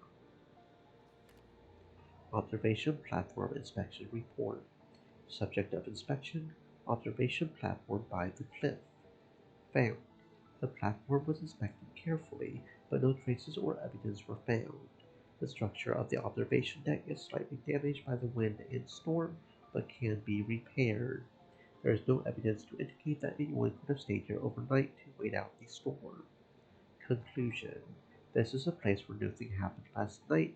It is necessary to continue the investigation. Restaurant Fireplace Room Inspection Report. Subject of inspection: fireplace. Found: nothing suspicious has been detected during the inspection of the fireplace room. The fireplace represents an ordinary recreation place and has a standard design and construction. According to the survivor's testimony, the fireplace was the only source of warmth and light during the night. The evidence found on the incident scene proves the testimony. The conclusion can be made that the fireplace usage was necessary for survival.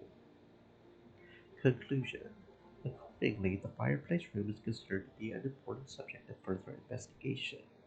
It is necessary to undertake a thorough inspection of this place, as well as to analyze the fuel data from the basement and earth. Supplementary information can contribute to detection of supplementary evidence and identification of suspected ones. It is a secret document. That's the car age, ain't it?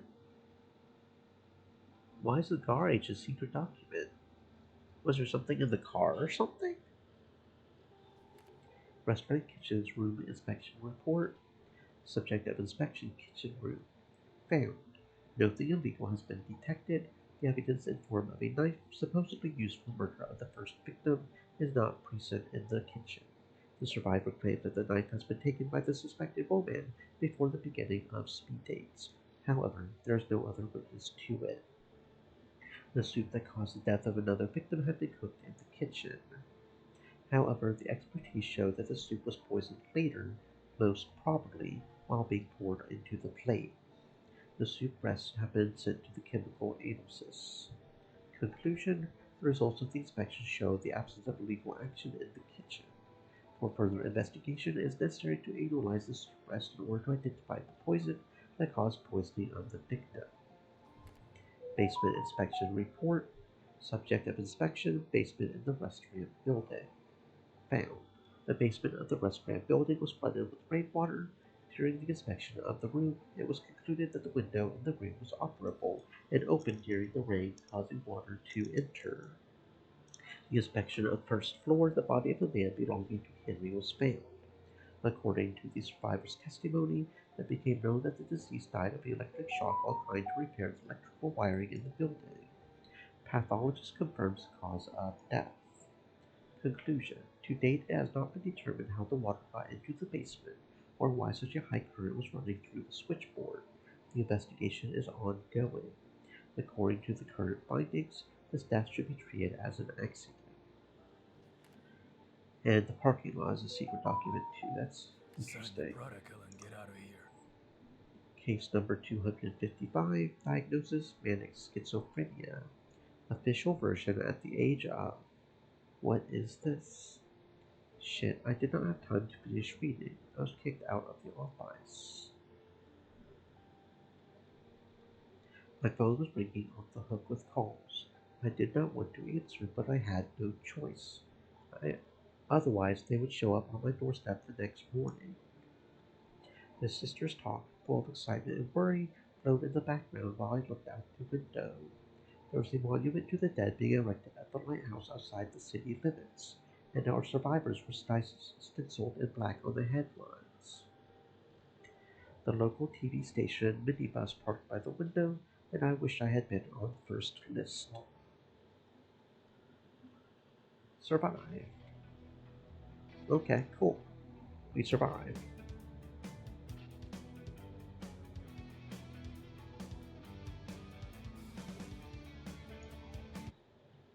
Cool. Okay. So what happens if we choose Emilia? Yes, I think we should check Emilia's things. I do not trust her. Where is your backpack? Check all you can. It's upstairs. But I want to bring it to your attention. Amanda and I were the last ones to see Linda alive. She fell down the stairs. I was downstairs in the first place. Oh, how convenient. Amanda did not move, waiting for her fate. Emilia, on the other hand, lowered her arms and moved slightly away from the wall.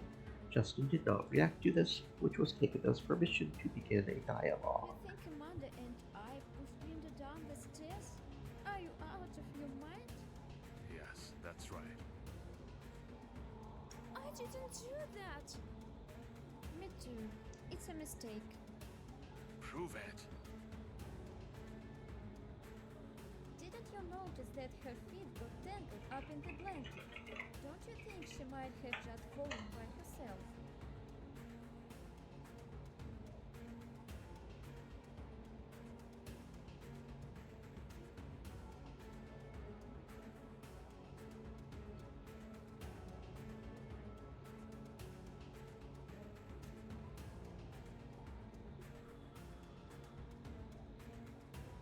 Justin looked at the girl's corpse, put the gun down, approached, and felt something around her legs. See?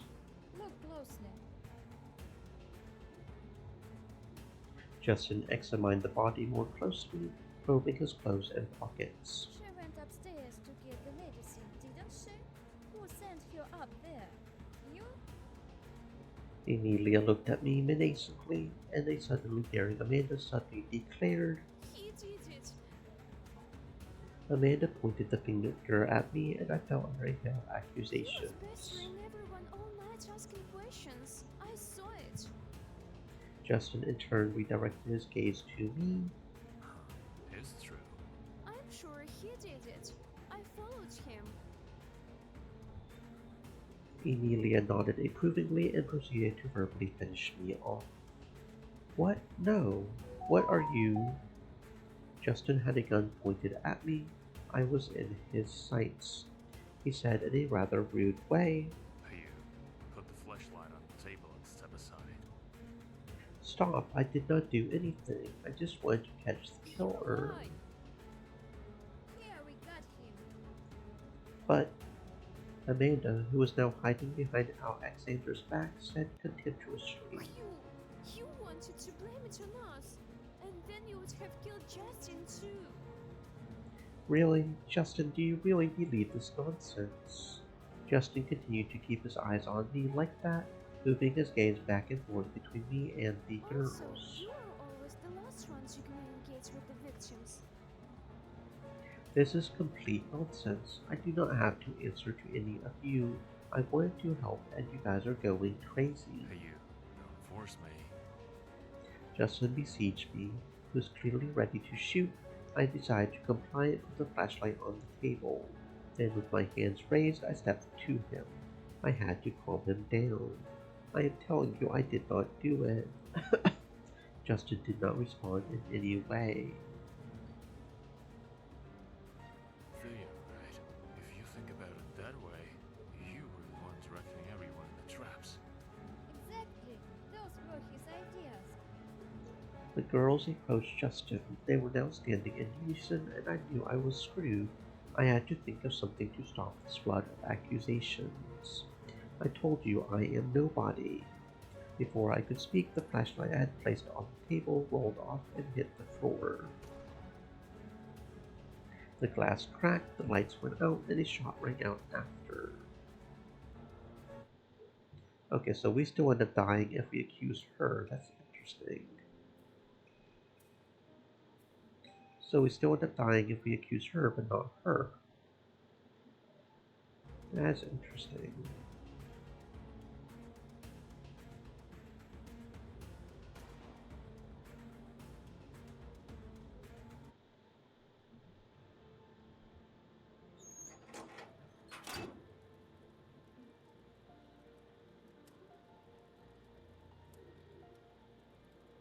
Ah.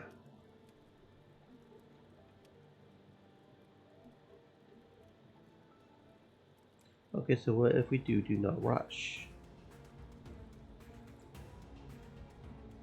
Justin suddenly turned in my direction. He stared at me, glaring at me. His expression changed as if it reflected his seriousness and insistence. I understand the need to be careful not to accuse an innocent. That is why we would better talk things over carefully instead of throwing accusations. Let us take it slow. What was her motive? I haven't figured that out yet. I'll have to think about it. Justin put the gun down and took a few steps away from the girls. There were two of them upstairs, but I do not believe it could have been Emilia or Amanda. What are you doing? I didn't do it. I didn't even hurt insects. It makes me uncomfortable. Then who? I don't know. Maybe she fell by herself?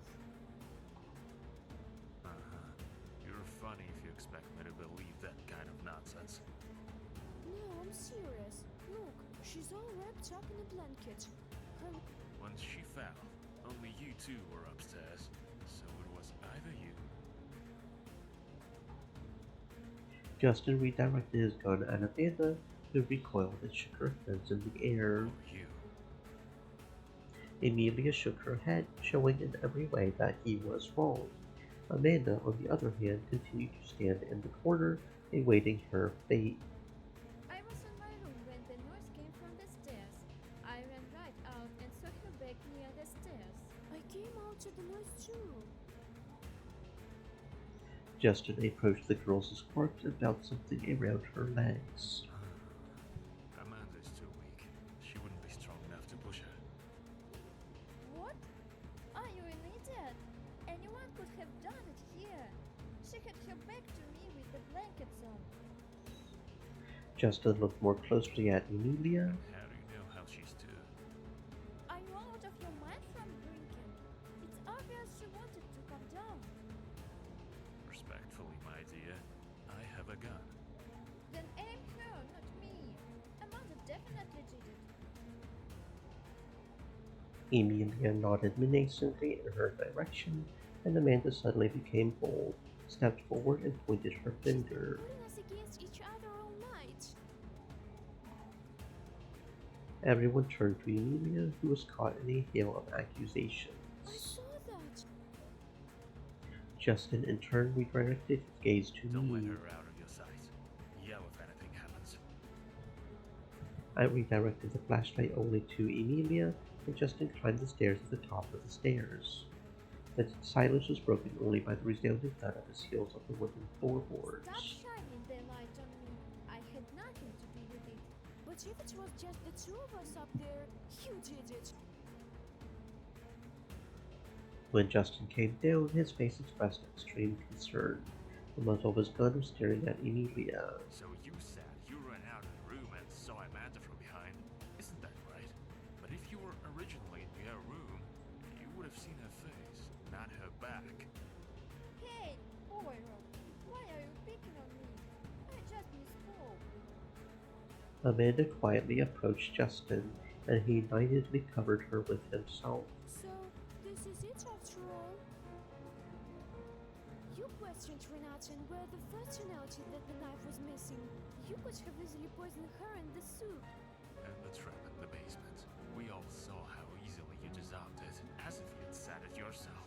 And your hair was wet after the explosion. It wasn't a shower. You set the guys on fire. Emilia roared. Are you completely stupid? It's Shorty did. She jumped on Amanda, but Justin blocked her path. I did not see what happened, but Justin cried out in pain. It looked like Emilia kicked him in the groin. Justin fell to his knees. In the darkness, I could barely see Emilia kick him in the face with her knee, and then she tried to reach for Amanda, but Justin managed to hold her back. Then she grabbed the gun with both hands and pulled it to her. I could not help but point the flashlight in their direction. In a situation like this... Okay, so we still die. Interesting that it only leads to something new if we blame Amanda.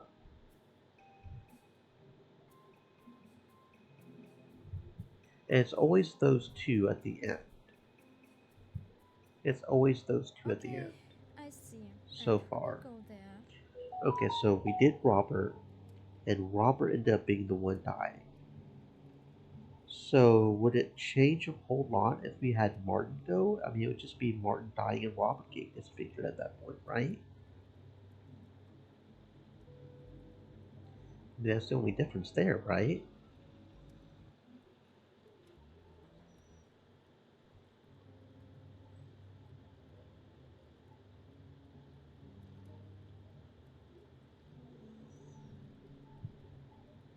My point is, life is a hard and nasty thing, obliging you to constantly overstep. I had to arrest him and take him to the station. That explosion is really loud, though. Like, I for don't know real. about you, but I'm gonna check it out.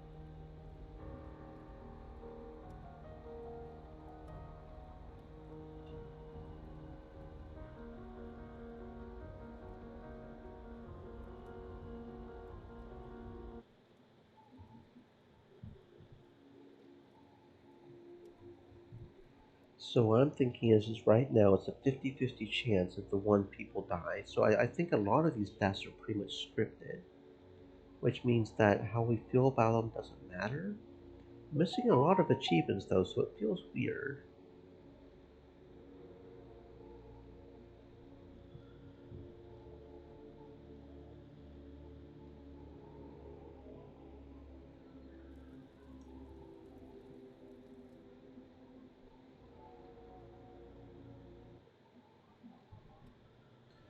Okay, so who's going to die this time, Donna or Linda? Unfortunately, we only got one bowl of soup left. Who's going to die this time, Donna or Linda? Or is it going to be somebody else for some random unknowable reason? No, it's Linda again. Which means Donna's going to die on the steps, right?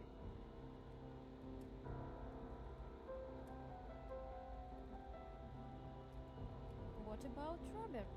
No one is considering the possibility that he's a murderer.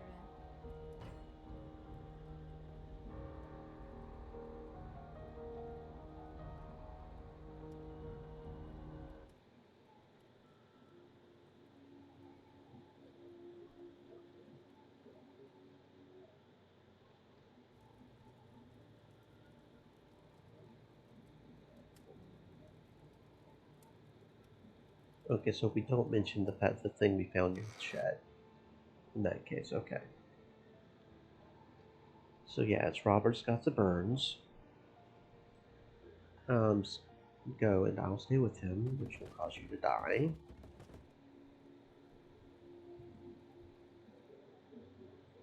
Mm-hmm.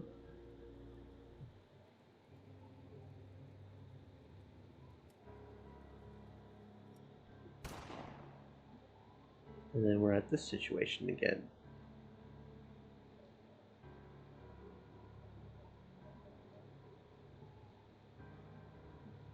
But all three of these situations is going to be the exact same, right?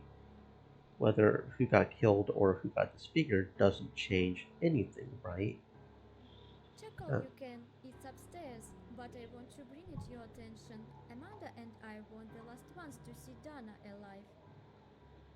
Only reason that's technically new line is because Donna instead of Linda. Down the stairs?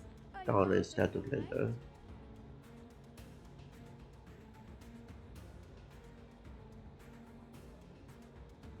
Yeah, so that literally changes nothing. That just changes who died and who got disfigured. That literally changed nothing. Okay. So then, back on here. What if we instead send Justin? What if we do Justin instead? No thanks. He refuses to go. By the fireplace. It's bright and warm, and I'd advise the others. He refuses to go. It's interesting. That is interesting. Huh. He refuses to go. Okay. Okay. So think, how do we proceed from here? If we discover the body, Alexander is missing. I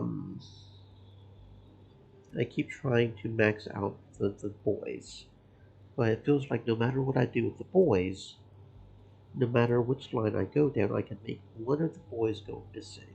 I can change which boy goes missing. If Alexander is the one that's missing, then the cop takes over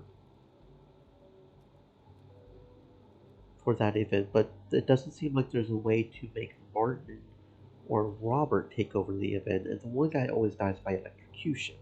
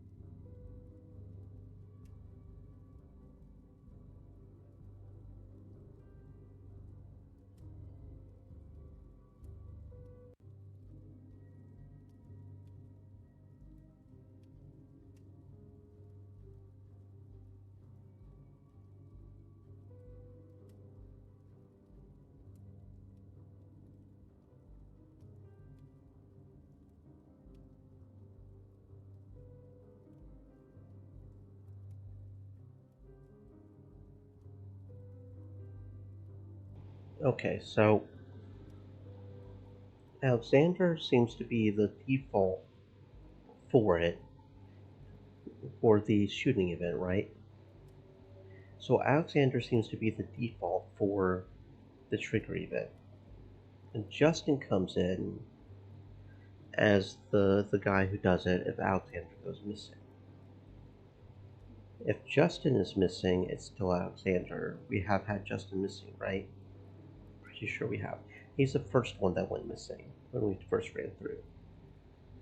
No, Robert was the first one that was going missing. When we saved Robert, it was Justin that was going. Have we had Martin go missing? I don't think we've had Martin go missing yet.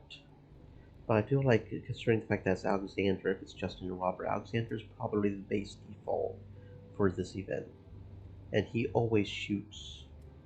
For some reason, Justin, if we do get Justin, if we do make Alexander be the one to go missing, Justin will not shoot us if we choose Amanda, which is interesting. And Henry always seems to get electrocuted, always. Almost always. Well, there is a slight chance for us to go get executed, but... Okay, so... I think that's pretty much maxed out all the slots I can if I hang out with the boys, right? With a potential...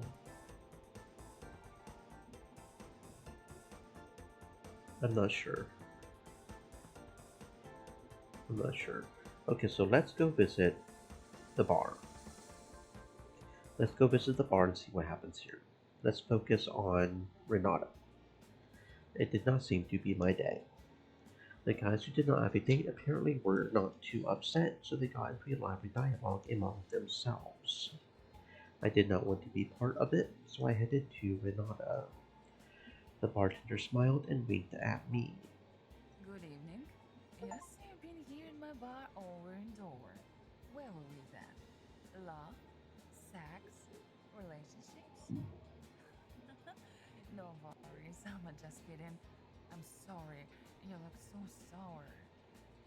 I'm a too damn good as bartender. Are my customers allowed to feel sad? No way. We'll get it back on your feet in no time. Whiskey. Or perhaps some cocktail? You know, just drinks with a little umbrella thing right on top. Okay. Save, slot 6.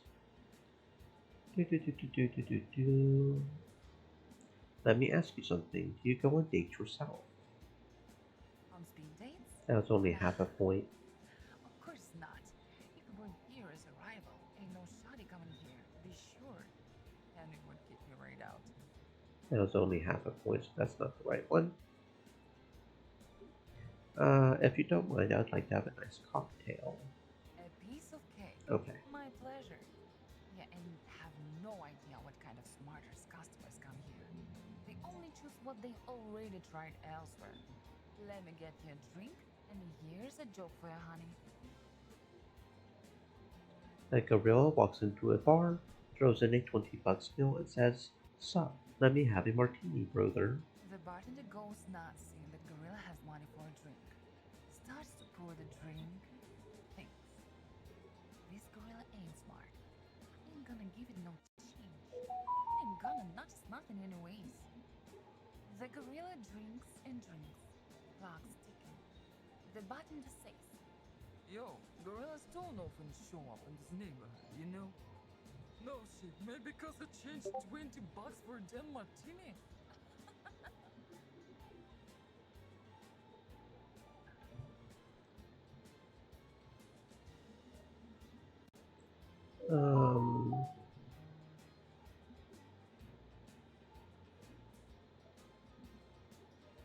If there was a bartender like you behind all the bars, I would be a drunk by now. I would love to hear your feedback on the event as a whole. How did you find the ladies? What were the highlights? Okay, I'm going to low-key sort of start going against... Well, there's no way to go against him, is there? I don't know. Because that's one thing that can always complicate is if there is unique dialogue if we specifically piss them off, which is yeah. Okay, go to the kitchen and help Renata.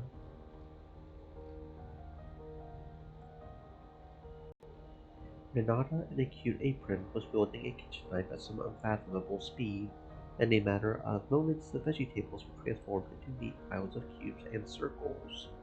I thought you might need some help. There is 11 of us out there, and you are all alone. Thanks for the offer, sugar. But I'm a real boss in the kitchen. Got it all under control. But I ain't opposed to some good conversation. Pull up a stool over there. But I can really help. Peel potatoes or anything else, you know? I am not used to having a rest while others are working. Alright then. Let me skip the part when I'm gonna argue with you and just give in to what you want. There's a cutting board hanging there, and the knives are in the top drawer. You cut me an honor, please. Okay, just give me a minute. I took off the cutting board and stood next to Renata. Do you always skip the nerdy and unnecessary parts? Sounds like an every man's dream. If that was a shitty way of foreplay, of course not. Boy, you're dreaming. And what the hell was that tone?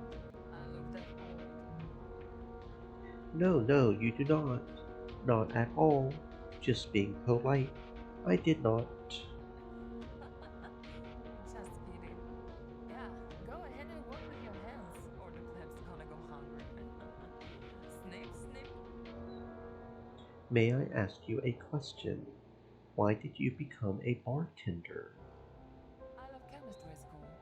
You mix all kinds of stuff in those little bottles, and you get another stuff, you know. This is the same in the kitchen, but it smells good and you can eat and drink it all up. Wait a minute. I put the knife aside. They got suspiciously quiet. I will be right back.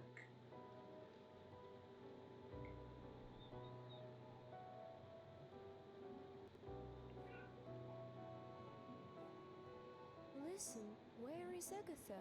I already checked upstairs, but I can't find her anywhere. The car is still parked out there, too.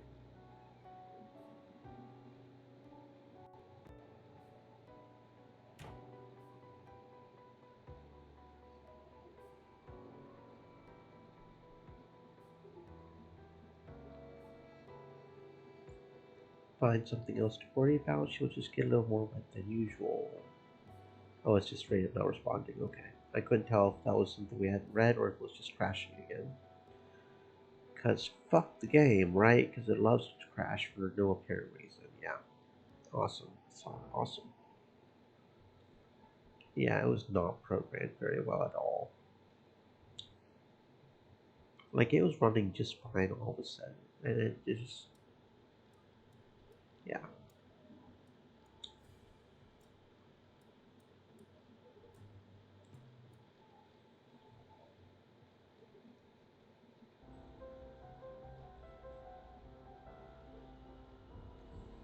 I don't know. Yeah, it gets old though. It gets old.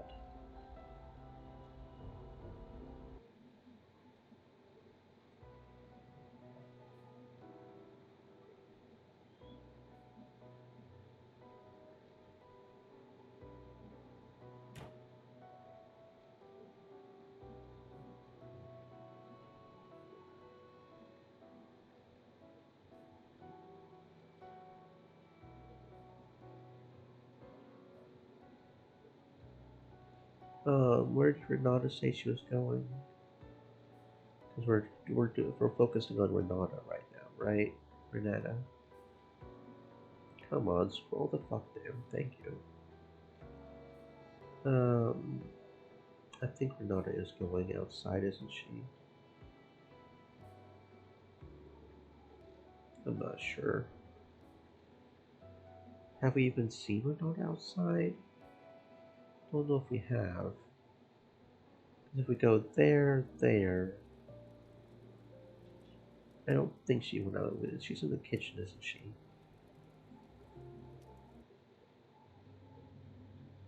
Okay, yeah. Okay.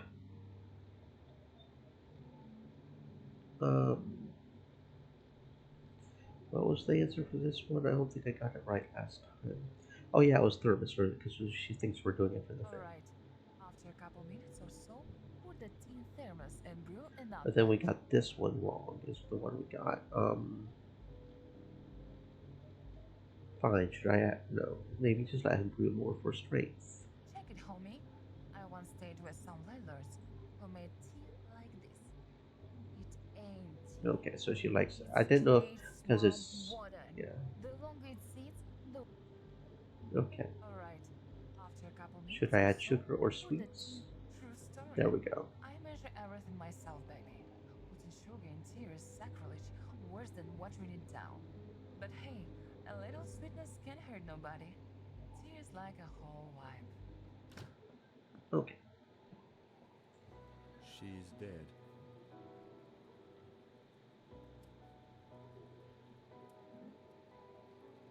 It's too late. She's been stabbed. Multiple stab wounds.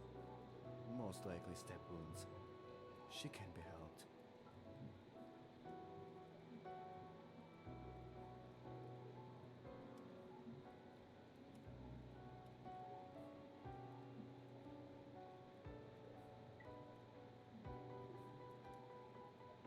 He's what? Freddy Krueger. He waited this weather and stayed on the island on purpose to slaughter everyone?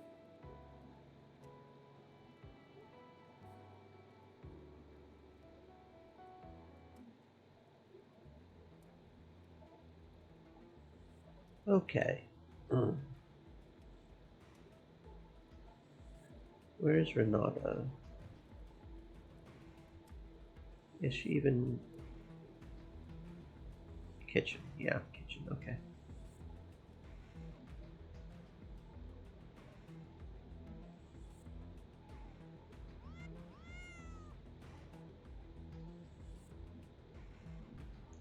Don't remember if she gets upset about this or not. We'll make sure. Have you seen the missing person? Okay, so yeah, that was a negative one. Nope. Ask about the murder. Speak with Renata. You looking for something?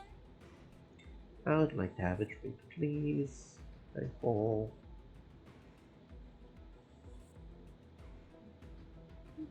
Oh, this is different. I'm gonna reach out for a jar of tea. Oh shit, sexy Renata time. Sexy, oh shit. Renata stood next to me and leaned lower to find the tea herself. I did not retreat, but only squinted my eyes and saw that her apron had opened slightly, and part of her magnificent breast became visible to me. Our fingers met as we simultaneously grabbed the jar. Renata turned to face me. I had only seen such huge pupils in my ex-girlfriend twice. When I came back from a long visiting trip and when, at a hangout, she took the wrong pills. We're gonna eat some sugar up in here. Ain't nothing wrong with a little sweetness to help us through the stress. And where is he? And right behind you. She let go of the jar. We were standing so close that I could feel her breath on my skin. She leaned forward, wanting to wrap her arms around my neck and pull me to her. She was actually reaching for the sugar, which was indeed on the shelf behind me, with her whole body leaning against me. Her breast pressed tactlessly against me. The situation seemed to amuse me wildly, and when I saw her insistently hide the smile from me, a drop of aggression was added to the temptation between us. The sound of a bag of sugar on the table was like turning the key in the ignition. I took her in my arms, pulled her off the floor, turned around, and sat her down on the tabletop in a rough motion. She was not afraid, but powerfully, roughly, and unexpectedly pulled me to her and bit her on the neck. I clenched my teeth. In 2 movements, I untied the knot of her shirt. Renata buried her fingers in my hair and laid a trail of kisses from the neck to my lips. We cannot, no. No, can't do that right now. Renata jumped off the tabletop with the expression of a very contented cat, leaving me puzzled. I realized I was getting nowhere, so I left the kitchen. Oh, okay, we didn't go as far as we did. Or maybe we do later on.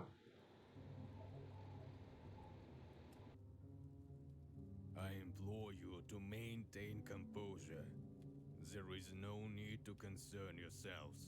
This is my boat, and I shall handle the situation accordingly. Okay, bro. You go get electrocuted. You have fun with that.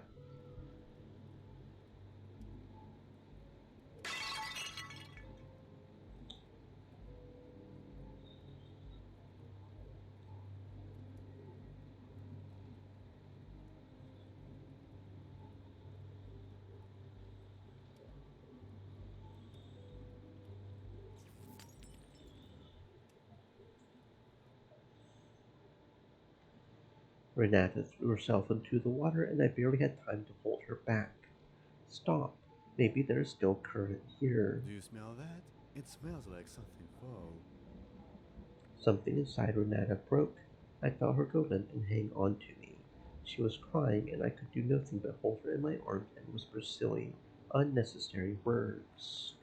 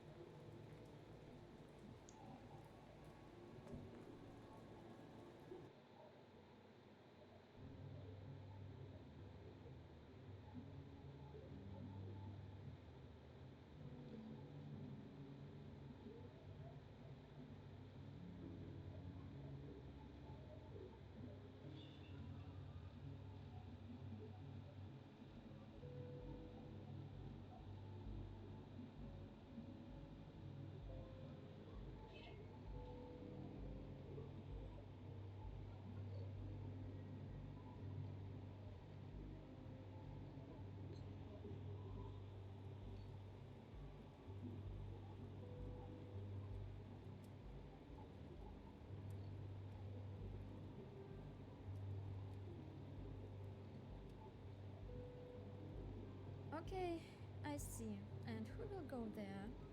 I mean, this one doesn't really matter, right? Yeah, because Justin won't go because the other guy is not here, so he's got to pull the trigger, so to speak. Kitchen. I had a very strange feeling, like on a roller coaster, when everyone is seated and ready to move forward. On the one hand, everyone is hungry for emotion and fun, and on the other, there is a sticky, adrenaline-induced fear. I even stopped in front of the door for a moment to straighten my clothes and comb my hair. It is a stupid gesture, because you can hardly see anything in this darkness. Holding a candle in front of me like a bouquet of flowers, I knocked on the door. I was answered by the rhythmic, muffled clatter of ballet shoes on the floor. Renata was clearly in a hurry. The door opened, a hand emerged from the darkness, grabbed me by the collar of my jacket, and dragged me inside. What took you so long to get here? The latch clicked. Renata closed the door and came at me like a whirlwind. It is a miracle I did not spill any wax. I barely managed to put the candle aside. She slammed into me and pinned me against the countertop as if she were afraid I would run away. I returned the kiss and felt her fingernails scratching my neck and moving lower and lower to the buttons on my jacket. Miss, do you not think we are in a bit of a hurry? You want me to stop? Huh? No, do you not dare stop. And probably anyone dreams of being in that situation, and for refusing her, I would be hated by the entire male community. Word up. That's good. Renata deftly dealt with all the buttons and helped to remove the jacket, and then suddenly turned her back to me. Now help me to take this off, player. What is this? I immediately regretted my question, but Renata clearly wished to avoid unnecessary chit-chat. In a moment, she switched from unbridled passion to some fierce irritation. What? What? Everything's human, damn it! What? I ain't had a man since we walked him down. If you don't want to catch a spear to the head, stop asking stupid questions and see that's good. Can we just lift it up? Who the hell you think you're talking to, huh? I thought it was a rhetorical question, but Renata put her hands to her sides in a menacing manner. I guess she really expected a coherent response. Alas, I was only capable of incoherent gibberish at this point. Suddenly, Renata laughed out loud and leaped at me again, kissing me. In an instant, she changed from anger to mercy and took on a seductive tone. Nah, I'm just playing with you. You're too easy. I put my arms around Renata and untied the knot of her apron. She leaned against me with her whole body. She squeezed as hard as she could, tilting her head to the side, exposing her neck. Remembering my last visit to the kitchen, I decided to reciprocate. I touched her lips and ran my tongue along her neck. Smelling her perfume, I lightly bit her neck. Oh, don't stop. Go harder. I obeyed. The effect was amazing. Renata let out such a moan that I seriously believed I was the only man in her life. There was hardly any distance between us, so I could hide my arousal. She sensed this and began to tease me, pulling me even closer, and began to move up and down on me. I was not ready to tolerate her behavior any longer. I pulled away from her embrace for a second, grabbed the first towel I could find, and threw it on the floor. She unbuttoned my jacket and reached under my shirt with her fingers to deliberately scratch my chest and shoulders with her fingernails. I almost attacked her, turned on to the limit. I felt her smile, pleased with my reaction. I helped her get rid of her t-shirt, and I was amazed at how cool she looked without her clothes. I helped her out of her t-shirt. I froze for a moment, examining the gorgeous view that unfolded before me.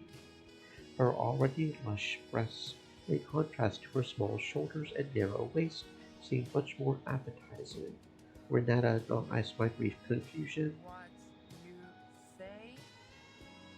You have an amazing body. What's good? What you looking at? Yes, very. How you like it if I... Renata very slowly put her hands behind her back to the clasp that held her breasts together. I swallowed. Now she was looking at me mockingly, stretching her pleasure at the effect she was producing. Renata looked into my eyes, and I got distracted and got burned. For a second, I pulled my hand back while she smiled at me. Renata murmured in my ear. I could feel the heat of her body, the warmth of her breath. The tip of her tongue leaves a mark on my neck. We're still gonna need that. Renata, I whispered in a dry voice as her hand slid down smoothly and grabbed my hard cock through my jeans. What is that? Renata asked in a mocking tone, not stopping her insistent stroking. I guess you want to tell me something. I wanted to say a lot of things, but the tension in my jeans spoke for me. As if drunk, I looked into her big brown eyes. She bit her lip like a guilty schoolgirl, and the ground seemed to drop away under my feet. I moved to the floor, and Renata got on top of me. Our lips locked, and her big, soft tits pressed against my chest. We are kissing. I rub my palm over her cheek. Her bra is the last remaining obstacle, and Renata gets rid of it in a second, dominantly takes my hand and leads it down. When my hands stop near her nipples, Renata loses her breath. It is unbearably hot under her skirt. I touch the very tip of her pink nipple with my thumb. She sighs sharply, almost shrieks, and reaches for the clasp of her skirt, not able to bear it any longer. She turns her back and bends elegantly, showing off all her charms. Her ass presses against me, her palm guiding the tip of my shotgun to her entrance. She is playing. She is pushing herself to a frenzy, moving the tip along the edges of her labia, spreading the folds. My patience had run out. I entered her in a single motion, roughly in a way I would never allow myself before, but Renata seemed to want it. She covered her mouth with her palm in a vain attempt to hold back a scream, but a second later she pushed back, thrusting me deeper, harder. Harder. Please.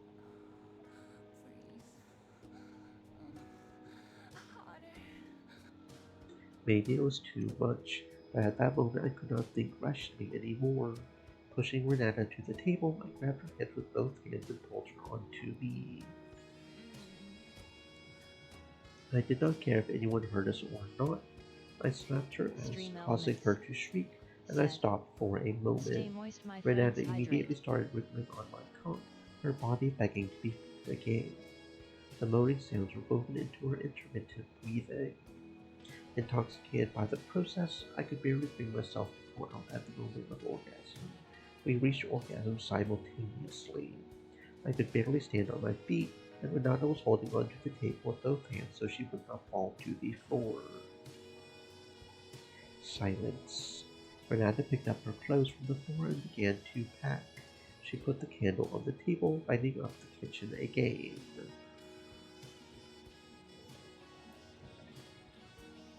It took me a minute to catch my breath. My eyes lingered on her when she was fully dressed up.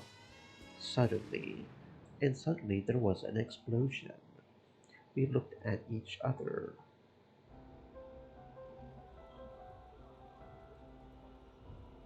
I don't know about you, but I'm gonna check it out.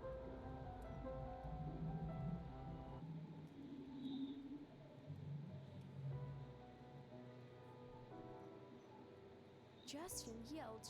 I heard it.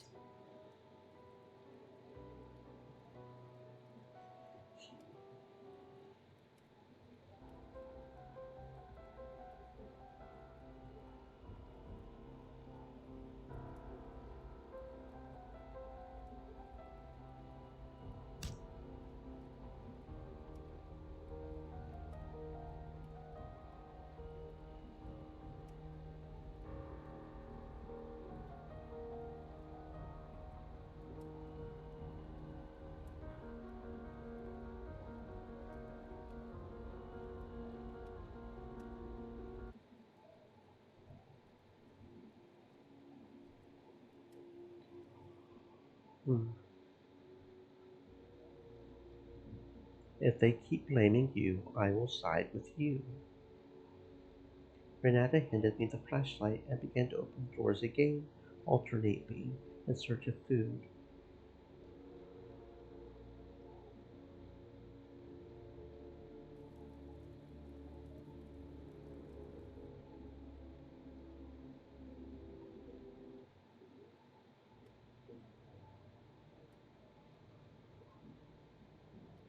Damn. Unfortunately, we only got one bowl of.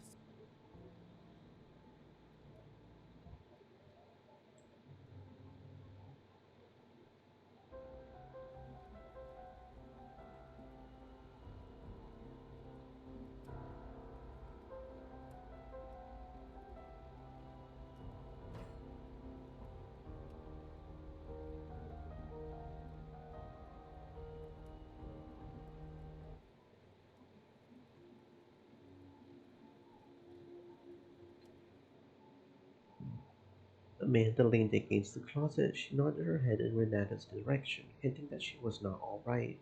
I noticed that she was finishing an apple.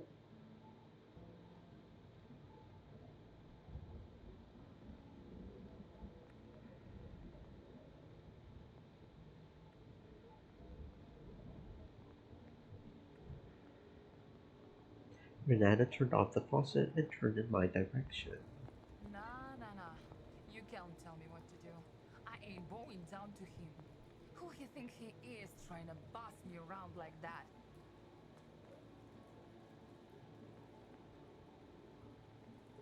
Renata, are you all right? Your hands are shaking.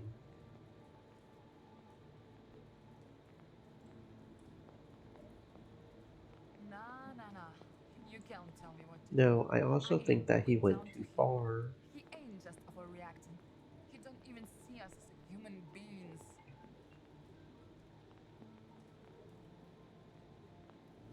Nah. He You is right. can't We tell me all what need to to do. stick You together. Okay, get your ass out of my kitchen. so none of those bring points to her.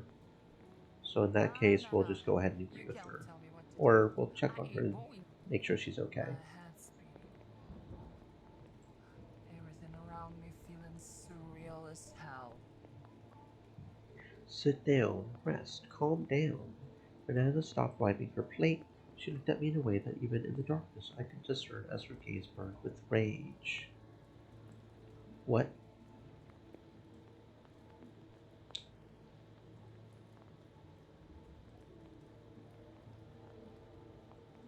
Get that hell out!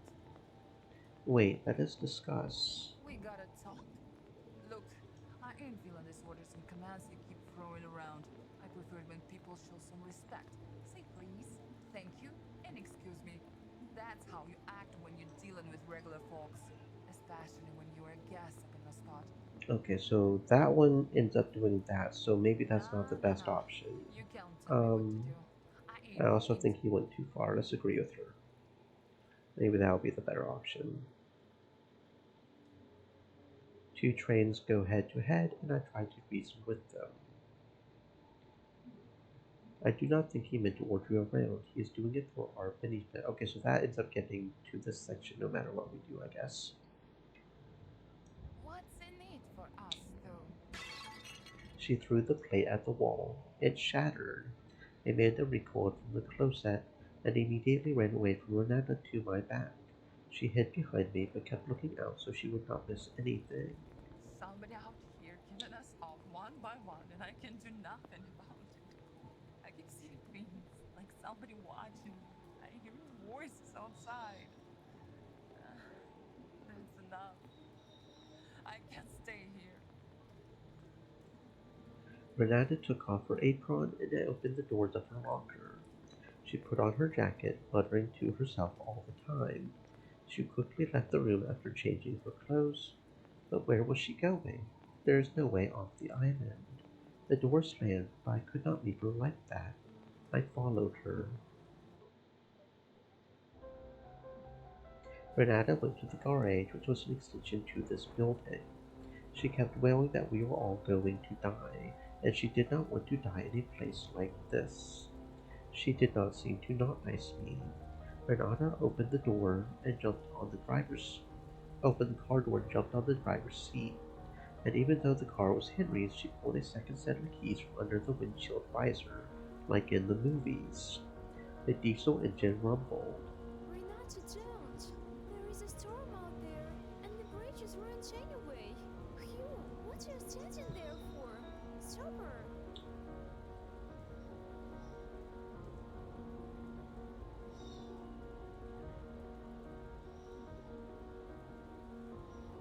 I opened the door and slid into the passenger seat. Renata reminded me about the seat belt. Look, let's not get carried away. Where do you think you are going? The bridge is ruined and we cannot get out. I gotta see this for myself. If you're trying to stop me, you better come with you again, or I won't be held accountable for what happens next.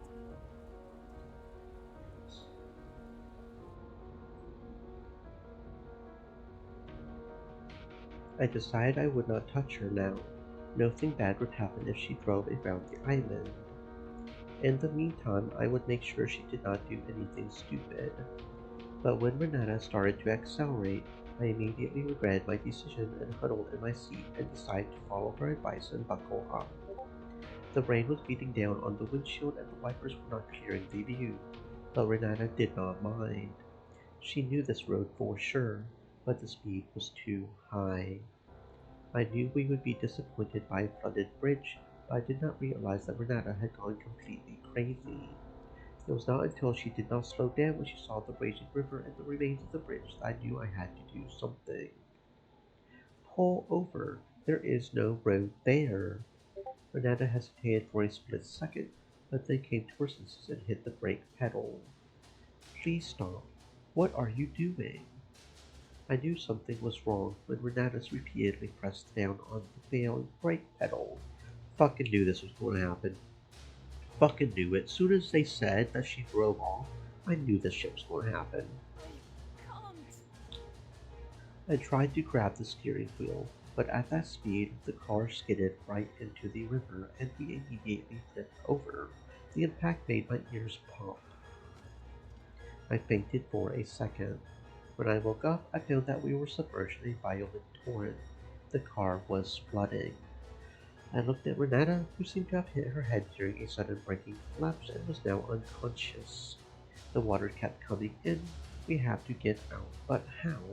Water quickly entered the car. I tried to free myself, but my seatbelt held me tightly in its grasp. The car tilted sideways. My panic was building, and I yanked on the stupid jammed seatbelt. The car was completely submerged in the water. We were sinking like a Titanic. The belt buckle popped out of its latch with a clucking sound. Renata was still unconscious and the water was up to her neck. I ducked down to the base of her seat and a cold snap hit me, so sharp that I could not help myself and inhaled underwater. My lungs were filled with relentless river. One more second and I lost consciousness, surrendering to the power of cold waters. And we done drowned.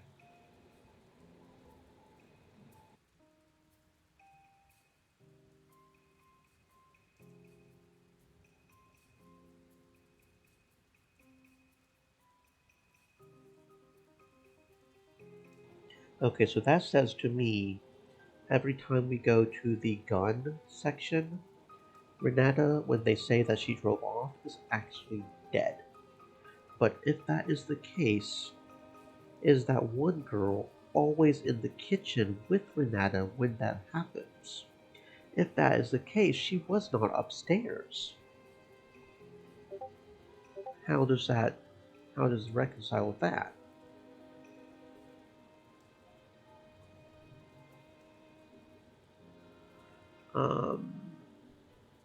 What slot was that? That was this one, wasn't it? Yeah, that was this one. Try to stop her. She's not going to be stopped. She's a strong, independent woman, and she does not need my commands. But we'll see what happens. I carefully approached the driver's window and knocked on it. Renata apparently decided not to pay any attention to me and just started backing up. I had to bounce aside to avoid being hit by the wheels. A second later, the car disappeared into the storm. All that could be heard was the sound of the engine being drowned out by the downpour and gradually moving away from me. Hello, Tori. Welcome on in, friend. I hope you're having a fantastic existence. Renata got so nervous. I hope nothing will happen to her. She's probably about to die, so she'll drive around and calm down. Let's go check on Morton, shall we? Maybe he has come to his senses. There's nothing I could do about it. She had already made up her mind, and I could only suffer if I interfered. I should take care of those who might feel need help. Okay, so we end up here. So does this change any with us being able to verify that we were downstairs? Because the stripping event still happens, right?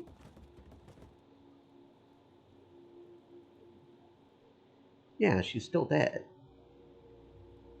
But we can pretty much verify that the one girl was with us when she drove off. Like, she was downstairs, unless she suddenly went upstairs for some reason.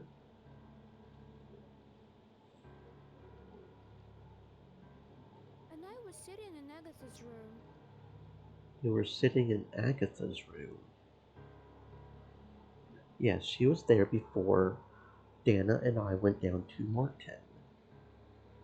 Yeah, so we're standing up for her, so how does that change it? Save, slot 6. So what if we suspect Amelia? It's still the same? Like, does that not change anything?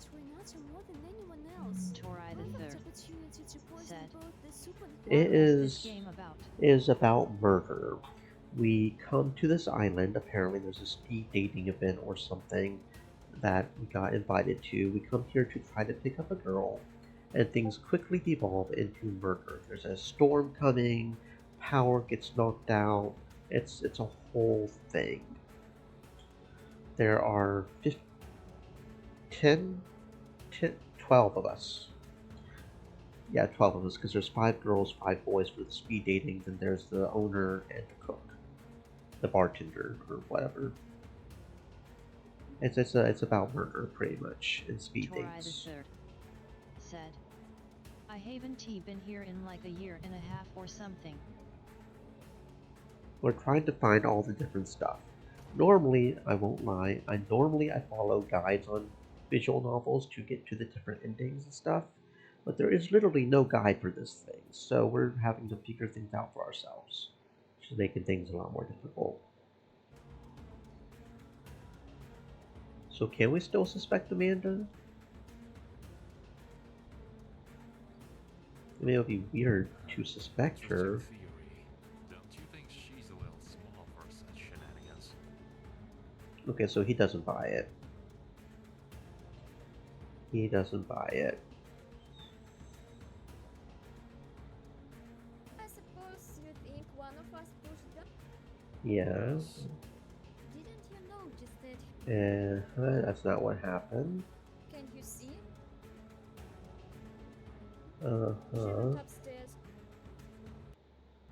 And then You've does been this running come on back to me getting shot? built on evidence from the trail in the Yeah, it comes back to me getting shot, doesn't it? Phew. Yeah, it comes back to me getting shot, okay. So I don't know if that's more on the fact that we don't have Justin maxed out. It's him. I know him.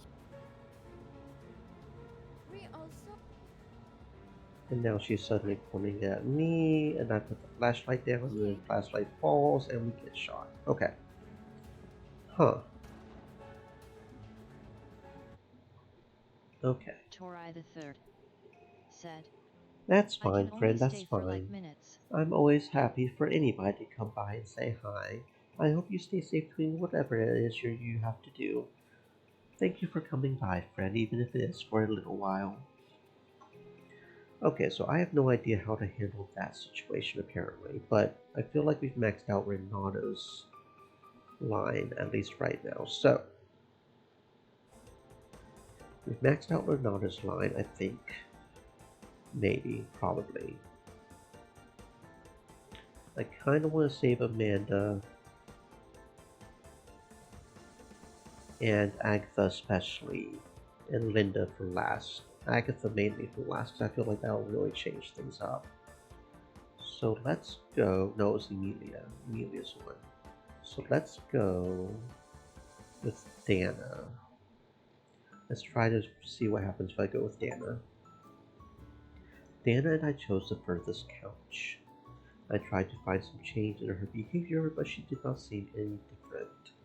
On the other hand, the ability to keep mouths shut is much rarer nowadays than the ability to talk non-stop. Sooner or later, the words will run out, and then what? Okay. Doop, doop, doop. Torai the Third. Yeah, there's not really any colors in here, no. It's mostly black and white. It's got sort of a Sin City vibe, I feel. Where there's only like splashes of color every now and except then. for clothes. So where were we? Okay, that was not the right choice. Okay. That was not the right choice. 2 cups of tea from the bottle. And that was not the right choice. Okay. There are 2 toothpicks on the jar on the table. Take a few out to make a constellation. Apparently that makes her happy. Okay. Dana takes out a few sticks and makes a frame around my constellation. And another choice. Torai the Third. No, no, same one. Is it doing something different? I haven't noticed any difference. I think I did have to reset it at one point. I may have changed the voice.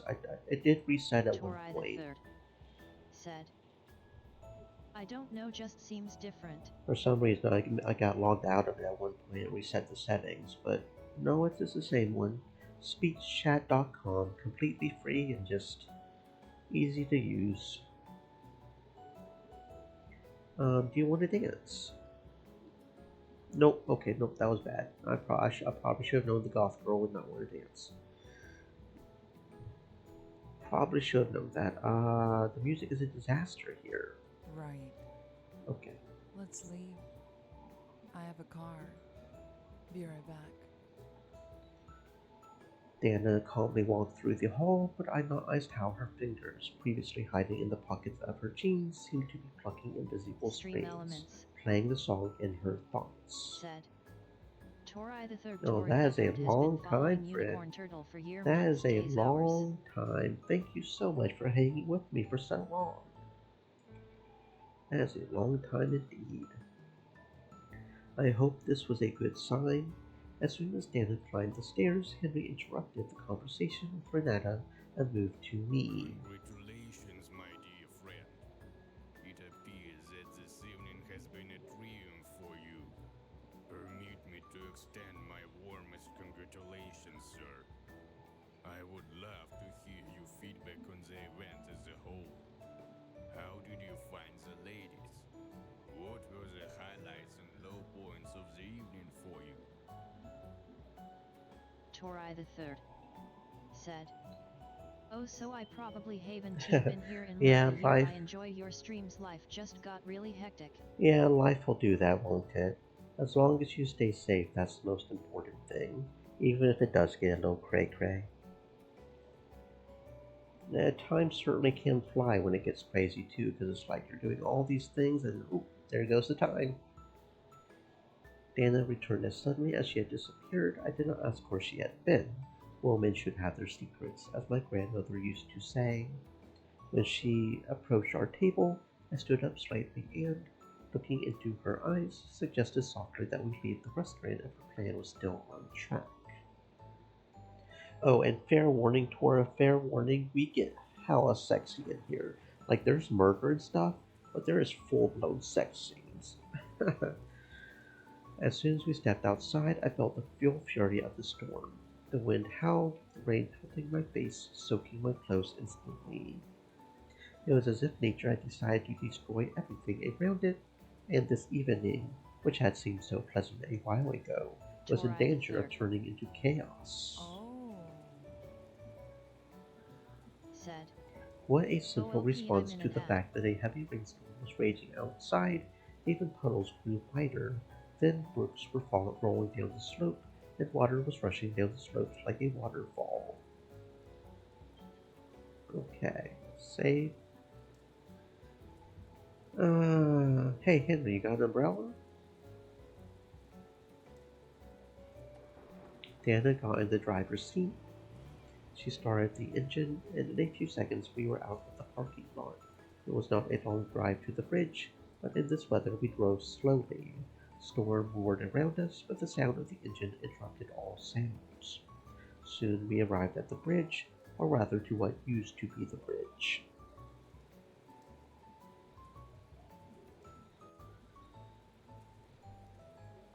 The bridge was destroyed and our car was stuck in a mud puddle. I decided to check what had happened to the bridge and whether it was possible to pass. When I opened the door, I immediately stepped in a puddle and realized that the concept of waterproof shoes was not used by the salesman in the literal sense. We stopped a few meters from the water, but what I thought was a puddle in fact turned out to be something more grandiose. Well, that's interesting. Okay, the ads are over. That's interesting. They should have been going for another 6 seconds there. I do have a thing on the little thing right here that shows theoretically when the ad is supposed to be going. But I've noticed it's not always accurate. It's a little weird. Welcome back from ads, though. Sorry about that. You know, gotta make a little bit of money and all that. The river had burst its banks and completely flooded the nearby lowland and the only bridge. Like in a Hollywood disaster movie, we were cut off from the rest of the world by a huge chasm. It was impossible to get to the other side. Torai the Third. I heard the smacking of someone's shoes. It's fine, I get Probably it. the driver of the car following us decided to have a look around, too. A car honk sounded, scaring both me and the approaching driver. Dana must have missed our dumb dialogues. I turned around. The driver turned out to be Linda hiding under an umbrella. The only driveway was blocked, and there was nothing left for us to do but drive back. I hurried back to the warm car seat. Then we went back to the restaurant. Renata opened the door. We were the last ones to arrive back. So we actually got to see the broken car, the broken bridge this time. Oh, don't freeze up on. That is one problem with the game so far. It's an indie game developers. They've got like one other game under their belt so far, other than this one, and the programming is not there. It keeps freezing up sporadically for no apparent reason.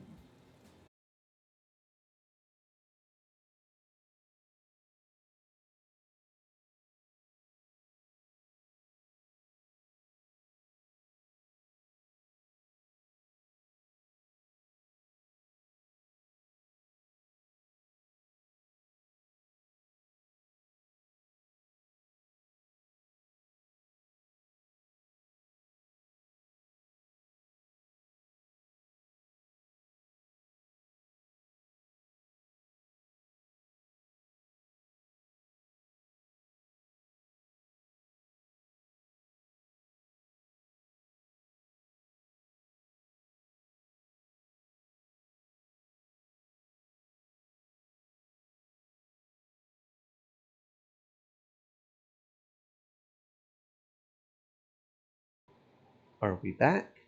Are we back? Testing, testing, one, two, three.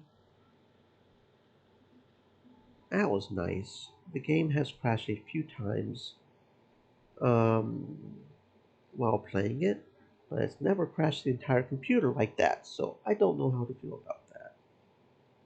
So I don't know how I feel about that. But we are back, right? Looks like we're back. I think we're back. Pretty sure we're back. We're probably back. We're back, right?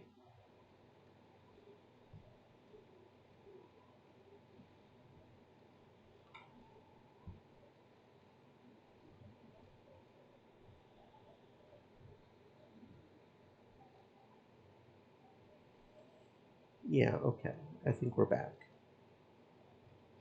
Okay. Okay, okay. Full crash out for the win. That's nice. Looks like my stream protection may have even protected me a little bit there. Looks like I actually didn't even have a stream break. And that is why you have interruption protection. As long as you get the stream started back again in like, what, 5 minutes I think it is? Doesn't actually break the VOD, so that's cool. So it doesn't look like the stream even actually stopped. But like my entire system like shut down for a full minute there. Like it just completely shut down and came back on. I had to put in my password to log back on and everything.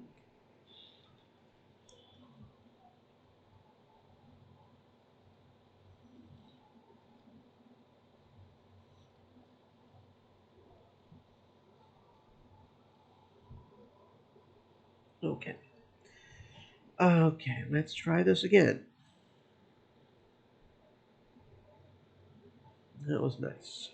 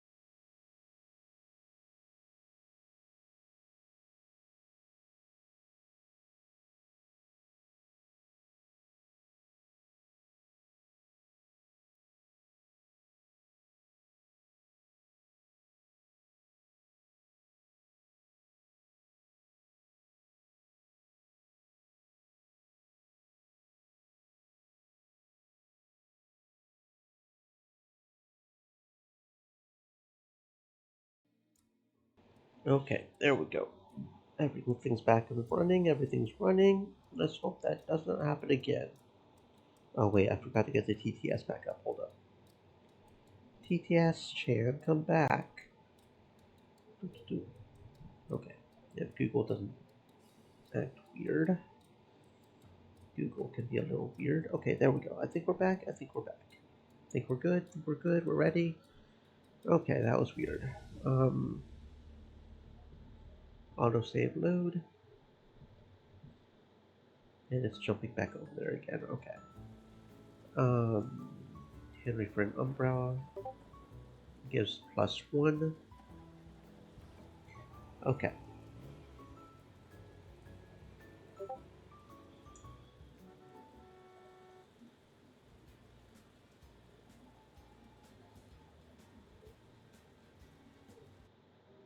Okay, there we go.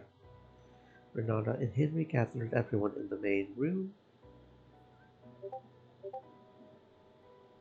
Renata gave us a towel. Apparently we were not the first ones who got completely soaked by the rain.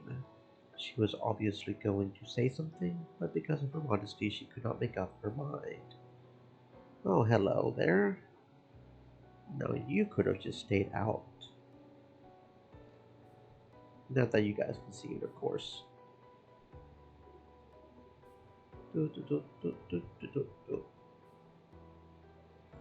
Locked and banned. Very good, very good. She was obviously going to say nothing, but because of her modesty, she could not make up her mind. Okay, and then we start skipping again, we start doing the thing, and she died again, right? So it's the same person that died. This makes me a little curious who dies if we go with her. But, we want to save that for last. We don't want to challenge things too much yet. I'm trying to establish some basics here. Okay, we're staying inside because we're trying to go with the Dana route. And we want to hang out with Dana. Dana crossed her arms and stretched her legs forward. She obviously did not care at all about the cyclone that had hit our area. If someone knew how to influence others with her calmness, then it was Dana. You could see that she was hiding on her own island of tranquility. And judging by how close she moved, I was granted permission to join.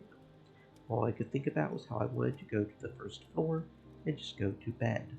Leave all my worries for tomorrow, but maybe I could be useful. Wait, we can go help Henry? I don't think that was ever an option. Was that ever an option in this section? I don't think it ever was.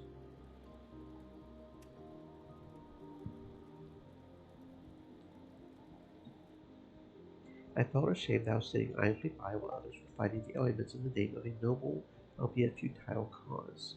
I decided to turn to Henry, who, unlike us, did not rest for a second. He was now fiddling at the door under the stairs, which apparently led to the basement. What an inconvenience. Being me can be quite orders at times. Henry turned the key in the keyhole, and in vain. There was such a gap between the door and the jamb that the deadbolt could easily be pushed back with a thin knife. Problem with the lock. Yeah, the locks have all been replaced. Also, I can't seem to locate the key to the basement. Such is the price of putting clients' needs before my own. The lock clicked and the door slowly opened. I beg your pardon. Has something occurred? I thought maybe I could help. Your offer is much appreciated, but the basement is currently in a state of disarray. I do hope you won't think less of me. I'm in the midst of renovations, you see. I decided to follow Henry downstairs, but I could not immediately get used to the basement lighting. It was impossible to see anything underfoot, so I tried to tread carefully.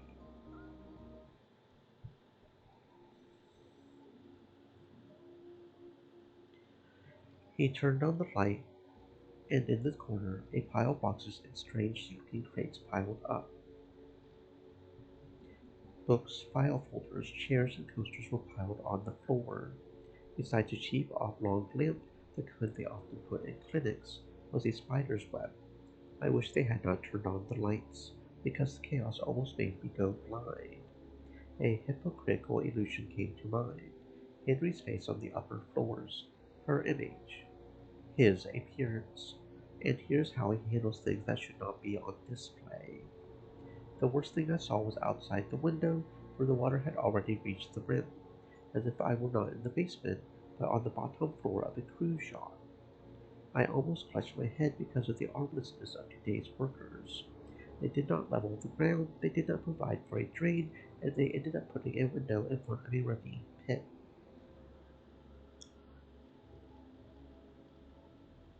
I probably should not say no to that one actually. Wait, is that? No, okay, that's not the one I was thinking. Okay, we're good, we're good. Um, Henry, look out the window. It looks like we are sinking. How amusing. In that case, I hope you're well versed in the art of swimming. Compared to my sister's room, this is exemplary cleanliness. Indeed, you are quite right. It is rather unusual for young ladies to leave things in a state of disarray, unlike us gentlemen. Henry started rummaging through the crates huddled in the corner. I would never have guessed who owned the place or what it was used for. The items appearing in Henry's hands seemed unrelated, some dusty and rusty tools, old books, and holy textiles. I wanted to wonder what he was looking for, but I was interrupted by rumbling noise from above. Someone must have fallen into the room, opening the door with their foot so that it slammed violently against the wall. Henry and I looked at each other and hurried back toward the stairs. Okay, so then we come back to this.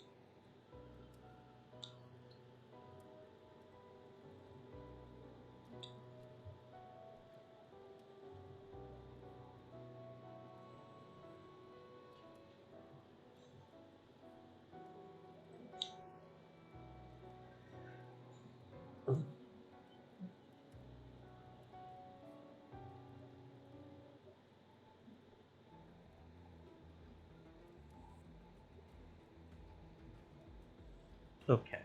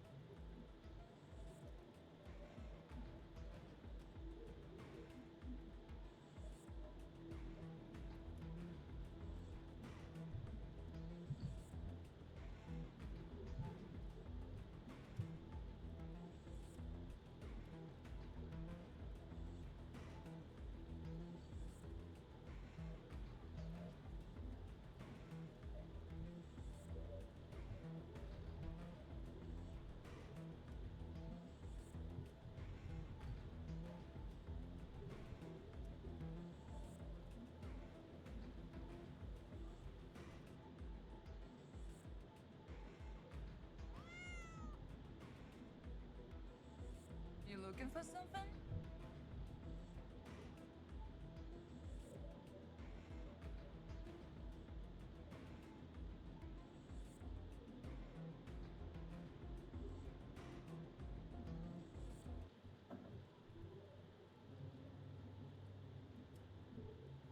I implore you to maintain composure.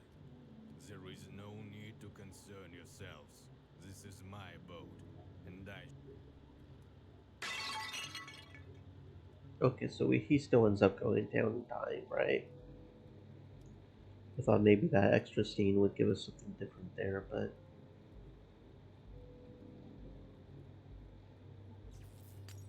no, it doesn't, does it? No, he still ends up dying, okay. Yeah, Henry's still dead, so I don't know. I thought maybe the extra helping him would, like, I don't know.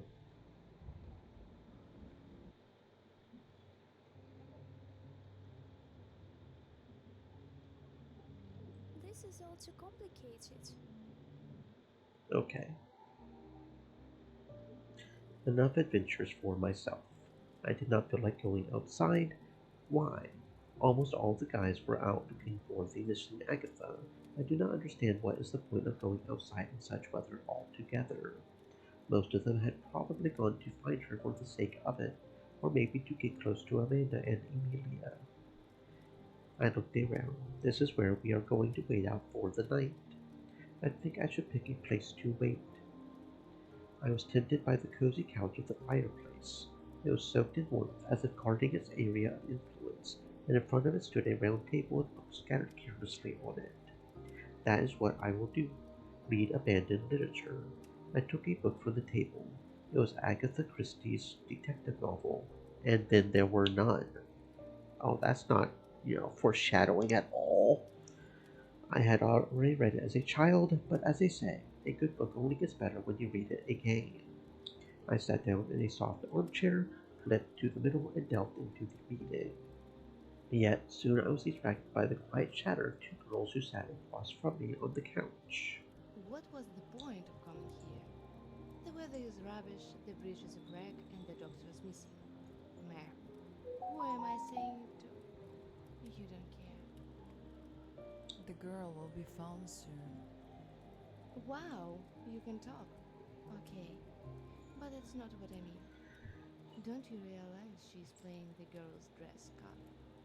And now we are the losers. Maybe something happened. What could have happened to her? Did you see the umbrella she came in with? No, she was just trying to get the man's attention. All of them have rushed to search for her. Not everybody. I felt Dana's eyes on me. Meanwhile, Linda crossed her legs and carelessly reclining on the couch continued. That's it. Now she's the centerpiece. She pretend to be so quiet. It's disgusting. I couldn't figure her out. You didn't even talk to her. Why such a conclusion? You know, I see through people. I feel that you're one of those people who likes to tear apart mice and drink the blood of virgins. I'm sure there is a latent maniac in you.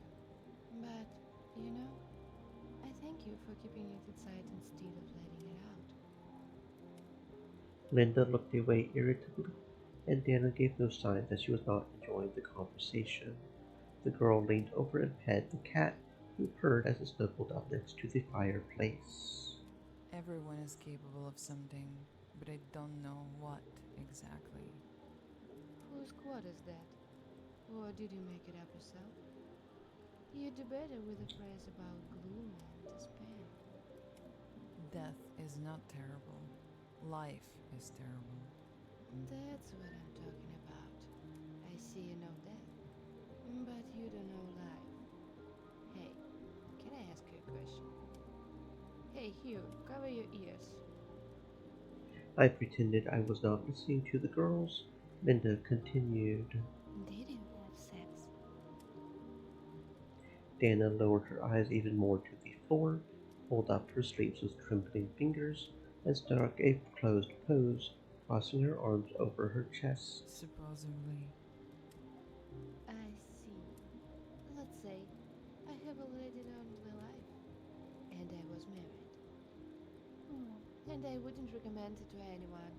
And today I came here to find a man. Where are they? Everybody rushed to find her. Shit. I shouldn't have rushed out too. Too bad I didn't come up with a good idea. Do you want to disappear too? I understand your sarcasm. Are you jealous that I'm pretty and you're not? Beauty is a relative concept. Linda laughed cheerfully. I thought I heard a hysterical note slip into her laugh. Hey, Hugh, did you hear that? Are you afraid of pretty girls too? Linda turned to me, and I put the book aside. She is forcing me to take sides. Dana lowered her gaze to the floor and did not look at me.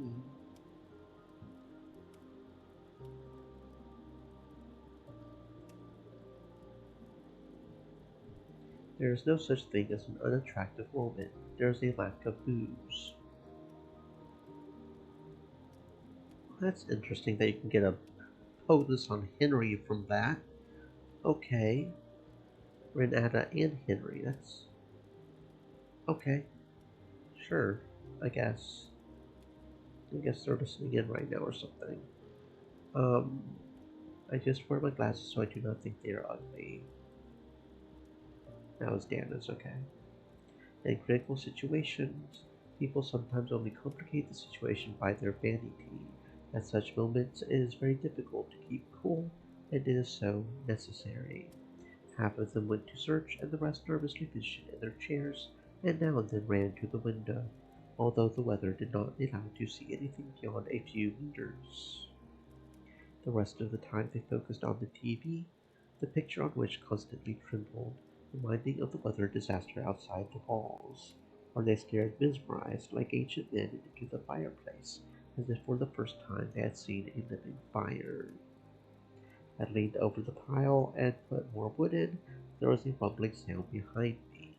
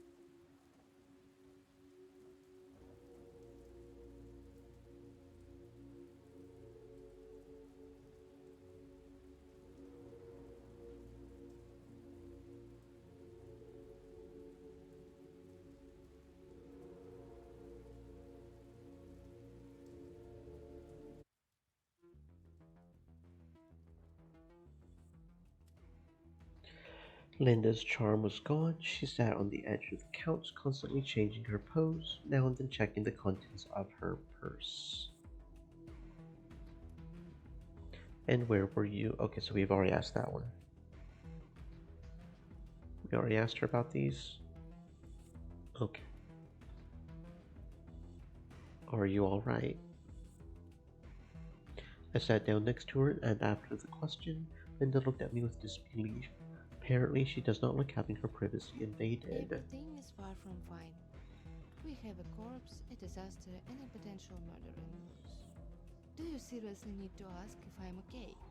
Please, leave me alone. She is all worked up. It is best not to disturb her now.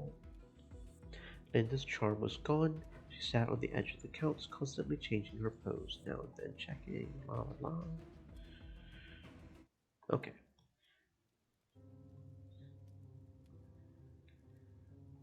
I implore you to maintain composure. There is no need to concern yourselves. This is my boat, and I shall handle the situation.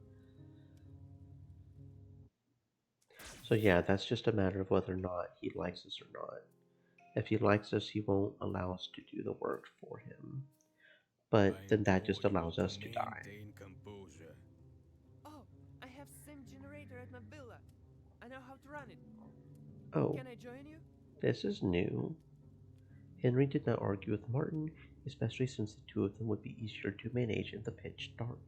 The generator is in the basement. Grab a flashlight and Is follow Martin me. about to die? Ring This it, is new. What? and I wonder hold why the bell Martin. at the back of your hand.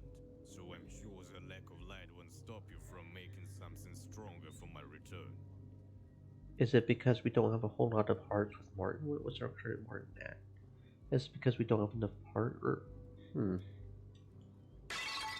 I wonder what caused the difference there. Is Martin going to be the one that gets? And that only happened because his was lower too, right?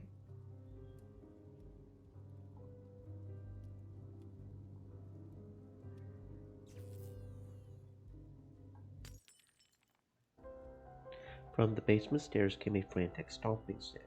Someone was climbing up in a hurry, barely looking under their feet and occasionally stumbling. I noticed several shadows moving to the noise. Henry came out with a flashlight. It was unrecognizable. There was something frightening about such a strong and healthy man experiencing such genuine terror. Renata was helping him up. Okay, so he actually dies here. Okay, we've gotten something different. Now the question is, how did we get here?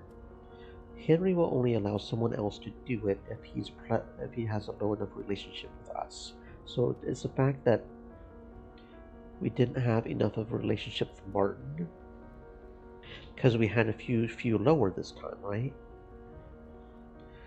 Henry mumbled so much that we did not immediately answer. So what if Martin's disappeared? Would it be one of the other guys? Henry, look at me. What's wrong? I suppose there will be no light. What was that noise? And how does that affect who goes to get the fuel for the generator? But Henry was silent. His face was blank. He did not answer and just stood there dazed. Henry? Honey, what's going on? Don't scare me like that. Henry walked over to the liquor stand, grabbed the first bottle he could get his hands on, and after a second he took a few sips from his throat. Then he sat down at the table closest to him and said in a calmer voice, There is water. There's a leak somewhere. There's water all over the floor, and he pulled the lever. He was electrocuted. Emilia had apparently already gone down to the basement, for her voice came from How there. did he manage to electrocute himself? The generator is outboard. It's not in the water. How should I know? He just yanked, and then there was a barely perceptible flash and such a scary sound. Like a crack or a hiss, and that was it. And he fell. What the hell is this? There is a wire in the water. Where? Where does the wire come from? It was heard Emilia climbing back up. She returned to the hall. The wire hung on the ceiling, and someone ripped it out of the groove. Or maybe it fell out by accident. I haven't figured it out yet. It's dark. Looks like an accidents are not accidental. Henry struck the bar with sudden and furious fury, making it shake and emit a loud, sharp sound. It can't be. And why would there be water there? Nothing ever leaked in there. Henry, didn't you say a minute ago that there was no reason to panic? And why didn't you go in the water yourself and send the guy in? What are you implying? All I'm saying is that it looks highly suspicious. I did not know what to say, but if we think about it that way, it does look suspicious. If Martin died while plugging in the electricity, how come Henry himself was not hurt? And let's not point fingers to each other too early. I'm getting a headache from all this sweating. Jackals are more self-control than you. Right, let's get the lights back on first. And we have to do something about Martin. He can't just lie there in the water. I agree. Guys, let's get him upstairs. Emilia, I will help you with the light. Okay, but I could have done it myself. We went down to the basement.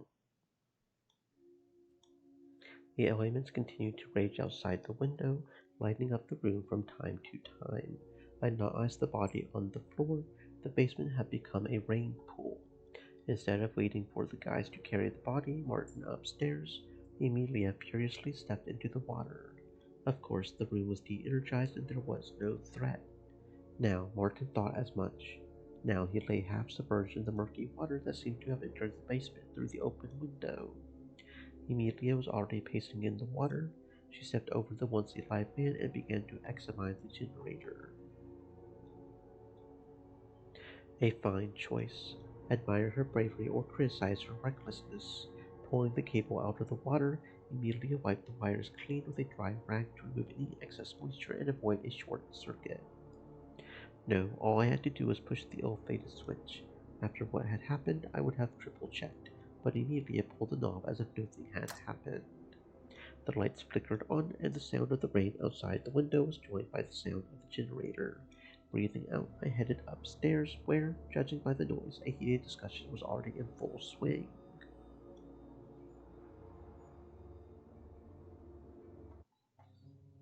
When the light came on, everyone rejoiced unconcealed, and only Henry snatched a whole bottle instead of a glass of whiskey and sat apart from everyone else. Renata sits down beside him and comforts him. The rest of us, on the other hand, are seated in a makeshift circle. If the big guy wasn't lying, it wasn't enough to just throw the wire in the floor. You had to flood the basement somehow. The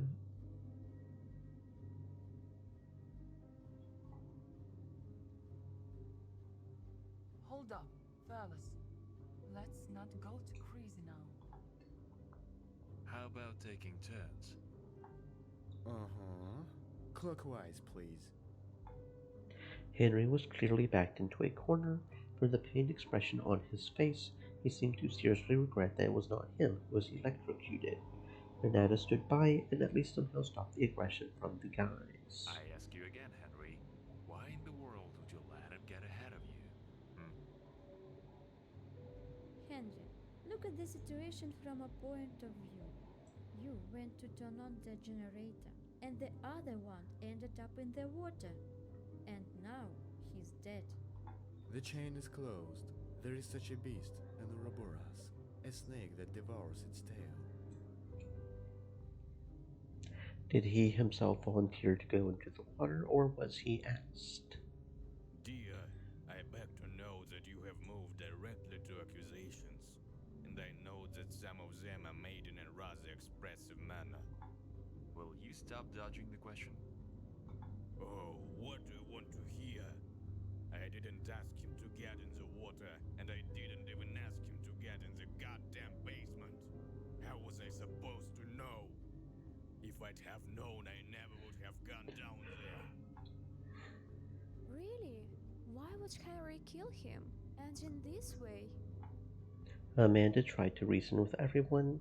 So small, yet she was not afraid to stand beside Renata, creating an imaginary wall between the guys and Henry. I, on the other hand, continued to watch from the sidelines. Have you decided to become a lawyer?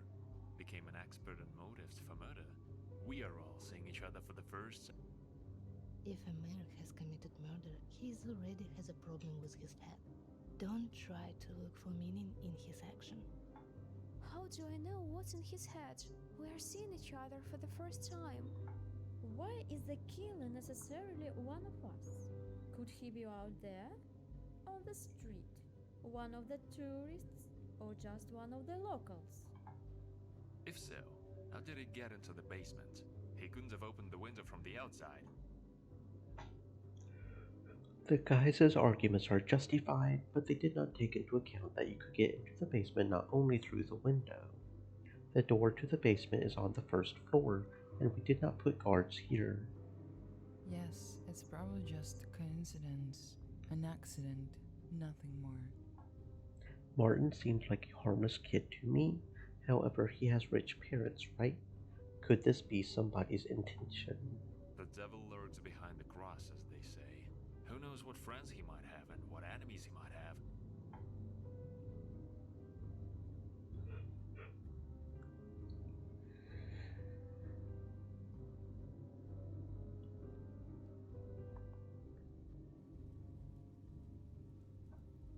Suddenly the TV went out, and several lights on the ceiling flashed menacingly. The lights in the room slightly dimmed. Normally in horror movies, this is when lightning strikes and thunder is heard outside the window. In our case this did not happen, but it was creepy enough without it. Henry, who had been sitting in a poorly lit Extreme corner elements. since then, got up and walked said, over to the bar. "Stay moist, my friends, hydrate." From the first look at him, I could tell he was troubled. He took a bottle from the counter, poured himself a drink, and looking at his glass without turning to us, said in a monotone, You are not happy yet. There is enough fuel in the generator for a couple of hours, and then we'll all be in the dark again. I'm sorry. Oh, you sound just like a villain. Are you trying to scare us? It just needs to be tucked in, doesn't it? Refill? I thought it wasn't battery. Damn it! Does anything in your house work?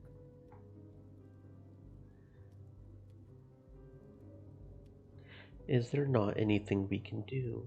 Maybe I can still be fueled and the lights switched on.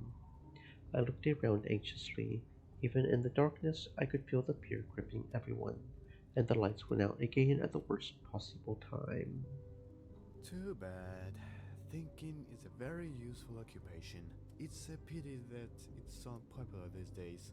Let me guess, the fuel is not in this building, right? That's right. The fuel for the generator is in the doghouse.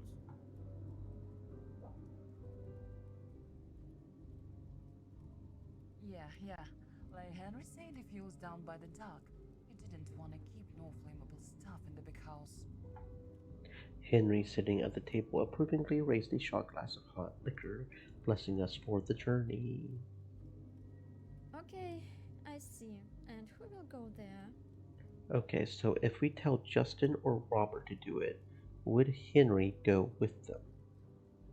Is this how we get an ending with Henry? Kind of interesting that the only way probably to do it is to get Henry down.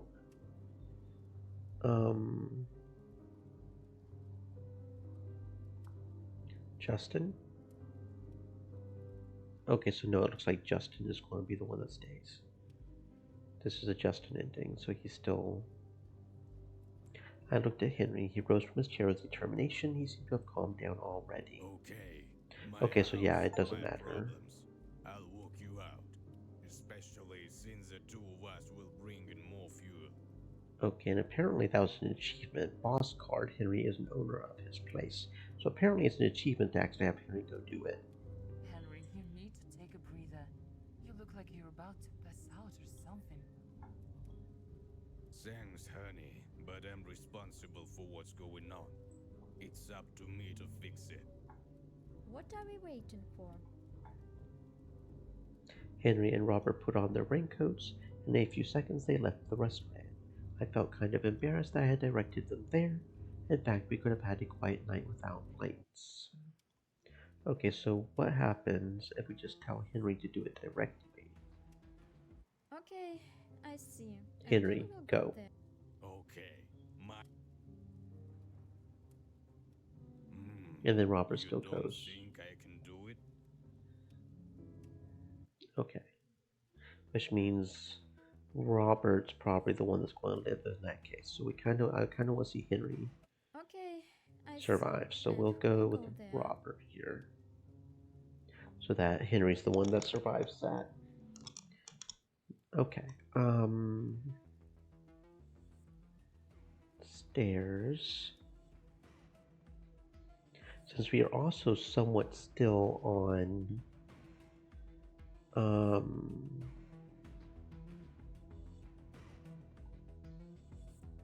her route, I don't think we've done anything to change that. We're still more or less on her route.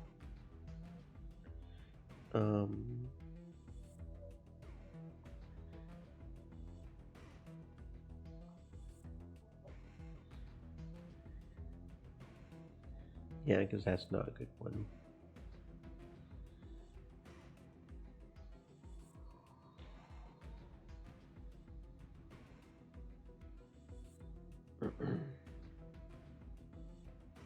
Dan was with me at the time of the murder, although I do recall her going somewhere before we went to the parking lot. I do not think she is cold-blooded enough to kill someone and then go on a date with me like nothing happened.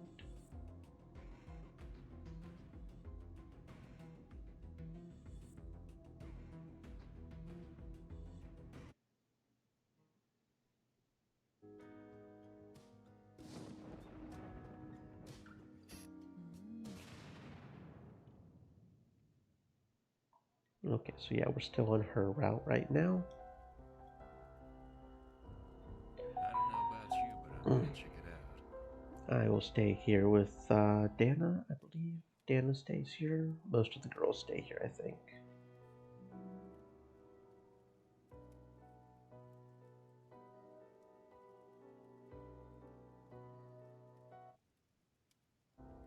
I suppose Henry is dead?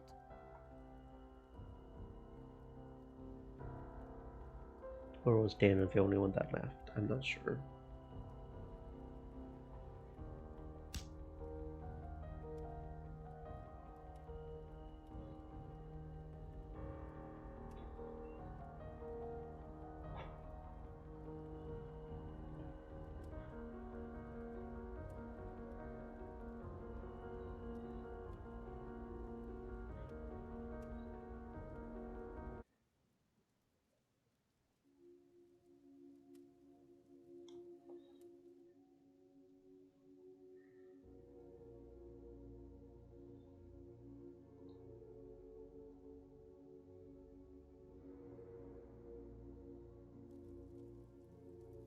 I left the dishes on the table in the center.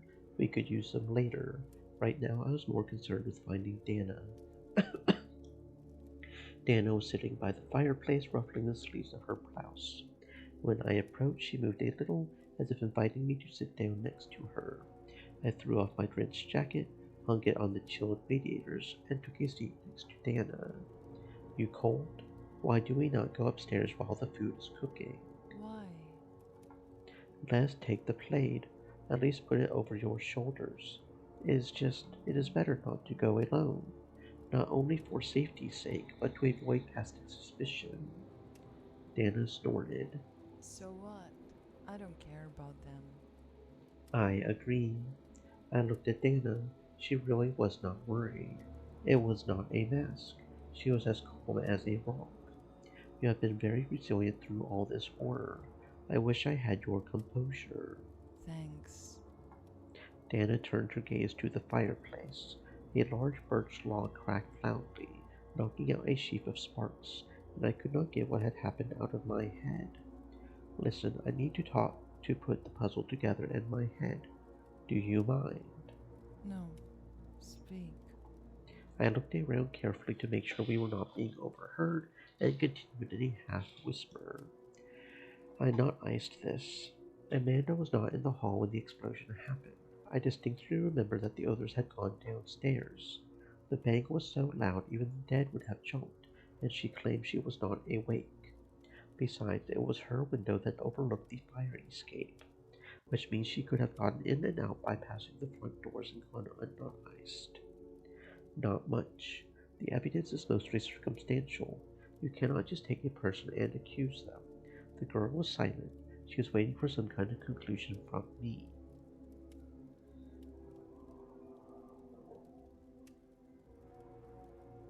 I could not afford to do nothing. Everything pointed to one thing. Amanda is the killer. But how could I prove it with nothing but guesswork and scraps of evidence? If I started pressing charges, the others would immediately rise to her defense. No one would let me just throw shade at a little girl. The situation could easily get out of hand. I need to talk to her in person. Provoke her if I have to. Get the truth out. I saw her go up to the third floor again. The others are still busy in the kitchen, cooking dinner and ignoring what is going on. Now would be a good time. If I go up to her, we will not be disturbed, one by one. Yes, that is what I will do. As I walked up the stairs to the third floor, I suddenly caught myself thinking, I am scared. I am really scared of this girl. It is not paranoia, but genuine fear of facing what might be true. What if I am right? What if behind her childlike face is a cold-blooded murderer, capable of slaughtering innocents without the slightest hesitation? Why would she do that? Why does she do it? I have to find out. And yet, deep inside, I clung to the faint hope that I was wrong, that it was just a play of my imagination, brought on by fatigue and fear. After all, it is easier to believe a ridiculous mistake than it is to believe that a monster is hiding beneath the mask of a child.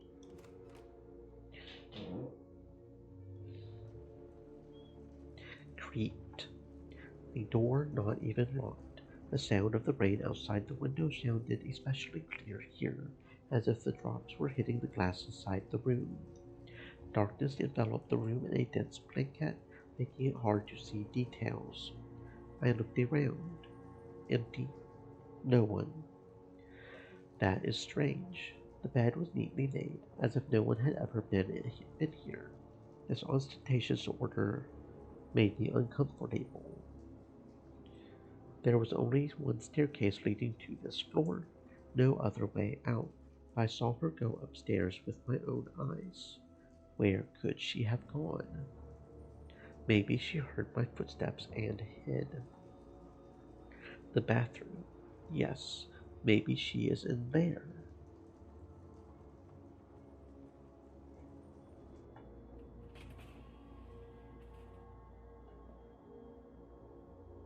I walked slowly to the bathroom door, trying not to make a sound. It was ajar, as if inviting me to look in.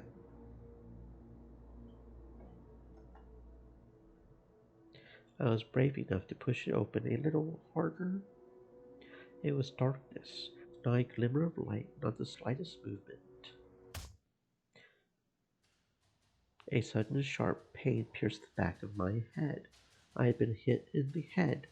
I staggered, my legs buckling, and by some miracle I managed to keep my balance. She was standing a few feet away, clutching a heavy object in her hand, ready to strike again. I jerked to the side, avoiding the second blow, and only now realized what it was. A revolver. A fucking gun. Where did she get it? Stop it. What the hell are you doing? I'm defending myself. You've come to kill me. Me? What are you talking about? I am here to talk to you. Why did you attack me? I heard everything. I sneak peek you two talking downstairs. This is all your fault. It's your fault, not Amanda's. The door to the corridor was still behind me. One step back and I could have slipped out, run downstairs to the others, but the risk was too great. She was armed, her hands trembling, but her finger was already on the trigger. I tried not to look at the revolver, not to provoke her, but I kept my eyes on the wet spots on her clothes. Raindrops glistened in the dim light. Does that mean she was just outside? Of course, the balcony. Now it all makes sense. This room has an exit to the street. That is how she was able to get behind me. There was no longer any doubt that Amanda was involved in exploitation. If I am right, that means only one thing. She is the killer. What should I do? Oh shit is getting real up in here. Her gaze was something between fear and madness. I lunged forward to knock the weapon out of her hands, but Amanda did not flinch. She shouted as if warning not only me but herself, but I had already built up inertia and reached out to disarm her. It all happened in an instant. Amanda's fingers twitched on the trigger, and the sound of a gunshot ripped the air. The shot was the point of no return. Boop. We got shots again. Oh, and it was a special achievement for getting shot like that, so that's cool. Amanda won. Amanda did not believe us. That is apparently a rare one, too. So, who knows? We managed to get shot by Amanda. Good job on us. Calm her down. I have to calm her down. If she loses her temper and starts shooting now, I am not the only one who will get hurt. The bullets could get to the people downstairs too. I put my hands palms forward, the gesture of a non-threatening person who was ready for dialogue.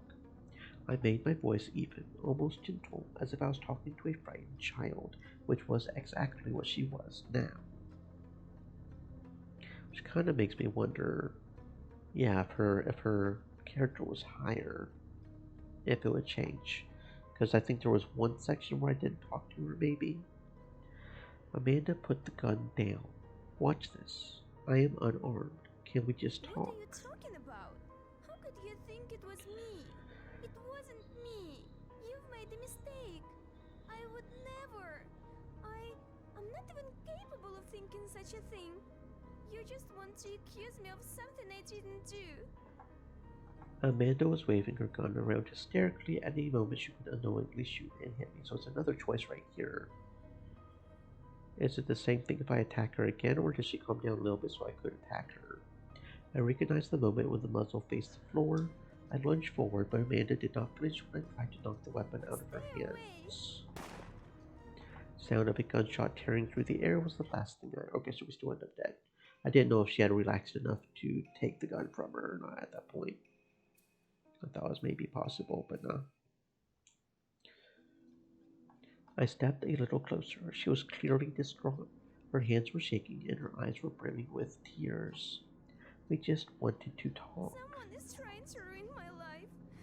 Set me up. Or it wasn't me. Yes, it's the other one. She's always protecting me. Probably today too. What do you mean by that? Sometimes I feel like everything around me becomes extraneous. Like I've fallen into a dream. But that doesn't mean it's me. Does it? It couldn't have been me. It was her.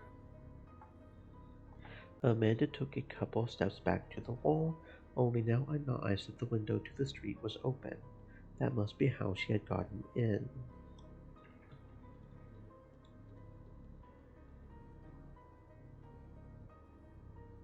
Amanda stood clutching the revolver, her hands trembling, but her gaze remained cold and aloof.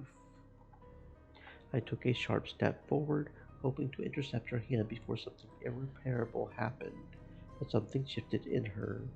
Fear, anger, and confusion all rolled into one. Her finger twitched on the trigger. A hot wave of pain swept over my face and I slumped onto my back. Nope, she still had her. She still got it. Okay. I took another cautious step forward. Amanda did not look frightened anymore. Her gaze was detached, her revolver slumped powerlessly, pointing somewhere to the side.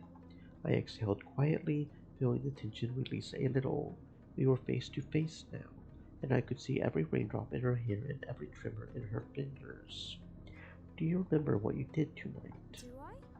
No, I can't. I can't remember. It wasn't me doing it. It was the other one. The one that shows up when it gets too much. I just feel emptiness after hearing sounds. Everything is like a dream. But it's not my hands, it's not my eyes. It's hers. She's protecting me. Or is it revenge? I don't know. I don't even know where I end and she begins. Amanda, do you remember who I am? Yes, of course. You're Hugh.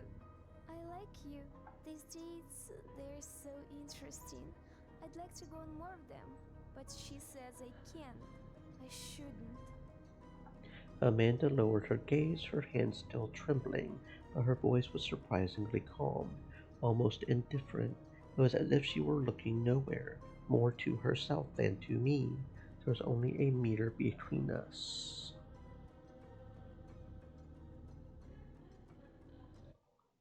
Her body twisted in a spasm, as if a struggle had begun inside her. I took another step, and something wild and primal flashed in her eyes. Stay away! She shouted, but I was already close. In one swift movement, I grabbed her arm, trying to dislodge the weapon.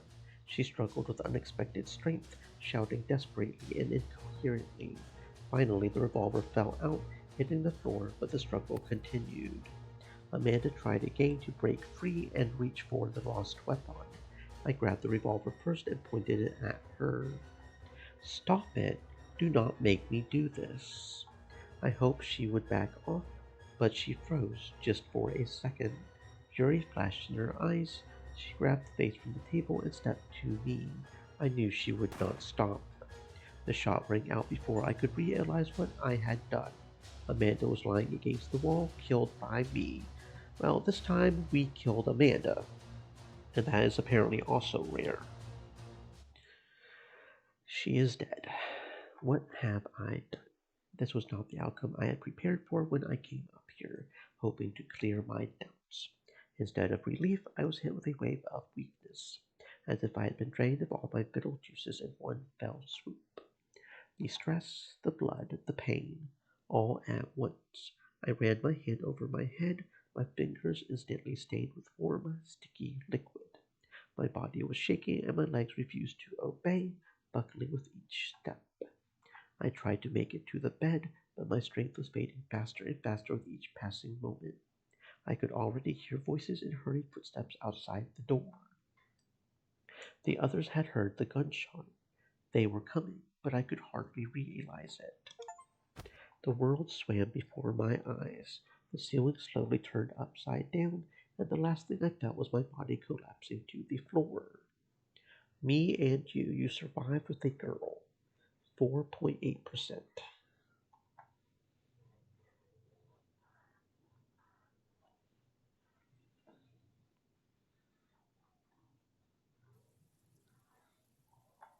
I opened my eyes. My head was still aching with a dull, crushing pain. The room looked familiar, but I could not be sure it was the same one where I had passed out, or had I been transported to another. There was a gray, heavy light outside the window that made it hard to tell if it was morning or evening. Rare raindrops rolled slowly down the glass, leaving thin streaks of water. Memories of yesterday hit my head like ice water. The sleepy heaviness vanished, giving way to a cold, clammy unease. Was this all real, or was my mind playing a cruel trick on me? Maybe that is how true paranoia begins, when the boundaries between nightmare and reality blur to the point of transparency. I threw off the blanket, feeling a shiver run through my body. I tried to stand up. Suddenly, I felt as if I was pinned to the spot, and I realized I was not alone in the room. I heard some strange music playing. Had I hit my head so hard that I was seeing things? I gingerly scratched the back of my head on the pillow and realized that my head was wrapped in something. Directly across from the bed, in a chair, sat Dana. She had her hand in her pocket, and only now I noticed the earpiece in her left ear. I could hear music from the other earpiece sticking out of her pocket. She must have left one ear open to hear when I woke up. How long had she been like that? Dana turned off the music, and suddenly the room was quieter. Dana, how long have you been here? I left you yesterday to catch her, but I guess I overestimated my strength. I do not know how to say this. I had to, kill her. The words hung in the air like a heavy weight. I could not figure out why I had said it, and I felt heavy in my chest. Yeah, it's me. What? Did she not hear what I said? No, she understood. She just does not want to pursue the subject. Suddenly, a strange, calm silence came over me. It was as if I had lifted an invisible weight. I felt a slight smirk creep up to the corners of my lips. It was a kind of relief. It was all said and done, and she seemed to accept it too. Did you bring me here alone? Then we need to tell everyone she was a murderer. Later, you need to relax. I tried to sit up, but my head felt like cast iron. A heaviness throughout my body and dizziness got in the way. I had to lean my back against the wall to keep from falling. Dana stood up abruptly, her movement quick and decisive. I'll call a doc. A doc. Before I could answer her, she was already running downstairs. It was only now that I listened that I realized the building was surrounded by police and reporters. Apparently this kind of thing does not happen very often in this town. We all seem to have become news heroes, TV and newspaper stars. Although, to be honest, I would rather just be left alone. But what can I say? The date worked out. despite the circumstances. Dana returned, her eyes, still as calm as ever, meeting mine. She nodded her head, indicating that the doctor would be here soon. She was not much of a talker, but that is what I liked about her. Okay, we survived. Very cool. We survived with Dana. Despite killing Amanda. We survived at the cost of Amanda. Okay, so what if...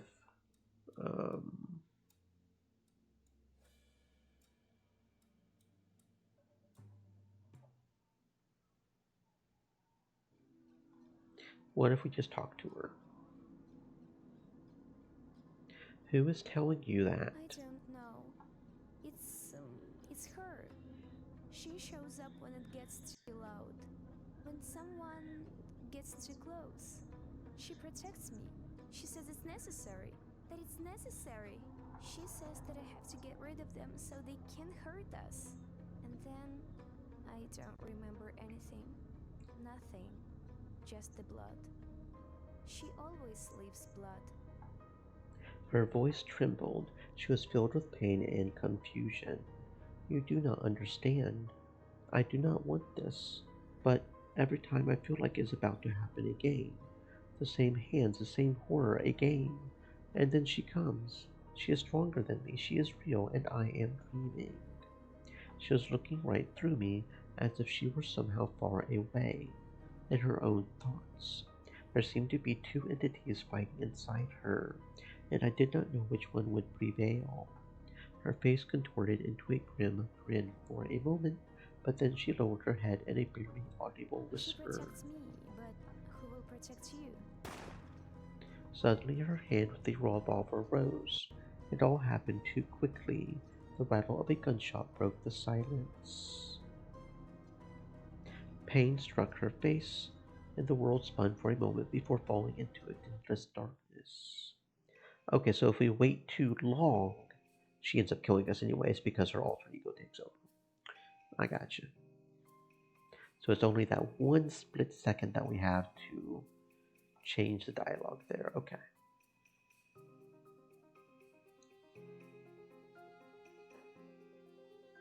Are you freezing up again? Fuck's sake, bro. Yes, it seems like the loading menu and skipping function are just not functional. If I could be misunderstanding, but it seems like every time we freeze, it's because it doesn't want to load properly, or it can't seem to skip properly. That seems to be the two sections where it's always freezing. Okay. Okay. As long as it doesn't crash the entire computer again, I will consider it okay. Honestly. Because that is too much. Crashing the whole thing. I think it was actually this one that I wanted to do, isn't it? Yeah, it's actually this one that we need. I might have been loading the wrong one anyways, I wasn't sure. I better stay out of trouble. While I was thinking about who could have done all these horrific murders, the others people had already gathered around the table in the center of the hall. I said they are looking at us with expectation, as if we had to solve some problem.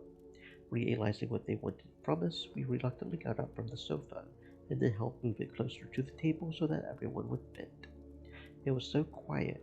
Only the faint crackle of the fireplace and the sound of the rain drumming against the windows created an atmosphere that reminded us of our vulnerability.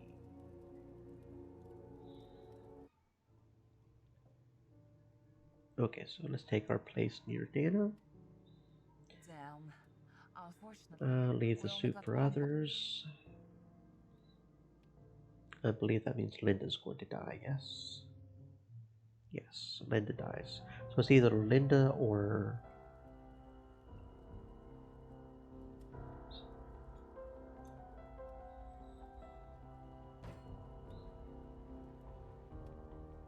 Dana, yeah. So is that the only way to keep Dana alive, though?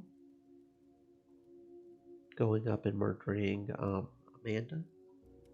Is that the only way to keep Dana alive? Because if we stay by the fireplace, she dies, right? Because we end up talking to, at the time of the explosion at the pier, I was one of the first to go down. Only 4 people were missing during the commotion. They were the victims of the explosion, Amanda and Emilia. That's right. And their justifications were highly questionable. So is it official at this point? Is it Amanda? Is Amanda the killer? Is that why when we are able to convince them with the highest level of dialogue at the gun scene, they do indeed shoot Amanda because it is indeed Amanda? Is that what it is?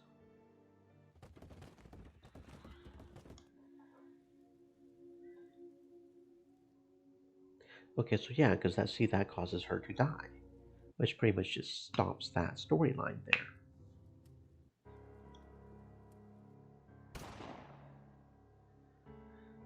And then in this section, we would preferably go after Amanda because it is indeed Amanda the entire time. But if we don't have a high enough dialogue with him, he won't believe us, and Amanda will be able to convince him to shoot us, right? Okay, I gotcha. Okay, so that being said, then we probably have the ending with her, and I think we've got everything we can with that. With Dana. I think we've got everything we can with Dana. So let's go with Linda, see if there's anything interesting or new with Linda. Linda sat sideways, leaning back against the back of the couch with her usual legs crossed. I turned my head to face her and noticed that we were quite close to each other.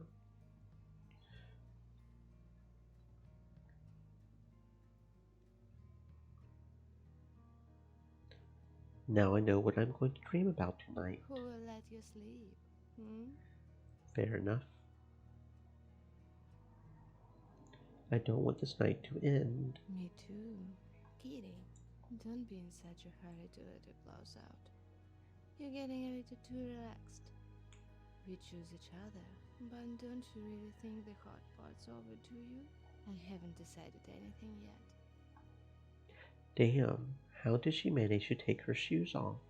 Things were heating up.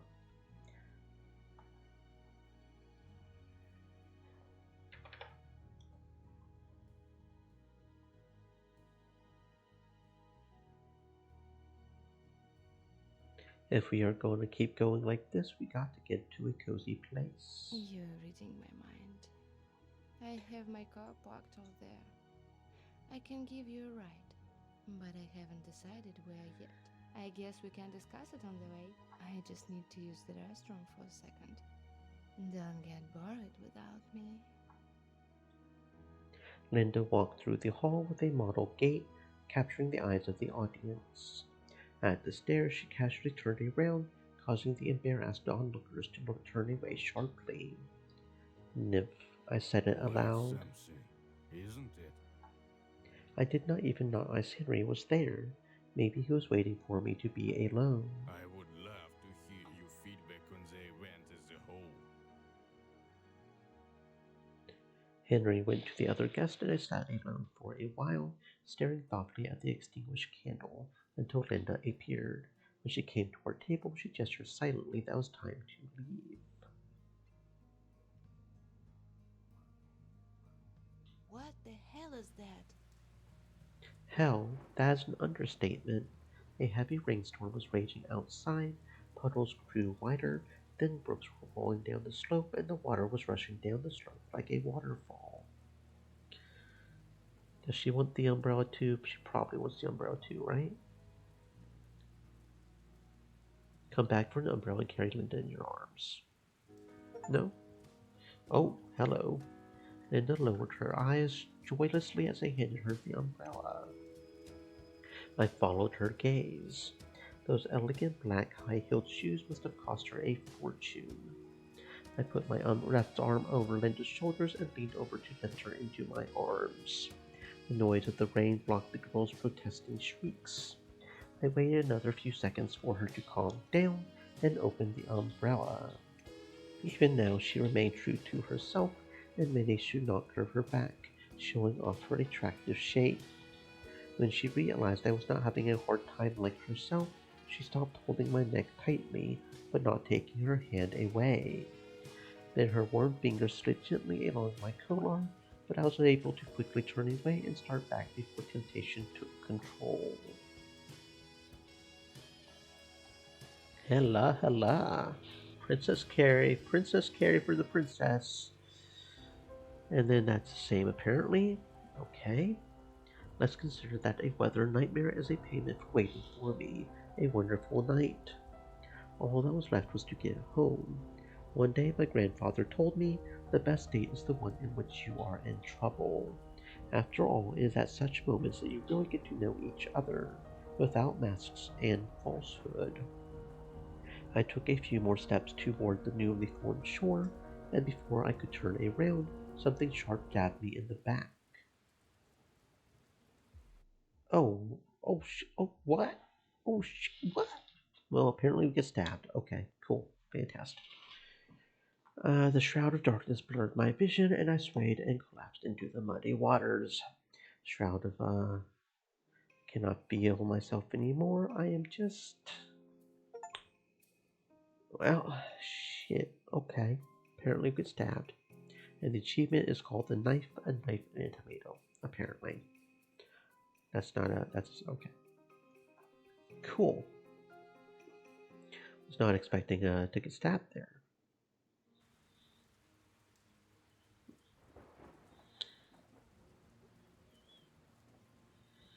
Linda lowered her eyes mirthlessly as I handed her the umbrella. She was obviously expecting a different gesture from me. Okay, so that's not the right one. Does it still get me stabbed?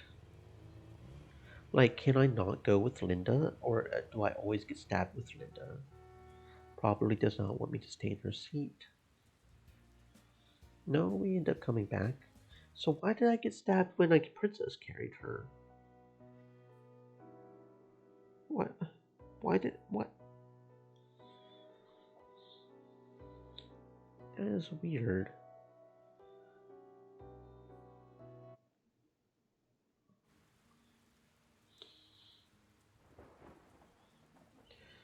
Take off my jacket and throw it over Linda's shoulders. Okay, that was obviously not the right one. That was the worst one we could do.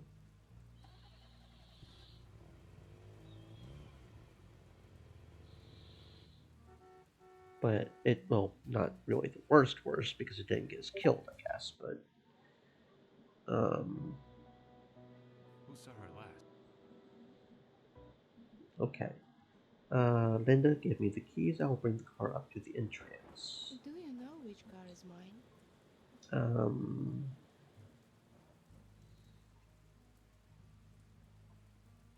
Your car is pretty easy to guess. I'm guessing that's the best one. Attitude +1.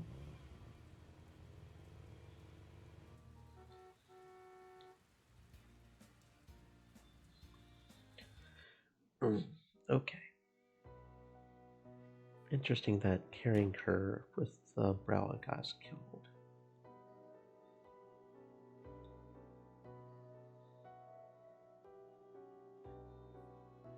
Oh, we're crashing again. Fantastic. Okay. Yeah, see, it's always the skip function and the loading. I don't know.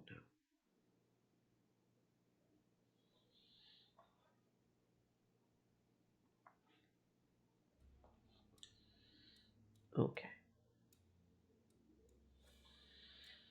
Continue.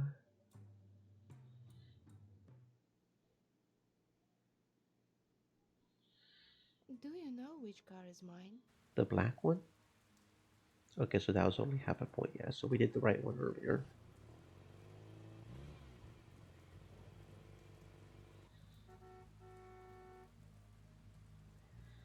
Do you know which car is mine? Your car is pretty easy to guess. +1, okay.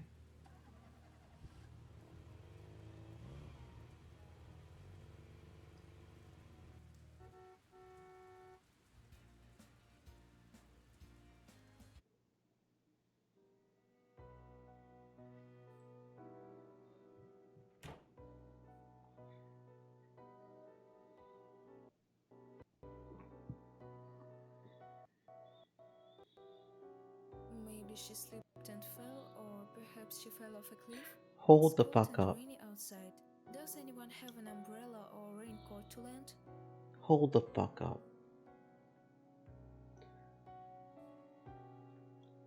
Going with Linda keeps Agatha alive? Who died then? Uh,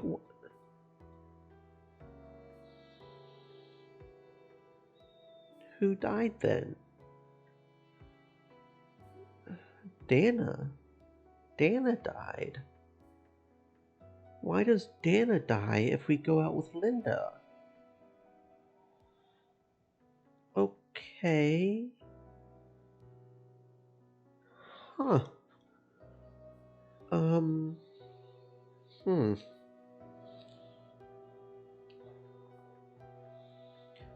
Okay. Linda, maybe what could go wrong? Okay, so Linda's kind of like she doesn't want to go search, so we'll go ahead and stay inside with Linda. Linda somehow managed to fill any moment of her life with grace. She was sitting in her chair as majestically and gracefully as if it were a throne, and she was about to be crowned Queen of England. All I could think about was how I wanted to go to the first floor and just go to bed. Leave all my worries for tomorrow, but maybe I could be useful. Enough adventures. I did not feel like going outside. Why? Almost all the guys were out looking for the missing Dana. I do not understand what is the point of going outside in such weather altogether. Most of them had probably gone to find her for the sake of it, or maybe to get close to Amanda and Amelia. I looked around. This is where we were going to wait out for the night. I think I should pick a place to wait. I was tempted by the cozy couch by the fireplace. It was soaked in warmth as if guarding its area of influence, and in front of it stood a round table with books scattered carelessly on it. That is what I will do, read abandoned literature. I took a book from the table. It was Agatha Christie's detective novel Murder on the Orient Express. I had already read it as a child, but as they say, a good book only gets better when you read it again. I sat down in a soft armchair, flipped to the middle, and delved into the reading.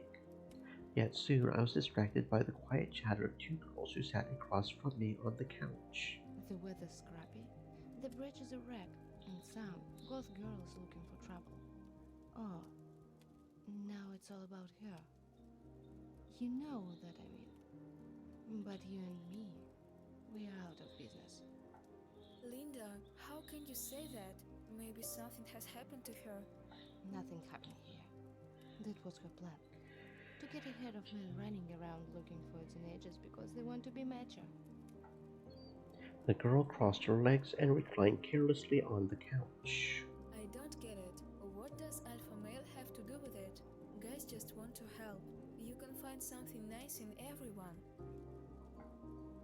Nonsense. Don't sit minimal letter. Oh, too bad he's not here. I'd like to see you talk to him.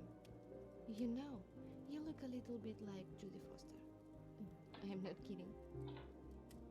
Agatha adjusted her hair. It was hard to tell if she liked being compared to a Hollywood actress, but the tone of her voice grew more confident. Oh, you wouldn't understand me. I just want to have a nice evening and maybe a night to forget, to relieve stress, to have fun after all. And here, as it turns out, there is no one to talk to at all. How so? Agatha briefly glanced at me. I put the reading aside. I already know who the killer is anyway. Unless with the owner of the place. What's his name? Henry, I think. He'd probably be a good guy to hook up with. There is something sexy about him. And he's got a great car. And he's got money. You are acting like a cat. Don't you care where, with whom, and how? Why not? Linda leaned over and petted the cat, who purred as it snuggled up next to the fireplace. Why can't a girl like me have freedom of choice? You with your principles don't seem like a hot lady at all. More like an old maid. All green and must be moldy, right? What Why don't you watch your language? Besides, you will never find a husband with such attitude. Linda snorted indignantly. Oh, I'm in no hurry to get married. I'm not you. Well, maybe when I'm 45? Agatha straightened tensely on the couch as if a pin had been inserted into her spine, and Linda adopted an even more defiant pose. Do you have no desire to care for someone and bestow your love? Don't make me laugh. They made up a fairy tale about love just so young boys wouldn't think girls are there as prince of meat. Hey, Hugh, what do you think love is? Linda turned to me, and I put the book aside. She is forcing me to take sides. Agatha looked at me, also waiting for an answer. Love is...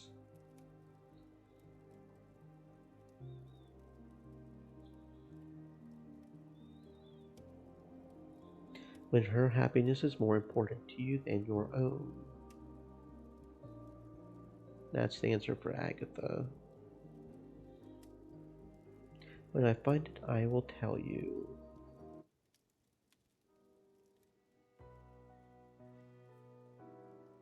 That was Amanda? Huh. Interesting. Linda, please have some compassion. It's possible that some of the tourists decided to stay on the island.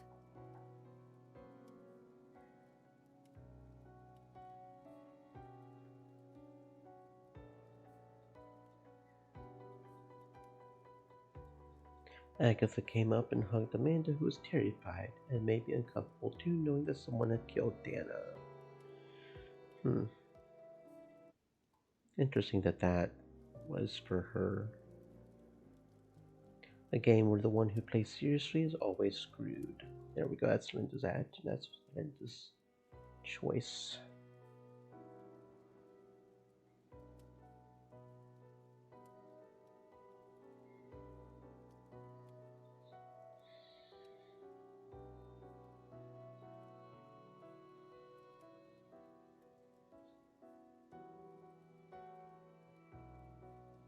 Where is she? We can't leave her outside. It's not a body, she's a living person. Her name is Dana, and I spoke with her just an hour ago. Agatha, I understand you.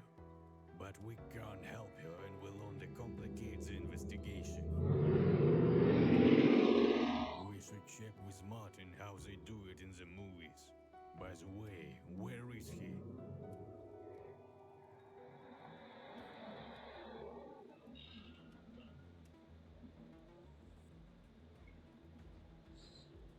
Okay, so he's still here.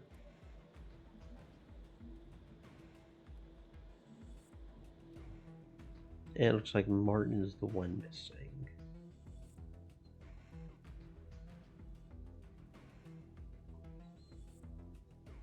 He's just a bitter jerk who didn't receive a Valentine's card from a girls' school.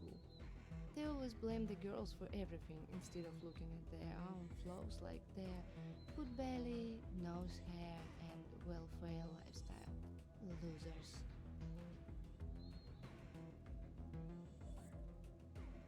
Do you think it is a I man? have a feeling that it was a man who did it. What? You think someone killed her out of jealousy? That's ridiculous. Who even cares about her? It's probably just resentment from rejection, a common motive for crimes like this. We should try to find out who was interested in her on the date. Perhaps someone was too shy to approach her inside and decided to confess their feelings in the parking lot. But this went awry. I once got caught in a similar situation at the club. Luckily, the bosses weren't paying much attention. Linda's charm was gone as she sat on the edge of the couch, constantly changing her pose, now and then checking the contents of her purse.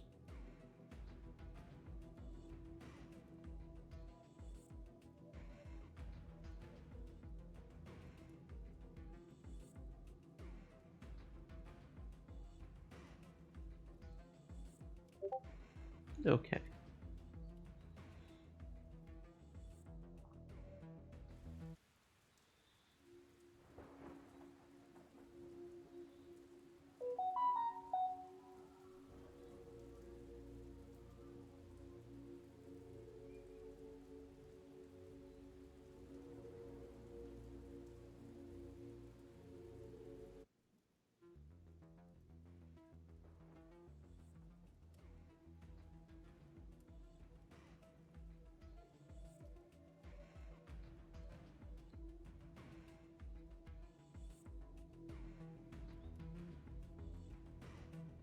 I'm not kidding either. I'm not on duty here. What do you expect me to do?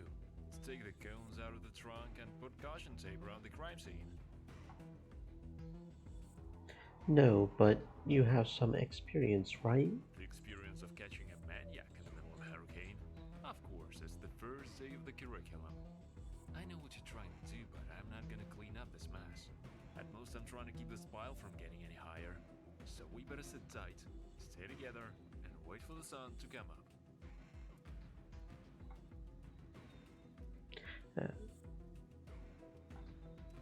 I could no longer, okay.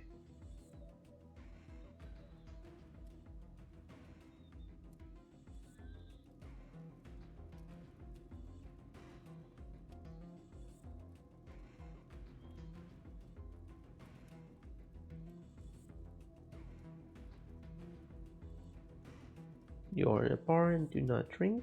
No, thank you. I'd like to see things start to fall back here sober. Take a look. They're still clinging to hope. They don't want to believe, they're afraid to face the truth.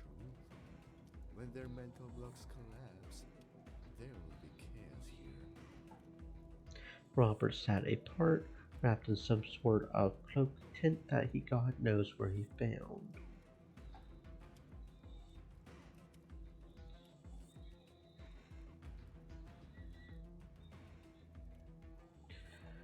Um,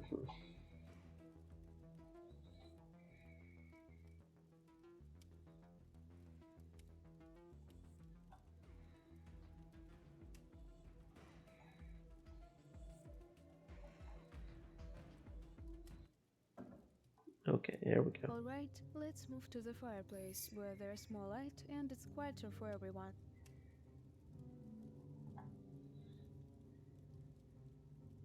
I implore you to maintain composure. There is no need to concern yourselves. This is my boat, and Nope, okay, that ended up with me going down there again. So how did we get the one guy to go down there for us? I implore you to maintain composure. I'm with you, Oh, Henry. there we go. Okay, You now we've sure got can walk Alexander the walk going right down now. there.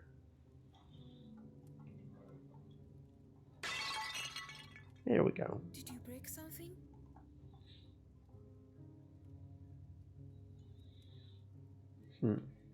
I'll have a mojito with less rum, please.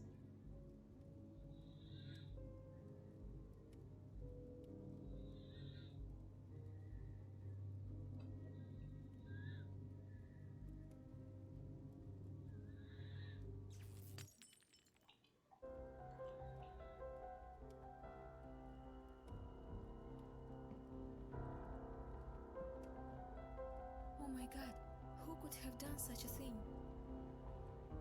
I'm afraid.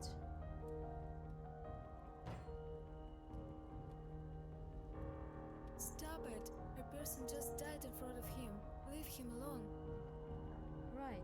Let's get the lights back on first. And we have to do something about Alexander.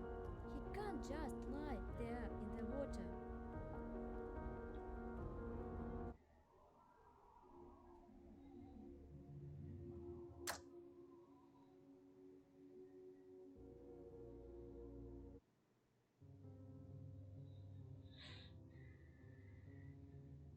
I can't believe someone would do this on purpose. The one who killed Dana.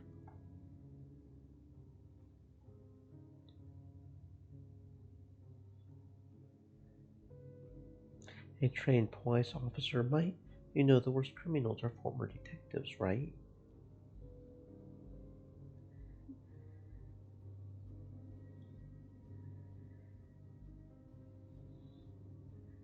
Maybe it's just a coincidence, an accident, nothing more. What if that was the intention? Alexander recently returned from the army. What if he was doing something secret there? Listen, maybe we should all pair up so no one is alone.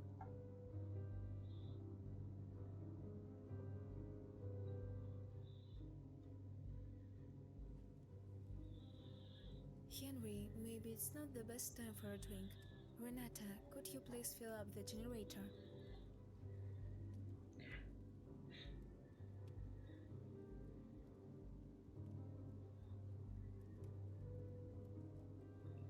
Agatha quickly took notice and decided to take matters into her own Do we have hands. any more candles?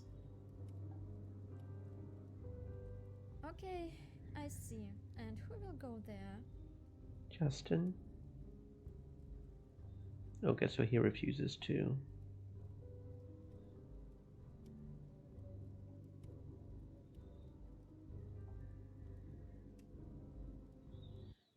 Because he's the one that's gotta, shoot people, so of course he refuses to.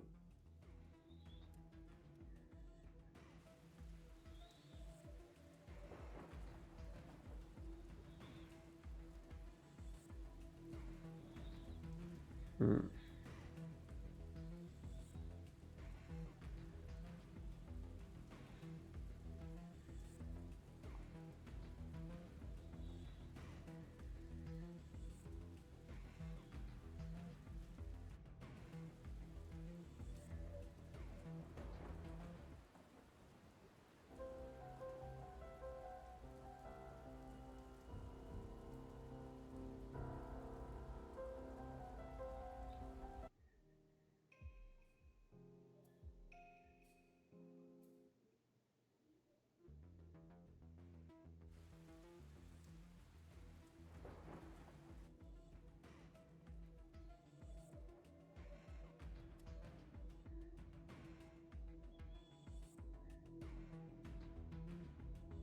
Wait a second. Oh, okay, right, because that one must be, one must be Agatha. Who's there? Wait, so can we fuck Agatha? Hmm. Oh, and why did you come?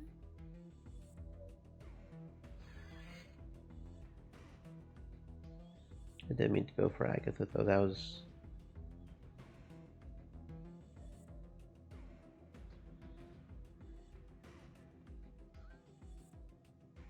Cat. Apparently she's in the cat's in Agatha's room, so that's cool. Getting the rooms mixed up, I was trying to go with the one we're kind of going for right now.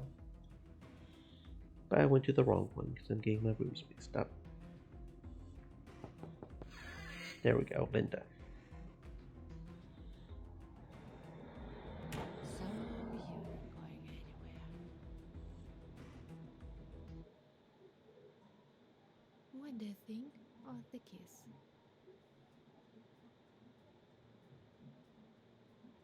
What exactly do you want?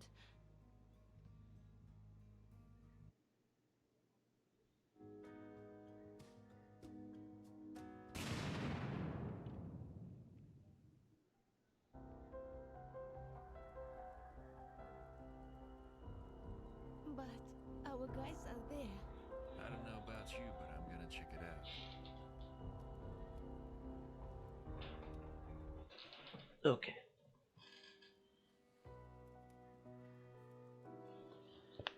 Okay.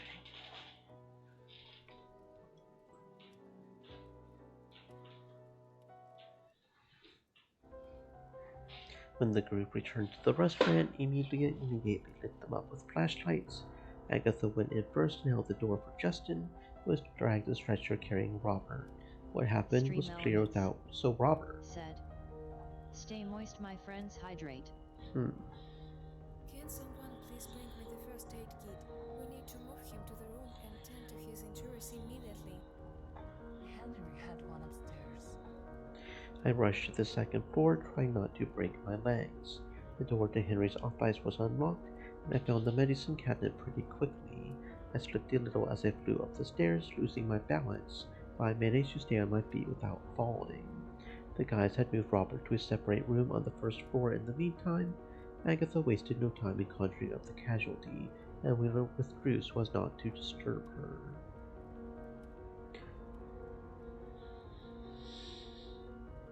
Agatha was all stained. The sleeves of her snow-white shirt were completely covered in dirt and soot. She immersed in her thoughts, seemed to be calculating a variations. And here we were just waiting for her to tell us what happened to the victim. I believe he will pull through. He has severe burns, but thankfully his organs aren't affected. He must have been outside the house when the explosion happened, which was fortunate for him.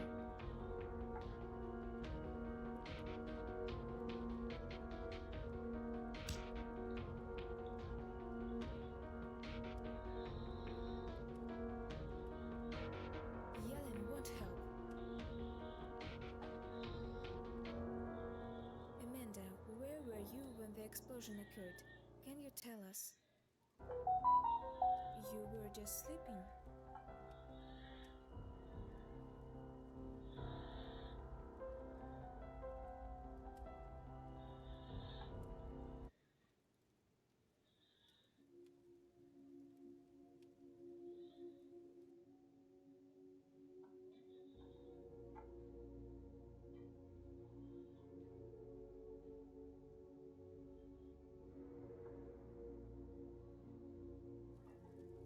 I left the dishes on the table in the center.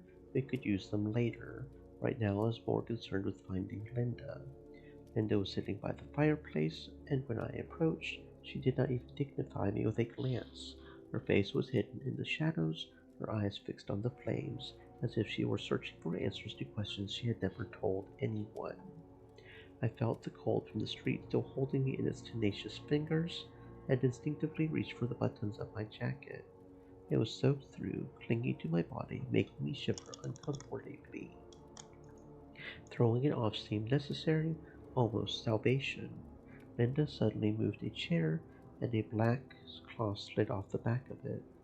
Obviously her own clothes, also soaking wet from the damp weather.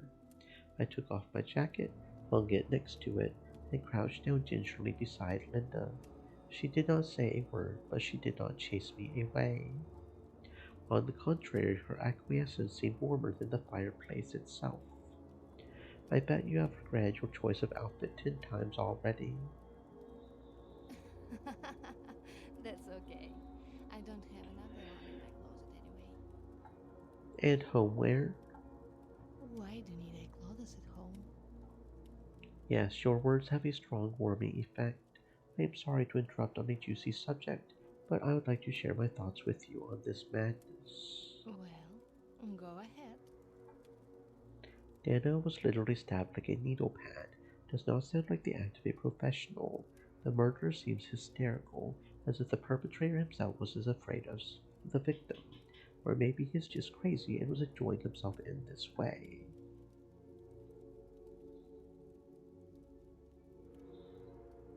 So then is it the same? It's just a difference of who I'm with at the end? I thought maybe it could be a little different because of the stab thing, but... So we calm her down, what, 2-3 times?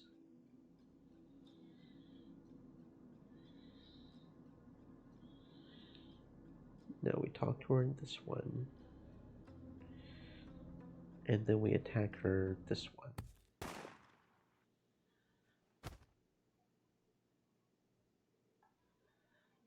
And that's how we end up killing her.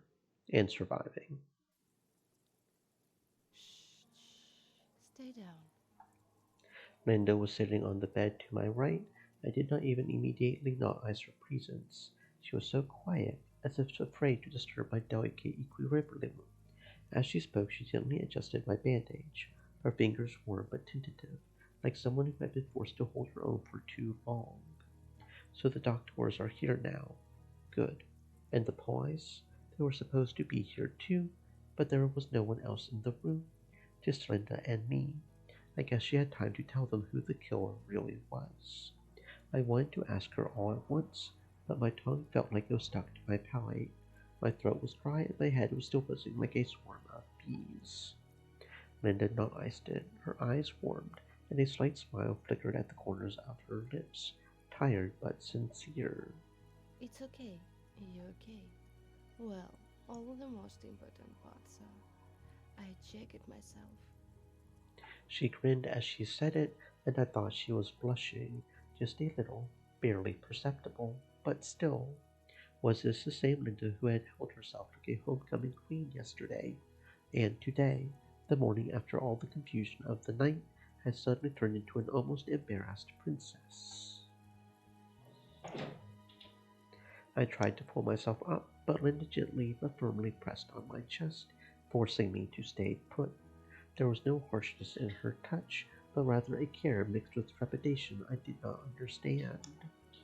She stood up from the bed, her black dress pulled a little higher than it should have been, and her breast seemed about to slip out of the neckline.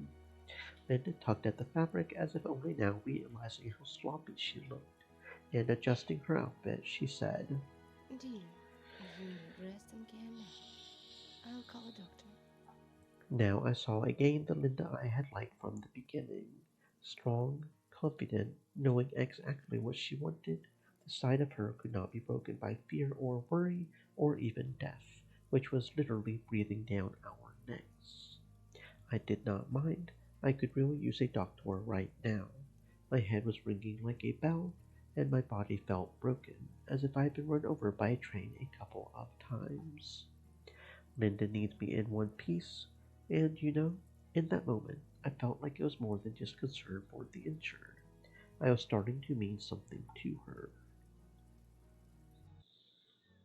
Okay. So a few extra dialogue there, surviving with Linda. We survived with, and if it is indeed, then we can't ever, unless we just survive and be a murderer with her, but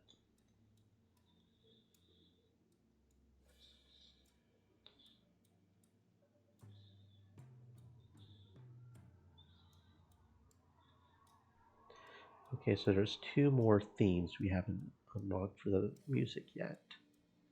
If that's Agatha and whenever we get to the end, that would make sense. There's three more backgrounds we haven't unlocked. No.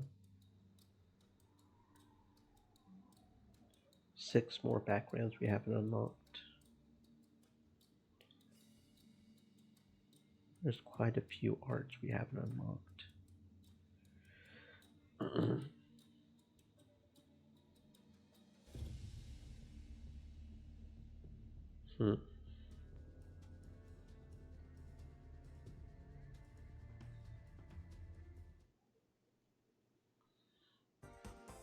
Okay, I want to see Dana. Hello, Dana.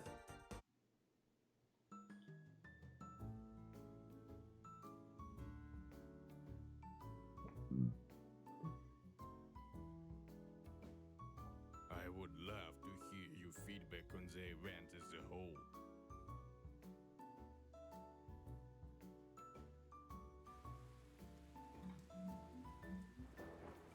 Okay, yeah, it is not an option here to princess carry her. This one is unique to her, though. Oh, well, that gas was separate achievement, apparently. Not talk too much. Dana shrugged and fearlessly stepped forward onto the wall of pouring rain. I barely managed to grab this crazy girl's arm and pull her back. I must have miscalculated my strength because Dana was right in my arms now. Against my expectations, she did not pull away, but pressed herself harder on me. There were only inches between us. Slight awkwardness was instantly replaced by some kind of excitement. I felt her breathing quicken. At that moment, the door slammed behind us, and we both pretended that nothing had happened. Okay, well, there we go.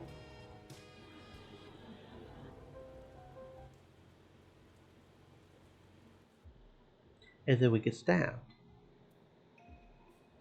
Interesting. So does each girl have a unique section right there, and doing that romantic effect triggers her, we gotta stay safe, we can't allow perverts around us. So she stabs us. Is that what's happening here? In which case, if we do not do a romance, why is it that Dana gets stabbed and not Agatha?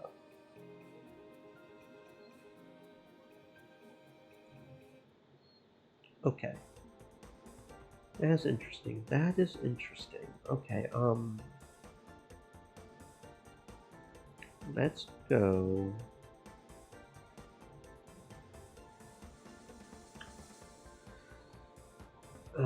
Let's go with Emilia. Emilia playfully raised one eyebrow, hiding it under her cap visor. That look conveyed her passion to me, so vivid, so real. I smiled and nodded toward the table.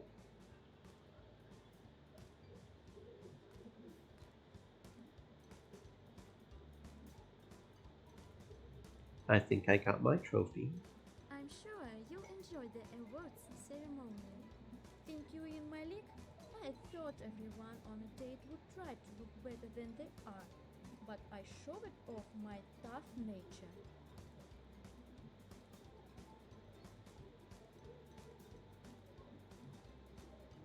Really? And I thought you were actually that rude. Okay, yeah. Think you in my league?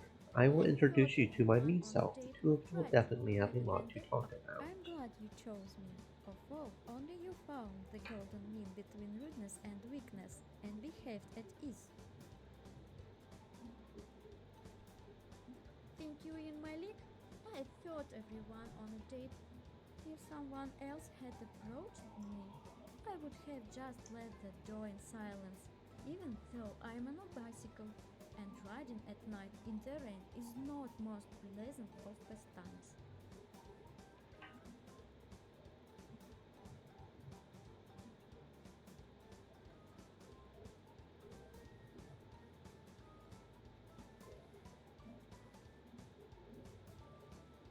I do not want to wait for the ceremony to start for too long. Let's stay here for the night. Bold, I like it. I'll check my bike while you find out where we're gonna sleep. Emilia went to the exit. It seemed that she was not paying attention to anyone. I leaned completely on the chair, and with my peripheral vision, I realized that someone was approaching the table. I would love to Henry! when they went as a whole. Are you trying to lock up again? Are you trying to lock up again, motherfucker? Yeah, you're trying to lock up again. Lord knows you can't not crash, right?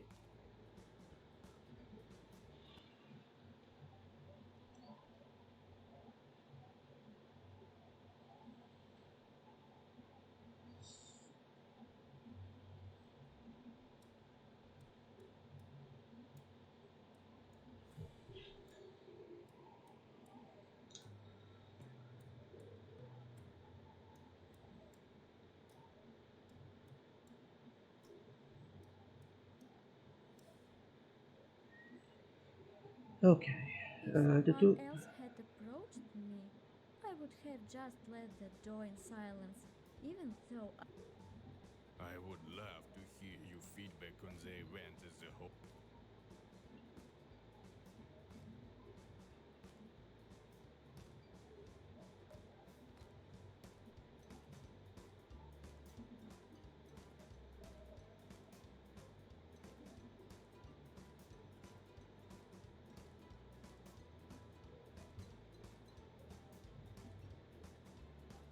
Immediately returned, adjusting her cap on which raindrops were dripping. She looked a little disheveled, but clearly she did not think much of it.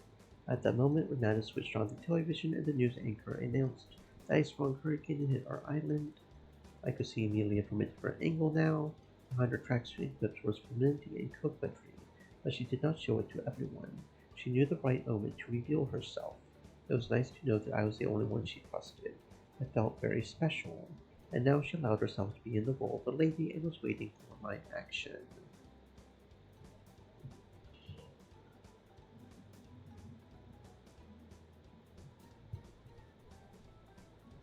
It is like the weather. Here's my thoughts. A night in your company. Could it be any better? That was a half a point. Okay.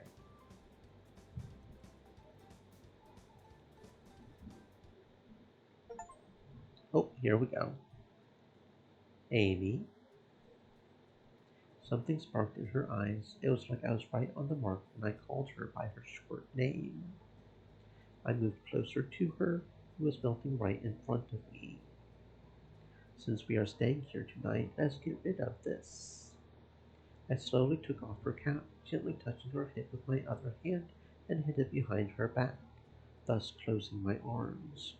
Her luxurious hair slowly laid down on her shoulders. It looked beautiful, like her hair had been done for hours under her cap. I noticed that Emilia's blue eyes were racing.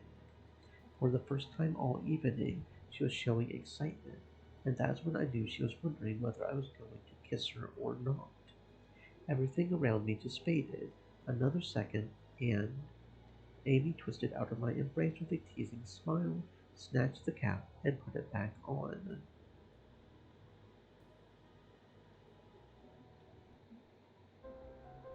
Okay, but we actually don't get stabbed during that one, so that's good. So then who gets killed this time?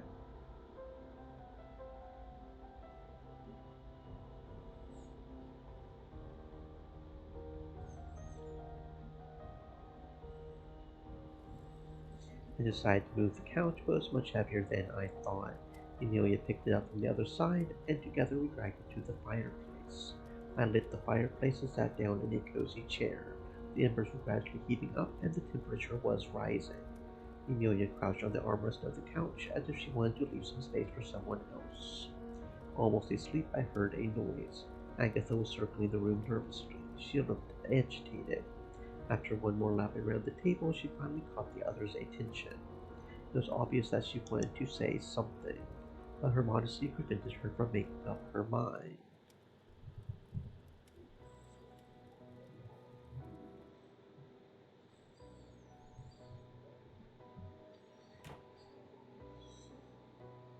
Is it Dana again? Did Dana die again?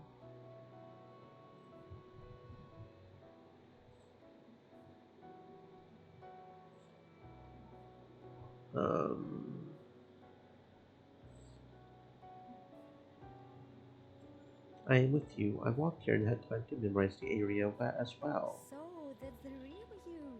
I like this kind of adventure too. I'm with you. Okay. Because, yeah, Emilia was one of the two that wanted to go out. I don't know where Emilia is. Hold on. Not sure which one of these was Emilia doesn't either.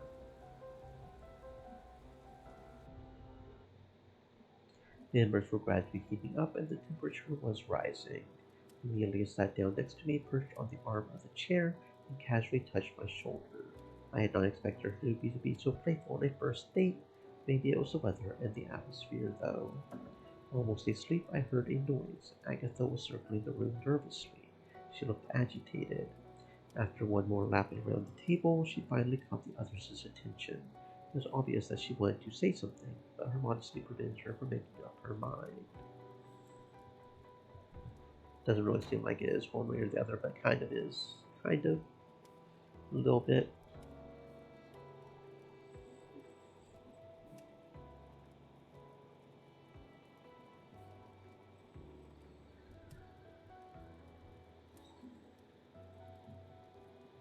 Okay. Okay, save. See if we can figure out where Emilia goes. Because Martin and Alexander go to the lighthouse, but if we go to the lighthouse, we die, right? I mean, I'm assuming it's the same. Justin goes to the parking lot, flashlights out of the car. Eager space did not come out. Resembled Emilia watching me in hesitation through the light. So what, she's still inside? A little wet outside, I decided to go back inside. I know I need to warm up and gain strength before I go outside again and face the rain and cold again. All I could think about was how I wanted to go to the first floor.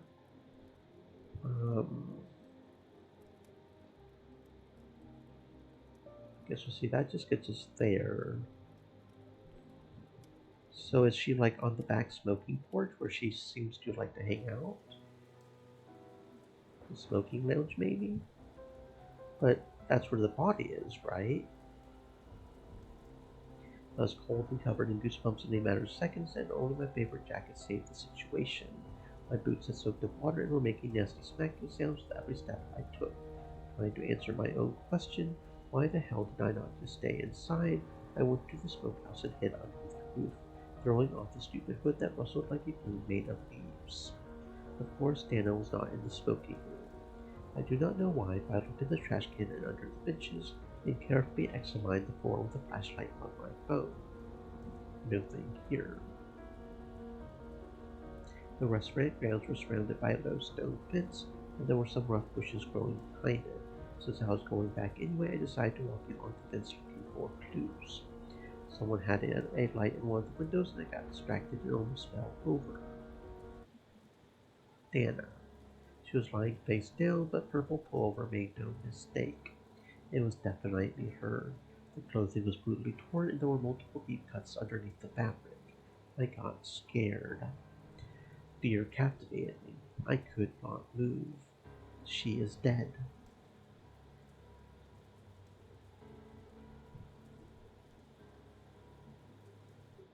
I ran back, but I decided to go around the other side of the house. At that moment, it seemed to me that this way would be shorter. My shoes were slipping treacherously, and I looked back like a frightened fool, and as if Dana might chase me. My heart nearly took out of fear when I crashed into Henry's mighty figure. He managed to catch my arm and save me from falling face first into a puddle. Excuse me, is that you? Why the rush? You startled me. Are you alright? I found Dana. She is over there, by the smoker. Ah, that's a relief. Finally. I was becoming anxious. No, you do not understand. She is dead. What is the meaning of this? Is this your idea of a joke? No, I saw it with my own eyes. She has been stabbed. She is all bloody and dead. Henry's jaw dropped, making him look like a stuffed Andy-Mal. He reached for his crowbar to adjust his raincoat, his hands only groped the air ineffectively, giving away his shock. I finally caught my breath. My shock was beginning to wear off. Only now did I realize that Henry had his raincoat on, and we were outside the garage, which had been closed during the day.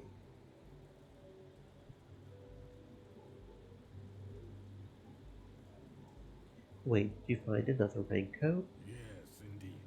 I had it in the garage, but it had slipped my mind. But now I've located it. Are you positive that she is? Yes, I am sure. Who could have done such a thing to her? I have no idea. What is in your garage? I'm apprehensive about my jeep being swept away into the sea. I believe that I have additional raincoats somewhere. Here they are in the garage. That is good. Maybe we can use them. What a calamity. Are you certain that she is? Yes, Henry, let us go inside. Yes, definitely. You are susceptible to catching a cold in these conditions. Would you mind informing everyone else? I am afraid I have to.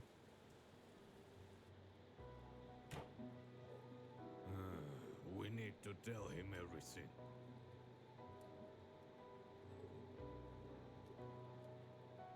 Is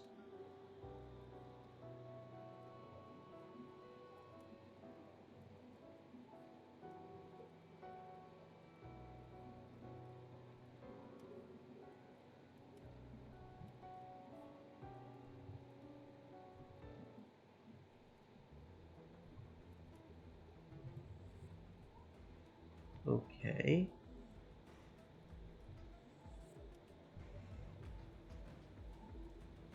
She's in the smoking room, right?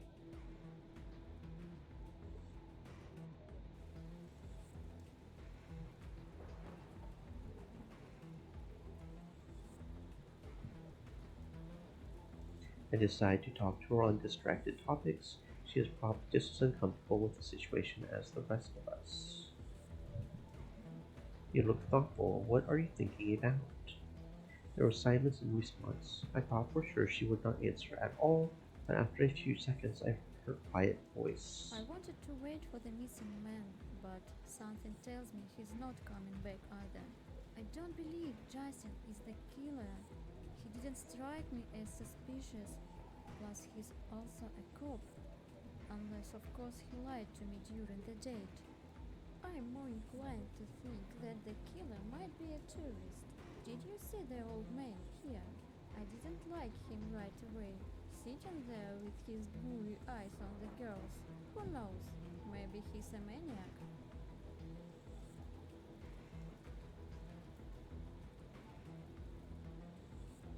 I agree, you can expect anything and from anyone. That's what I'm saying. Alright, I'm gonna go inside. I'm freezing. Emilia brushed the bangs that stuck to her forehead and was just getting ready to go back into the building. I decide to talk to her on a distracted topics. She is probably just as uncomfortable with the situation as the rest of us. Emilia was with me at the time of the murder, although I do recall her going outside to check on her bike. But, yeah, it's probably not her. Did you see where Justin went? No, I just saw Justin head into the parking lot. I decided, okay. Oop. That she actually does leave. That's interesting. So can we talk to her again inside? I think that's the first time we can do that. Is she actually inside somewhere?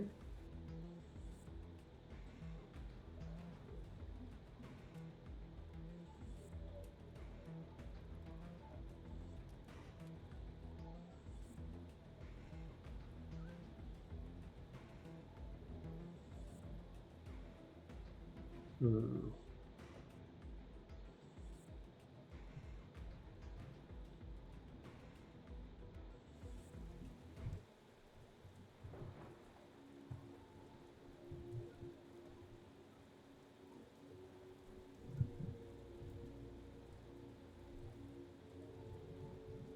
Looking for a raincoat again? No need to worry.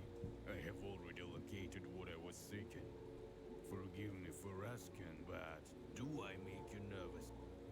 I shall ascend the staircase to ensure that the rooms are prepared.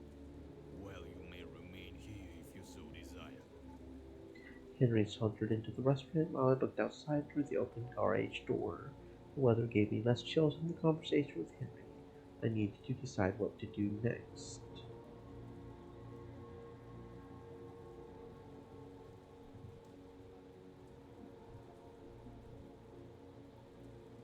Wait, he doesn't actually leave? He's still sort of sitting there?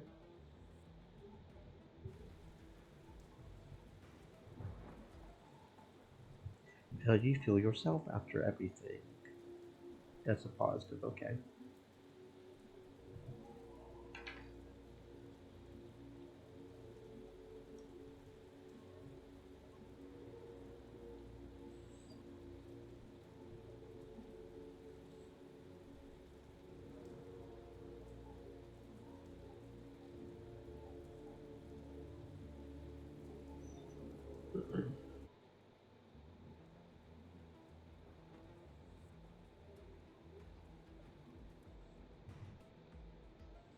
So did she go inside? Because I'm not seeing her inside.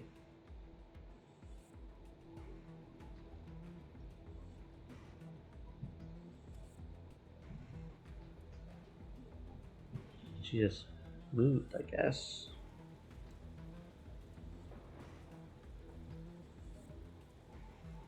Yeah, she's definitely moved. No idea where she went, but she went somewhere, I guess.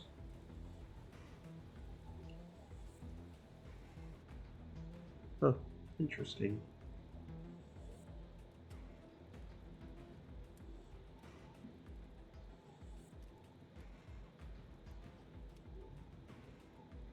I've seen worse.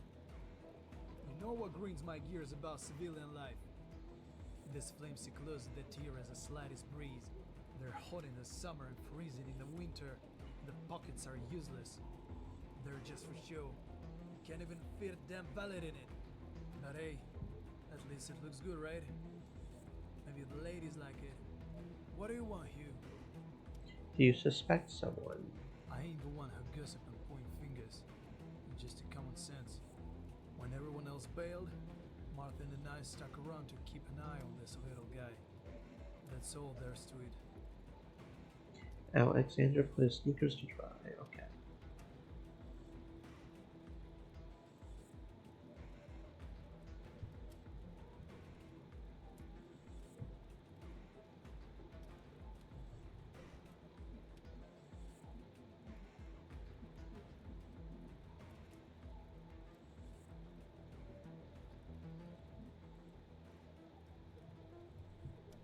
Why should I be shocked? It's a lost and pointless business. There'll be soon plenty of hysteria here as it is. Look at this. They're still clinging to hope. They don't want to believe. They're afraid to face the truth. When their mental blocks collapse, there'll be chaos here. Robert, okay.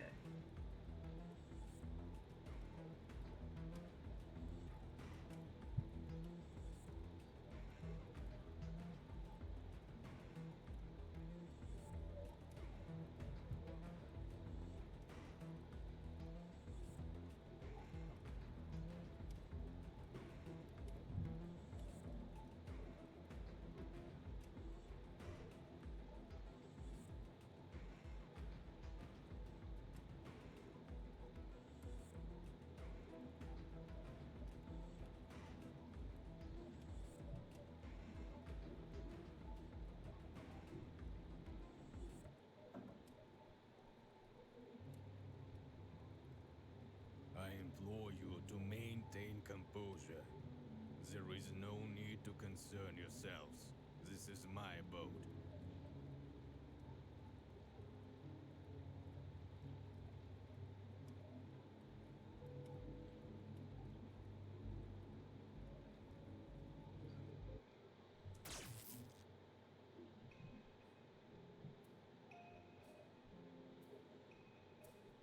I implore you to maintain composure.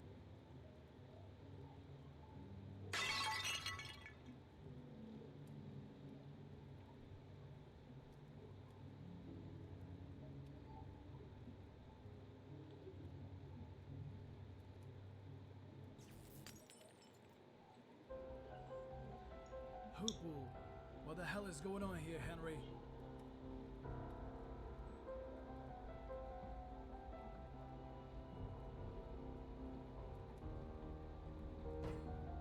Why the hell did you send him to turn on the generator instead of doing it to yourself, huh? I'm not insinuating. I'm telling you straight up. It's your house and your problems, and it's up to you to fix them.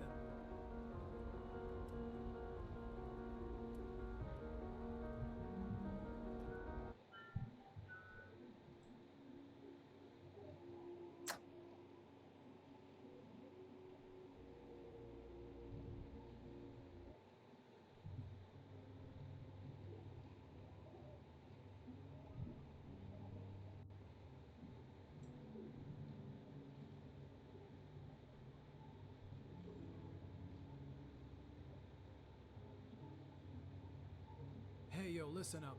We need a decision here. No time for democracy.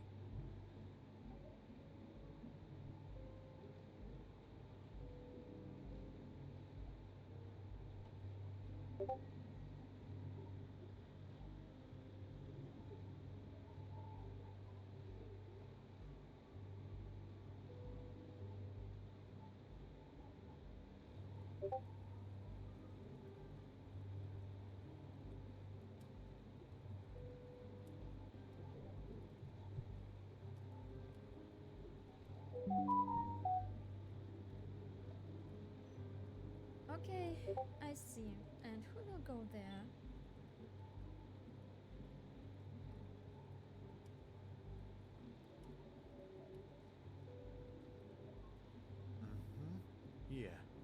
already running.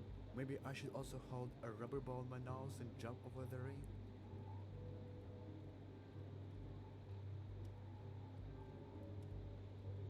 Huh, interesting. Didn't expect him to actually refuse to as well. I think that's the first for that. Is she still out by the smoke shed? I think she's still out by the smoke shed, right?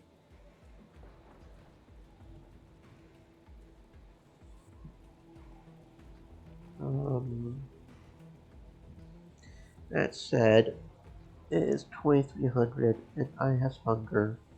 So we'll save here and we'll continue trying to figure out various aspects of the game another time. Friday. Stay safe, friends, and maybe I will see you tomorrow for some more Shardpunk. We'll go ahead and raid. I think I want to raid today. Stream Elements said. Uwu turtle time uwu.